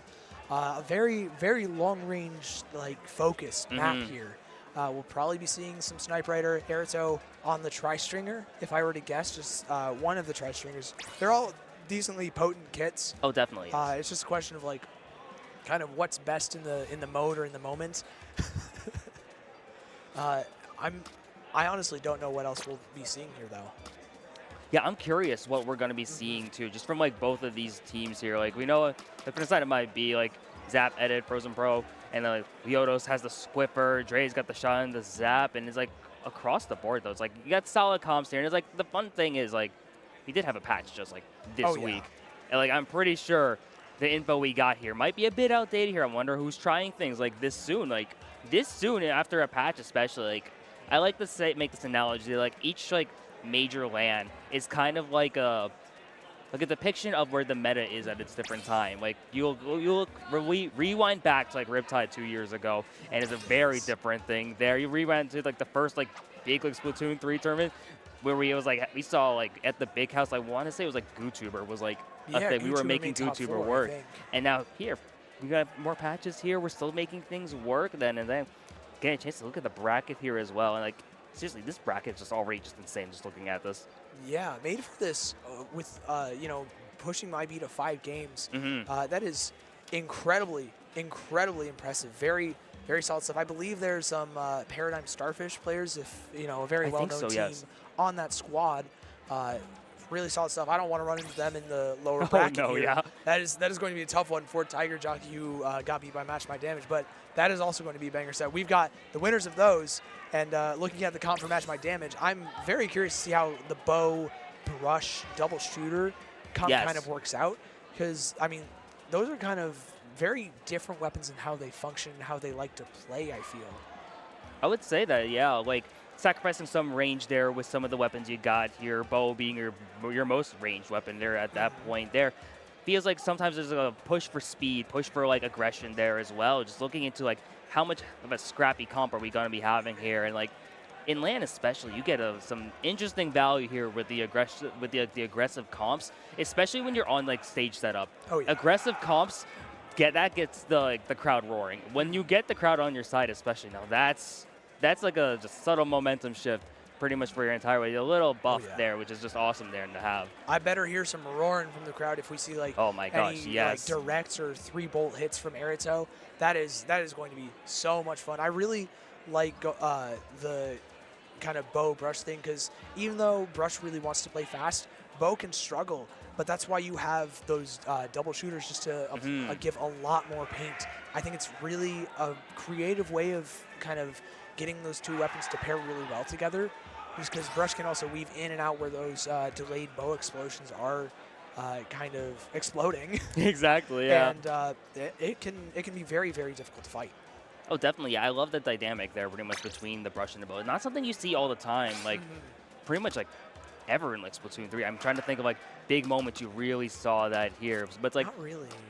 More of like a niche comp, but when it works, especially like it theoretically is like one of the more interesting things to really see. That dynamic is just so fun to watch as well, and like really working off of, like the strengths of each of the weapons there, strengths of the play styles as well. So it's like definitely one of those things I'm really looking forward to, and just making notes of like the mental notes like in my head before we get into this. Yeah, and I mean, going over to MyB's comp as well, a little bit more standard with the like Zap, Edit, Frozen Pro from Kinfola. Leodos says here Squiffer, you know, one of the best Squiffer players that the West has seen. And that's a weapon that really hasn't gotten a ton of use in Splatoon 3 just generally, whether it's due to like very, very strong main weapons that are really good into Squiffer, or just a lack of kit power. You know, the only time I can remember Squiffers making deep runs are like these when Big Bubbler was incredibly strong. You won like 2 of them at once sometimes. And I mean, this is, I'm just curious to see how MyB are able to use that as well. No, I'm curious too, because like Squiffer, and at one point you really saw Squiffer as like a trick shot weapon, which like, in here especially now, that's hype. Like potentially having like a trick shot or anything like that there. You do like sacrifice some of the things of like the typical, like compared to like other chargers or compared to like other matchups there where Squiffer, not exactly the most like common thing, and you know that for good reasons, but it's one of those things. Definitely can make it work there. Like it has a lot of value, especially like I'm looking at this comp. Like yes, definitely more standard, but kind of having like that trick up the sleeve with the Squiffer might be a good option then going in, especially against this team MatchMyDamage. Yeah, especially when, you know, a lot of your weapons can kind of, the bow specifically, kind of has to charge up. The Squiffer can take great advantage of that. It's why it's great into Splatlinks. Now, where I'm concerned matchup-wise, where Squiffer matches up, is just into Hermit on that Rush. Rush can make the aiming just so much more difficult with how fluid it is in its movements. You can go kind of anywhere you want. And going into this, there's no backline on my B. I kind of probably should have expected that, just looking at these names and looking at the weapon pools that they have. But you know, it's a surprise nonetheless, but a welcome one at that. Definitely, yeah. Here in Clay Museum, you could definitely make it work here, just seeing what we got already. Already opening just now, MatchMyDamage, trying to get something going here. Enkome already on their side as well, as you see him trying to push in now. Has the Blazers now already up, and 2 down immediately on my B, as MatchMyDamage trying to put some damage on immediately. Yeah, Septu able to find, Septu getting picked off by Leotis, but the rest of the team's able to clean up, as Erito with that jetpack is going to open things up with a couple of picks and a wipeout. MatchMyDamage already has a power clam in. They're scoring a little bit more. Brick tries to rush in that clam from the right-hand side. No, not able to get it as the Zuka's cleaning things up from Dre and MyB. They hold off a little, just a little bit of scoring to open things up for MatchMyDamage, but Hermit's there to try and keep that pressure going. Yeah, it's a big moments here from MatchMyDamage, maybe not in terms of the score, but getting a little bit of momentum just immediately off the bat with an opening score, pretty opening wipe as well. You're immediately just seeing what are they going to be doing next, as you're starting to see some pressure already being put out from this side here. 2 down there from the side of MatchMyDamage might be trying to have a response now, seeing if they're going to be able to make anything happen here. Now it's looking like it's maybe actually going a bit back to neutral now. Yeah, Erito able to back up just in time to use that jetpack as a little bit of a defensive tool to kind of start off this defense, but Hermit gets picked off by Dre. Dre gets traded out immediately, so does Brick. It's 2 for 1 in favor of MyB, but as I say that, Leotos ends up going down. King Fola trying to just stay alive, maintain these 7 power clams, and does not. Actually, that's going to really hurt the economy, but what hurts more is 2 other players dropping. It's just Leotos left against Septu, and Septu's opting to play for this top right, play for this massive amount of control that this top left side can net you, especially around the spinner, but King Fola is able to jump in, finds a couple of picks, and MyB somehow are still able to just prevent this push from going too much longer. Yeah, and that's just phenomenal defense from their side here, just preventing any type of offensive moment to really come from MatchMyDamage. MyB holding on strong, and you look at the overall score, MyB has a definite opportunity to make something happen, having the power clamp, having the soda now up and ready, trying to see what else they're going to be able to do here. They have the strikes for the potential opening push here if they ever want to move up forward, trying to just get back into mid now as well. You're seeing a couple of members in this fighting, in this scrapping zone here. Caniac going to be taken down to Herman now with this rush, and you starting to see MatchMyDamage really starting to put on some extra pressure there. 2 down from the side of MyB, and really just losing any momentum they were able to have. Yeah, I mean, this is kind of what what you run into with the no-back comp, where you just kind of have to run and fight, and oftentimes, you know, if it doesn't work out, you will end up looking like you're feeding just a little bit, and it's working, and it looks exactly like that from MyB. They're trying to fight just a bit, but it's not quite working out. Erito is able to stabilize. Hermit is able to punish with that hammer, with the brush, with everything. The rest of MatchMyDamage is able to find some beautiful picks, like that long-range direct. Kyrain goes down as well, and Brick on the verge of getting this power claim in with Setsu is able to find that wipeout, and MatchMyDamage has some more scoring to go. Yo, and there's quite a bit of clams coming down here. We're already past that 50, already past that 40, into the 30s now. You see the hammer already in play as well, trying to get that pick onto the Squiffer there as well. Herman going for another onto Dre. The basket is still open. 7 clams in play from our Zap player, trying to see how are we going to be able to potentially get the knockout here. It looks like we are going to be doing so. MatchMyDamage already putting out with an opening strike there and popping off in the process. They are on fire right now, in-game and out.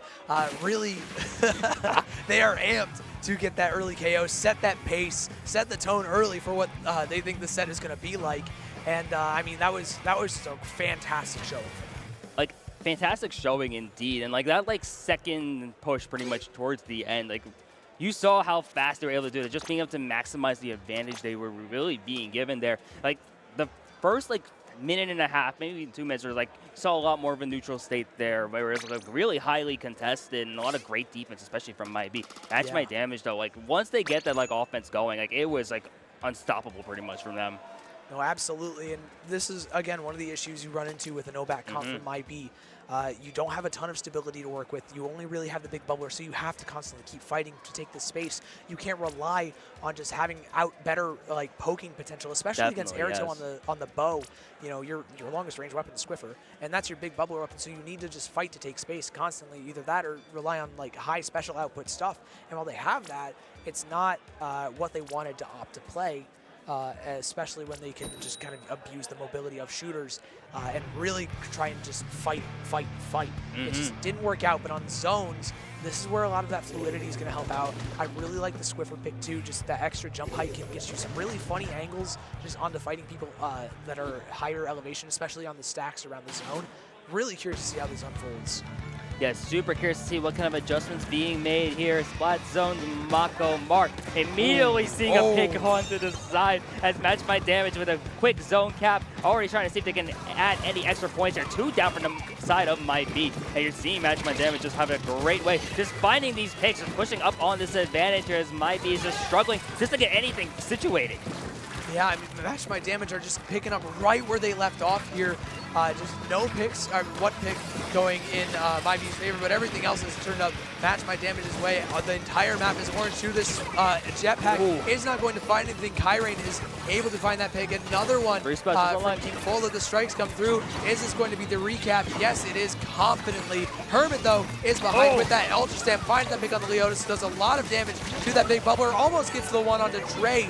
But with that splatter shot, is able to shoot through the hammer, finds the Zuka shot on the Airto 2. There's no backline left for MatchMyDamage. Can Brick fight it out? Yes, you can. Setu on the flank is cleaning things up, and MatchMyDamage still have control of that zone. And that's great plays there from MatchMyDamage. I saw MyB with 3 specials at one point there, not able to really make the most out of it at that point, and now you're seeing MatchMyDamage trying to work their way out of this penalty, and once again, the pressure just being put on. You see that MyB has the cooler online, already in play, trying to get some extra picks as they see them now trying to make their way over to the zone. 2 down from the side of MatchMyDamage as MyB with the flip are having to navigate as Arito once again with the jetpack, and now you're trying to see if anything else is going to be happening as MyB. It looks like they're going to be able to get out of this penalty.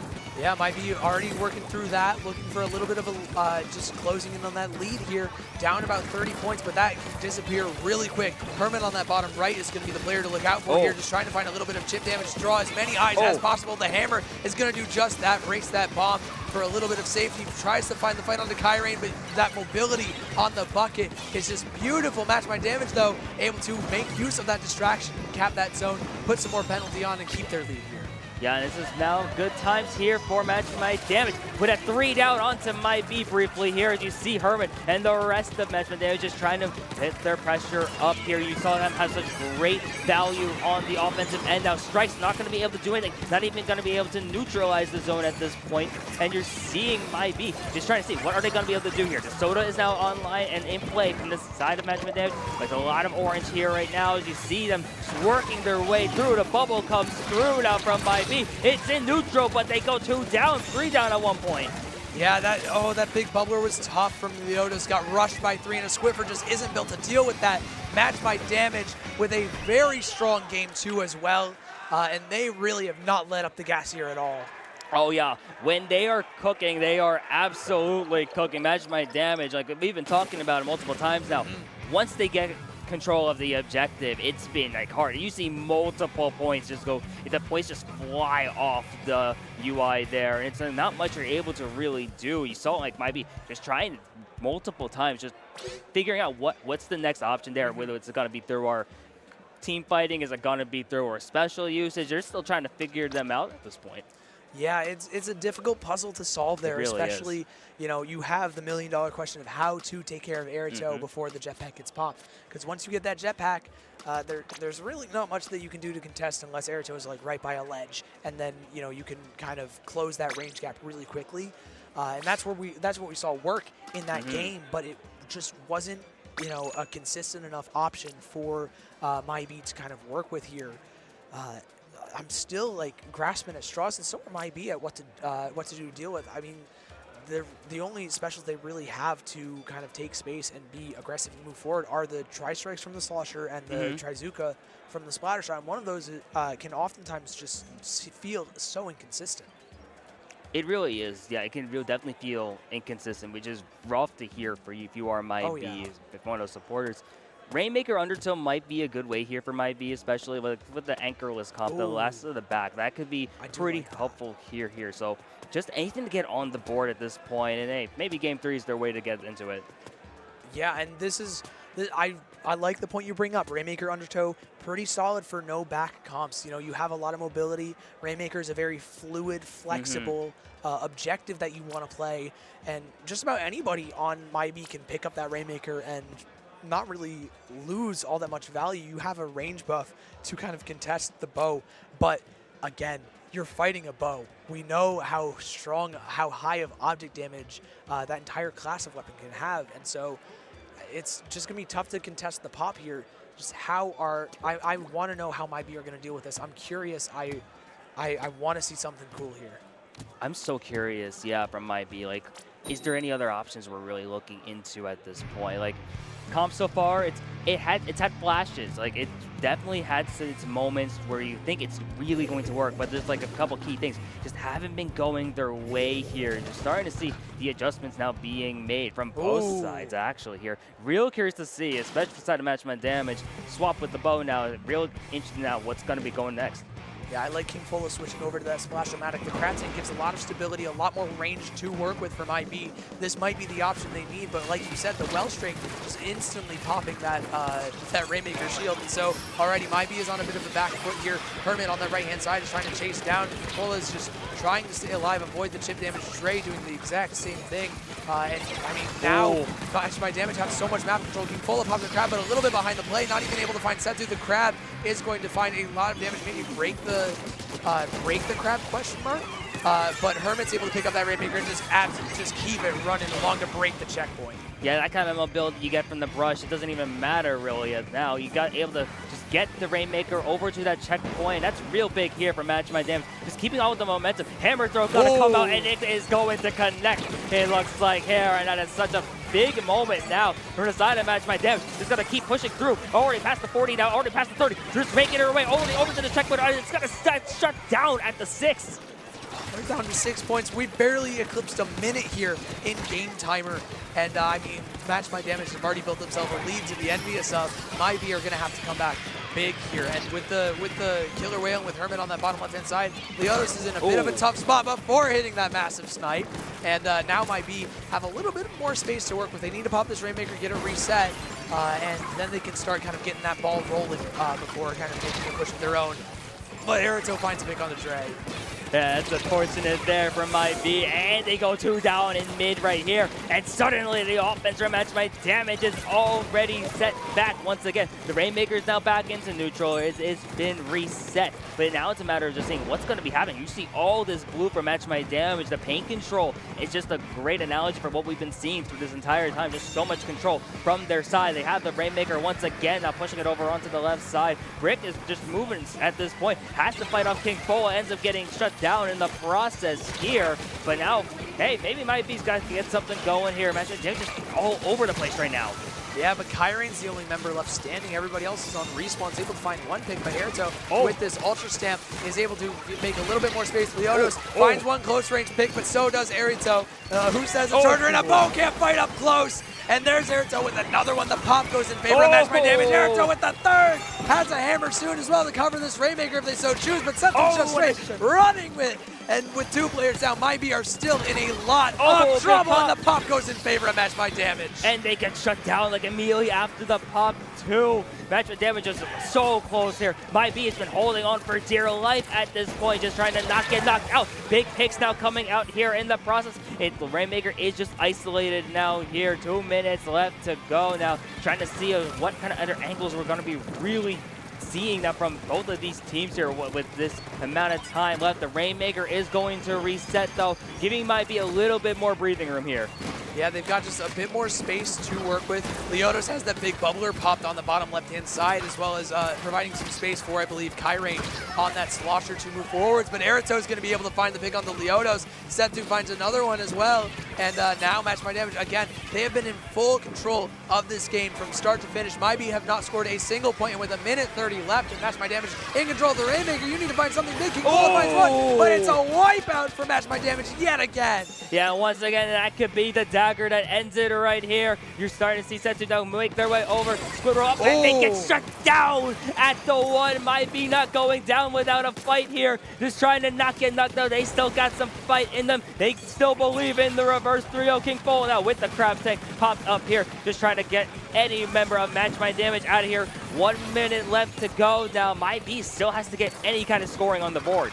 Yeah, but I mean, this is such a difficult comp to move into, especially when you're down so much. You can just send players forwards like the Brush, like the Gal, and just have them fight. It doesn't really matter afterwards because they can just jump back in, and you have such a big lead to work with that you don't have to worry, and it's working out beautifully in MatchMyDamage's favor. Everybody gets picked off. The big bubbler gets shredded too, and MatchMyDamage, again, full control all the way past the checkpoint. Brick could hold this Rainmaker, could run it all the way forwards. It's just a question of what MatchMyDamage wants to do. It looks like with Dre kind of running in on that left-hand side, they're opting to play it safe here. Same thing with King Fola. And I mean, the Brick is just really solid so far. It's staying alive until Leota swings around the corner with a shot charge.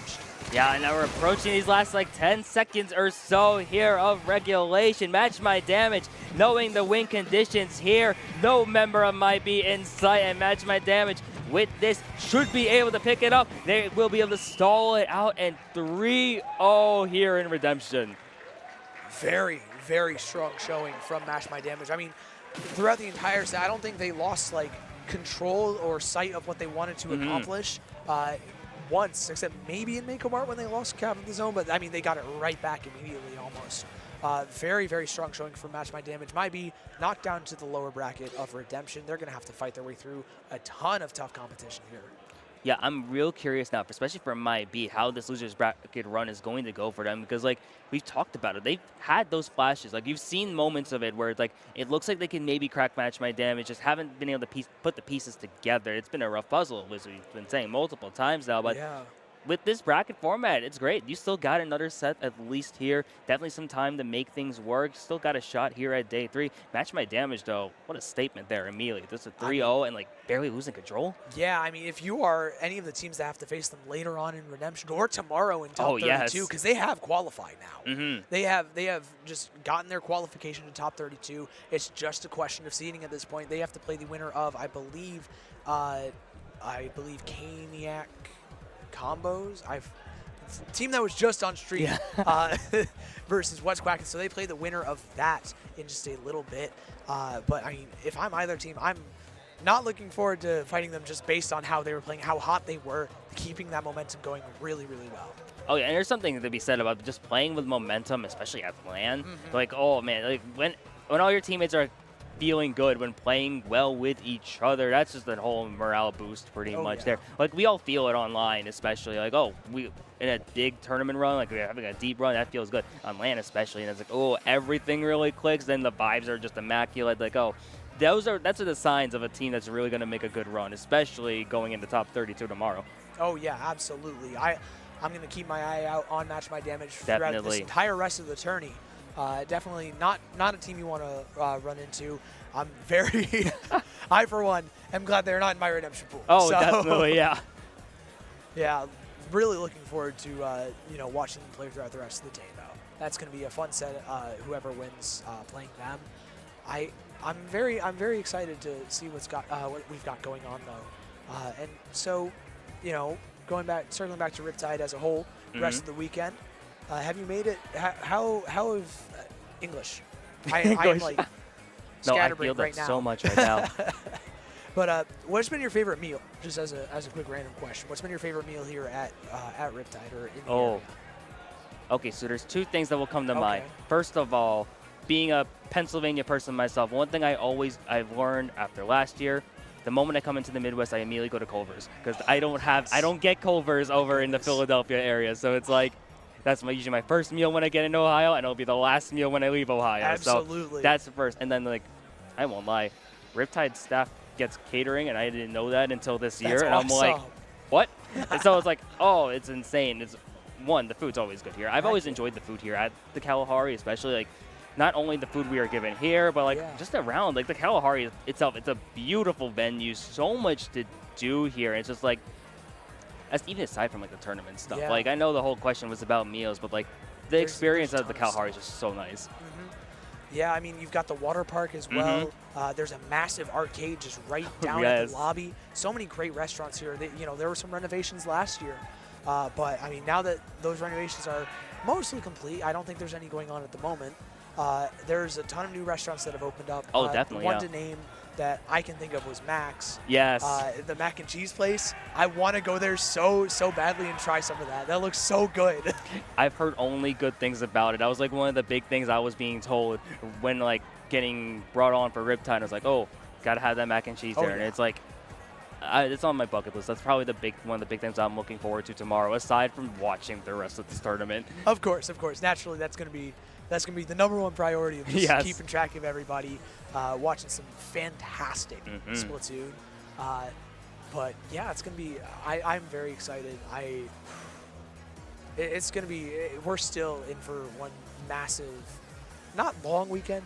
It's gonna be a jam-packed weekend though. Jam-packed's a good way to put it. It's crazy that it's like we're technically already like halfway through this, like overall, which is. I'm at a loss for words. You didn't need to tell me that. We're halfway done with the tourney already. I don't want to leave, bro. No, I don't want to leave either. I love this land so much. Can we like stretch Riptide out to like a week-long thing? Oh, I'd be down for that. I'd be so happy for that. Just have like any crazy side event you want here. Just flight people out for like every game pretty much. And like, just a week-long tournament here at Kalahari would be just absolutely insane. Yeah, so many different funny side events to think about. You know, if that's a possibility, probably not. That's like way too long to think about. But you know, we've got just a short break coming your way, and then we got some more redemption bracket action.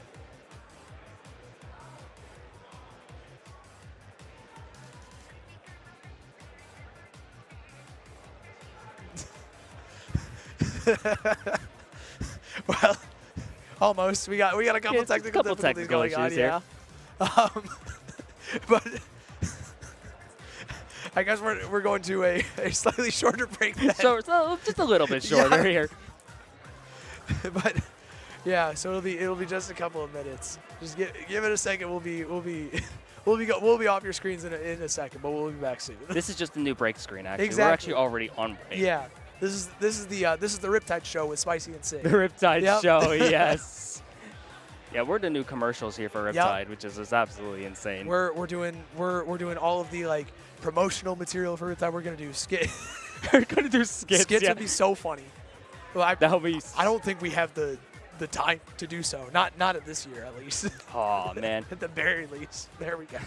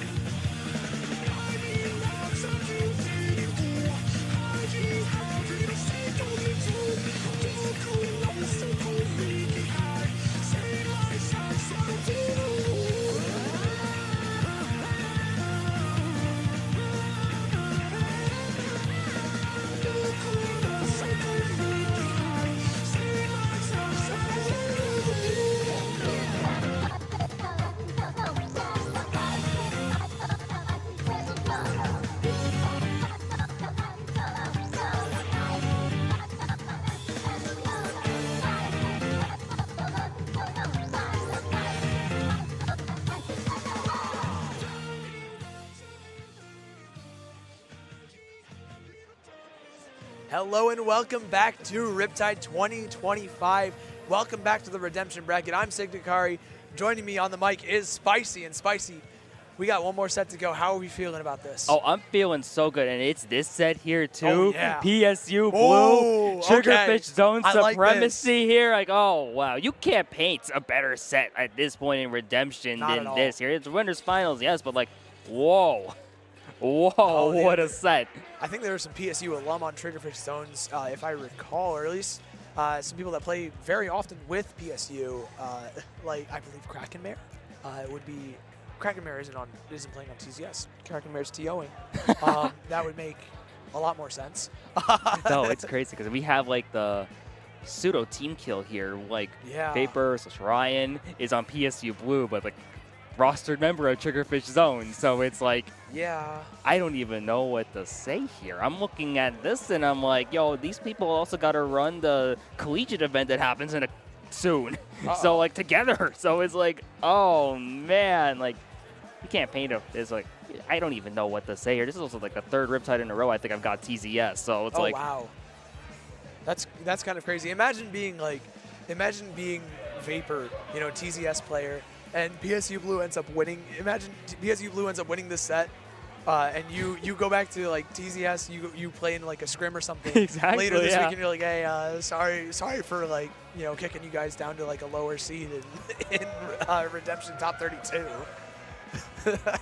But we've got the rosters here right now: Vapor, V, J Money, Snow on PSU Blue. We've got DRF, Pepe, Smork, and Floops. You know him, you love him. If you're Nito, you love to hate on him. you on love TCS. that. Yeah, Nito does. Yeah, yes. Oh yeah.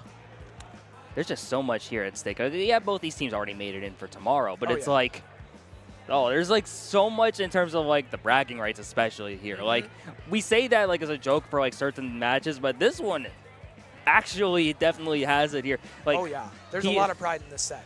look at PSU's additional info. We need the PSU versus TZS match to happen. Trust. I mean, they got exactly what they wished for. The question is, will they be able to, you know, swing that matchup in their favor? It's so crazy here because it's like the matchup familiarity is just there. You know pretty much the entire team, pretty much on both sides here. Yeah. You're so ready for what they're going to have. You're like, you know what they're going to play. You know the tendencies.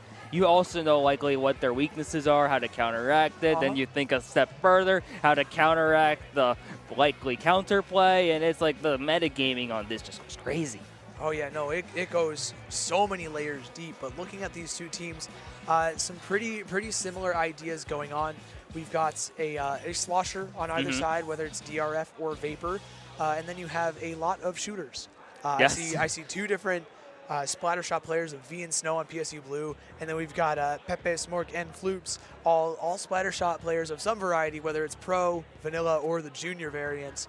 The only person that doesn't play a slosher or a shot here is J Money, who plays the brushes. And I mean, Krakenmare is currently working, but imagine we had the like Could you full mirror imagine? match.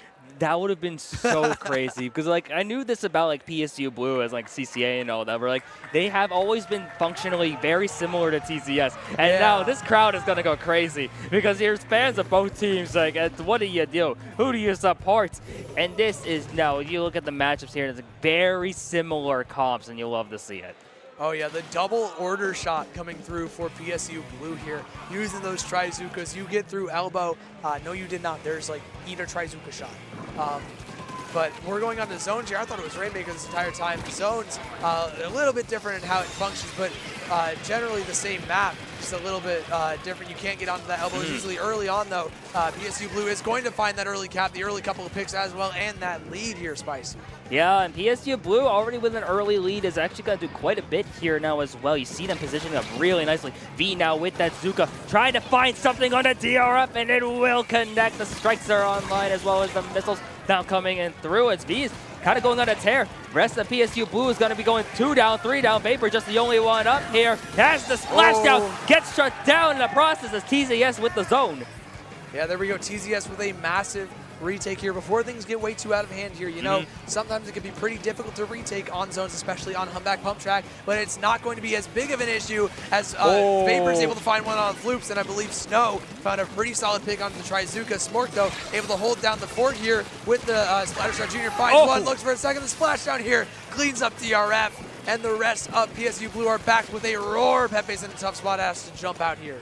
Yeah, and you're seeing this kind of pressure here from PSU Blue has been really strong. They've been winning a lot of these offensive engagements. Pepe gets shut down by Snow, and that's big here as PSU Blue now out with the penalty. Now just able to see what they're going to be able to do. They're past the 50 at this point here. They have a bit of positioning advantage here as well. TZS haven't been able to figure out the response, at least at the moment. Getting kind of locked into their own like spawn. It looks like just trying to do anything they can just to get towards the zone, but TZS able to navigate it, but they get 2 down, 3 down. Now it's just DRF left. They may be able to navigate their way to zone to neutralize it, but they can't navigate their way around wipe. Snow. A delayed wipeout, and PSU Blue are 10 points away from an early, quick KO here. Smork goes down. Everybody's trying to rush on the zone. Pepe finds one, looking for a second one, but the Trizuka is not going to paint it. And PSU Blue start off by going 1-0.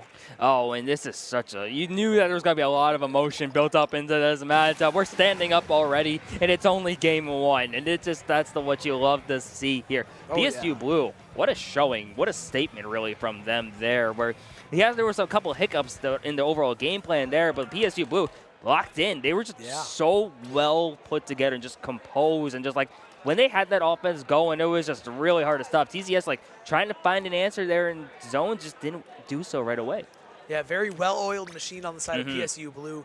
Able to, I really like the Explo, the custom Explo from Vapor. I think that is such a creative pick that TZS and PSU Blue both have been able to utilize really well, especially on these maps. These are maps that are fantastic for Explosion, I feel, these first two. Switching over from Humpback Pump Track zones to Rainmaker on Manta Maria, I mean, you can place just so easily around that large AoE that you have. Definitely. You know, the things that are really, really strong on this map. Large AoE, some way to clear kind of that bunker area around the top of mid, and Explo can do that so easily. It's probably one of the best backline weapons for this map.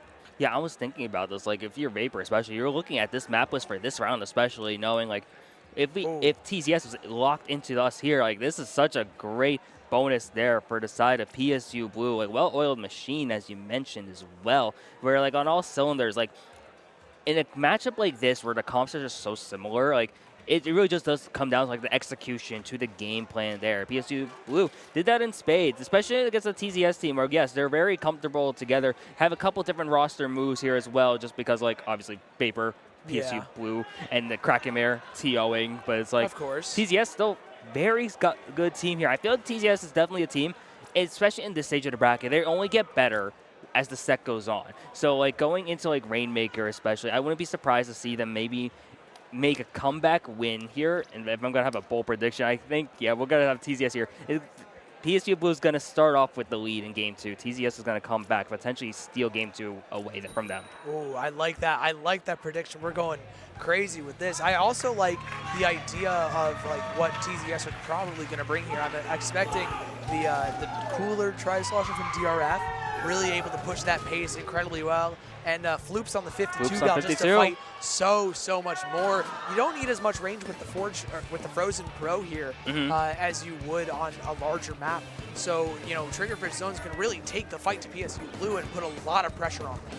Yeah, it's real interesting to see this kind of dynamic now. You see the mist already in play. Everyone's just kind of fighting it out in mid, just trying to see who's going to be able to get that really first advantage. You already saw the lasers in play as PSU Blue has a few specials online. Hefe gets shut down. It's a trade, actually, in the moment there from our shots. And you're already see Floops now with that 52. Now having to figure out a way to get rid of Vapor, who has just made a breakaway over towards the podium. Unfortunately, getting shut down by the Splat Bomb snipe from there. As you see Smork, and you see a lot of these 1v1s now going in the side of TZS, who at this point now have the Rainmaker now, trying to see if they're going to be able to strike first potentially and get that first checkpoint.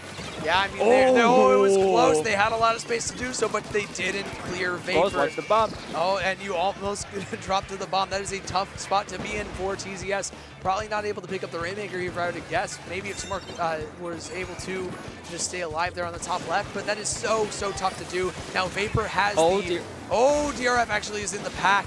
Finds one pick onto V, looks for a little bit more, not able to find it. Vapor's trying to run this Rainmaker, but with all the bomb spam from Smork, it's going to be pretty tough. Yeah, and you're just firing all those Rainmaker shots behind the podium, just trying to get them out here. The bubble is in the line from Smork as well, and it's going to be popped right onto the podium there as well. PSU Blue not able to get to the podium, not able to get checked yet either, and you're seeing a lot of fighting here. It's so close, it's so scrappy here. V season opening here. Smork is able to prevent that from even becoming a thing, and you see two members go down, and now it looks like they finally break through the checkpoint. They lose the players in the process, but a checkpoint at least here is big. Yeah, early the first checkpoint break means you have tiebreaker if the other team breaks the check and doesn't score. It gives you a window to just run that Rainmaker forwards for like 10, 20 more points next time you push. It is such a massive boon to have here just going into the game. You have 3 minutes left to score some more points, but first things first, you got to stop TZS here. And I mean, with the double Trizuka, I think that's going to be pretty solid. Already finding one big DRF. Gets picked up by the splashdown, and so does the rest of the team. A wipeout for PSU Blue, and they're looking to extend their lead even further. Yo, and the verticality here on Manta Maria was perfect there for Vapor, able to respond with the triple splashdown as well there. And you're seeing them able to gain up on this lead. Vapor now here with this Rainmaker firing these shots, trying to get rid of the players coming. DRF going to be able to at least get a trade, it looked like here. But now it's a matter of seeing what is PSU Blue going to do. They have 2 members down, but 2 down on both sides here. Potential advantage here is the side for Penn State. And you see the Trizuka already in play. Gets one, trying to find a second one here. They have the Rainmaker as well, and trying to see what they're going to be able to do. Vapor gets shut down, but TZS only got 1 member up. Oh, TZS in a little bit of trouble here, not able to fully stop this Rainmaker push, and V is going to find the pick on the Floops. The Trizuka to clear out Smork from the top left, and Jay is going to have that Rainmaker ready. The bomb, a little bit of a tough spot to be in for Jay now, just stuck on this corner. DRF can just attack that, but nobody is able to find the rain, and that's a KO for Penn State. Yeah, PSU Blue screaming we are at this point already, and because they are 2-0 up in this set so far. They're doing so well. Forget the prediction I had. Like, they were able to just, like, once they had that Rainmaker eventually, especially in that like second push, you saw how well they were able to like pick off members of TZS. Like I remember seeing DRF onto one of those platforms just trying to pick someone off, but like boom, shut down, shut down, shut down. It's just such great overall synergy there from PSG Blue, who's well-oiled machine as we keep coming back to. Yeah, I mean they have really just kept this going. Their defenses look stalwart. Really didn't let TZS kind of move past the checkpoint. Like they didn't even break the checkpoint. That is that is really tough to prevent from happening on Manta Maria. You know, you overload one side and forget about one other checkpoint, and the Rainmaker can just take advantage of that and sprint. It's especially difficult when you're going down multiple players, but PSU able to hold strong. I really like what we saw there. Now we're going to a bit of a tougher map for Explorer specifically on tower control. It's just a tougher mode in general, but Hagglefish Market, going to be pretty interesting to see things unfold, especially with those splatter shots. Oh yeah, the shots are going to be living it up here on Hagglefish TC. It's like, and like I feel like going into this game, like we talked about like that, how execution is just such a big thing here, especially in like a pseudo like mirror comp format here, where it's really just going to come down to these shot players. I feel it's like, yes, you have like the bucket matchup, but like these shots, like I feel like a lot of these plays have been coming down to like the positioning, the who has been able to get more paint on the ground from these shots, and even just the overall team fighting. Those little things just go such a long way here, because like PSU Blue up 2-0, had any of like the fights been going differently, we could have a 1-1, it could be 0-2, it could be very different here, but like just coming down to that overall execution once again. Yeah, I mean, PSU have just straight up, they've executed better so far. It has been a tough uphill battle for TZS, both figuratively and literally in terms of game one, just fighting all their way up onto the zone. But, I mean, if we've seen any team rally, especially when it comes to Riptide, it is Triggerfish Zone Supremacy. Yeah, one of the teams here with one of the most decorated Riptides history so far. Definitely can't count out TZS yet. So far, there's a TZS chant, I believe, going on right now as well. So got the fans in support here as well. And here we are now, tower control, Hagglefish. Yeah, no comp changes except for Floops going back onto the Forge Pro. A little bit of range, a little bit of poking, and a lot of Tenta missiles here for TZS, going to let them get in a little bit more pressure vapor a lot. DRF switching back to the Tri-Slosher Nouveau here.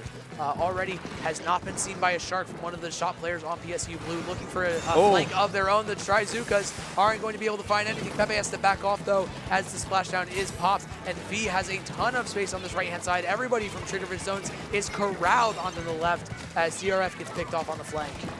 Yeah, big moments potentially here. You see Tenta missiles starting to fly from the side of TZS here. Vapor and the rest of PSU Blue, and they're just trying to recover at this point, trying to prevent any like big major push really happening from the side of TZS. Tower is still in neutral, now going pushed up forward by TZS. One of their members, DRF, being the one going down at this point here. Floops has to watch out for those splash, so gets hit in the process as well. As you see Smart just trying to get anything really going.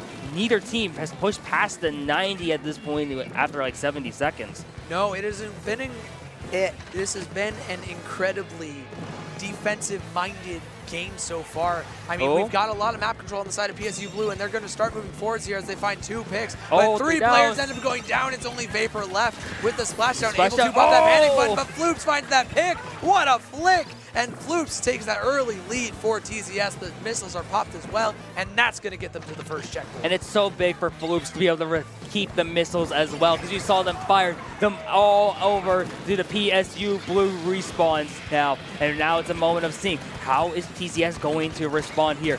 Hagglefish on TC has to have some snowball capabilities as well, but now it's a matter of seeing, can PSU Blue prevent that from happening here? Tower goes back to neutral, now in Blue team's favor as well, as you see that the PSU Blue fighting has been on point today, just trying to do anything they can. You see that Shuka was online as well, potentially in a shot here for TZS to maybe make something happen here, and now just seeing what's going to be the option with PSU Blue making this push.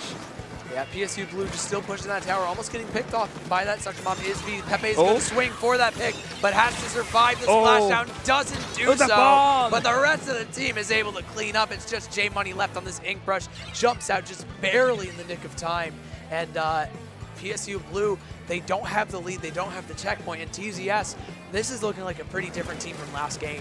Very different team indeed. Like TZS with a lot of control here. The defensive mindset has actually been really impressive to see from them. Kind of like that overall shift in terms of like team dynamics from this side. And it's been working out overall. Multiple members going down from the side of PSU Blue. And that's the 3 down here as TZS with the tower still trying to push forward here. It's not a big lead, but it even able to have at least a checkpoint gone is going to be so big for them here. As we're in the last 2 minutes, the tower is now moving and we're going to be past the 50. Yeah, that big bubbler being popped from Smork, able to get just 7 more points in the lead for TZS, and PSU Blue just fires away with the Trizukas. It's just Pepe left on the top left, and is able to just stay alive, provide some jumps, maybe find that fight onto V. There it is, trading out with the rest of the team. The missiles come through from Floops as well. J Money has to back all the way out, being chased by 2. The tower is lost, but the lead and the zone in the middle of the map pardon me, is held for Triggerfish zones, and they have so much, they have killed so much time. We're only a minute 15 left. Yeah, there's been a lot of just good clock management here from the side of TZS. The tower's still in neutral. PSU Blue has to burn a couple specials now just to get the tower moving, but they go 2 down in the process. This defense from TZS has been unstoppable as they get the wipe out. The crowd roars in response. They don't want to see a 3-0. They want to see the set potentially go the distance here as Triggerfish zones and is now trying to march this tower even more forward, just trying to get any more insurance points they can. Yeah, there's the big bubbler again from Smork, just getting all the way to the checkpoint. They've been popped, just shredded instantly, but gives DRF a way in to clear 2 players, make that a third. It's just Snow left, and being 10 missiled is not what you want to see if you're Snow. Not really able to contest. Now Pepe is on a shard, able to try and push forwards onto Snow, prevent that last player, and it's just Vapor, the big bubbler jump, and that Expo can't shred, and TZS stay alive. And in such emphatic manner as well. The wipe at the end. Now that's a dagger if I've ever seen one here. TZS really going in with the mentality of don't let us get one. And that's so vital here because you saw that pop-off at the end of Game 3. They're down 0-2 and the set didn't matter. They're still feeling very much in this. And after how they played there, they still very much are. Yeah, no, I mean, they are absolutely in it.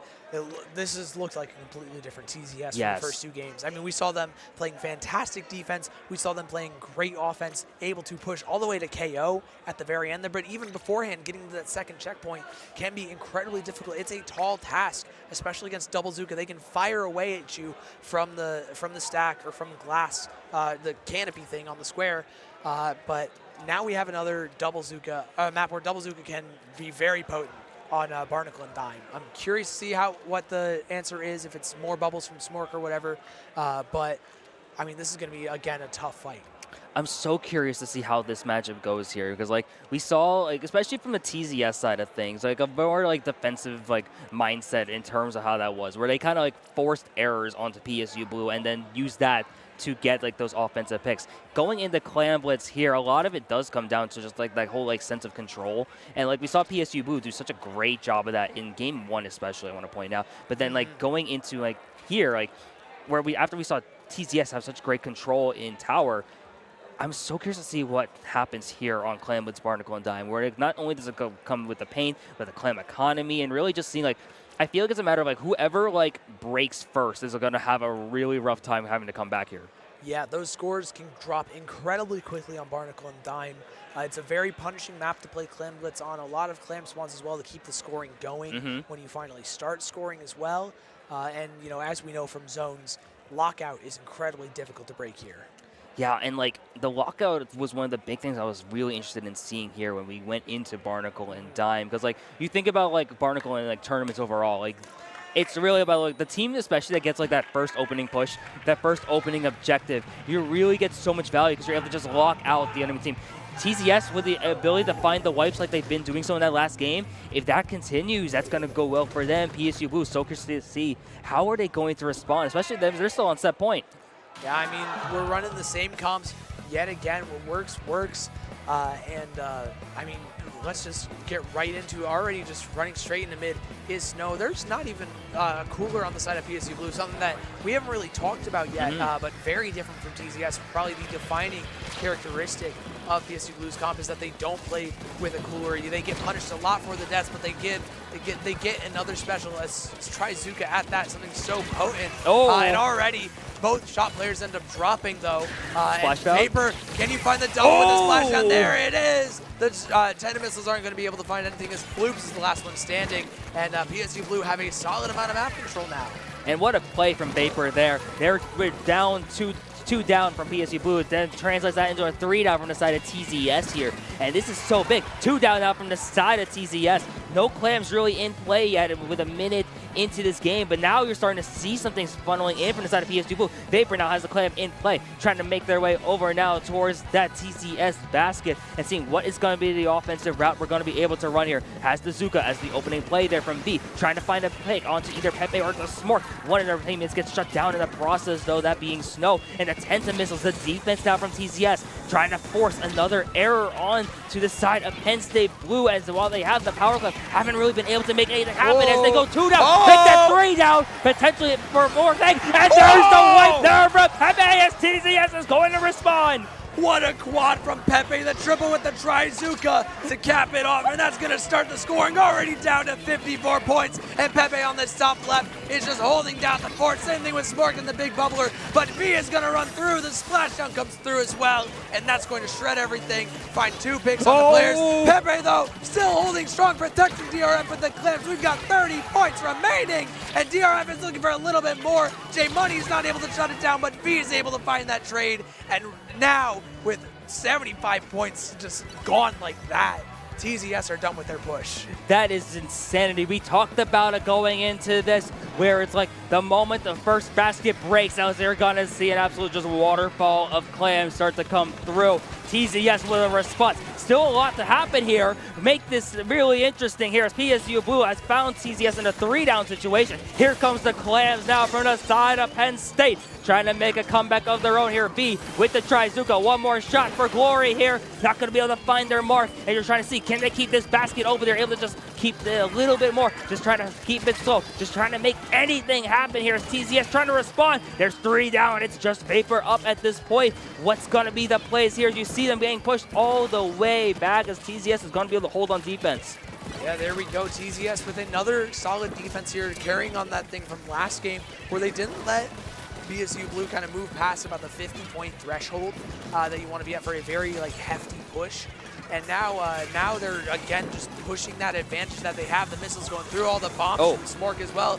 V almost gets picked off, but Snow does actually get picked off by rushing forwards. V has the Trizuka. There's the whale from J Money as well, but nothing is working for BSU Blue. They are struggling to get back in. Triggerfish zones have just been a stone wall in mid this game. They really have been. And you look at the clam economy as well. 16-6 is really rough if you're Penn State right now. You see that Vapor does have 6, but then Vapor gets shut down by it all. But you see that splat bomb already going for the snipe. Now, it would be such a devastating moment from the side of Penn State. Yes, there's 80 seconds still on the clock. They have the whale online in play, trying to get any type of special going, but they keep going down here. This TZS defense has been impeccable. Make that questionable a little bit here, but 3 down. They just keep finding these picks and just putting PSU Blue in such a rough situation. 60 seconds to go. Vapor still holding onto that power clam until having to drop it briefly, but it's such an interesting dynamic here as we are in that final minute.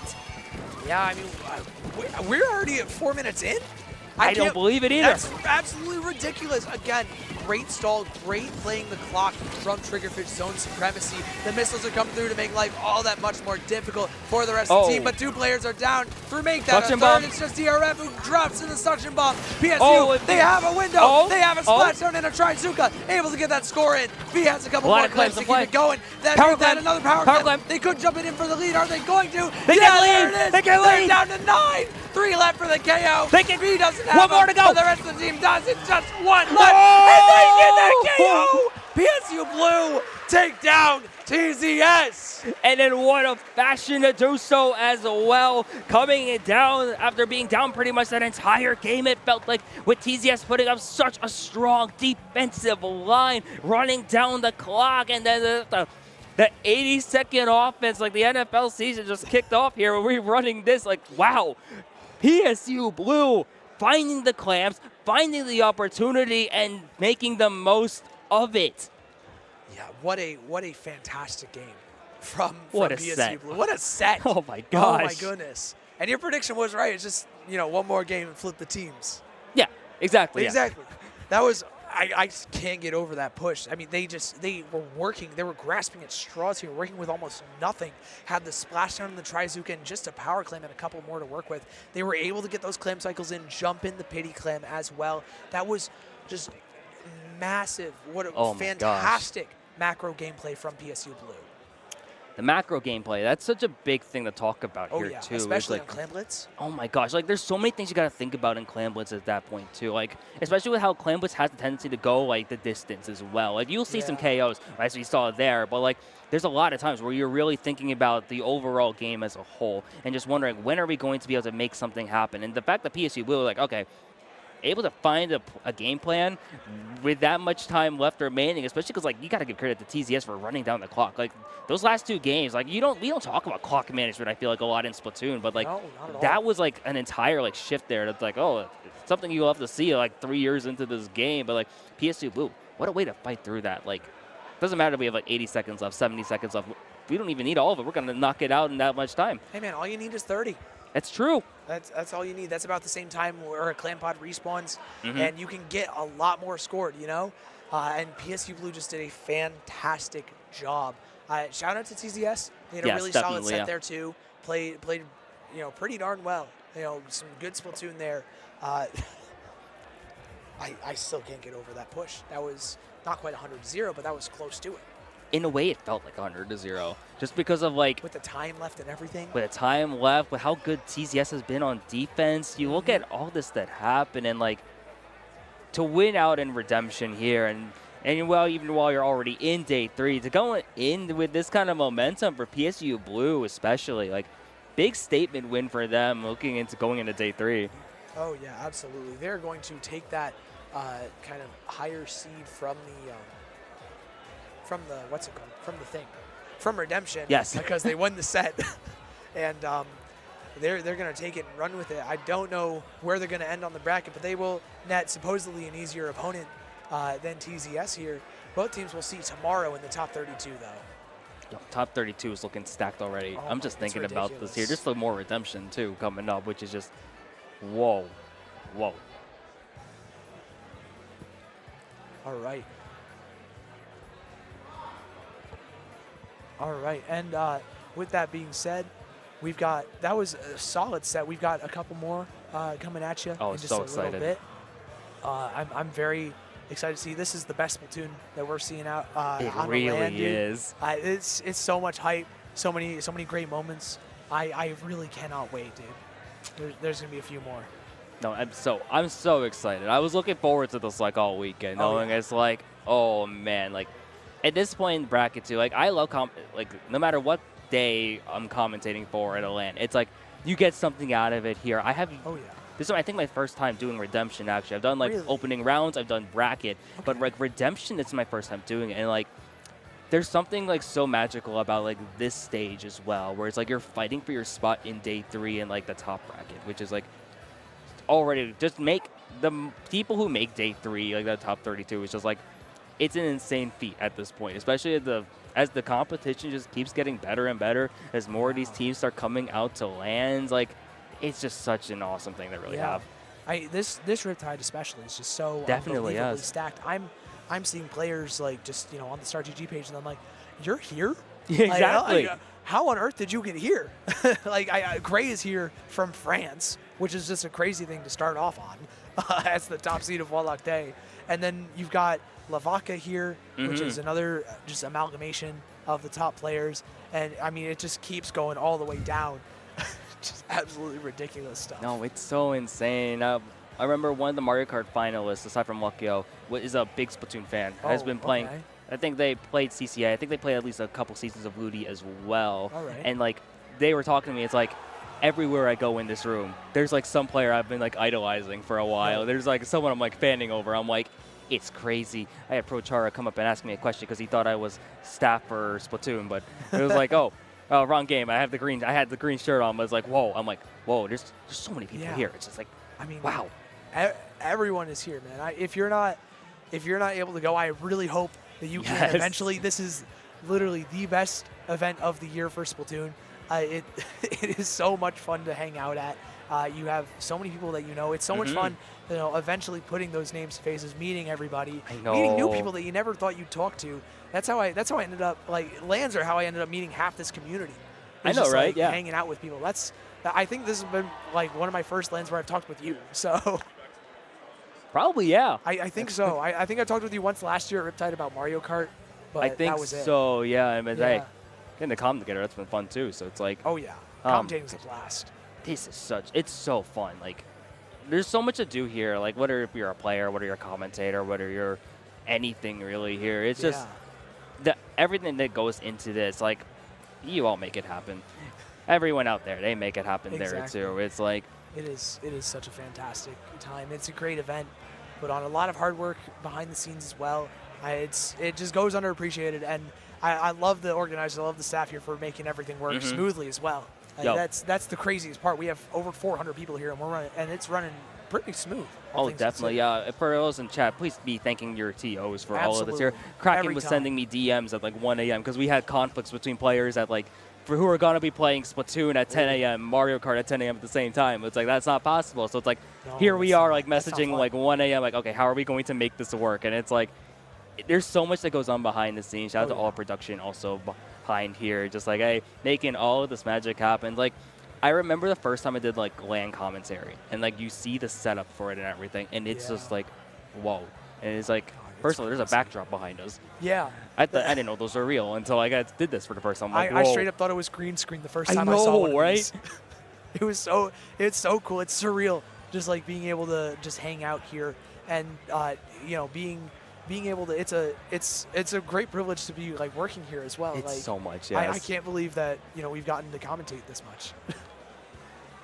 Yeah, and I mean that's just one of the best things about the community. You can kind of help out. You can volunteer for pool captains. I mean, I did that yesterday. Yes. You know, we always need more people helping out, and it's super fun. But with that being said, we're gonna be running to a quick break. We've got at least one more set of Redemption coming up in just a couple minutes.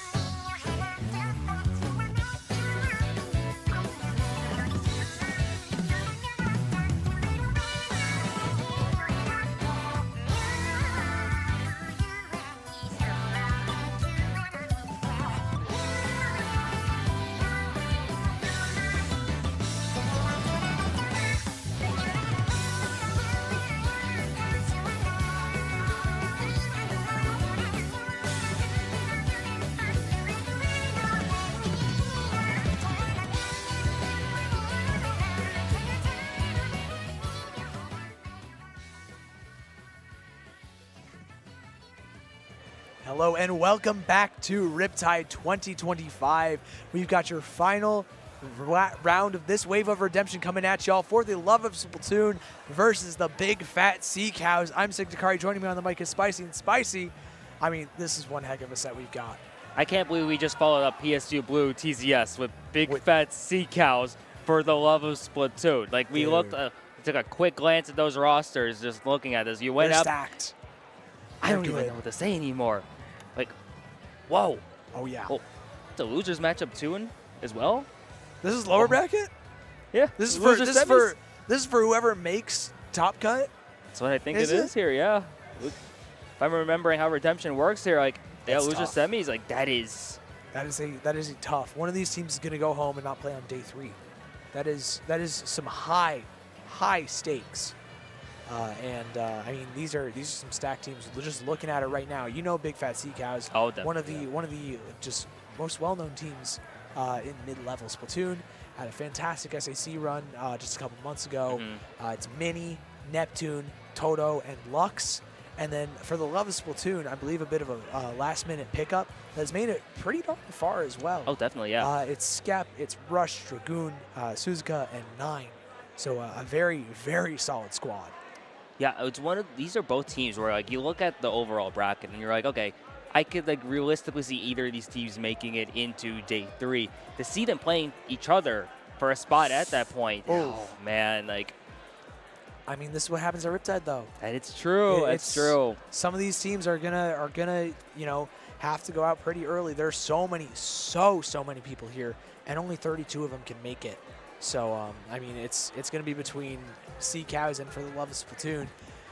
Neptune, fellow commentator, you know. Oh, yeah. Same thing with Skep as well. Both people that have commentated a lot of tourneys before.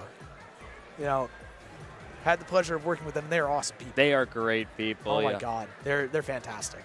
Yeah, Neptune and I, we do a Splatoon league in Washington State, like, for a high school league together. So, really? like, we're ecstatic partners in a way in that sense. So it's like we talk a lot. I'm very, like, well informed of, like, how his run here with Sea Cows is going, and like, I knew this was, like, one of the things, like, he was really interested in seeing, like, how they would do in, like, redemption and all of that, knowing, like, this is a high stakes tournament already, and then you're in arguably one of the highest stakes parts of the bracket. Like, it doesn't really get much harder than this. Like, playing for a spot in day 3, it's where you want to be. But it's also like, dang, there's so much that goes on the stake here. And when you got a team like For the Love of Splatoon, it's so interesting because we got, like, Sea Cows, which is a much more, like, established team. And then For the Love of Splatoon, the pickup for the most part here. But it's like, at this point, it doesn't really matter at this. No, it doesn't. What matters is what happens in the game. Exactly. You know, who's going to have 3 wins by the end of this?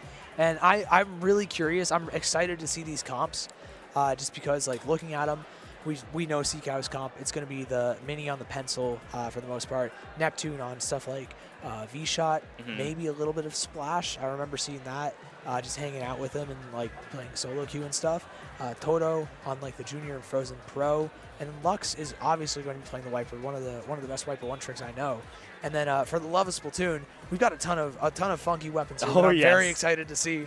You know, Skep plays Blob and Zap. What a weapon pairing right there. I know, already. right? I can't get over that. That's a ton of paint already. You got Rush. He plays Dooley and Big Swig.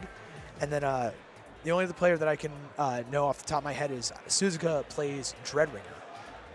It's so interesting seeing, like, a much more traditional comp, I guess, with Sea Cows. Like, something we're very used to seeing. Yeah. And then, like, we know, like, Skep especially, like, the Blob, like, was something, a trademark for, like, them as a player here when the greats in that weapon. And we see the other things that are surrounding them, too. And Skep and Rush, they are teammates outside of this pickup as well. So with, like, these, like, more niche weapons, you got the Big Swig potential here as well, which is just, like, it's so interesting seeing, like, how it's all going to come out, how it's all going to just play at this point here. Like, we have, like, potential 5 more games here to determine another team going into day 3. It's just so much goes into the stake here. It is going to be a tough, a hard-fought set, and we are kicking things back onto Splat Zones on Humpback Pump Track, the same map that we kicked off the PSU TCS set on, and I mean, if that was anything to go off of, this is going to be a tough one. This is going to be like incredibly tough to fight. My only question is just how does Wiper function here? I've heard from a couple of different Wiper players that it is a little bit tougher to use it on humpback pump track just with the slopes and everything.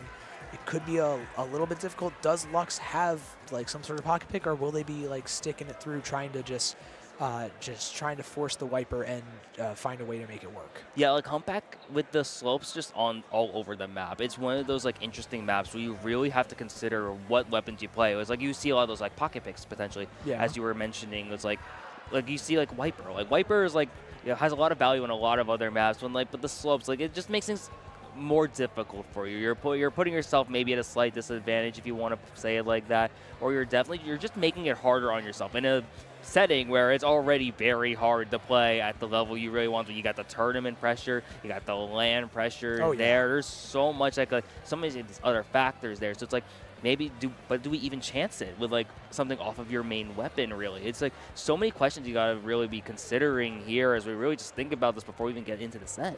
Yeah. Are Stara and Lyle playing? That's crazy. Okay, a little bit of a switch up. That makes a little bit more sense. Stara and Lyle, insane players. Yes. I remember Lyle. They play a lot at the local I go to pretty often of Shy Shoals. Yes. Oftentimes I'll run into them in like the later game stages of the tournament. Very, very solid. And then Stara, I mean, you know her from like all of the H-Down Splashdowns. One of the players on Siku got kicked out. And just absolutely absurd at the game.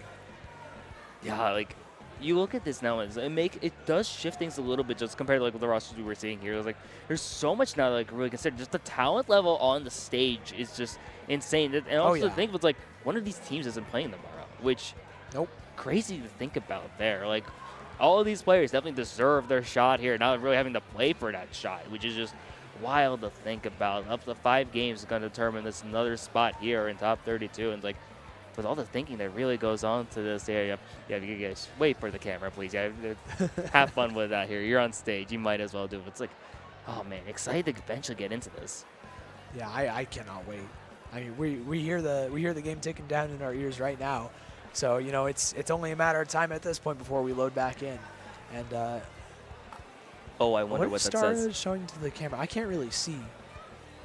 Oh, but it must be funny. It made Skep laugh or something. I'm not quite sure. Oh, it's blurry on our end. No. It's a little bit blurry. So maybe we'll ask her what it says later. But Skep's trying to give us their glasses. Maybe that'll help. Actually, yeah, it might help. Let's try it again. It might help a little bit. Let's give it a shot. Like I'm about to take my own glasses off here. Maybe that'll help a little bit as well. But hey, I think I hear something. Looks like we might be going into it soon. Yeah, that bell was the 15-second counter. So I mean, we'll be there pretty quick, and we're. I don't really know what to expect in sort of like how these teams will play. There's a lot that can happen here. So let's go straight into it. And I mean, if y'all can hear that, that's the crowd rallying behind Seacows. Lyle's on the mini, and Star's on the sploosh. Star on the sploosh, yeah. Had a feeling we're gonna see some change of weapons here, and yeah, what a comp immediately from the side of For the Love of Splatoon. A lot of things that you would expect to see from this group in terms of if you know these players here. Meanwhile, Seacows, we talk about much more traditional in the aspect, but the first pick goes in favor of For the Love of Splatoon. Already won one on the board, trying to see what we got here, but Seacows trying to respond here despite losing control of the zone. And it's For the Love of Splatoon already with the rain, especially just getting all these extra pain despite losing a lot of more members, I feel like, just in these opening fights. Yeah, already. I mean, For the Love of Splatoon, they are a couple of players down, but they're still able to cap that zone and finding a couple of picks, rallying as well to fight against Big Fat Seacows here. Rush just trying to dive on the Lux. Lux is able to shut that down, but the hammer from Stara is going to look for a pick, not quite find it. Neptune doesn't connect with the Zuka either. The Zuka on the side of For the Love of Splatoon, though, comes out. Lux is actually able to find that first pick onto Skep, and I mean, Toto goes down. It's just Neptune and Lux left, and they're able to find a couple of picks, but Rush jumps in with those dually rolls is safe. And I mean, for the L.O.V.E.M.UF.F.I.N, Splatoon's not out of this yet.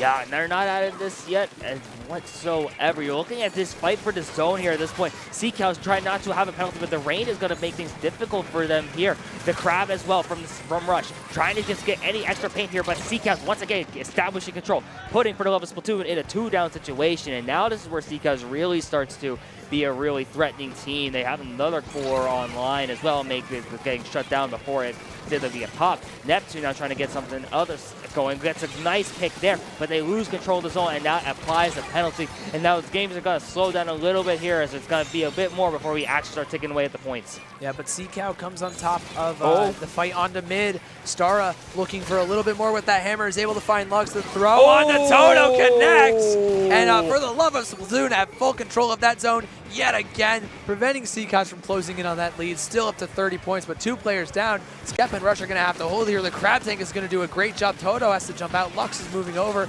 on the left-hand side. Can't find any angle just yet. And for the L.O.V.E.M.UF.F.I.N Splatoon, have a pretty solid hold. They're already down past the penalty points. Yeah, it's now a matter of seeing how much more they're going to add to this lead here. You see the hammer coming in from Lux, and there's some specials now coming in from the entire side of SeaCows here. They also have the core online. This is real interesting from them. See Lyle now had the Zuka, gets the pick onto Lux. Big moments here for them, but they get shut down in the process. 3-3 situation here. Soda in online for the SeaCows as they get some of these extra buffs. Neptune looking for a flank here, trying to find an angle. Gets found, and that's not going to do much for them here. But you see that SeaCows still has control of the zone, at least for now. The rain's going to make things difficult for them as they really try to fight it. And Skep now with this blob putting on so much pressure there as for the L.O.V.E.M.UF.F.I.N Splatoon gets control once again. Yeah, for the L.O.V.E.M.UF.F.I.N Splatoon have really just not given SeaCows all that much room to work with. But Neptune with a pick onto the Zuka. Lyle is trading it immediately right out. Stara is chasing Lux with the hammers. The duel goes in Lux's favor, and with 2 players down, SeaCows are able to get control back of that zone. 2 players though on the left-hand side for the L.O.V.E.M.UF.F.I.N Splatoon as Lyle is back up, picked off immediately by Lux here. Rush is just trying to look for a fight on the zone. The blobs being lobbed from the blob lobber of Skep is just forcing a lot of the SeaCows out back to the back of that zone into Rush's Crab Tank and Stara's hammer who finds Toto. And for the L.O.V.E.M.UF.F.I.N Splatoon have really just not let go of this game yet. Yeah, like you look at the score and it's really close so far, but for the L.O.V.E.M.UF.F.I.N Splatoon, the advantage at the end is going to be so pivotal for them. You see with 75 seconds to go, have the Zuka. It looks like they're going to be able to potentially get that pick. Yeah, beautiful option there. As Lyle still finding more. They're out of the penalty. They're 2 down though, trying to see how much more they're going to be able to control. You see the jumps already starting to come in. Sprinkler is going to get shut down as well. And now the hammer here from Lux, trying to get some extra picks on the board as well. Some extra paint, finding the one on the Skep as they get control once again, and we're somehow already in this last minute.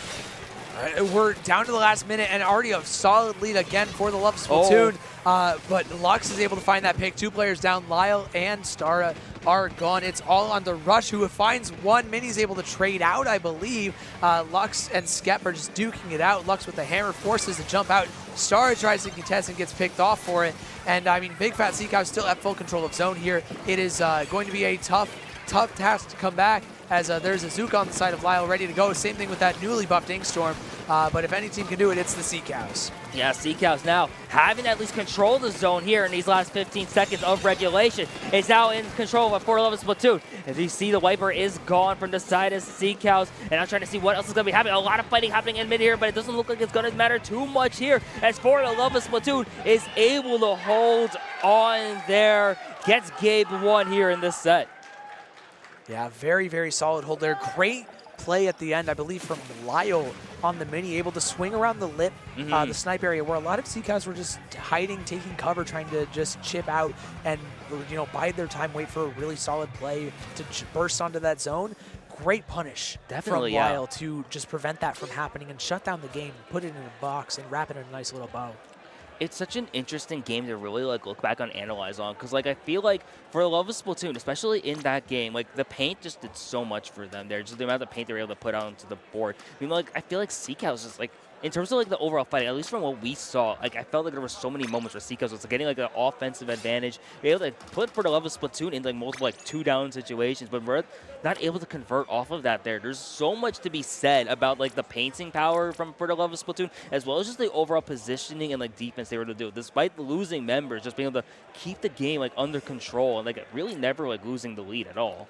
Yeah, no, I mean, that was really solid control, and that's something that Blob is also really, really good at doing, is just maintaining control, limiting your options, and forcing you to just make tough decisions. Skep, really, really solid piloting there and allowing the rest of the team to kind of go crazy. We saw Rush and Stara really just run at people and take a ton of fights because of all those options that were limited. You know, they were really, really good fights, too, for Definitely, the Splatoon. Oh, going into Rainmaker now on Museum. So excited to see how this one ends up playing out here. Just hearing how the rest of this ends up going through. It's like, yeah, Sea Cow popping over, but looks like we are. Take a quick second here. I believe we are. Yeah, we're resetting the game. I heard some boos. There's one right there. Now, are they booing or are they mooing because of Sea Cows? Honestly, it could be both. It could entirely, honestly, just be both of them. Boos and moos. Boos and moos, they both work. I kind of like the idea that they're mooing. I think that's a really that'd be so fun. Really honestly. interesting cheer you could do if you're a Sea Cows fan. I kind of like that idea. That'd be actually hilarious. You just hear like a crowd go moo, and it's like, oh, they're not booing, they're mooing, and it's like, oh, that's the point you gotta make here. Like, when a team is popular, Sea Cows too, I wouldn't be surprised if they have like something like that going for them. Oh, absolutely. You can have all kinds of funky cheers and chants. We've heard a bunch of them, a bunch of pretty unique ones throughout Splatoon's history. I mean, obviously we have the classic "Ready, Go" sort of thing that we hear so often on LAN, and just a bunch of other ones. But going back to this game, Rainmaker on Museum de Alfonsino, one of the few Rainmaker maps that doesn't have a second checkpoint between the two that you have to decide on, but it does have those two routes of going up the ramp or just straight over with the spinner. So it's essentially just two different checkpoints. In a way, yeah, like it seems linear, but you have some expression there, which is always awesome to see here in a map mode combination like this.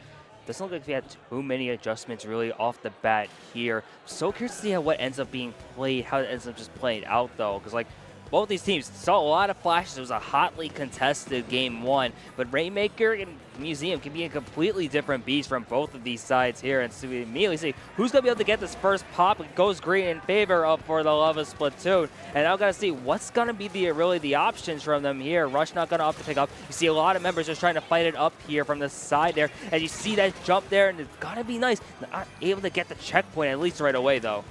Yeah, Sea Cow's able to hold that defense. The Rainmaker is on top of the check, but a wipeout goes down. For the love of Splatoon are all down and out for the time being. That's going to give Big Fat Sea Cows the lead, that checkpoint, and an option to go for here. They have the Trizuka, not quite any picks. The missiles were held onto by Toto. She's already charging another one, but the rest of For the Love of Splatoon is charging that Rainmaker. Lux has a hammer, but that's a full wipeout, and For the Love of Splatoon turn things right back around. Yo, 2 wipes in 1 minute before the 1 minute moment even happened now. And we're at the point where we might see this checkpoint being broken, and it's so close. It's like 60, 70 seconds in, and it's so tight here. Both checkpoints are down, and this is where things get really interesting, especially with the offensive capabilities of both of these squads here. Lyle now just trying to stay alive here. You see them getting targeted though as well. You see the 10th is now online from Toto, and you see Mini with the Rainmaker also to get a pick onto Lyle in the process. And this is where things get really tight. There's a lot of Splatoon left to be played, and the execution is just paramount at this point.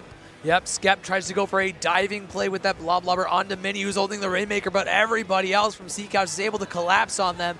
Rush goes for the same thing, but isn't successful. And all of a sudden, the Sea Cows are up 4-1. But the curling finds 2, and For the Love of Splatoon are able to stop that Rainmaker in its tracks for just a little bit longer. Stara chucks the hammer, isn't going to find the jumping out. Lux, or was it Toto? I believe it was Toto.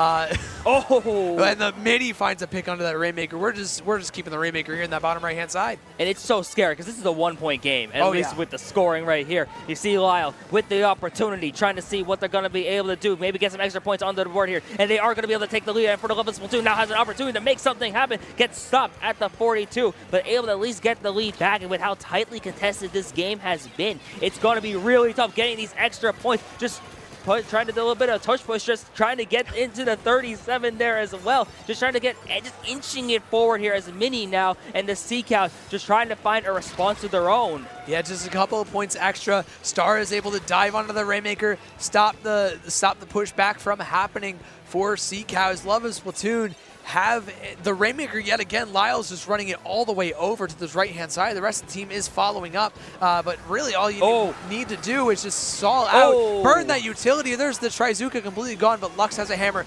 gets that pop. The missiles are also burned. Skep is able to jump out, and the rest of for the L.O.V.E.M.UF.F.I.N Splatoon is able to stay alive and well. Rush has that crab tank and is clearing a good bit of space around that Rainmaker and around that Tacticooler for just a little bit.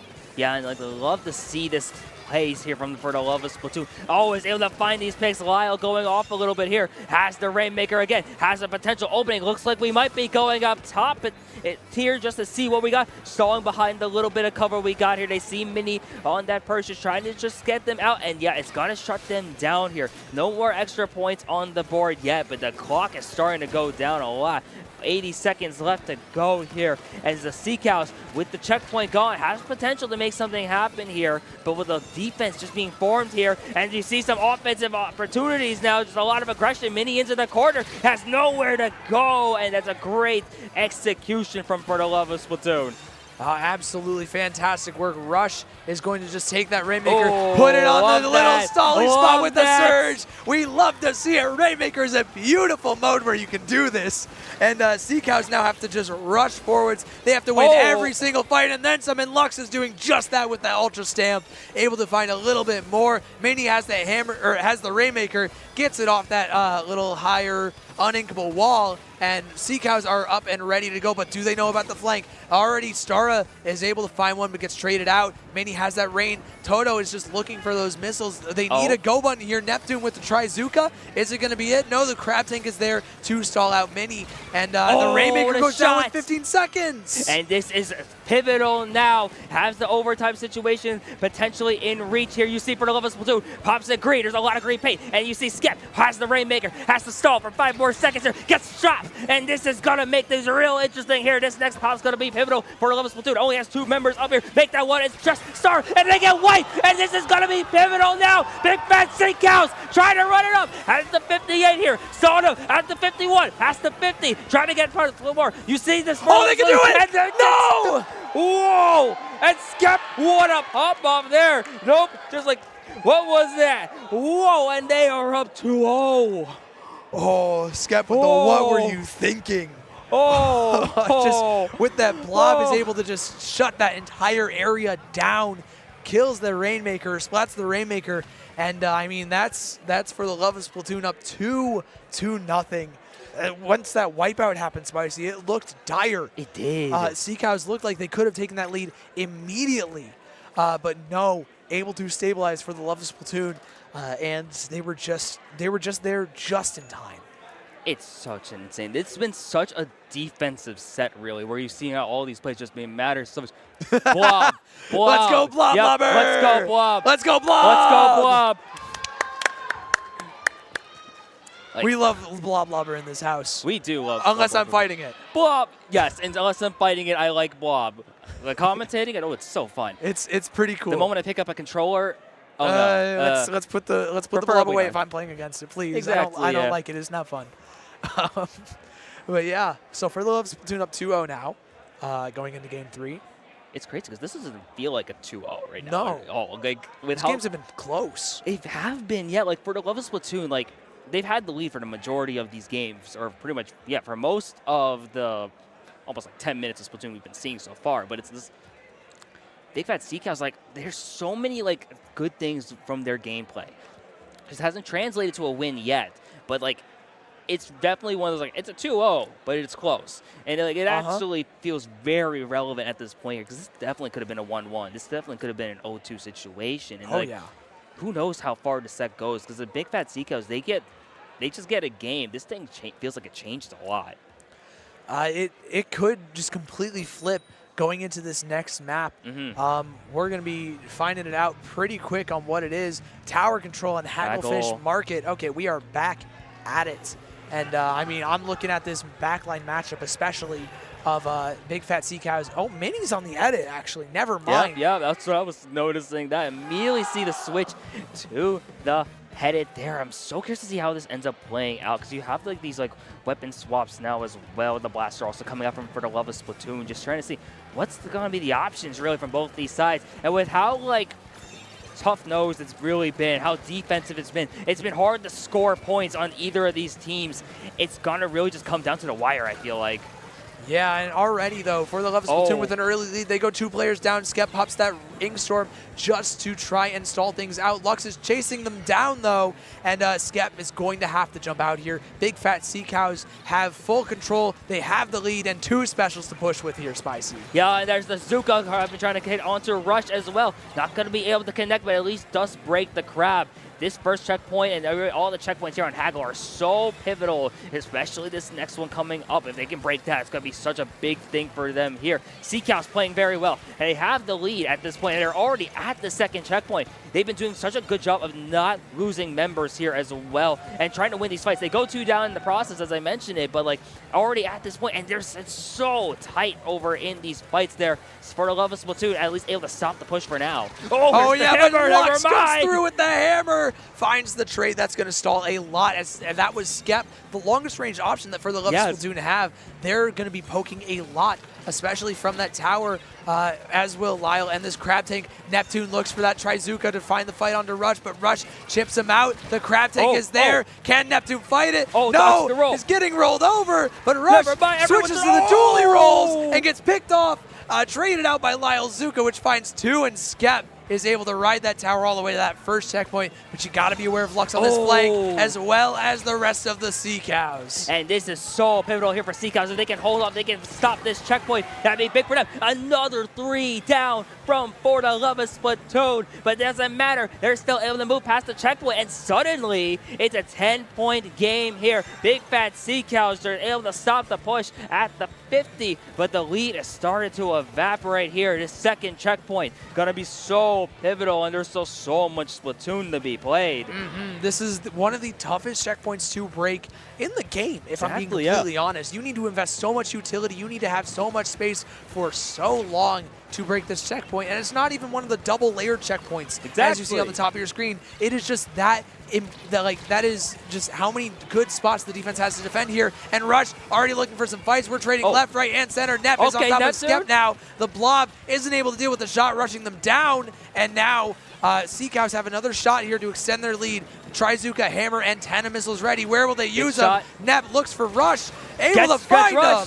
There we go. Lux with the hammer as well. Throwing it on. Finds Lyle. That's big. That's so big. Here we are at the second checkpoint. We talked about how important this one is, and they clear it. Such a big thing for the Sea Cows here, as they are now at this point at the 25, giving them some wiggle room, giving them some insurance. But for the L.O.V.E Splatoon, doing such a great job with the response. And now with the numbers advantage, they just have to wait for this tower to get back into neutral. Oh, but 90 seconds of Lux trying to find the opportunity. They're trying to go on the rush. It looks like they get the pick and the trade option there, and just being able to get these trades so pivotal when you have the lead. Yeah, Neptune again with a big pick onto Skep, able to force a lot of people to drop down to deal with him on that right-hand side, able to find one, trades out. Star is able to find the big bubbler on that right-hand side. Again, shut down, though. And that's a dead jump here. But it's a splat. Great rolls from Rush. Oh, what a beautiful roll there. And Lyle's able to move to support. And Rush is just looking for a little bit more. Goes down as Skep is trying to just prevent the same thing from happening on the opposite side. Tries to push this tower with a minute left. Oh, that's going to be a tough push, especially as the last player. Yeah, the jumps are coming in, but you see a lot of the reinforcements are getting shut down in the process. Mini Lyle fighting up on the tower. Lyle's able to stay alive here, and this is pivotal. The bomb coming in, and the jump is going to be able to be saved here, but Neptune's going to be able to fight Skep one more time here and gets the clear, and that's so pivotal at this point now for the Big Fat Sea Cows, trying to keep their tournament hopes alive here with 30 seconds to go. Yep, and every single special's being popped. There's 3 players. A wipeout for Big Fat Sea Cows. And they're just running this Rainmaker forwards. 20 seconds left for the L.O.V.E Splatoon. Need a miracle to come back in this game. And I'm not sure if they have it. They've got nothing really to work with in terms of utility. Found a pick on the Lux, but Toto still has those Tenta missiles, and Lyle ends up going down here. Stara is playing on top of the tower. Oh, Neptune jumps over, tries to flank on the right-hand side, gets Skep, looking for a little bit more than jump in. Doesn't even matter as the rest of the team cleans up on the tower, and Sea-Cows, we have ourselves a set. Oh, this is a set, yeah, like and the drama starts to build here. We talked about it. Sea-Cows, like, they've come so close, it felt like, in those first 2 games. And it really started to put the pieces together. One of the things that came to my mind immediately, they got a wipe really early on. And you saw, like, their offense is doing so well. Their team fighting was, like, on point the first 2 games. It just never really translated. So we never got the 3 downs. We never really got the wipes. But they always had a numbers advantage. At this point, though, you get those advantages, and you saw the scoring start to follow up. And then it was, you saw that momentum start to hold, and especially with that kind of crowd. Like, they're playing so well right now. It's such a completely different set, it feels like, in a way. Absolutely. And I want to highlight one thing in particular about what Sea-Cows did differently to win that game. They just 6'd Neptune on Skep, made sure that Blob Lover had 0 room to work with. Like, Blob is one of those weapons that is incredibly difficult to deal with direct pressure on you, especially if it's a mobile weapon like a Wiper or a Splatter Shot or really anything that Sea-Cows have. So if you are able to get on top of that Blob, it is incredibly difficult for them to play the game. You, at the bare minimum, will usually get a trade. And, I mean, Sea-Cows just use that beautifully. Yeah, definitely, especially with how great of a player Skep is and how much paint Blob really just puts onto the map there. Like, the entire, like, the sense of control really shifts in favor of Sea-Cows when you get rid of the Blob. Because, like, Blob is one of those weapons, like, yeah, maybe you don't see it all the time, but when you see it, especially at piloted at this high of a level, you have to always be on the look for it. Here we are, Ink Blot Art Academy with some Clam Blitz. So interested to see how this plays out. Yeah, I mean, there are so many angles you have to be worried about here on the defense. You have the main ramp, you have the little walls you can climb up on the sides, the uninkable ramp, and the ink rail. I mean, 3 of those are from the same side. You can shut it down with 1 line of sight, and already we see people fighting for control over them. And Sea-Cows are going to come up on top with 3 players picked off. And it's just Skep left against the rest of Sea-Cows. Yeah, a similar opening to what we've been seeing these first few games, where like Sea-Cows, they keep winning these opening engagements. Now it's a matter of seeing, can they get the first score? They have the Clam economy in spades at this point, 17-4. Have the opportunity, they already have the power Clam here with Mini, with that head, trying to get rid of Skep and the rest of the players for the L.O.V.E.M.UF.F.I.N. Splatoon. You see the force jump back, but the play there is so good as for the L.O.V.E.M.UF.F.I.N. Splatoon. 2 down briefly there. Mini now making their way over as the rest of Sea-Cows start to follow through, and the herd is really starting to move, and you're starting to get some big picks now. Just rush up there and not going to be able to stop the basket from opening as Sea-Cows now making in with the advantage. Absolutely. They have 68 points left. Mini has a ton of clams ready. Neptune's already on the top left, stalling and scoring, and Mini's got more to go along with it. We're now past 40 points, make that 35. Toto's the last one left. She has to hightail it out of there as the rest of for the L.O.V.E.M.UF.F.I.N. Splatoon is rushing to answer back.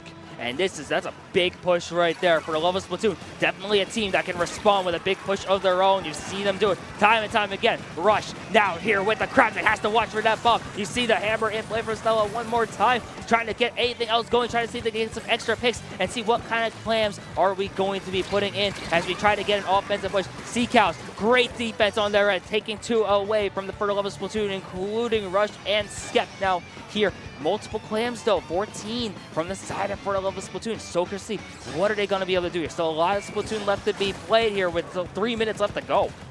Yeah, I mean, we've got a lot of time on the clock still, like you said, and a lot of space to work with if you are for the L.O.V.E.M.UF.F.I.N. Splatoon. I see 2 players on that left-hand side. Skep ends up going down here, as does Lyle. Neptune's looking for a little bit more. The Trizuka finds Rush. It's just Stara. Where is she? On the top left, not able to really deal with all that much from there as a sploosh. That damage fall-off is incredibly punishing, and that gives Sea-Cows another score here. Neptune looks for a little bit more on the bats, isn't able to clear out, but I think that's Lux there in the bats, taking the hammer duel, losing it this time to Stara. She is on top of things now, and with the hammer toss, almost finds Toto, definitely chipping her out a little bit, and it's just hunting for that final pick. Yeah, for the L.O.V.E.M.UF.F.I.N. Splatoon, you see the pieces being put together here. They have been able to at least hold off on defense for now, but it's a matter of seeing, can they get this open thing? They gotta just get some points on the board at some point here. They're staring down quite a large lead here, but Clam was definitely up. Mo getting big moment there from Rush. sees Mini as well. And you see Neptune also trying to just get anything happening. Toto trying to stay alive here. And you see the Zuka position really aggressively here from the side of L.O.V.E.M.UF.F.I.N Splatoon. Not a lot of clams still on the board though. Less than 2 minutes to go and 2 members down. You see the Hammers also on Live Nostalgia just trying to see what's the next move going to be now. It's not going to be, it's not going to be easy to find a route here, especially in the face of two specials. Lux has a direct on the Lyle. They're going to take it. And now with the hammer, could really open up the game again for Big Fat Sea Cows. This could be a very, very sound game-ending push. Already 22 penalty points, not that much to score to get that KO if you're Sea Cows. And I mean, you're looking to end the game pretty quick here. Yeah, and you look at the clam economy, 14-4 after that pick. There, and Lux here once again with the hammer, trying to find something, throws it up. Not going to be able to find it now, connecting and seeing what are we going to be doing next here. Mini right behind the pillow, trying to just get some extra paint, get some extra control. He's not being able to find the pick right away. Ends up getting hit out by Lyle, who sees a couple more for Alpha Blood, but it's just Skep up from the side of L.O.V.E.M.UF.F.I.N Splatoon. 2 down from the side of Sea Cows, but this is an opportunity for them here. They're getting up so much pressure. Lux has the power play ready, gets Skep also in the process here, and over 40 seconds left to go. Potential special in play here, and this is going to become really close now. Oh, Lyle's on the left side, going to be picked off by Lux. Same thing with Stara. It's just Rush and Skep left, trying to hold on for as long as possible. They need to just weather this storm to find another push, but nothing is quite, working out so far. The crab tank from Rush is going to try and find a pick on the Mini, but Mini is able to jump out in time. Lyle just clearing out this right-hand side, just making sure nobody's back after the jumps, but somebody is there. It's Neptune with a Trizuka. The power clamp jumps to the left. The hammer finds one. The Zuka looking for a little bit more. Where is this power clamp? It's just jumping in and out, in and out, in and out. Lyle goes down, and Rush and Star just trying to make as much space as possible. Skep rushes in, but nobody's able to follow up. And Sea Cows are about to force a Game 5, Spicy. And we have one of the best sets you're going to be seeing this entire weekend going to a Game 5. The Game 5 chants are coming out in full force. And remember, as a reminder, everyone, what are we playing for? A spot in day 3. It's coming down to one more game. Oh, this is going to be tough. I mean, I couldn't imagine it going any other way. I mean, teams of this caliber with, these level of players, everyone's just an insane player in their own right here. And I don't know what Game 5 is. I'll be honest, I was not kind of looking at it. Splat Zones on Umami Ruin Spicy. We're back to zones. Oh, and Zones Humpback was so close as well. Like one of the big talking points we had was like how the map of Humpback just like kind of awkward now, but like especially for Sea Cows, going to a more traditional map in a way with Umami, with a double zone map here as well. It's like real interested to see how this ends up playing out because there's so much really to think about here. One more game, it all comes down to this. For L.O.V.E.M.UF.F.I.N Splatoon was playing so well. They still have been playing well, but Big Fat Sea Cows, what a turnaround there. Everything's clicking. It's all going to come down to this last game. Yeah, I mean, again, it's a completely different team we've seen. Or not completely different, but just a team that every single play they're going for has been working, especially in that last game where they hardly let for the L.O.V.E.M.UF.F.I.N Splatoon score. Everything just showed up Sea Cows' way, and the form they've been showing is fantastic. It has been, yes. It's one of the big things here where like form is so impressive. So it's so important when you look at how especially at this point in the bracket where like consistency is just so big as well. You're just trying to like put your best self out there at this point, and it's all going to come down to this. What a way to end this part of redemption. We are going here. Game 5. Ball point. Okay, Umami Ruins, and we get some weapon swaps from both sides. Some interesting ones here. I'm sorry, we have a ballpoint Splatling? We never see this thing. That is, oh my god, I love that. Is this 2023 again? I mean, I love it. Ballpoint is such a sick weapon. It's really, really solid, especially when there's no Snipe Rider on the other side to kind of shut down that Inkjet. I like the pick, but Lyle's going to end up going down pretty early here. It's going to give for the Love of Splatoon the zone, the cap. Star is able to find one more, and she's going to have the hammer to shut down Neptune. There it is, rushing for Mini. Mini has to jump, and already for the Love of Splatoon have a solid lead. And Staro once again putting a statement so big here for the Love of Splatoon, returning back to the Game 1, Game 2 form we've been seeing. They saw splat zones. They knew how comfortable they were going to be here. Rush now with this crafting, establishing this control. As you see the points starting to tick away. We're already past the 70 here for the Love of Splatoon. Neptune from long range with a pick there. 2 down from the side for Love of Splatoon. But Big Bad Sea Cows, we were able to get 1 zone. Now can they get 2 down? And now they got control of the zone. Now here's their time to make a push.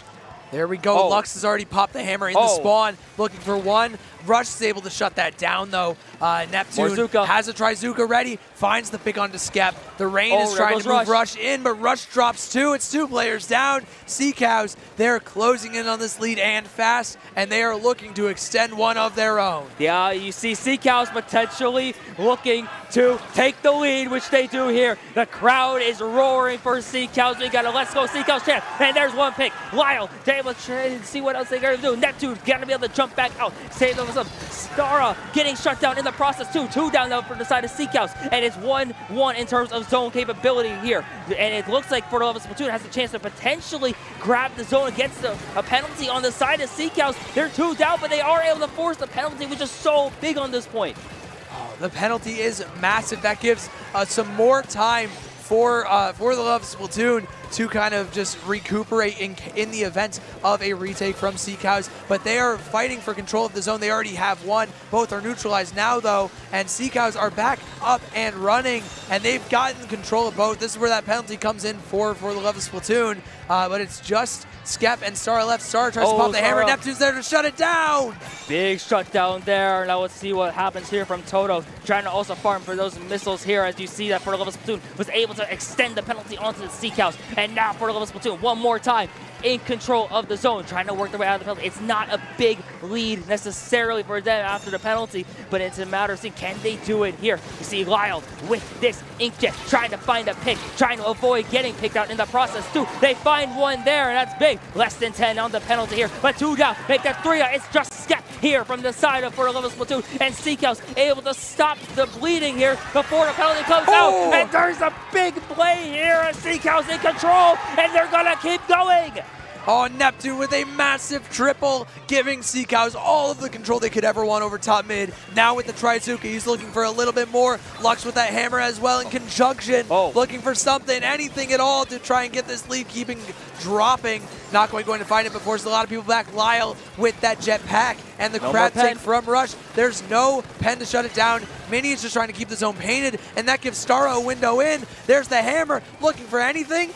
No, not quite. Lux is spacing out. The rest of Sea Cows are too. And I mean, that's going to give control back to for the Love of Splatoon. But Star is just dancing around, staying alive, stalling for the other team. Yeah, it's so tight right now for the Love of Splatoon. Goes 2 down despite having control of the zone. And Sea Cows adds to the penalty up for the Love of Splatoon. We are approaching the final minute of this set. 1 more minute to determine another spot in top 32, and Lux is going to make a statement there for the Sea Cows. Oh, what a double from Lux in the spawn for the Love of Splatoon. That gives Sea Cows another bout of control, and they don't have that much penalty left here, Spicy. Yeah, they've got a ton of space to work with, and the utility's already burned.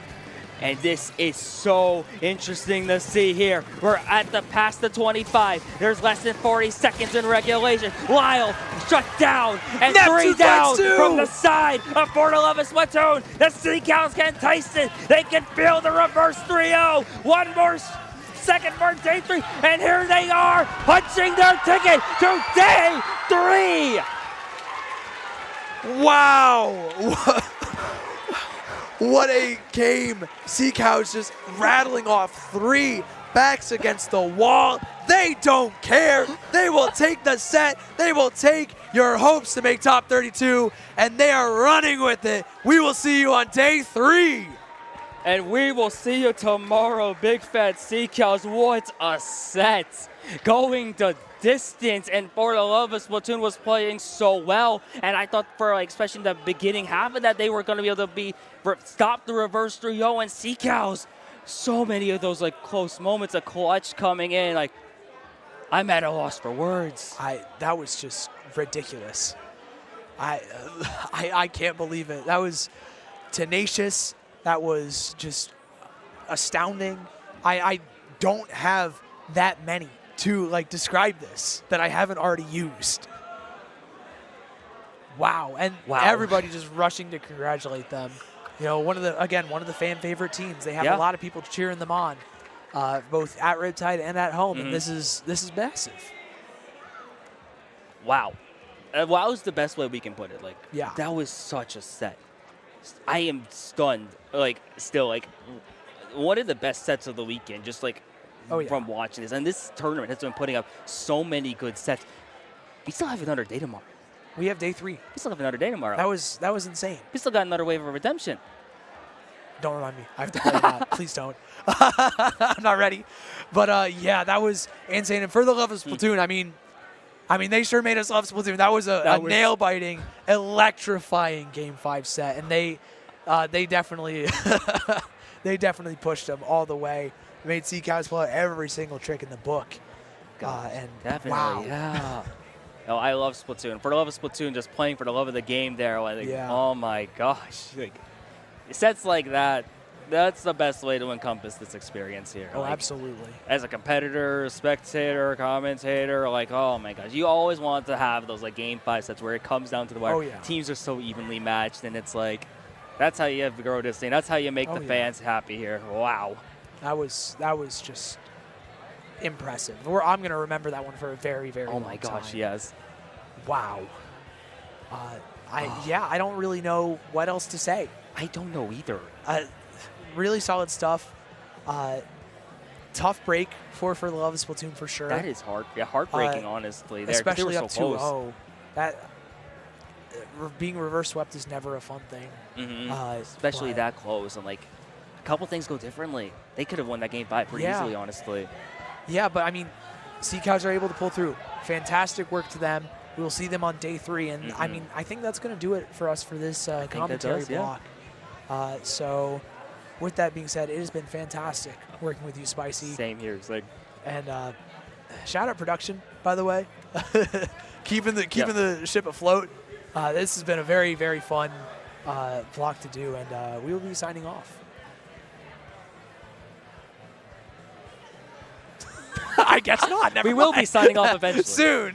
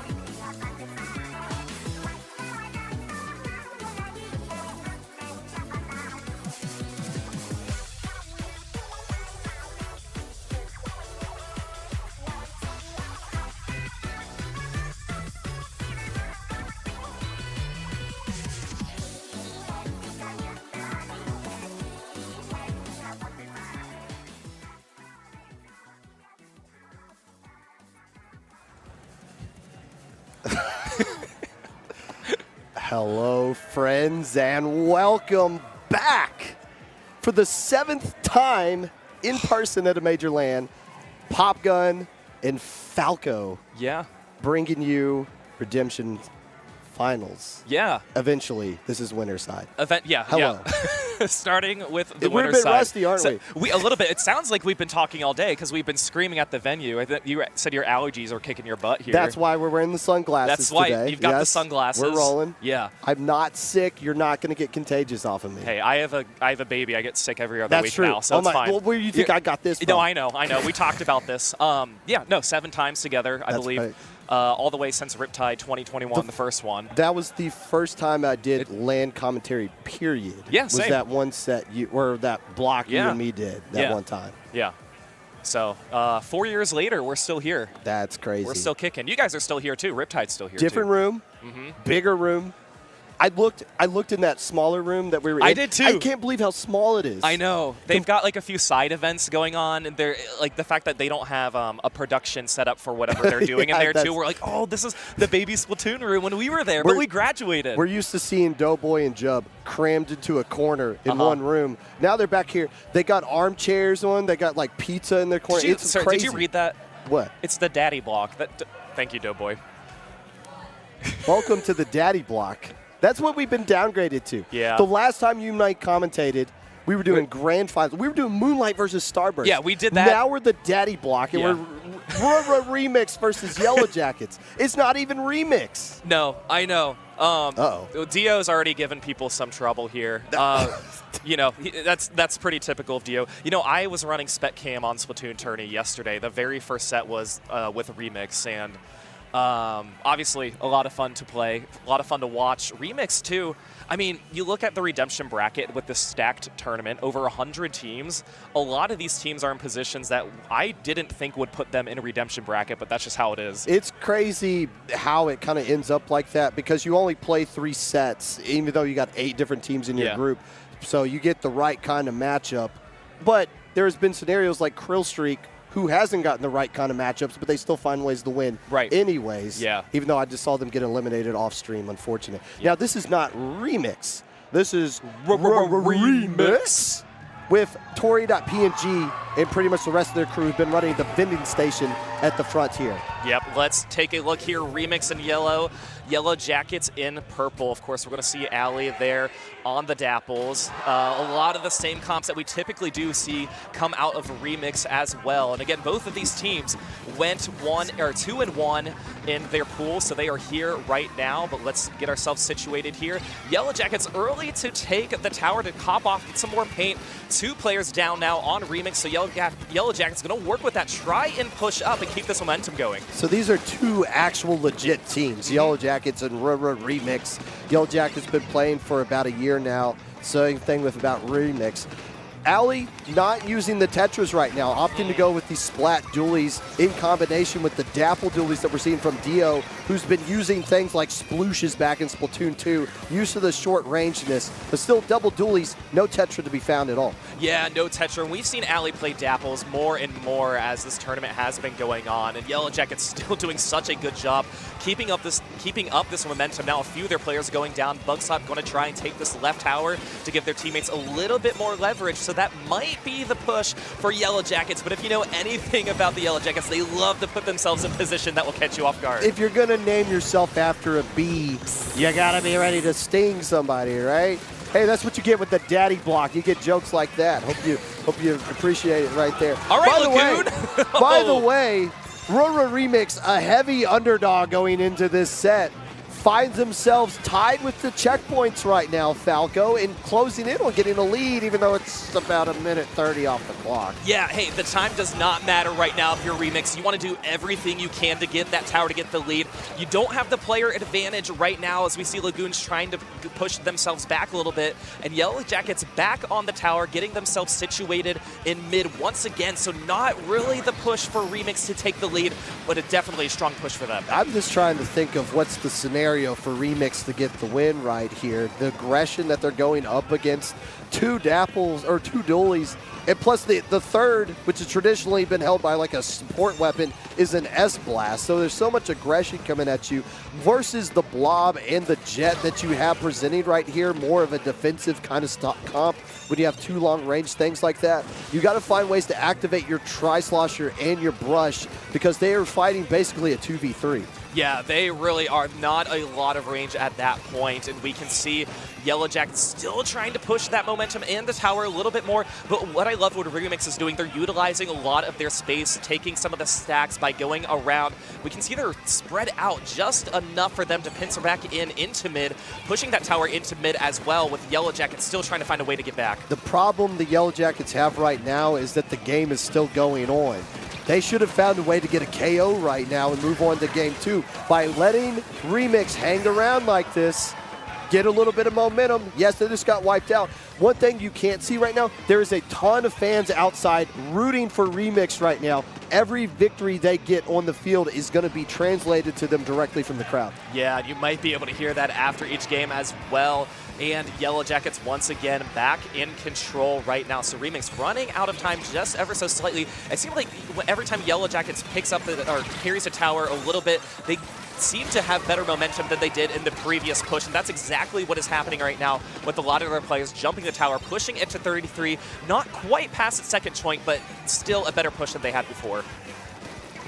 It's all about clearing those checkpoints. That second one's very difficult to get across, but that gives you a huge cushion because Remix hasn't even come close to getting there right now. And the good news is for the Jackets, they're at least creating these trade situations, and every trade's going to land into their favor. Goodbye. You're not going to survive that.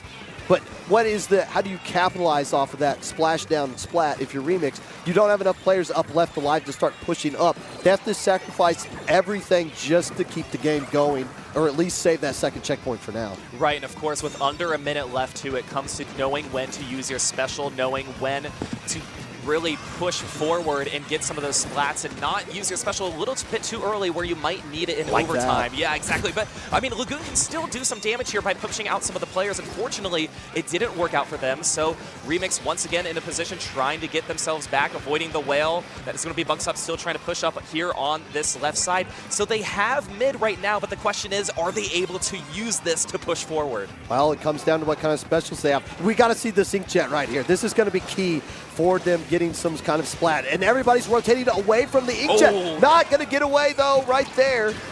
One player going down. Can this splashdown get a splat on that player behind? The answer is no, but it does at least chase them away. They got to get control of that right stack and control the tower and push out everybody up front here. There is a win condition here, Falco, but I don't think it's going to happen. The Jackets swarm onto the tower at the very end.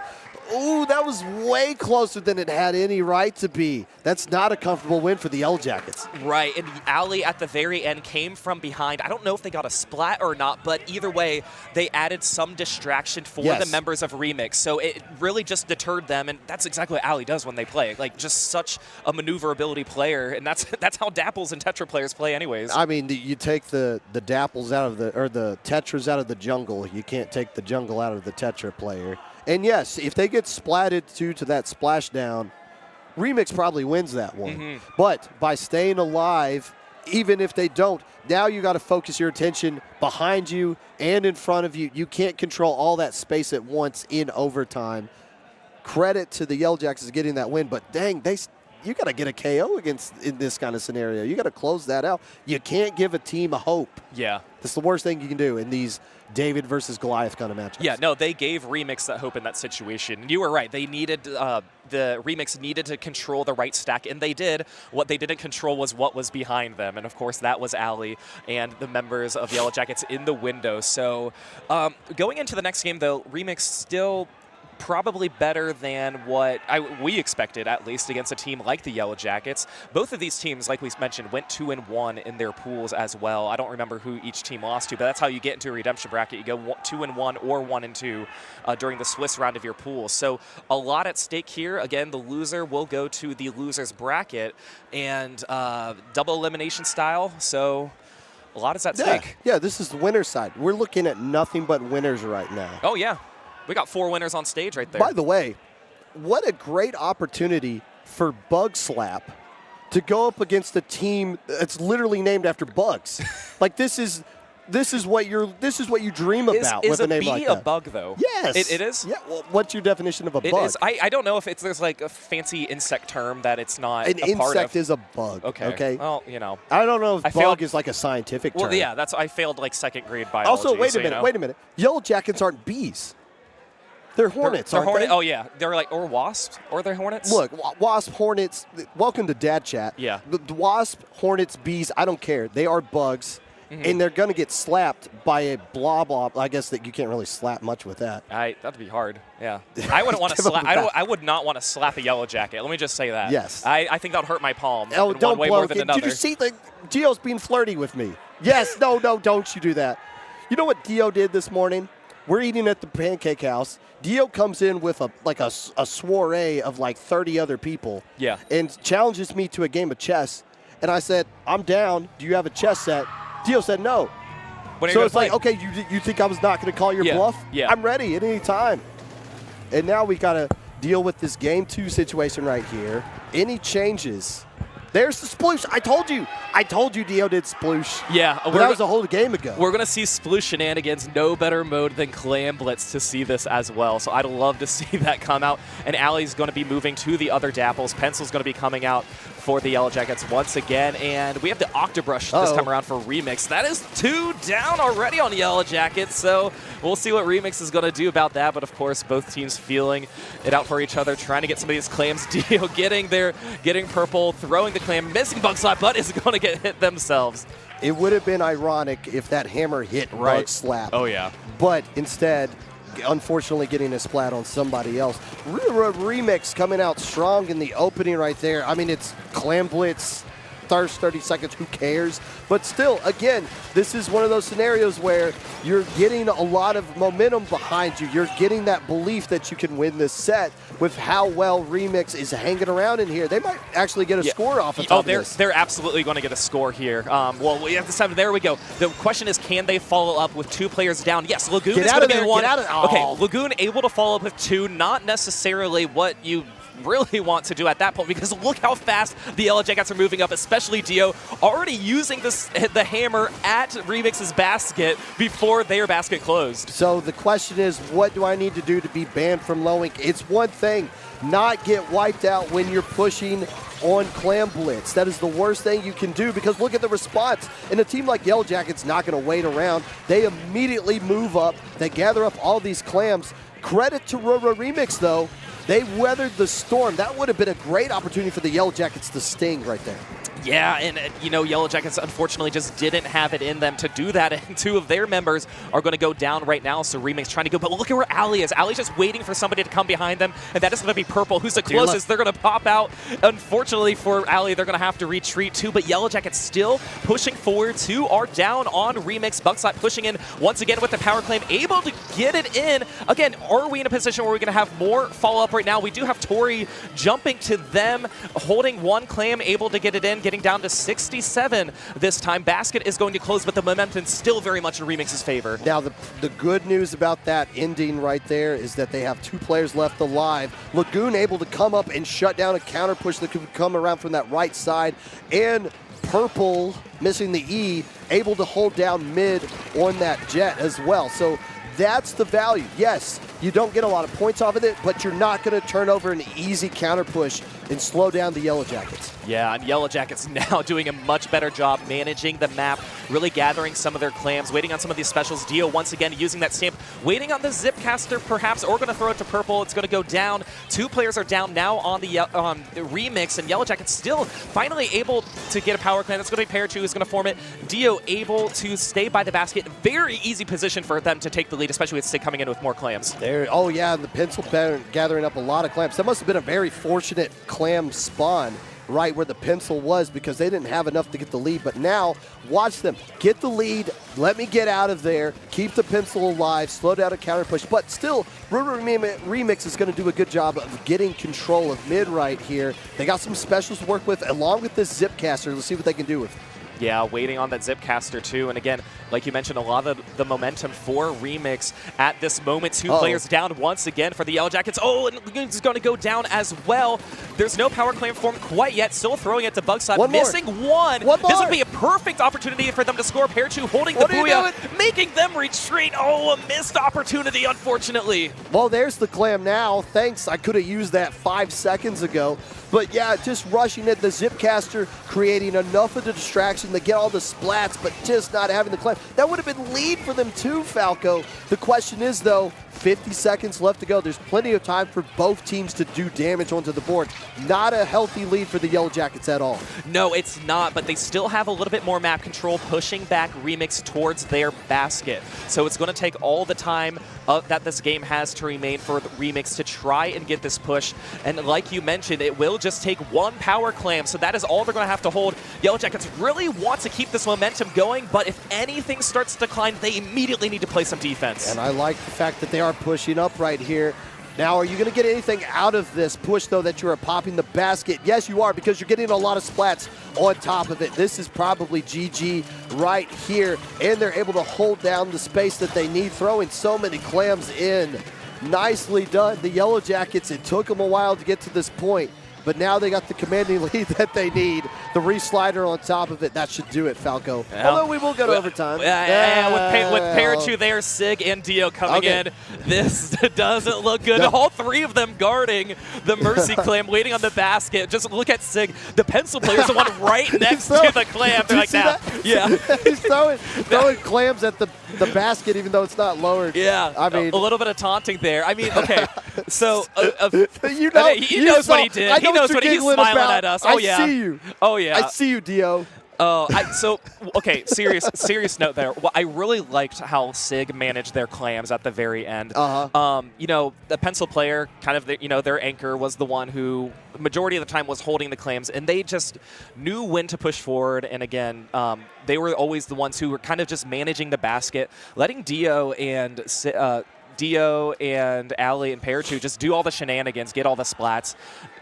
Sig is going to take their time and really just prolong the basket. And anytime it's prolonged, that's just going to make Remix just try and scramble and really not get their thoughts together. It's not exciting gameplay, but when you have this team that likes to dive in a hyper-ish kind of way, you got to just keep your pencil player alive. And in all those scenarios where they were pushing, the mistakes you see typically being made, going all your players in, committing all your resources, getting wiped out. If you just keep one pencil player alive in mid and realizing when to just back up, keep the other team honest, make sure they can't overextend, anything like that. As Dio starts talking to the crowd a little bit right there. I don't know. There we go. You know what? You can't bully the team across from you. That'd be rude. So you got to pick fights with the crowd. Yeah, it's more fun. It's more fun that way too, and especially for somebody like Dio who does a good job with that too. I don't know. Like there's a lot of like Dio versus Pepe shenanigans that typically happen, especially with their lands. Oh, that might be it. Yeah, actually. with H-Town and Sunset Surge. Shout out to you guys. Right. So that's always a lot of fun to when it comes out live in person, because both of them are here at this event. There's a lot of local land representation going on at this event. A lot of local representation. At the end of that match, Remix really had their backs against the wall because there was one pity clam that was just waiting, and 3 members of Yellow Jackets literally just swarming around that Mercy clam, waiting for somebody to try and dive forward. But again, they're hanging around. Yep. They're starting to believe, hey, we can do this. If Remix, I don't want to call them Remix because there is an actual team called Remix here. It's so confusing. But they've always been Remix. Well, that's the thing. Yes. Yeah. And they've both been in the same tournaments before that they played in the past. So it is. We have an update. Update on bugs. Oh no! The actual. No, you did not. Yeah. No, you did not. Here we go. Okay, a bug is in any order. I just see sucking mouth parts as a part of this. I think Where we're. do you see we're that? good. That's literally in the description of A. Any of the several insects. Okay, so a hornet or a yellow jacket. A bee. Look at B. Look at B. Any of very small arthropods such as a beetle or spider resembling the true bugs. The true bugs? The true bugs? What is this? Where did you get this? This is like some... Whoa. What, the fake bugs? I don't feel comfortable talking about true bugs here. Yeah. This is very like elitist level of six-legged creatures. Are you a bug? I'm a true bug. Did What about Hoenn you? approve this? No. Is IPL okay with this being on here? Wow. This is Staff's bread and butter. She's on the other stream right now, unfortunately, but she so she can't even watch this or know this. So she's missing out. We are the true bugs, bro. You're a spider. So- What are you talking about? So Staff told me, she's like, when your son starts eating dirt and playing with worms, have him talk to me. Okay, So there we go. So she's like invested in this. Okay, we can let's go to learn game about 3. bug hierarchy when we get to that point, I guess. Let's go to game 3. How about that? Why? Yeah, sure. But there's a Splatoon tournament going on. We can go back to that if you want. Bug slapping technically is allowed against the Yellow Jackets. We confirmed that. All right. So Purple is going to go back to the new Jet Squelcher that's coming out. Alley back on the same dapples they ran. No Sploosh shenanigans this time. Dio is going to be running with the Wiper.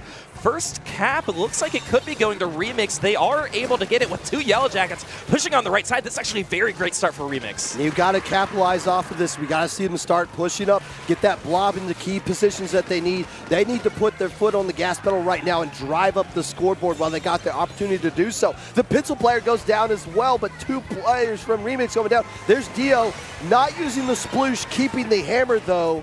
That's been a successful special for them up to this point. Yeah, and once again, Yellow Jackets doing what they do best, pushing up as far as they can right when they get the wipe out. That is what you need to do here on this stage. Ooh, a splashdown cancel and Alley to follow up as well. Great momentum, lead flip for the Yellow Jackets, so this is really great for them. I don't even see what happened right there. That must be like the true bug nature coming out in that kind of play right there. Anyways, half the points gone, no penalty points. Dio's kind of sharking right now. Got canceled off of that, but Alley's there for the cleanup. This is looking like a lockout that may end the set. I think it might as well because Yellow Jacket's so quick to get over on Remix's side. Bugside looking here on the right as well. I think this is going to be their opportunity to try and flank. 1 player down now on Remix, but the Booyah able to help cover up part of the zone. Rain from Remix coming in. 2 players down. They will get this cap here to prolong the game. 72 penalty points for the Yellow Jackets. So now Remix has a little bit of time to breathe. They capped the zone. And now what?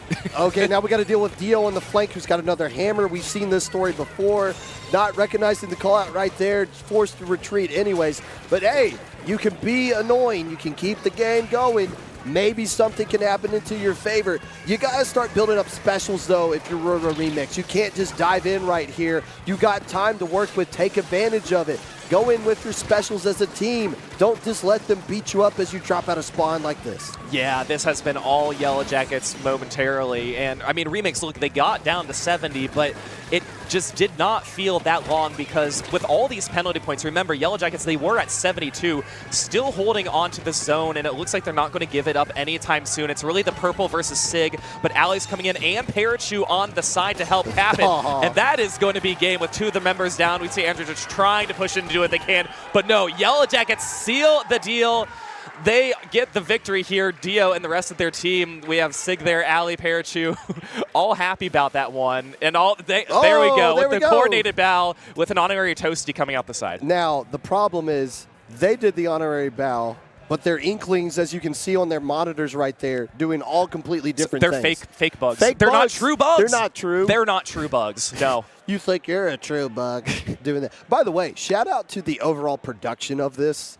The fact you saw it right there, the monitors are in front of every single player. So if you're in the audience, you can see every individual player's POV, POV, as you can see right there. Yeah. They're all staring at the ground because they got their controllers down. It's so nice because some moments we can't capture on stream. We've seen like triples and maybe even a quad that didn't get captured, but we can see it on the individual monitors here. So it's always fun to see. And we've been doing this for a few Riptides now, but I think in a new room with an expanded production, it just makes it look so much better. It gives me kind of Jeopardy vibes. Yeah, you know how they have like their name in front of the thing or whatever they show, like Final Jeopardy, their answer. That's what I'm just waiting for something like that to pop up with those monitors that they got there. Yeah. But that's it for that set. The Yellow Jackets, credit to RRRemix. That was a close 0-3. Right. Did you get any bonus points for it being close? Absolutely not. No. Can you put it in your Cindo Bios a copium set?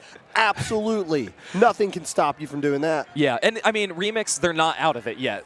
We mentioned they're going to the losers Well, bracket they're losers now, but yeah, they're not eliminated. Yeah. So I'd rather be a loser than an eliminated person.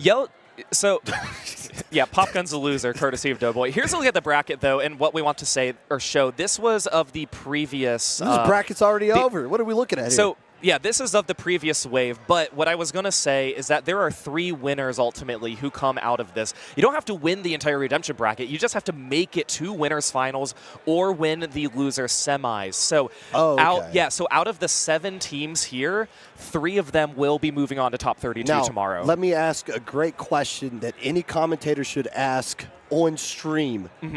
Are they going to play winners finals if it means nothing, or does it mean like seeding? So I actually talked to one of the table TOs, and I believe they do play them. It's for seeding purposes. Okay. So not a lot of hype. I don't think any of those are really been shown on stream because there's really no stake for you guys for Why us. Why would we want to watch a bunch of winners play? Yeah. We only want the losers only here. No. Only true bugs. Only true bugs. Yes, yeah. exactly. So no, but really, 3 out of these 7 will be moving on to top 32 tomorrow. And like you said, top 32. If you win, you went 3-0. Today's Cedar Point Day for you. That is correct. It is Cedar Point Saturday. Yeah. Shout out to Cedar Point on the little billboard. It is behind there us actually. Right Yeah, here. it is. I have not been to Cedar Point in 2 decades. Is Millennium Force still like the main attraction? Because it was when I was a kid. I think Top Thrill Dragster 2 may take that over. Did you know there's a second one? Top Drill Drexler. Top Thrill Dragster. I have not. No, that wasn't a thing when I went there. When I went there, Millennium Force was the new thing. That was like mind-blowing. I know at the time. Yeah, I know you're not trying to age yourself, obviously. I'm not. But, you know, I'm just speaking. You know, I'm just. No, it's still there. I haven't been. Okay. God, I haven't been to Cedar Point since 2010. So. Okay, so it's 15 years for me. Well, we'd go on marching band trips. The dadgum thing is called Millennium Force. Yeah. You know, it's like, okay, it dates itself. Yeah, that's by fair. the thing. Semi on topic. I was wondering about this. You've been to Kings Island, I'm assuming. Yeah. Oh yeah. Recent time? Not recent times. No. Okay. Yeah. Is the Beast? Did they retire the Beast? No, the Beast is still there. They retired Vortex. Oh, if you ever ridden that was one, that one the had dangling feet one? I think. No, that was Face Off. I believe, but they've rebranded and had to rename everything. Great due name to, like, for a roller coaster. They had to rebrand it like for licensing stuff. So no, the Beast is still there. Okay. At the time, was the longest wooden roller coaster. Yes. Every time I ride it, as I got older, it hurt my body more and more. It's a wooden roller coaster. So, yes, those things will beat you up. They certainly will. Yeah. Oh. In Son of Beast, it was the wooden looping roller coaster. Yeah, that one that one they took down too. Yes.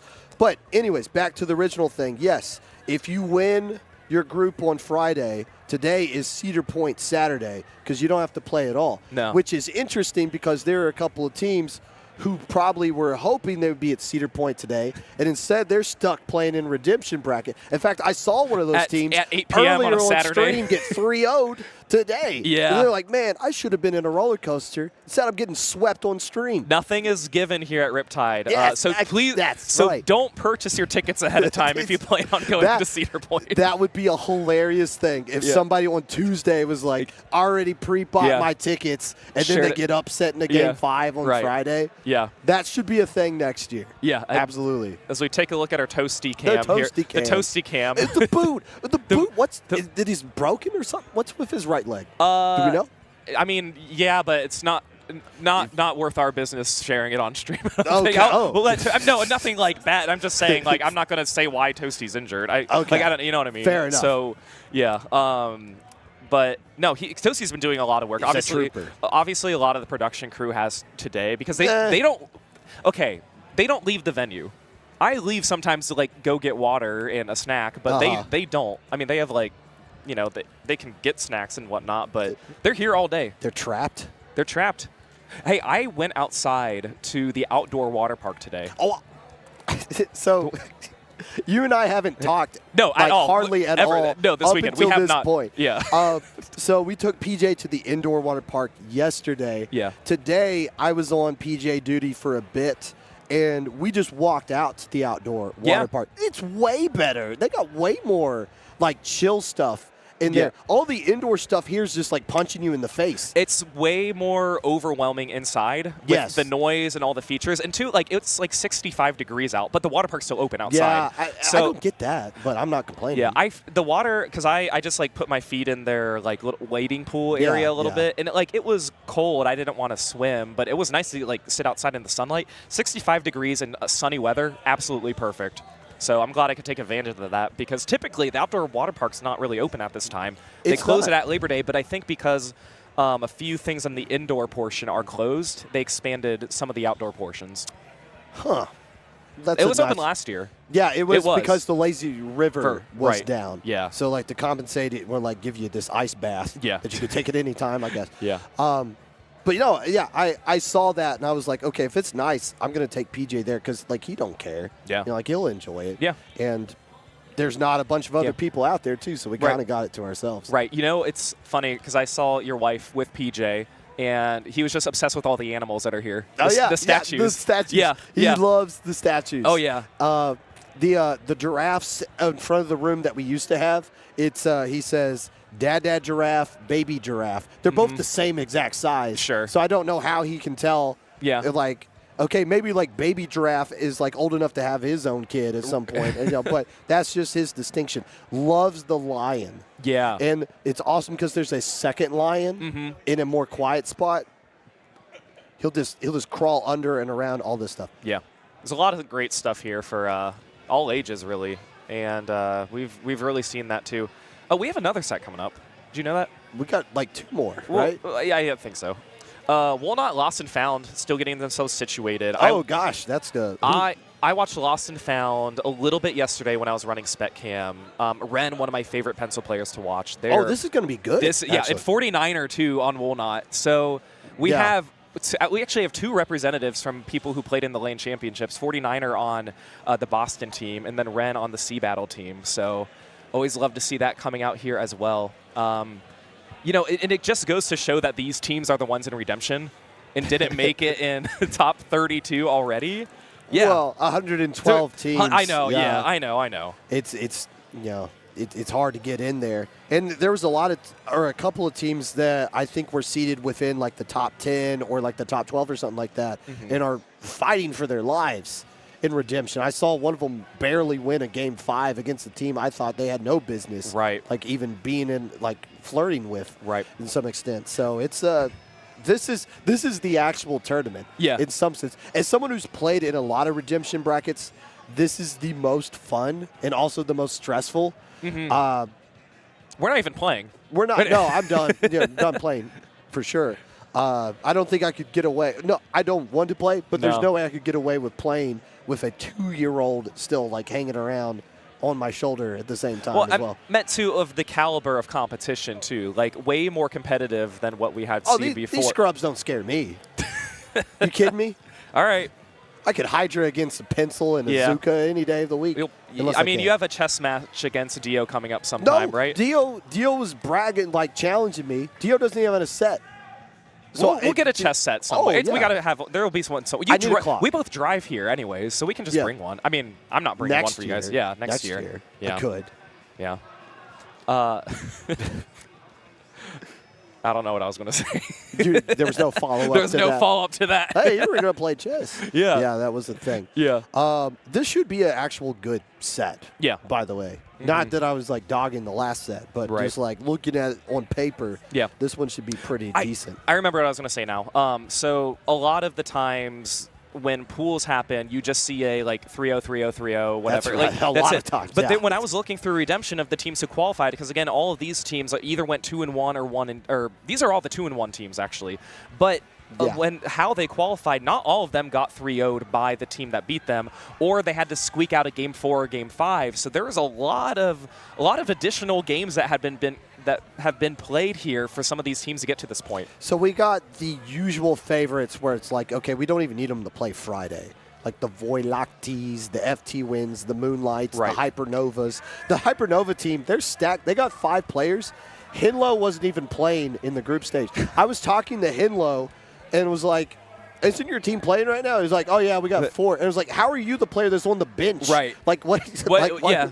Like, wow, yeah, that just shows how stacked it is, like you mentioned. So those teams get through, but once you get past the big names, you get players that they got like a resume, but they don't have recent kind of things, and I think that's where seeding gets a little bit tricky.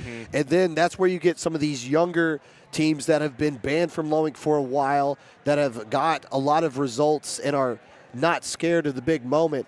That's where you see them start to get some of these quote-unquote upsets on papers that are really not upsets when you watch the sets. Yeah, yeah. No, you're right. And you can't perfectly seed a 111-team tournament, especially at a LAN, where typically you're not playing as a team. It's very rare that it happens, but we do have quite a few here. We did, like the two we just saw. Yeah, exactly. The counterpoint, the two we're about to see, right. Not. Yeah, exactly. Speaking of which, they are getting themselves ready here. So let's hop into our first game here of our next round. Winner gets closer and closer to qualifying for top 32. Shoutouts to Sam Booze, not Sam Bruise, who said that everybody, including me, adds an R in there. There's clearly not an R. I see it right now. Yeah. But Lost on the Ninja Squid Carbon, that is something they've been doing for a long time. Lost actually got second place in back-to-back Riptide, or Low Tide cities. So they're an experienced player, and they got a good roster behind them. Yeah, it will be a lot of fun to see how they can play. And again, starting here on Clamblitz Museum, I mean, wollnot just able to have the slightly upper edge here, getting 2 down, that bubble in mid as well. And their members are quick to move towards the basket to try and get to Ren. Tofu is there as well, as Aki is going to be trying to push forward, getting some clams for Mag as they pick up the power claim. A lot of the momentum on wollnot's favor, but 2 are down now. Yeah, and I don't think you want to pop the basket right there, because now you just give them a free power clam to work with. And all these other players, why are we jumping right in right there? The push is over. Oh, and the pencil getting the nice splat on top of that. Lost and found. A little bit of over-aggression there from wollnot, which is, now I'm just saying that out now. Okay, why did we go with that? But still, not a good push from wollnot, and Lost and Found's going to be taking advantage of that. Yeah, but they haven't found a way to score quite yet, and they now have a player, well, they had a player disadvantage. The person who just spawned is now pushing in, but 2 are down on wollnot. So a lot of the momentum now. 3 power claims. Look at this jump. We have 2. They missed the first one. Are the rest going to be in a position to get it? Yes, they are. So 2 are going to go in. 1 is going to miss. It's behind the basket. 3 are going to go down. This could have been this could have been a bigger push than it was, but guess what? They will take 60. What a very fast break. Why are we so greedy today, Falco? The push is over. Just spawn back in. We're jumping in to try to extend all these pushes that are over. Nice use of 2 clams on top of that, but back-to-back pushes from both teams haven't been able to be sustainable pushes. This one will be a little bit different, I'm assuming. Hey, this makes our job much easier and more exciting, too, with all the chaotic play, as wollnot able to take the lead. And once again, that power claim still just sitting behind the basket. Not going to be able to pick it up, but still some clams being held by wollnot. Getting into as Aki's trying to get some splats. 46 points remaining now for wollnot, and that looks like that's going to be the end of that push. And if we go longer than like 15 seconds without the next basket break, that's going to be a record.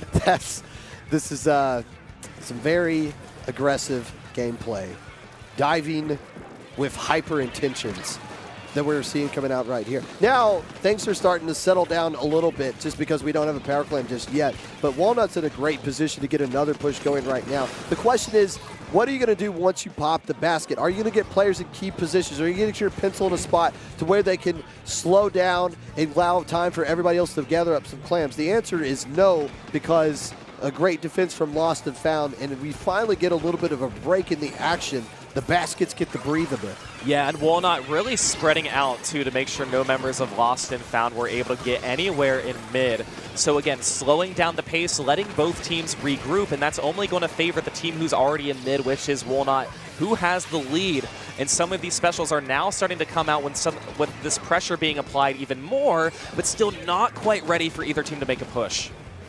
So what is the winning condition right here? wollnot has the lead, but it's not a comfortable lead at all. 2 power clams, and that sucker's gone. 1:30 left to go. They do have a lot of map control in mid, and they have an opportunity to just kind of bleed out the time a little bit. You want to get another push going right here, but you don't have to force it. You can build up specials. Let's see if this Zipcaster can create something. No, it doesn't. Okay, we still have mid. We don't have to commit to jumping into that bubble, but we're going to jump into that bubble anyways and lose 3 players on top of it. Why? Yeah, you know, this slower pace definitely is not favoring Walnut, or not favoring Lost and Found. They're going to go down to that, too. It was really the chaotic plays that they were thriving in, and, I mean, that's really just how Claim Blitz, you know, you can be successful as well, and Aki's going to go up to try and go the way about what they gets hit by the sign. There's a reason why that sign is there, too. That's the exact purpose. Yes, it was not there originally. They put it in there just for that, and you saw them kind of like, screw it, I got to throw it there anyway so I can keep moving on. But 3 players down for Walnut, Lost and Found, who doesn't have the lead yet. They got enough clamps. They got to find ways to throw them together. Oh, wait, why is Rin going all the way back there? Getting the power clam. Getting the Mercy clam, or getting a few more clams to build one? A few more clams. They still have the Mercy clam that's at the basket, but all this pressure, finally they're able to score. They get rid of their penalty points, but no, just 1 player alive. So again, they just didn't have the clams. They had all the bodies there. Oh, that is such a missed opportunity for the Lost and Found. And they had the There's space a DC. control. Oh, at the last 10. Could it be? Now this is going to count. Yeah. And it's not over. Lost and Found, without their Lost, who needs to be found right now, gonna find a way to get this 3v4 victory into their favor. This Zipcaster being fired by the team that has the lead in 4 players, so maybe not. Wait. Okay, they popped the basket. We're done here. Yeah. Oh no. We lost Lost. We lost. We they are gone. Lost. Yep. We'll get themselves figured out too. You know, we have seen. I did see it earlier yesterday, DC on lane, but I mean, I don't want to say thankfully, but this one was at the very end of the match too by the team who was down anyways. So like you mentioned, it will count just because of the situation. There's no reason to really grant a replay for that. Out of the curtain, from behind the production area where we are comfortably tucked away, is the person who can figure out how to get it fixed. Yeah. And there's Toasty. There is. Talking to him. They're like, hey, what's going on? Yeah. Hey, why'd you DC? What'd you do? Yeah. Yeah. So there, you might be sitting at home being like, got $20 a year for this. Like, how can you DC at a LAN? It's actually really easy to DC at a LAN. If you touch the table, you can DC. Oh, yeah. Yeah. And I'm waiting for this to happen at a grand finals. Somebody getting so excited, they pop off beforehand, bump the table, which causes their switch to rattle, which causes this switch connection from the dock to be severed for just a few seconds. It's going to happen. Yeah. And you see this a lot. People banging the table either out of excitement or frustration, DCing themselves and the person sitting next to them. Right. I'm not saying that's what happened right here. The fact that they're standing around means it probably was something different. But it's really easy to DC at a LAN. Yeah, yeah.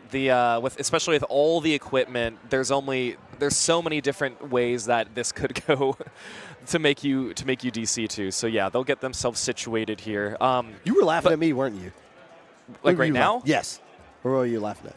I wasn't laughing. Okay, because I pulled my mic up and I was about to like snot, but I didn't. Oh. Yeah, well, thanks for telling everyone that. All right. No, okay. True you bug. Weren't laughing. You're not a true bug. I'm not a true bug. No. I can confirm I am not a true fake or any kind of elitist or wannabe bug. Yeah. I'm also not a scrub. Instead, don't you dare. Oh, my gosh. You guys can't hear what our production is telling us, and we're not going to repeat it either. This is how they treat me when you're not around. Oh, no, I'm here and I see it and I believe it. No, when we're doing like grand final stuff, they have to be on their best behavior. Of course. But for Redemption, they get to make fun of me. They posted Mr. Clean over me one year. Oh, I remember that. It was crazy. No, I think Doughboy showed that to me literally like yesterday, and I remember it. Yeah, remember when I pulled this one? Yeah, I remember that. Oh, yeah. Doughboy Greatest Hits, Volume 1. Now that's what I call shenanigans. But to be fair, Doughboy's doing a lot of great work when just on the spot stuff with all the bug stuff. Oh yeah. Yeah, and I see Saf right now, and I wish she was here for the bug conversation that we had, but unfortunately, very Jub too. Oh, so, that wasn't on camera. Yeah. So I got one too. Okay. You see, she's handing us peanut butter pretzels, by the way. Throwing it at us, and there's no way we see it until it's right in our face. I know. Did Lost get found? Everybody's looking at their monitors like it is the case. I hear I hear controller noises. Yes. So yeah, okay, everybody's in there. By again. the way, shout out. Who's our spec cam operator? That's Pipe Dream. Oh, Justin. shout out to Pipe Dream. You're doing a great Fantastic job. We were hoping for stellar, but we'll settle for great. The fact that you didn't flicker the baskets on Clam Blitz, automatic A+. Oh, no. I've been keeping an eye on that. Yeah. It wasn't 100% perfect. Oh, You'll get okay. redemption. All right. Though. Yeah, that's the reason this is redemption bracket. All right, game 2. Game 2 going into this, Wollnot leading 1-0 over the Lost and Found as Lost is back on that carbon roller. New comp Sam Booze going on the strikes here. Don't say Sam Hey, Bruce. it was so hard not to. Don't say Sam Bruce, and then you say it immediately. There's an R there somewhere. But they do have the Octo Shot that they're going out here. Oh, Reef Slider too with the X-Splash. It's low ink all of a sudden. Yeah, this is definitely something that we see super often here on Mako's zone. So Tuffa's going to get nice split. Oh, the nice double there on 49er. Take the zone now. There you go. Looking on that right stack, using that Reef Slider as well, jumping out. That honestly worked out. They probably wish they got the splat, but they're like, nope, I got to go. I have a feeling that's not the first time using the Reef Slider, just jumping out immediately. The worst thing that Reef Slider has is the fact that it ends. Yeah. And then you're just like, oh What do I gosh, do? now what do I do? Get out of there. Okay. Oh, nice double. What? Was that a I think that was strike with the ball? No, that was just a splat bomb.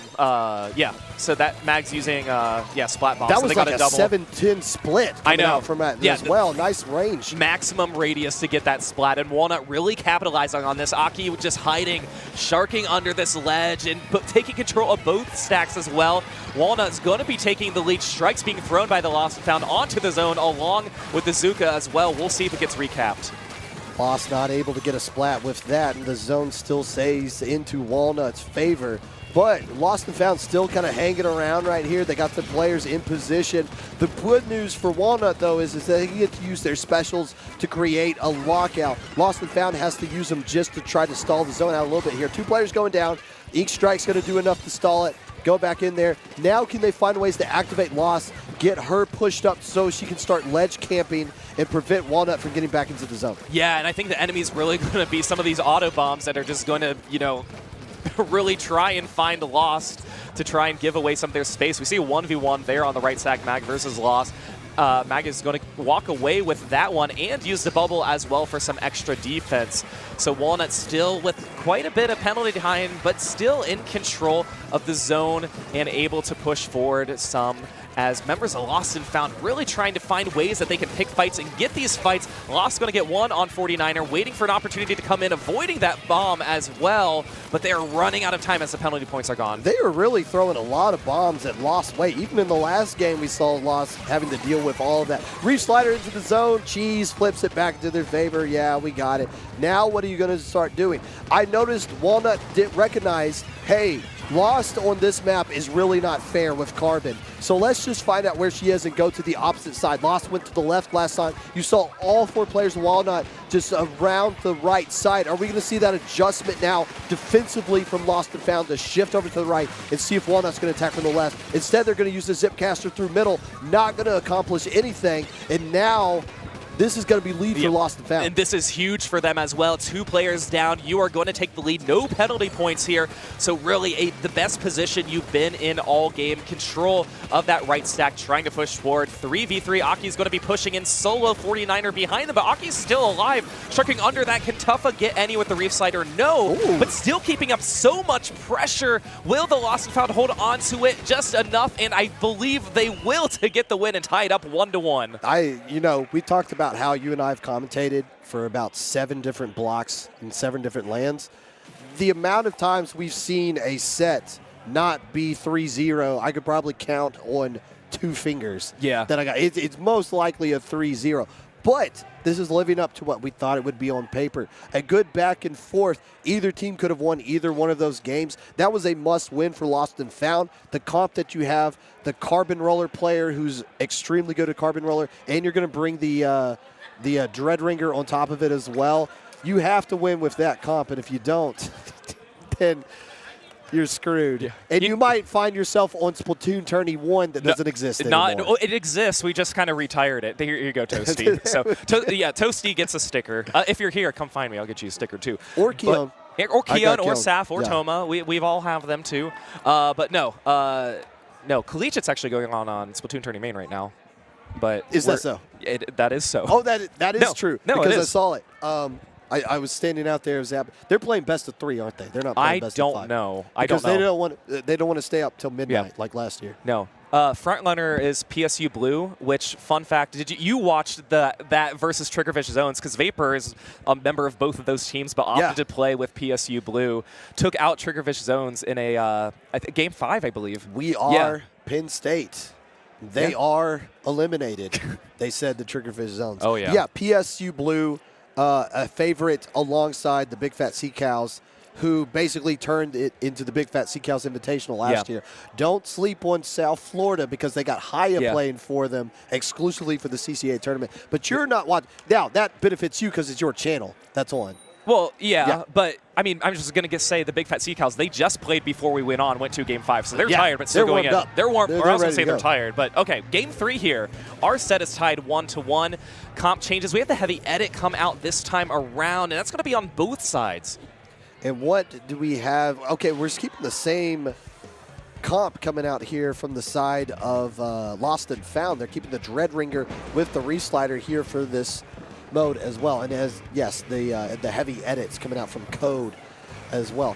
Have we talked about how they're using this like Hypernova kind of comp right here with the stamper in the brush, the Octo brush? Yeah, I like it though. I like it. It adds a little more chaos to our match here, so I'm here for it. And honestly, this is a long time I have seen somebody not pick up the Rainmaker on Undertow here. It's typically somebody just picks it up, immediately beelines it to the left side, but it's going to be picked up by Code, and yes, they are going to be opting there. Aki trying to get some splats, but Ren is in a position just waiting, charging that heavy edit. Can they get from the side? They do. They may have gotten a double at that point. 2v2. Who's going to walk away a winner for this? Oh, and members of Wollnot able to walk away with that. That's going to be a delayed wipe.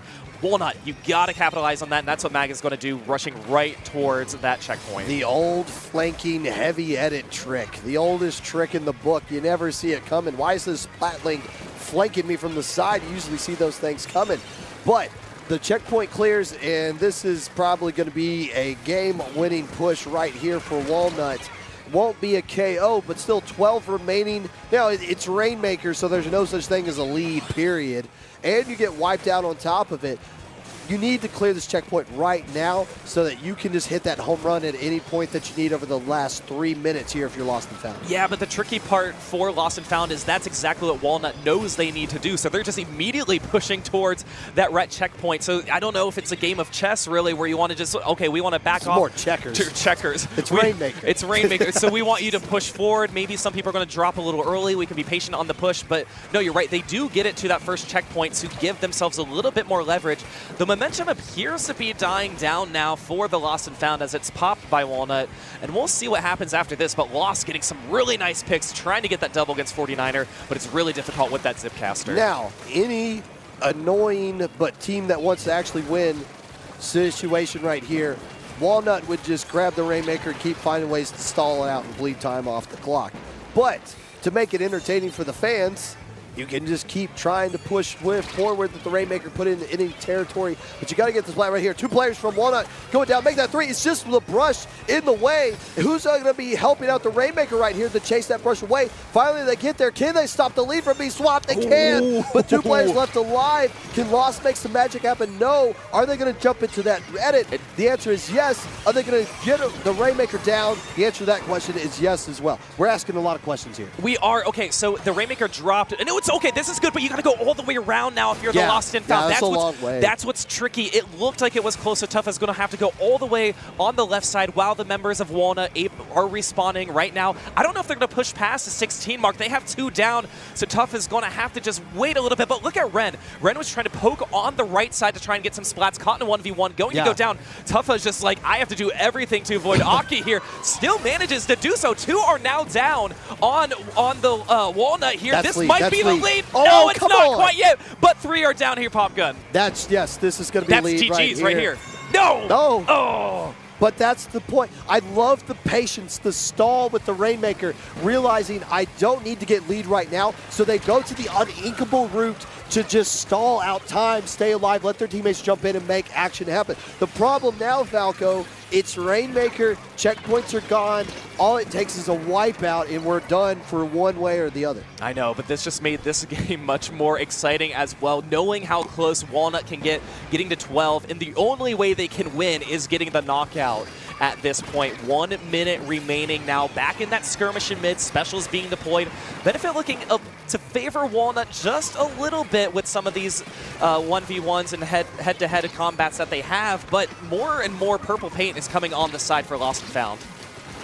Now L.O.V.E.M.UF.F.I.N, are they going to grab this Rainmaker? Are they going to find ways to stall out time? Or are they just going to find ways to make sure, no, Walnut, you can't even get to the Rainmaker. This is how we bleed time off the clock. Rin's going to grab it right here. And if you're going to get splatted with it, you can't really go anywhere with it anyway, so maybe you can't find opportunity to die in a unique spot. They'll slow them down. So one more opportunity here. Cooler in their system as well, Falco. Can they make some magic happen? It's not looking good when you have 3 down. The cooler at this point, I don't think it matters that much, but 3 are down on the L.O.V.E.M.UF.F.I.N. This is the last chance for Walnut to try and make something happen, but we've seen Rem just put themselves in very good position to try to get one stop, and one splat on Code will end this game. So let's see how this plays out. Overtime starting here, pushing all members on this left side. Ren with the flank there in mid. They are spotted by Code, but who's going to win this one? I think Ren is going to go down. 2 are now down on the L.O.V.E.M.UF.F.I.N. Can they keep this up? But no, Lost able to come in there for the sweep. That's such a hard win condition right there, but give them credit for that. But, I mean, at some point, you're just going to not be able to block every punch that they throw their way. Getting 1 point remaining is tough. But, again, I love the counter push coming out there by L.O.V.E.M.UF.F.I.N. Not trying to force something that wasn't there. Let's be patient. We can get splatted with the Rainmaker in our hands in this spot. People are going to keep jumping in. We can extend this push, make it happen that way. And, oh, my gosh. What? I'm dad 1, so I win clearly. I'm dad. Wait a minute. I was a dad before you. You were. What is this? Why am I dad too? I don't know. I guess because it makes sense. Otherwise, it would be like dad 21. 2 then 1. Yeah. Or don't worry about that. That's the logic we're going with here. Let's There's run with no that. disrespect going on. Yeah. But certainly not from this wonderful crew that Not we have at all. behind us. Thank you, Joe Boy. Okay, L.O.V.E.M.UF.F.I.N, they are 1 game away from making top 32. How about Remember, that? The winner of winner semis makes top 32. Yes. So we're at that point. And our production crew, who has not been making fun of this whole time, has a fancy graphic you're about to see that they've been working on all weekend. It's going to say championship match right here, or like a qualifying game right here that they're about to show off. You know what they should do is anybody who qualifies, it should be like March Madness. You put your name on the you qualify. Like the school that's got like 2 bleachers for a stadium. Yeah. I would like that. You have like half of them who did it yesterday, and the other half who just run up and put it on. Put our name like we're in it. But no, such a close game that we just saw. Close. But the loss, so close. Walnut really had a difficult time to get in a good win condition. Now, they had the momentum going for them, and it really all started with the Ren distraction, too, of that flank, and that's why Code had to be like, nope, I got to shift gears here, and then Lost was able to just be coming in with the Shark, getting that final GG splat. Well, that's the thing. When you have the Rainmaker in mid, and they have to go all the way to the touchdown to get lead, you have several different checkpoints as a team you can go through. It's like, okay, we can do the flanking Ren with Lost coming down the middle, and if that doesn't work, we can get them at the choke. And if that doesn't work, we can just throw bombs and hope it gets a splat at the last second. So now, Tower Control Art Academy, clearly this was counterpicked because that's the only reason we'd be going right here. And that is a decaf coming out from Aki. That is the Inkjet one. Is that tournament legal? Nobody uses that. Yeah, we'll see what they can do with this, with the splash wall as well. And again, no changes on the side for Lost and Found. Sambu sticking with that Octashot. We do see the Dreadringer coming out once again. So, this is going to be... I'm excited to see what Walnut's going to be doing with the new decaf. Well, they're probably going to be decapitating somebody with it. But more so, it's got Inkjet. A lot of people like to use the Bubble one, and Bubble can work out, especially on tower, but you already got a Junior. Yeah. So you're not Moonlight. You don't need double Bubble. You can be more aggressive. Use that Ink Wall as well. But Inkjet, man, I really wish Inkjet was more active in this game. It's such a cool special. We'll see how well they can utilize it. And Walnut really with that early map control too. We're not counting that 98 as real points. That's just extra turf that somebody happened to step on as well. And so 2 are now down for Walnut 2. Oh, and that's going to be 1 down for, that's 3. Okay, so this is where, okay, good. Loss is on the tower. Is that the player you want on the tower, though, at this point? Get up in the bats. Exactly. There you go. They're listening to, yes. Let somebody else get there. Let Ren on the tower, the pencil player, keep this momentum and the pressure as Sam lost push up with the help of Tough as well. They're really dominating on these splats. Walnut, you're losing the second checkpoint. That is horrible for you. You just got to live with that right now. Don't dive into it.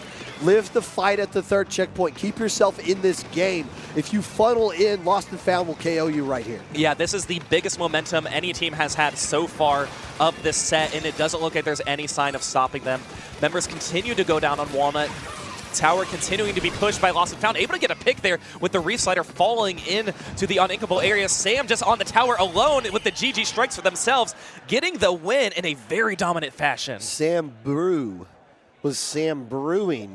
something right there on that tower, dodging all those pencil pokes, throwing down ink strikes like a ninja throwing a smoke bomb onto the ground. I'm going to get the KO right there. But yeah, you funnel into that. You can't, if they get set up on your plat like that, you just got to say, okay, checkpoint 2, you're gone. We got to just slow down. Let's build up specials. Let's try to get that third checkpoint. They weren't able to do that. They got sped up. They played into the speed that Lost&Found had, and all of a sudden the game's over. Right, and it's crazy to think, like, at the very beginning, you just have all this stalemate for 1 solid minute, and then once somebody takes the tower for the first time, it's just ending. You can tell that Walnut just really didn't know how to handle the members of Lost&Found, because they had really fast players, too. You know, of course, Lost in the Carbon, one of the most unpredictable position weapons, and, you know, if you see them, it's too late. You're already splatted. And it's so unfair that that thing got Inked Zuka. That, like, Lost can kill you from halfway across the map. It's just like that. Like, what are we doing here? You're viable no matter the position of where you are on the map. Like, I have to dodge edges. Every single ledge on the map, I have to be worried Lost is sharking right there, ready to smack my head off. And oh, by the way, here comes the Zuka when I'm the pencil player just trying to get set up in that little snipe area. Yeah. But, hey, it worked out for Lost&Found. And, you know, again, we don't see Carbon that often, too. But we don't. And we've seen players like Omega just drop it in favor of like the wipers and the decals and those kinds of things. Right. Similar play style, but just, you know, different conditions of when those players want to play it. But yeah, Lost&Found moving on to top 32. No celebration on stage for them. I think they're just kind of tired. It was also they might not even know. Honestly, too, because I don't think you knew when I told you. Well, I was like, the winner of this makes it. They still have another set they play for seeding purposes. But yeah, they've qualified in. Yeah. Nicely done. Yeah. There we go. Yeah, so a good win. Other matches going on too. Wonder how they're going because again, somebody else qualified already. We don't know who that is. Who knows? Maybe we will. Oh, Look at this. Yeah. Okay. So Hype, Moments, and Aura. Who's that? Well, we can. They won. We could look it up. They won. They beat Mexicans plus Trident. Yeah, so they're the ones who made it. So the one we saw won at Lost&Found. That one is not currently updated on our site, but you guys saw. There we go, Lost&Found. Okay, there we go. Right on cue there. So there's really just one. What? Well, sorry to cut you off. Oh no. But Hype, Moments, and Aura is Omazin, TDL, Traglafor, that's more than 10 characters. Yeah. How does that work? Pixel Heart at JB13. So Omazin, idiots in chat. Yeah, and Omazin also opting to play here and not CCA too. So that's it was at the same time. They couldn't do both, so they said, yep, this is what we're going to do. And these... Rip Purdue. And this is the other... we have 2 waves going on at the same time, by the way. So this is the other wave that we saw. So we saw Yellow Jackets, of course, against Remix. They feel Milkshake in it. By the way, Milkshake in it, they lost... In their pools, they lost a game every set, but they got the bye. I don't know how that happened. I'm not. I've not looked at the bracket. I did. I tried to do some studying before this, but again, 2 waves going on right now. So we'll have a total of 6 teams who will be moving on to top 32 from this segment, and we're going to be bouncing back and forth between a few of these. But we are going to see Yellow Jackets once again here that we saw, and they're facing a pjackk challenge in some. So another fun team. Yellow Jackets again. I want to see them. Do you want to see them? No. Oh, well, go run and tell Dio. Just say, like, hey, I'm done with you. I've seen Dio a lot today. Yeah. Which is fine. You'll hear Dio a lot, too. Oh, gosh. They're on the side. Oh, yeah. Well, no, that wasn't Dio, but I hear somebody coming up now. We're going to get them situated for a few things. We're going to step away for a 3-minute break. But you guys don't go anywhere. More teams to qualify for the top 32. We'll be right back.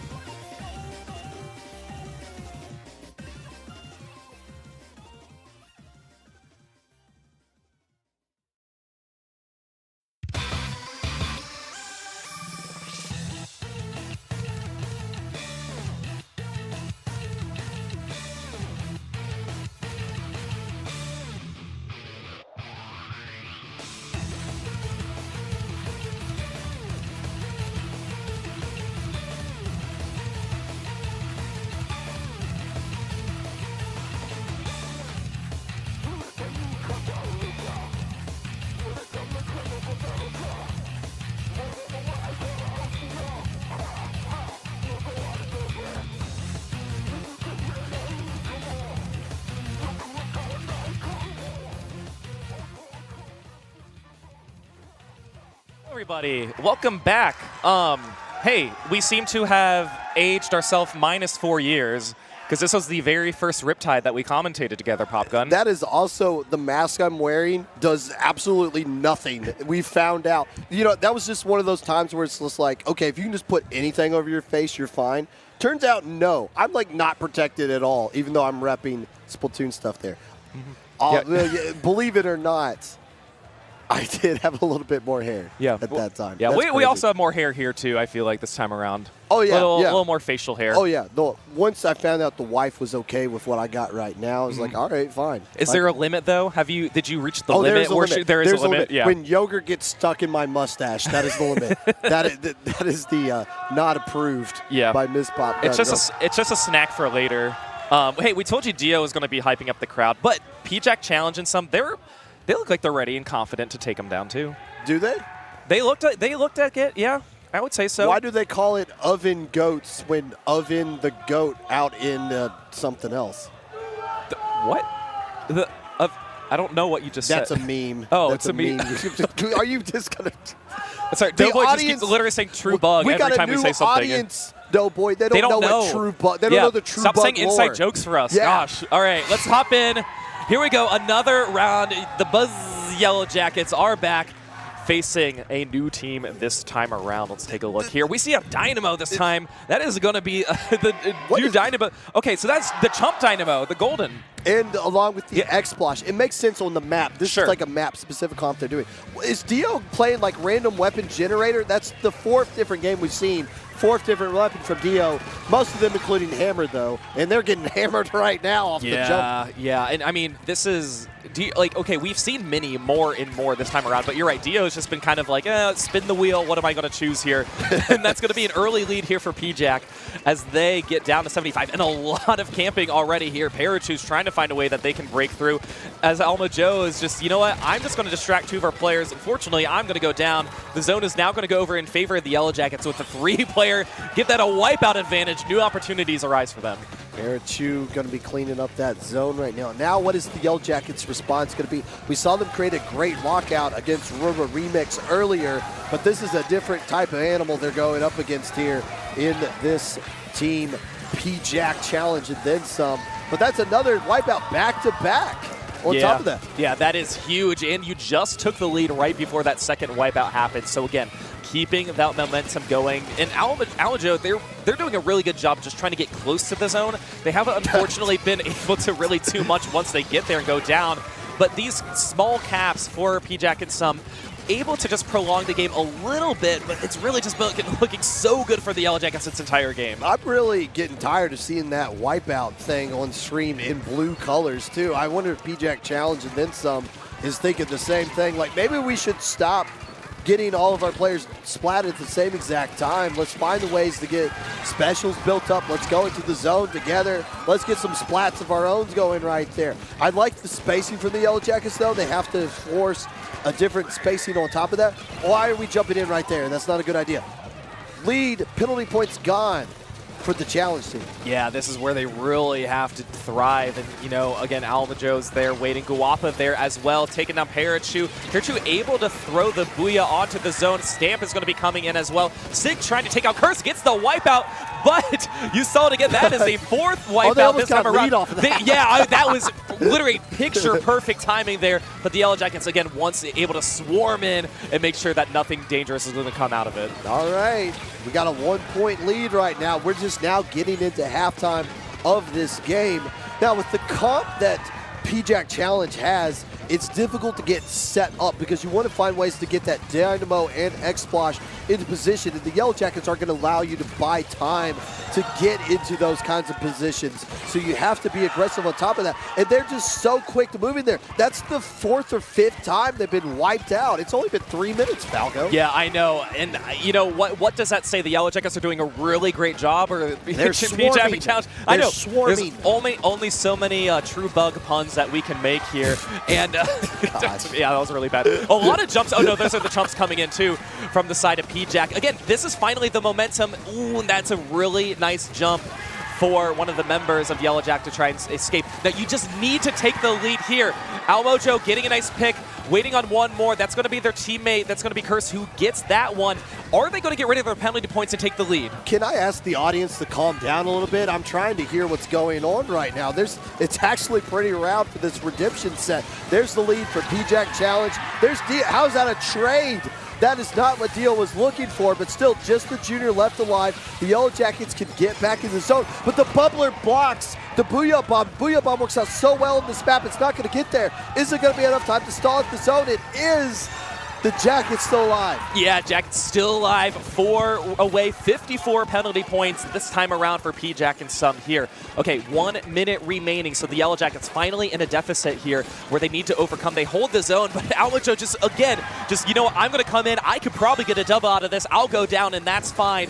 Penalty points now running out for the Yellow Jackets, but we're in a 2v1 situation where just only those players are alive, all in the zone. Ali going to be using the Reslider, takes out Oven Goats as well. No more penalty points. Yellow Jackets need to hold on to this, but no, 2 of them are down, and it's just going to be Sig who's going to have to retreat. I'm fine with that trade. Ali going down with the X-Splosh. The problem is the rest of the Yellow Jackets couldn't win the other fights in the 3v3 scenario right there. Otherwise, it's lead for Yellow Jackets. Dynamo gets eliminated, but look out, what are we doing? We're so far pushed up. Who's defending home base back here at the spot? Maybe 3 are coming in. Way overextended there was pjackk Challenge, and the Yellow Jackets punished them for it. Yeah, once again, Yellow Jackets swarmed into on the other side, especially from Ali, making sure that they got one of the corners of that zone. Going into overtime, Yellow Jackets still in control, need to get past their penalty points and can't lose control of the zone. One is going to go down, it's going to be Dio. Reslider coming out. Nobody else is going to go down quite yet, but the PJ Challenge takes over,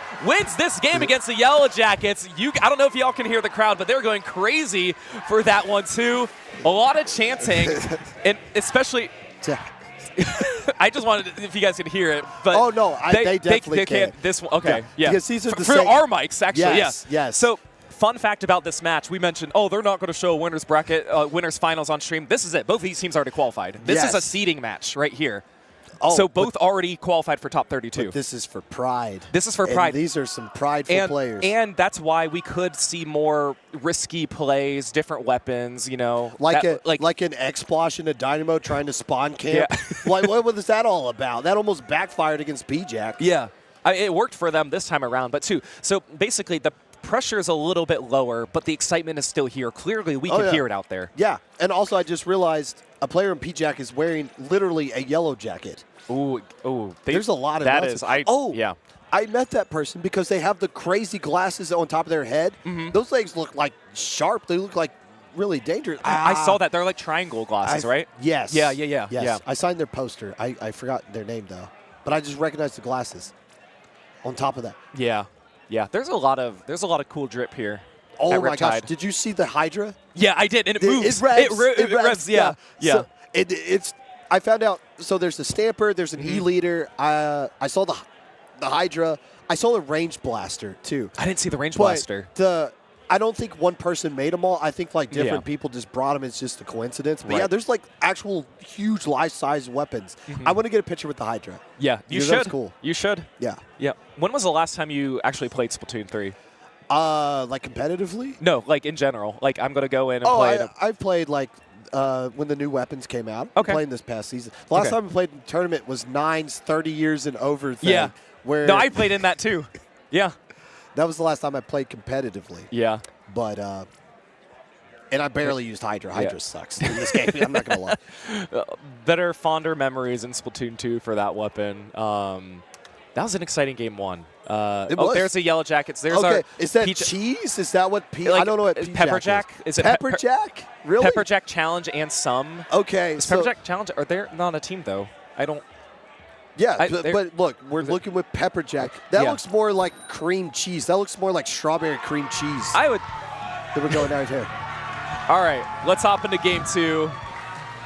Rainmaker Manta.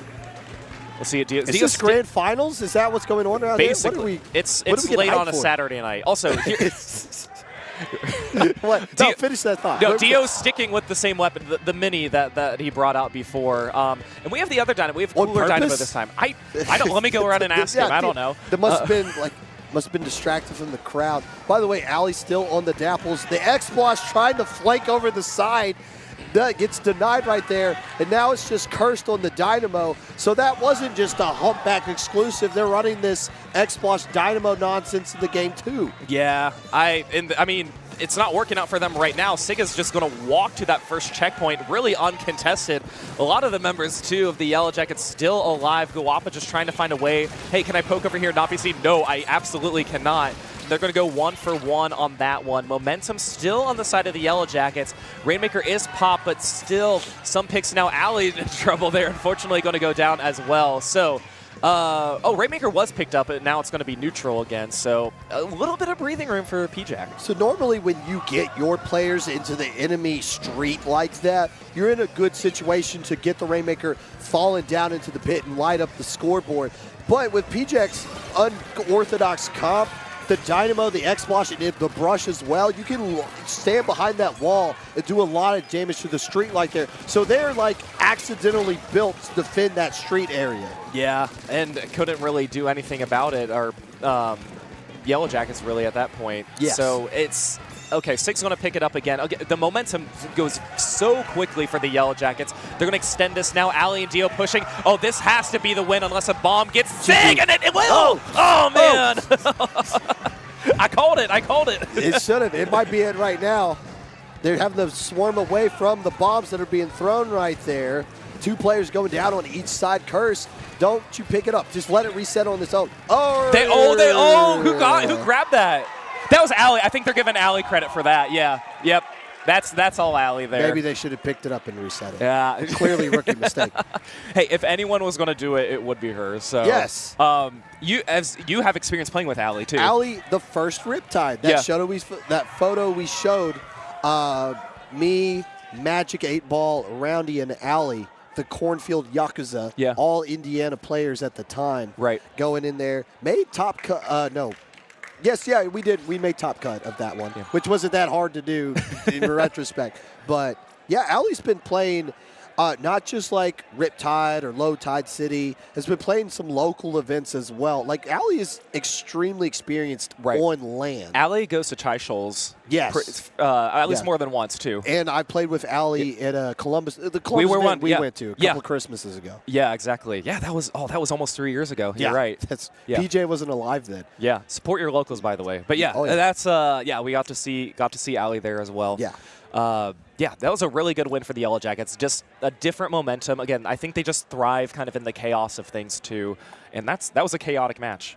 It was. I mean, it was Rainmaker. Yeah. And we didn't get time for the teams to do the stall out there. Was that a good win for the Yellow Jackets? Look at did you see the question? What? It said it said question for Pop Gun, like you were wrong or were you wrong or something. No. It faded too quickly. Oh, come on.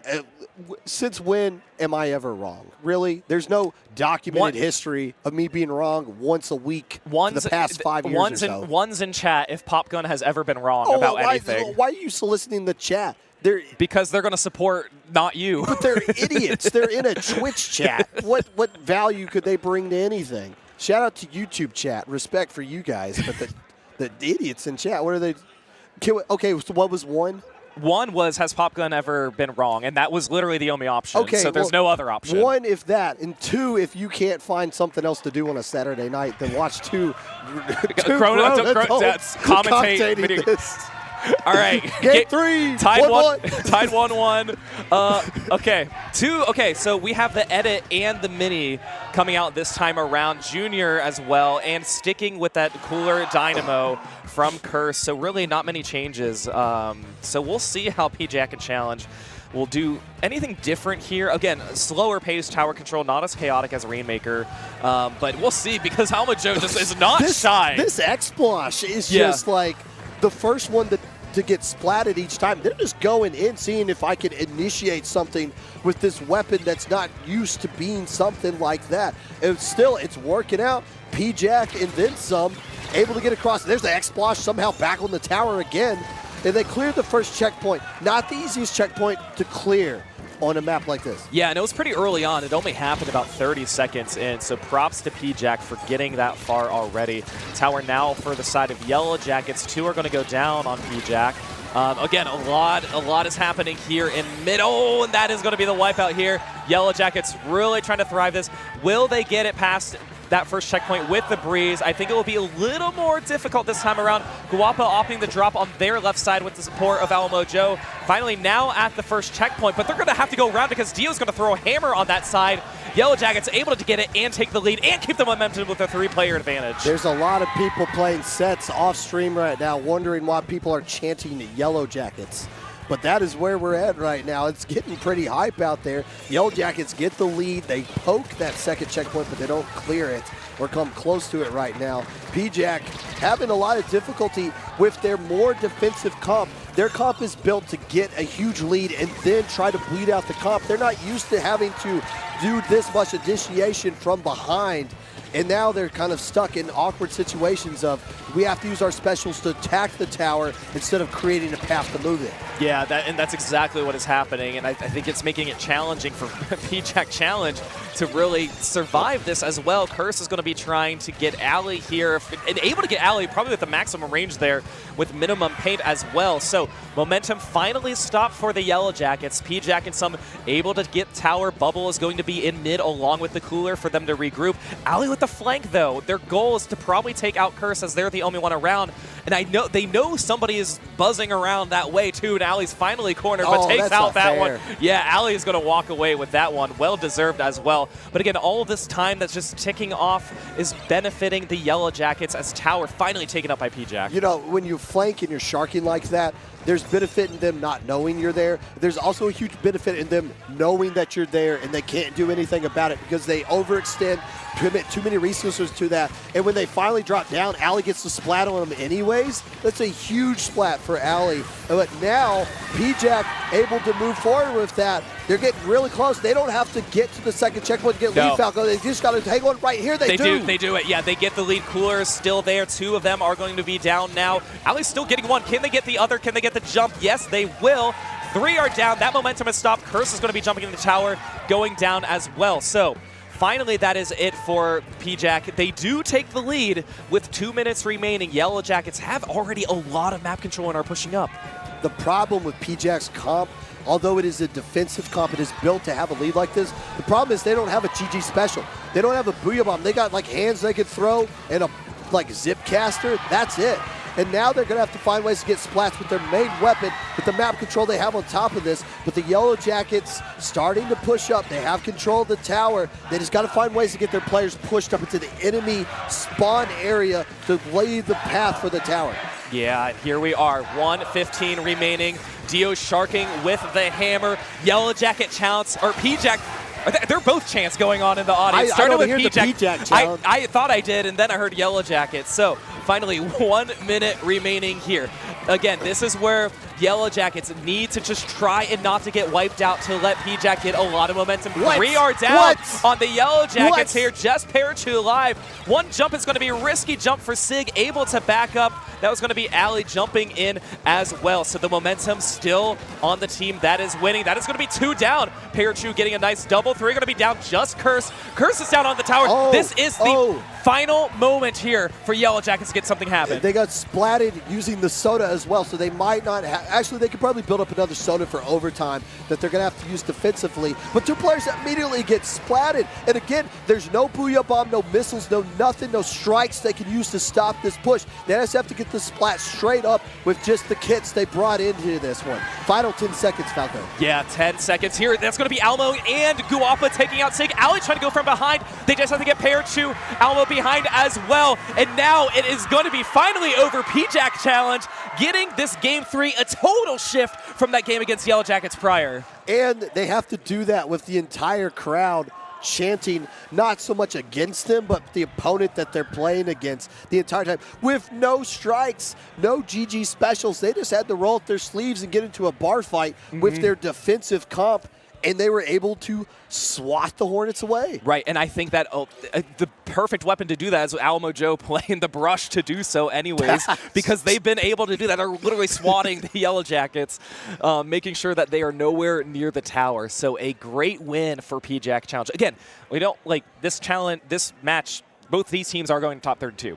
But yes. Obviously, there's a sense of pride for this match too. And that's like all that that's all matters. that because you're gonna get taken out by FT-Win or Moonlight anyway. Potentially. the next day. Potentially. We don't know. You never know how these tournaments could play out. Yeah. you know. But that's why we love all the hype and the excitement too. Yeah, for this moment, for these moments. And you don't get, like, grand finals of Super Jump, you don't get people clapping and cheering in front of your face. But for a redemption final set that won't mean anything 2 days from now, in the moment it means everything. And that's what's awesome about these LANs, especially big LANs like this, is that you get this kind of atmosphere. Yeah. And you get to see this kind of reaction. And you get to play into the crowd. Now, on the flip side, that pressure can get to you. Absolutely. Because you don't have to deal with that noise online. No, you don't, because these players can hear all the audience. I don't think any of them are really using noise-canceling headphones. Game 4, pjackk 1 game away from being in a better position than they would be if they lost here. And going back to the gold Dynamo. So that is going to give them the super chumps. Do they not have soda? They don't. No. Okay. That's how we roll here. They have very support-heavy specials, like Splashdown. I think was the only one. I mean, they have like chumps as well. So not a lot of direct damage. Oh wow, that is a quick wipe. That's an 18-second wipeout here. And not a lot of players alive on the board at a time when they need them right now. Dio's got a hammer ready to go to get this extended push. They got plenty of clams to work with as well. Let's not blink here. This one might not last too long if they can't get splats, which finally they are. The question is, can the Hornets get out of there in time? You know, it looks like they will. They'll hold mid. Pair 2 did a very good job getting clams and getting the jump. Unfortunately, they jumped to a player and not back to spawn. He immediately went down afterwards, but they got under that 60 mark that all players try and do. And again, all of that happened in less than 20 seconds. What? So there is a reef slider. I don't think it really was going to go into anything at that point. Curse actually in a very good position, able to take down one, but they're alone. They're going to be target enemy number 1, and they're going to go down as well. So the thing about Allie's reef slider, it gets her into a position to where they can create that flank. So then the Dynamo has to push up. There's the attack coming from the backside with that Dapple player. So now, huge lead. But you see pjackk starting to come back here. Yeah, they are, and all the Yellow Jacket chants still trying to hold on. But we hear the pjackk. Did you hear the pjackk that you hear it now? It's faint. It's like a light that is trying to stay alive, but it is trying to burn. It just needs something to burn with, and that 2 might be power what claims, this push creates here. Right, it supported the chumps. 2v2, Guwapa holding one, Almajo getting one in. Both are going to go in, 2 clams away from taking the lead, but it's just Guwapa. They do get one. They can go back and get clams. It's only 1v1. Oh, you're right. Yeah, it's just one more away. Oven Goat's there to try and get some Eve as well, so that is going to be the lead taken over. 2 minutes in, this momentum is still being held. Not many clams on the side of pjackk, but this is such a great lead for them. Okay, there's the first time I was wrong. You got it right there. Type your ones in chat. Using the bubbler allowed the junior to stay alive and win a 1v1 fight. Go back and get clams. Nice use by the junior. With the comp that they're using right there, you got to be more aggressive with that junior. Made it work out right there, got the lead to pjackk. Yeah, that is going to be great. And this is like finally a slower, more momentous push for Yellow Jackets trying to push forward. And then it's going to be a delayed 3, almost a delayed wipe at this point. Dio holding that power claim, going to score it. A few claims to follow up from their teammates. That is going to be Ali residing very close to the basket. Lead taken over for the Yellow Jackets. Not much to follow up at this point. I believe that is just going to be Sig, who is alive, going to have to retreat now. But these pjackk players, they are very quick to try and push up on the Yellow Jackets basket. 2 minutes left to go. We got a lot of action here in this game 4 that if pjackk wins, the set is over right now. But what is the Yellow Jackets defense going to be like? There's not a lot that pjackk has to do on the scoreboard to get the lead back into their favor. Just throw the clam and then a few more. They pop the basket here. The Dynamo's got a lot of resources they can throw into the basket. There goes the lead right back into pjack's favor. The question is going to be, can they get the splats on top of this? That Dynamo's still doing a great job of staying alive, but no longer. Now the Hornets can start pushing up. Yeah, but, they're being. Why? If there's another still jump, jumping in. they are just keeping up the pressure, and also Yellow Jackets picked up that Mercy Clam just in time for another one to respawn. But one of them is going to now go with the stamp. Got us off guard too. Did it get out, Mojo? Like they went down. I don't know. I don't think the stamp got them though. But maybe they scared to death or something like that. They did pick up the Mercy Clam and throw it back to the X-Splosh. So they are in the mindset of getting another push going right here, keeping the aggression going. Don't let the Yellow Jackets start to respond. But Ali, yet again, doing the flank that forces the X-Splosh to turn around. Can the rest of Yellow Jackets take advantage of that? They got a good pincer situation going on. Yeah, they really need to. Sig is still waiting in the back, making sure these chumps can go away a little bit too, but there's a lot of purple paint there on the side for pjackk and Challenge to try and hold on to this lead. Under a minute left, both teams have a player with a power clip. That is huge for pjackk to try and push forward. Ali with a nice 1v1 landing there to try and get that splat.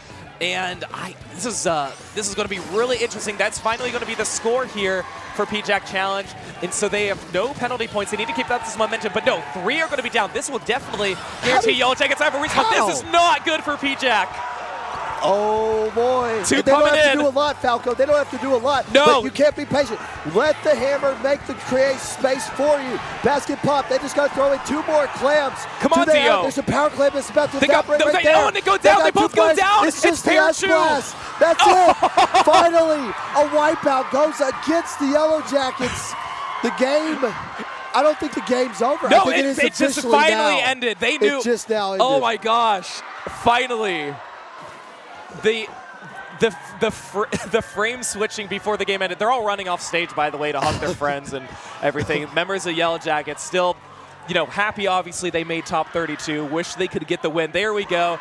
There's all of the pjackk Challenge fan club over there on the side chanting on this game. And remember, these are the people who probably weren't chanting Yellow Jackets. So this is like everybody else on the stage. In relative to where you and me are sitting, where we can pick up on the mic, the pjackk fans are farther away, which is why we were hearing more of that. But you heard it very faintly. But that is a memory. Oh, yeah. Again, the final result of this, who cares? For those players, that is a memory that's going to stick with them forever. Just this crazy little hype moment right there. And what a clutch finish way to hold on defensively. I thought for sure the Jackets were going to get the lead. I know, I did too, because those are the thing. It's those types of situations where we see the Yellow Jackets just thrive in the chaos. We're on stream. We're on stream, and also hugging members of the Yellow Jackets as well. We love to see that too. Yeah, we see you. We see, yeah. Oh, a well-deserved win. And like you said, it doesn't matter where you are tomorrow in the place. It's that this is the excitement is what gets you through on these games and what you will remember. That is your hallmark moment right there. Also, I was like, whenever our community gets on camera, our first thing to do is to grab the nearest stuffed animal we have and raise it up like Simba for the whole world to see. Like, this is what I'm all about, this Pokemon. Yeah. I'm all for that, too. Yeah. Wait, what are we doing here? What are they? I don't know. What? Yeah, you guys are on camera. Hey, you're right. Yeah. All right. I thought they were going to do like a Splatoon dance or something, like a victory emote. Nope, they were just hands up. I think they were Mom, making I'm on W. Stream. A W? Because the W sunglasses? I don't know why. But Oh. Well. All right. Good win for pjackk, like we mentioned, too. A lot of excitement to bring in to segue us. We have one more set we're probably going to watch. Wait, really? We're doing one more? I think so, yeah. Oh, we are. wow. Yeah, let's keep this train rolling. Yeah, Let's go. Yeah. I thought that was it for us, honestly. Oh, no. Yeah. I'm not complaining. No, yeah. But I'm assuming we're going to see a match that actually has implications for loser semis. Yeah, loser semis. You get the look at losers. Yeah, but so a winner move on to top 32. Right. Loser doesn't have to play the video game tomorrow. That's right. They could go to Cedar Point if they want, but they probably won't. Cedar Point. Imagine. I'm going on Sunday. Cedar Point Sunday is not the kind of flex you think it is. No, not at all. Unless you go at 9 a.m. and you're back by like 1 p.m., but then you're not getting your money's worth at that point anyway. You gotta. So. Yeah, but yeah, like we mentioned, there's 2 brackets happening right now. This one just happened to be a little bit ahead of the other one, which is why we saw a winners finals match that really has no implication other than seeding that goes on. Yeah, no drinking on stream. Water on camera. Wow. Is this your first time commentating? It's our first time breaking the cardinal rule. Yeah. Man, it took that long. Yeah.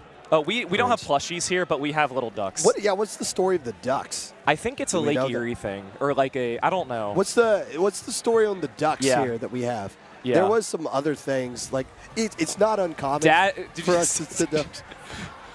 Dad, are you original, right?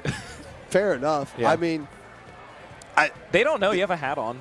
Oh no, I'll be bald tomorrow. Sure. I won't wear a hat tomorrow when I'm commentating with Hammy. Hammy, you got Hammy tomorrow? Well, I was going to be with Fusion, but Fusion outplayed their seed. I feel like Fusion does that every year. Yeah. Yes. Yes, which is an awesome flex, by the way. Yeah. I outplayed my commentary block. Yeah, that's put that on your on your resume. But yes, I'm bald-ish. Actually, no, I'm not bald. I have a receding hairline, but I do shave it all the way down because there's like nothing I can do to look decent. Which is why we go with this. I like what you're doing as well. Grow the hair where you can. You got nice hair, by the way. Thank you. We don't have to be negative and talk about how I don't have hair. We can talk about how amazingly handsome you look every now and then. I obviously would love to do that, but no, but speaking of hair, my son though, I know I don't really share pictures of him, but you've seen my son. Dude, our dad chats, we share our kid photos. That kid came out with a mop. That was not fair at all. He had another haircut on Friday. Like a legit, and that was his 6th haircut he's had. Yes. Yeah. And PJ, I mean, he's blonde, so it was really hard to see as a baby, but nowhere near as close. Like, your kid, day one, had more hair than I think PJ's ever maxed out at this point. It's crazy. Yeah, it's that definitely comes from my side of the family. My wife's side, not so much. So it's yeah. Well, your hair comes from your mom's dad. Yeah. Which my mom's dad is still alive. And he still has more hair than me, which makes no sense. So that's baloney. My mom's dad never went bald. Always had a full head of hair. Chat, how's your hair? Your grandfather's hair situation? 1 for good, 2 for why am I still watching this right now? Yeah. Is this what you thought you'd be doing 9 p.m. on a Saturday night? It's Saturday. It is Saturday. Yeah. We came here on Thursday. Yeah. And I'm here yesterday. And I'm like, oh, this is Friday. Like, I'm usually at work. And I'm taking Monday off, too. Yeah. Man. Why don't we do this more often? This is money, awesome. Expensive. But we're fortunate we drive here. We don't have to fly. We do drive. Yeah. But it is still kind of it's not the easiest thing in the world is financially. But it is. You were talking about the memories. Yeah, and there's a reason we come back every year. There's only one Riptide you missed, and it was because your son was 8 I was on paternity leave. You were on paternity leave still, yeah. And then last year, I didn't even stay here. I stayed at my parents' house. I did a commute, and we brought our son for a day too. Baby Flower Flyer made an appearance. He did, yeah. We got the picture. We did. Yeah. So there, we joked to future commentators of Riptide 2048. Shout out Greg. Shout out Greg Guru. That's right. I believe this month, second child due. All right. And it's awesome. The kid was here last year as well. How did the Greg Gurus do? Because that's Fusion's team, right? They must have done good. They did well, They must have done good. Right. Yeah. They're doing good. I have I'm glad. That's really good to hear. Everybody's doing good. Everyone is doing good. The family's doing good. Yeah. The team representing the family's doing good. Right. Just dubs all around. Absolutely. Yeah. Dubs all around. You mentioned you took PJ to the water park. I did, the indoor one. The indoor one. Yeah. So I obviously haven't been in like the little kiddie playland area. Yeah. What was his favorite thing to do there? So nothing. Yeah. It's like, you want to go down the slide? Yeah. No. Okay, so the kiddie area is awesome. There's 2. The one you saw from the window, that's closed. Yeah. But there's like a bigger one in the back across from the wave pool. He loved the wave pool. Yeah. Then we didn't take him out to where like he's getting like battered or anything. But it would come up to his shins and he'd just be like, ah. Yeah. And that is a good sound. It is. Anything that's not crying is a positive experience. So like he just stayed there and just let the water hit his shins and he was content with that. So it's like, cool, buddy. We'll just roll with that. Yeah. Eventually we'll take Baby Flyer here. Thankfully he does decent in the baths, like at home and stuff like that.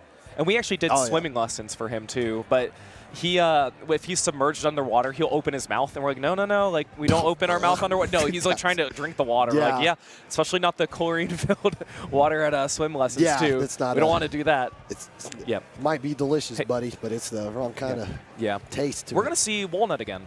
So they're in the position. Can we not put Yellow Jacket back on for the trilogy? The trilogy. Come on, they just lost on stream. Give them a chance to redeem themselves. Give them to a team who came back from Cedar Point right now, who hasn't played all day, and see how well they do. Well, they're going up against a singular animal cracker. Who the heck is that? Yeah, I looked at okay, well we could do here. We can take a look here.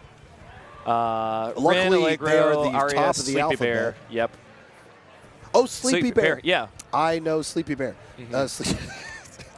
Sleepy Bear is somebody who I met at a Columbus local 4 years ago, like a Charger player back then. And I ran into them here again today, and they're like, I can't believe you remembered me.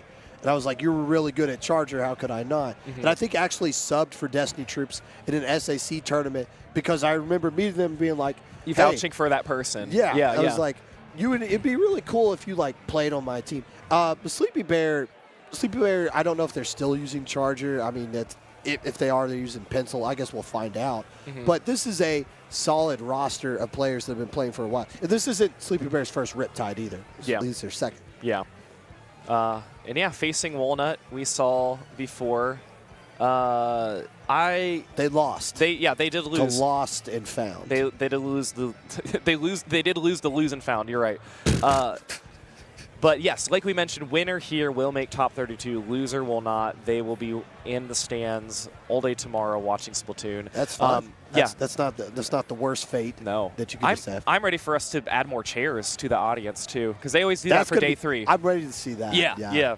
To see where we're really maxed out during grand finals. What's hilarious is that last set we saw was loud. Yes. How loud can it be here? That's just like, when we get, especially when Moonlight gets on stage and the clappers get out. Yep. And they're going up against like an FT win or a Voylacti. Yep. That's going to be fun. It will be fun stuff. Yep. You'll probably be in here all day tomorrow. You do have PJ duty. But at some point. Yeah. Yes. At some point. Yep. And I would like to eat at 2. Oh, I had the mac and cheese place. Max, that's new. What did you order? I wanted to get the loaded baked potato. I wanted to get the barbecue chicken, but then I saw the pulled pork. Okay. And I rolled with that. And I was like, "Oh my gosh, this is amazing!" And I'm not like sponsored or plugged or anything like this, but for the amount of money that you had to spend, it gave you a good chunk of food, and it was delicious. And that's newer to the Kalahari this year for everybody's first Riptide. What was that? The check-in station? Yeah, they completely redid the lobby. Yeah. But the Max place, that's the place that if you're eating on site, you are probably eating there. Rather than any of the other places. Just because I'm like, well, first of all, who doesn't love mac and cheese anyways? And there are more options you can get. I got the chicken bacon ranch one at LTC. I think I ate it a little too quickly, though, because I didn't feel – I was like, I remember the LTC, some negative reviews coming, which is why I was skeptical about this. But I was like, oh, there's like 4 different things on there I would actually love. Right. Have you been to the Pancake House yet? I did today for the first time. Like ever, yeah. Why? You've been dodging it? What? If I go out, I typically take people to Bob Evans instead. Why? Because it's an Ohio and Michigan thing. It's not anywhere else. Okay, Bob Evans in Kentucky when I lived there. Well, That's a chain restaurant. Yeah.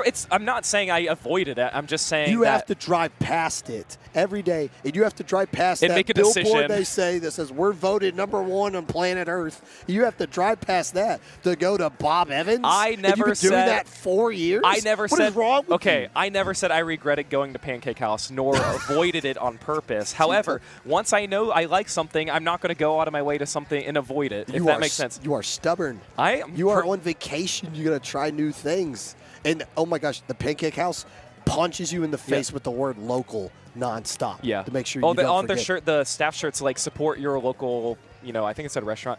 I don't have Bob Evans at home pop gun. Yeah, I told you. See, it is a local thing here. Who is that? That was probably Jub. That was Jub. That okay. Jub did that. All right, fine, Jub. You've experienced Bob Evans. Yeah. Okay, Doughboy's also never heard of it. So I'm just saying you shouldn't knock it because a lot of people here have never had it. So, yes, a lot of people have never had the Pancake House. Where else on planet Earth can you get #1 voted Pancake House? Pancake House? I don't know. I don't trust anything that says #1 voted because they have to advertise it that much anyways if they do. So they've been advertising that for years. Yeah. They haven't changed that billboard. The thing is, I got a Southwestern smothered burrito. It was really good. Like I enjoyed from what Bob I ordered. Evans? No, from Pancake House. Okay, I didn't even get pancakes there. No. The pancakes are amazing. And I think, too, my thing is I don't really like sweet breakfasts. So, like, I don't really – if I get pancakes, I want it, like, as a small side, not like a, like, whipped cream, sugar-coated pancake. Like, I can't eat that for breakfast. That's not for me. I need, like, more substance and protein than carbs. So you need Bob Evans, clearly. Yeah. Oh, my gosh. Hey, all right. There's a cat on stream, by the way. What is this? I can't read the meme. No, maybe I can. They must – You must remain silly. They must remain silly. Is that a Silly Kitties reference? I don't know. Probably not. Like the team Silly Kitties? Yeah, remember them? Yeah, I remember them. Yeah. All right, game one here. Animal Cracker versus Wollnot. Winner will move on to top 32 tomorrow, starting off on Zone's Humpback. Or tonight, depending on how long this goes on. They have another block after this. We don't, though. Oh, there's the Decav coming back out with the Inkjet. Is that the same team? Yes, Wollnot used that earlier with the Inkjet one. What are we looking at here with a singular Cracker? Where's old Bear on? Bear gone Stamper, maybe? Bear's not even playing. Yeah, they're not on this team here, but yeah, we have Dubble. Oh no, Stamper on one, Decav on the other, like you said. Really no mere weapons too, so Arias is going to be getting a nice splat there. Going to go down as well. Two are down on Animal Cracker now, and again, more of a fight in zone. It's going to be taken by Animal Cracker. Code here, they were the ones who did a pretty good job the last time we saw them play. We'll see how they respond as we see Dishcloth just waiting. Dishcloth number 4. Yeah. Was Dishcloth 1 through 3 already taken? Zone countered by Wollnot. They are able to take it, so 21 penalty points now for Animal Cracker. But this is just a slower paced game than what we saw before. It is, which is bizarre because we saw slower comps in the previous set, but now things are starting to settle down. There's no loud, raucous crowd cheering for one team or another. We can be patient with how we go across this one. Just 1 minute go by. Neither team's really established control of anything. Let's see what this Inkjet can do. Yeah, Aki's going to be using it, trying to push out. Couldn't see what member of the Animal Cracker that was. Allegro going to be trying to take out Magic, and they do. So that is going to be nice lead. It will be swapped in favor of Wollnot. Booyah coming up for one of the members from Animal Cracker too. So a lot of purple paint once again. And members of Animal Cracker, they're just not at the 4 strong that they were at the beginning of this match. And here comes the Zipcaster to try to create some distraction, but that's not going to bother the Stamper right here, who's nowhere near it, as they're trying to create a little bit of a distraction of themselves before the rest of the singular Cracker can jump into the control of the zone. Aki getting a nice couple of splats on top of this. And there we get the confirmation that Sleepy Bear is Dishcloth number 4. That makes sense to me. Does it? No. Whale's going to come out trying to get a few players as well. And again, this is just kind of a back and forth. We're not a lot of total control, but Wollnot still seems to be slightly favored here in this position. But Animal Cracker, again, they're just not at a 4 strong, but it doesn't matter when you have the player advantage. Magic and that is going to be Code trying to go on the zone. Cooler is going to be thrown under as well. The Whale's back out once again, used by Allegro, trying to push up against Magic. And 49er2. Just a lot of chaos here, just a lot of 1v1s and not many super strong pushes. It used to be back in the day, you could just double spam Booyah Bomb onto the zone and it would just auto cap it. I remember FT-Win at one point used the PG Arrow Spray and just spam Booyah Bombs. Animal Cracker's trying to do that too. They have the S-Blast in the Stamper. They're not going to crank out a lot of Booyah Bombs, especially that S-Blast, but you do have opportunities to throw both of them on the zone and try to stall them out. The problem is you need to do it to get control of lead, not do it to just stall zone. Yeah, and that's really the situation that's happening now there for Animal Cracker, as Wollnot is in a much better position now with 20 remaining. Booyah is going to go and try and counter, but again, that's just an empty Booyah that's thrown with no additional support other than Allegro coming in from the end, but 2 of them are down on the side of Animal Cracker, so it's still kept up by Wollnot, and this is probably going to be their game, especially with the bubble blocking a lot of the clear sight. Wollnot getting game 1. There we go. Getting the dub. Starting off this set. letting the crowd know, like, hey, we're good. We're good. Yeah. We got this one. We might have lost on stream, but that was the last stream. This is where it matters. Yes, it literally does matter. Yeah. This is for all the marbles. Yeah. In a very different reaction than the previous set with the Yellow Jackets and pjackk, because I think these players are like, all right, we need to focus. We don't have time for shenanigans because we want to play tomorrow. Yes. It's not given, so a little more focus, less risky decisions that will be made that they're probably going to regret. This is leaning forward in the gamer chair moment. Yeah, not the hype. I'm going to move around and play and you know yell at the crowd while I'm playing the game too. It's always the unique thing. Yeah. Some people love that kind of stage presence, and other people are much more reserved. Mm-hmm.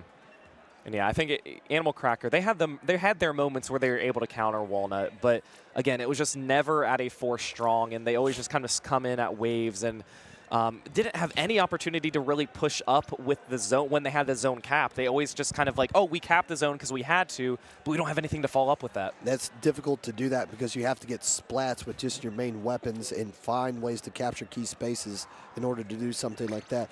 Game 2, Rainmaker at the Museum is what we're going to be seeing here. One of the only, I think this is the only Rainmaker map we actually play in competitive where there's just one checkpoint. There's not two.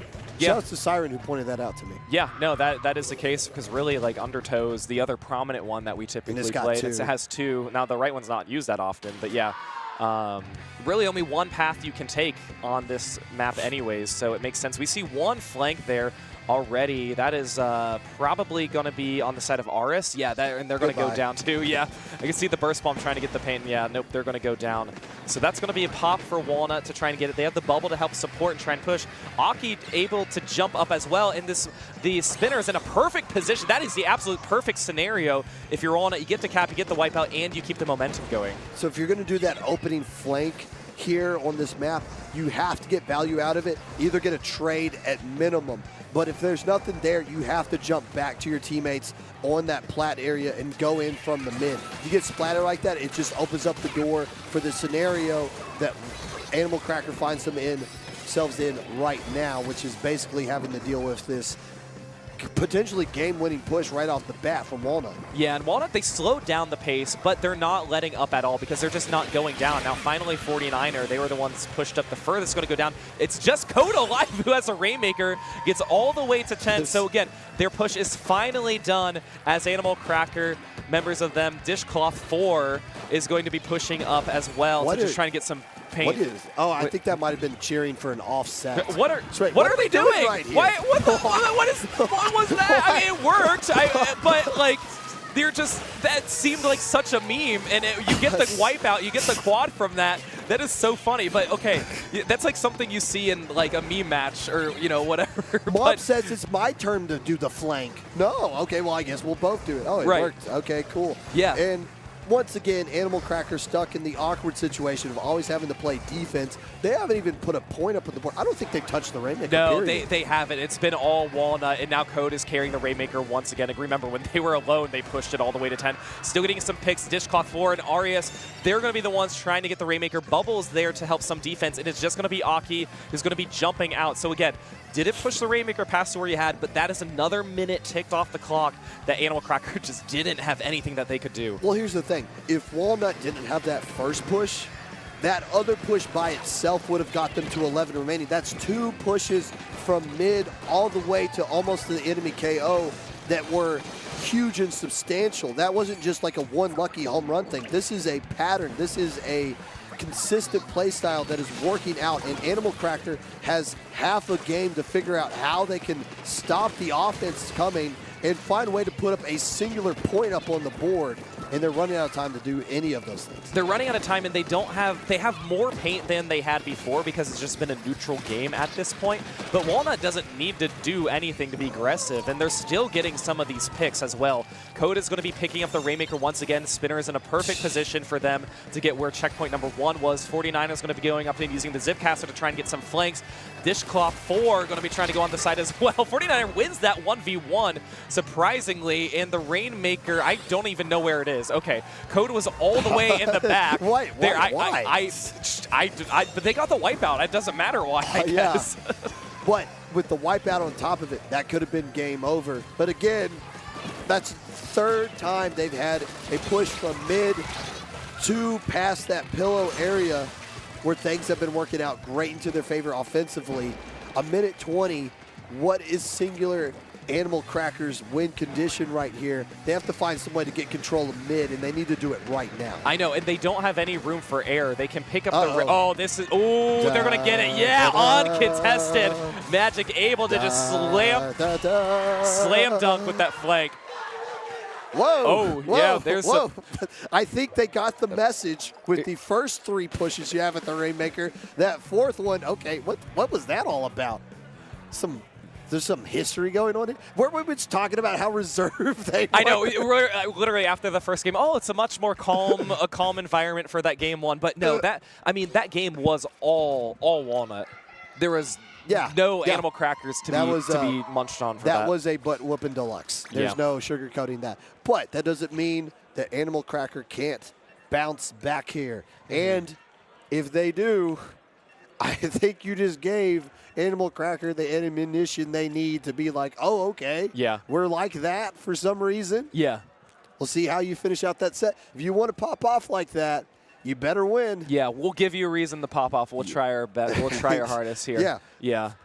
We must all remain silly. We must remain silly. Yes. There we go. That wasn't very silly what they did. That was very serious. Yeah, I thought. Yeah, maybe that's maybe you need tell to your turn that teammate camera that. around. I know, like it's like, hey, this is Of course, it was the person on the end who's like, yeah, no, we need to remain silly here. But no shenanigans other than the 2 flanking squids who were just going back and forth. Yeah, what was that? That was the only silly shenanigans. that was definitely silly. Yeah. And all right, a good win for Walnut. Got to come out here and close it out here at Tower Control Hagglefish Market.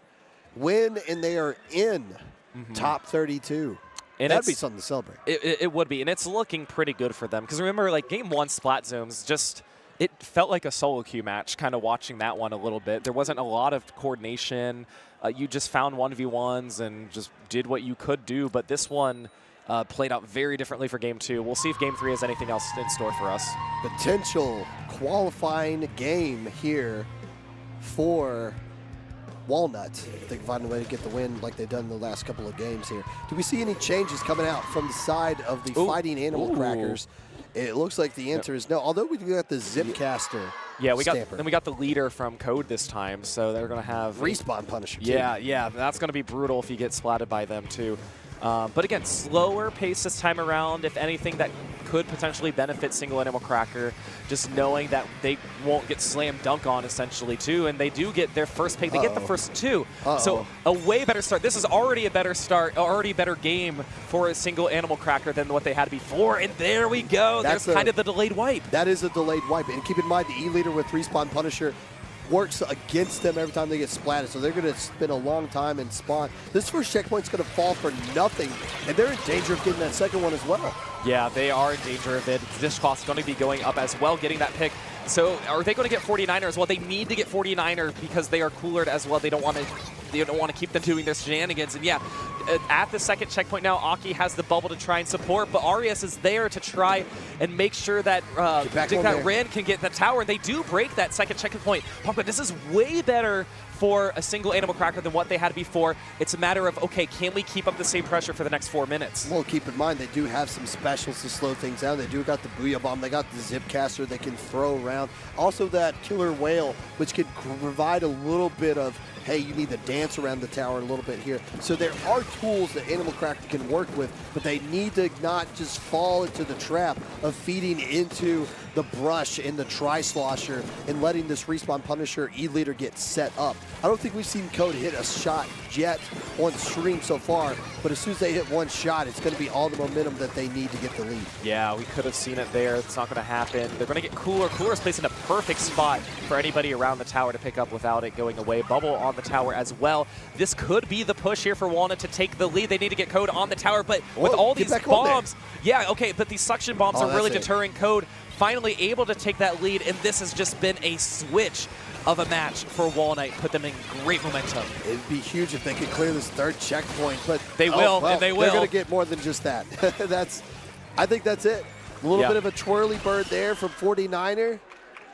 Yep. And wollnot is going on to top 32. Yeah, started off a little bit slower. He saw more momentum from Single Animal Cracker, but right, wollnot, once they had the tower, it literally did not stop. Code had to bounce off a few times to get away from some of the suction bombs, but really the rest of their team able to take care of business.